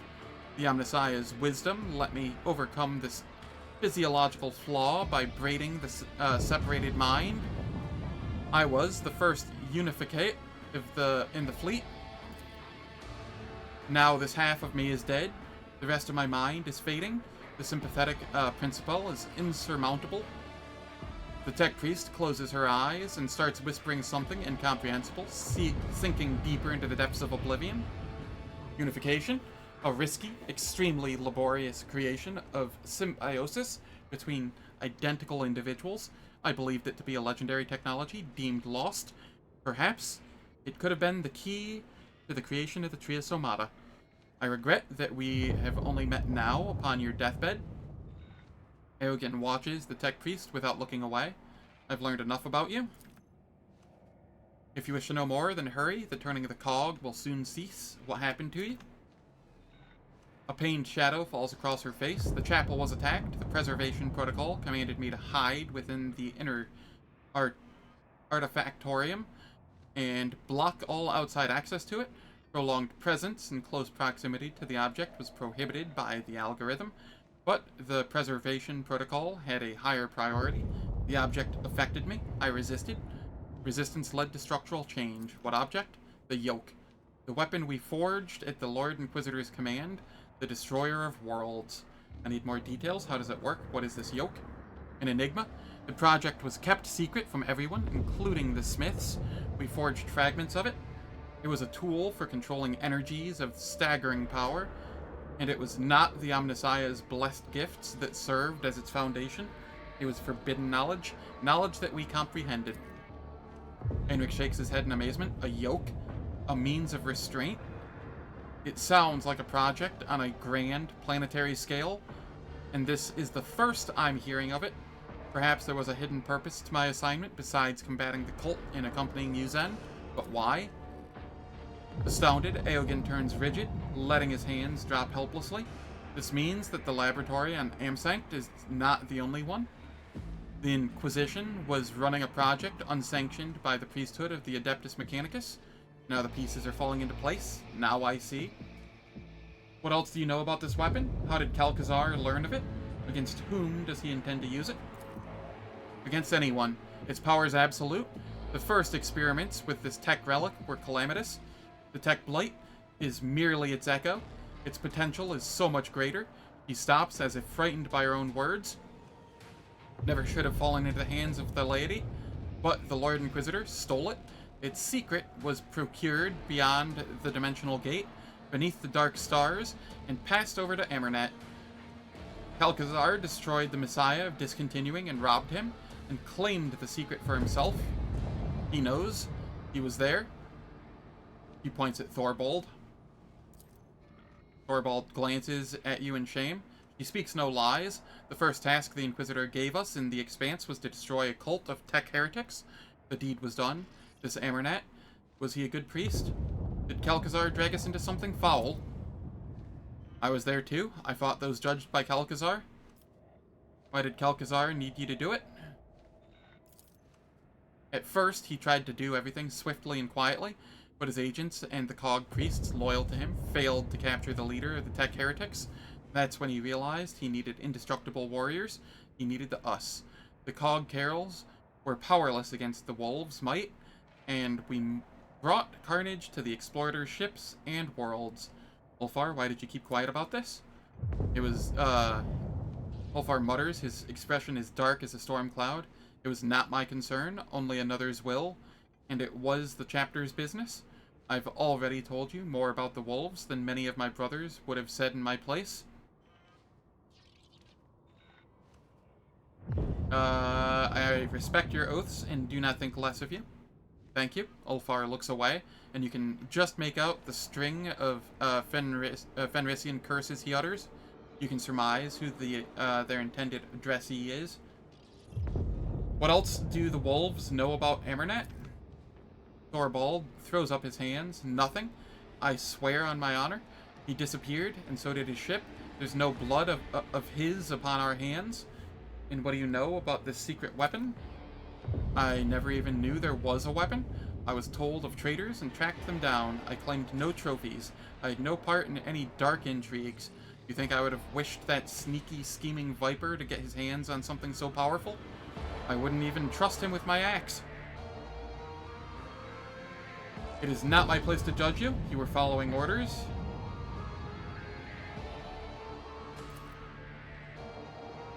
Thorbold frowns and says in a hollow voice, and yet doubts smother my heart.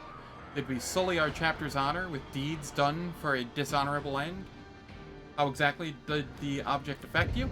It's a difficult thing to explain to a layman. Metamorphosis. Phenomena occur in the object's vicinity. Sacred technology and even ordinary plasteel start to behave willfully, shifting, restructuring, and altering their fundamental attributes. Imagine yourself gazing upon a surface of water that was disturbed by a stone an era ago, but the ripples never stopped coming. That is what it felt like. The object propagated echoes of change. Why are you revealing Calcazar's secrets to me? I was never his servant. I was forced to serve. When our circle was broken, he offered me a choice, submit or die. He threatened to kill half of me if I refused to forage for him. He needed Archmagos Amernat's knowledge, and I had it. I saw no sense in resisting. You've chosen life. Knowledge is but a meager toll for the chance to pursue your works. True. I found this concept to be the most rational. I doubt I can learn more from you. It's difficult to process. Have I fulfilled my duty to the Omnissiah? May I rest now? She looks through you as though she can no longer see you. You are in need of help. Attempts to slow down the degradation process are irrational, for they only prolong my suffering. I wish to cease to be. Her eyes close. Clicks are heard in the ensuing silence, and for a while now, Heinrichs has been trying to bring his Vox transmitter back to life, to no avail, judging by the twist to his mouth. Warp take me? What kind of ordeal has the Lord Inquisitor really dragged you into? Abelard shakes his head. Never mind. But what am I talking about? Calcazar's links to House von Valancius obviously go back to your predecessor's time. There's no telling what other secrets Lady Theodora took with her. Oh, hey, it's Trazen! The Yoke. Such a primitive name, and yet what has been said of it piques my curiosity. A secret weapon, based on forbidden knowledge and forged by the joint efforts of dozens or even hundreds of people left in ignorance. Jason hums contentedly. You should find this thing. I'd like to take a closer look at it. Thorvald, did you understand what is happening here? Something foul. The Inquisitor seeks to use us to obtain a mighty weapon, and that he kept his this design even from us, the Allfather's warriors. So suspicion in my heart. Does he keep his lips sealed because he knows that we won't support his game? Does this worm of treason lurk within his mind? Stop the loading. I will inspect the trophies personally.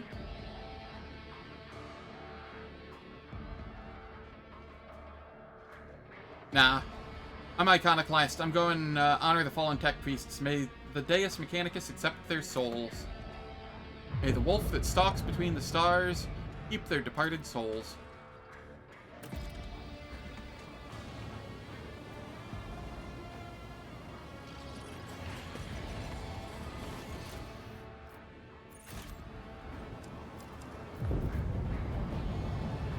It's about time.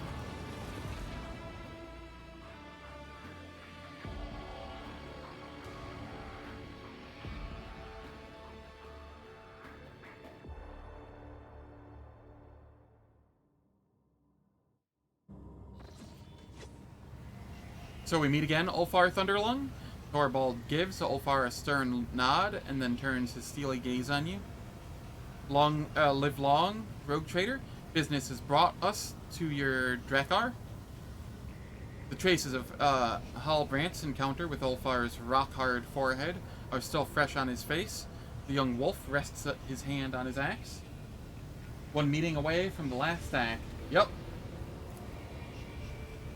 Greetings, brothers. What brings you here? Ulfar returns Thorvald's look with an equally fierce glare.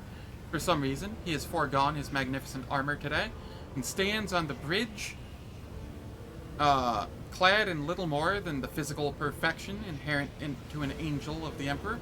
Live long, comrades. Fenris Hjolda. Fenris Hjolda, we thank you for your hospitality and kind words. Thorvald's face breaks into a wide grin, his affected severity vanishing from his face. He rumbles solemnly. Brother Ulfar, you swore that you would stand for the honor of your pack. The baleful howl. Did you descend to Euphrates II with your brothers? Did you fight? That world my boots did tread. In fallen halls my victory cries I roared. The day the Allfather asks for a reckoning of my deeds, I will not be ashamed to tell of the siege of Euphrates. Who will bear witness to this truth of this wolf's words? I will bear witness. We know you, Zen. We've seen you in battle. We believe you. Show us the scars, Brother Ulfar, that we may see the mark of your deeds in the flesh. I did not acquire my scars to show them off, Brother Thorvald. Show the scars, brother. Show the scars. Thorvald's cry is echoed by the other wolves who bang their fists on their armor in time with the words. The ship begins to vibrate. Look more closely at Ulfar. Ulfar's decision to appear at this meeting without his armor suddenly makes sense. You are watching a ritual, and Ulfar's show of modesty is merely a part of the performance. Show the scars.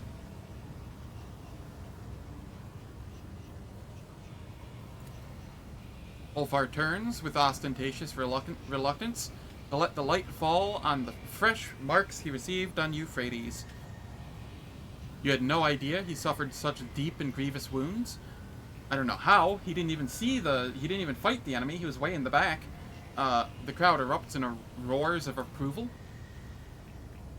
Thorvald raises his voice to shout over his shoulder, or over his brothers. Did you take a glorious trophy in that battle as a token of your valor?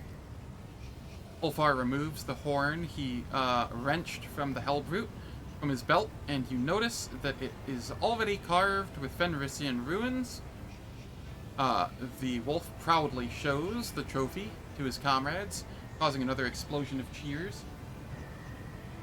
Probably corrosive blood splatters. You know, fair. I was hitting him hard enough that the blood probably splattered all the way to the back of that room. I was traveling with enough speed to do that.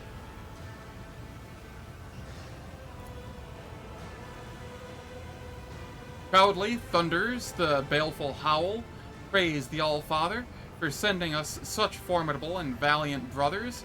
Thorvald makes a gesture, and Halbrand removes a magnificent axe from his belt, presenting it to Ulfar with a deferential brow. Accept the Stormbiters this gift in honor of the battle that was fought shoulder to shoulder. I'm sorry, I'm curious now. I can move 42 tiles, and if each tile is a 5-foot square, and I get like another 35 after a daring breach, times 5, that's per second, so, or per 6 seconds, assuming this is similar to D&D, so times 10, times 60, divided by, give me a minute here,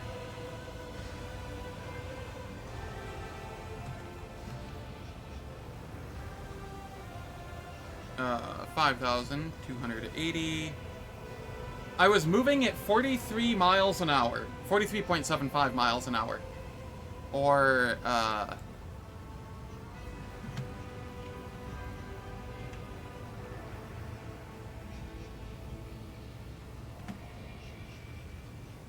70.4 kilometers an hour. That's how fast I was running around the battlefield.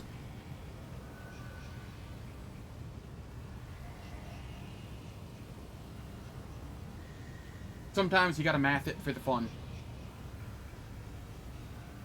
Proudly thunders the baleful howl. Praise the All-Father for sending us such formidable and valiant brothers. Thorvald makes a gesture, and Halbrand removes a magnificent axe from his belt, presenting it to Ulfar with a deferential bow. Accept from the Stormbiters this gift in honor of the battle that was fought shoulder to shoulder. Pretty nice axe. I ran ostrich speed. Hell yeah.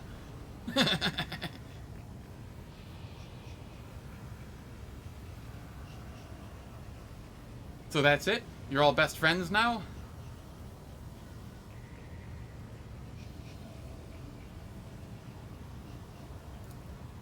Of course, Rogue Trader. Ulfar is our glorious brother, and any one of us would gladly die for him.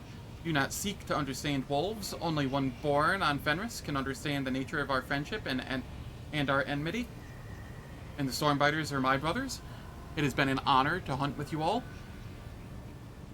Thorvald, now will you tell Ulfar where to look for his brothers? The wolf hands you a data slate. The coordinates displayed on it are a monstrous distance from the inhabited worlds of the Expanse. I will not stand in Ulfar's way if he chooses to go searching. But, brother, you have proven the glory of your pack. Is it not time to sever this weird thread? With respect, I once again extend my offer to join the Stormbiters. The pack's plasteel marks are resting on Thorvald's outstretched hand. Forgive me, brother, but I must decline your offer. Though my heart fills with joy at the thought of fighting alongside you, Ulfar draws a knife adorned with scarlet runes and slices his palm. I, Ulfar Thunderlung, swear before the Blackmane and by the blood of Fenris that I will not cease to seek my pack until my own eyes behold them, alive or dead. I understand, brother. Thorvald sighs with regret. May Blackmane run beside your path, fortify yourself, stoke your rage. I see that your heart is darker than the waters of the world sea, so I ask you, take care that you do not join those of whom we must not speak. Ulfar, give us a look at your new axe. Thorvald grins with pride as he looks upon the magnificent weapon. our rune priest quenched it in the blood of the despicable word-bearers who fell on Euphrates II. The blade is enameled with bone meal from the tooth of a Fenrisian kraken, and inscribed on it are the names of all the brothers of the baleful Howl Pack. You know that a name inscribed on a Fenrisian weapon can mean different things, whether glorification of past heroes or commemoration of the fallen. Ulfar runs his fingers over the symbols, lingering first on one name, then another. You are no expert in Fenrisian runes, but you can make out these two, Ernulf and Skiadi. Thank you for this gift, worthy of the Varagir Ironhide. Ulfar tests the weight of his new weapon, and his face bears that satisfied expression seen only on the faces of true warriors who have found the perfect weapon for their hand. Ulfar, I see you've decorated your trophy from Euphrates. With something of a flourish, Ulfar shows you the angular yet graceful script of runes that wind around and around the gleaming horn. When I return to Fenris, I will drink Miad from this while singing the saga of my march into the Cronus Expanse. So what now? Well, we should probably return to our Drekar. You sense a question mark at the end of Thorvald's statement? Ulfar's face becomes serious, and he gives you a significant look. I can hardly let the glorious wolves of Fenris leave without first treating them to a fine feast. The wolves burst into shouts of approval, and someone with a gravelly voice starts singing a merry song, no doubt one about massacres and glorious deaths on the battlefield. The kitchen servants here are certainly no match for those serving in the Great Hall in Fenris, but the masters of this Drekar are not lacking in hospitality or generosity. A small group of space wolves is enough to fill your entire magnificent ship with clamor, shouts, and other portents of the coming feast. A formidable feast in which eating, drinking, and singing will be done the way wolves do all things, to their last gasp. Alright. This is a good stopping point for today. I've streamed for 8 hours and 40 minutes. I need to rest my throat. I need to get some food. I need to take care of some stuff around the house. But thank you, everyone, for stopping by. Very much appreciate it. If you enjoyed what you saw, please hit the follow button. And,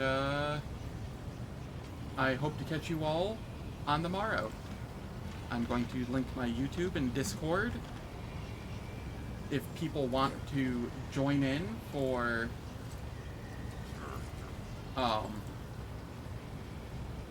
notifications for changes to schedule or voting on the YouTube polls to see what I play next. But have a wonderful day, everyone, and I hope to catch you all on the morrow.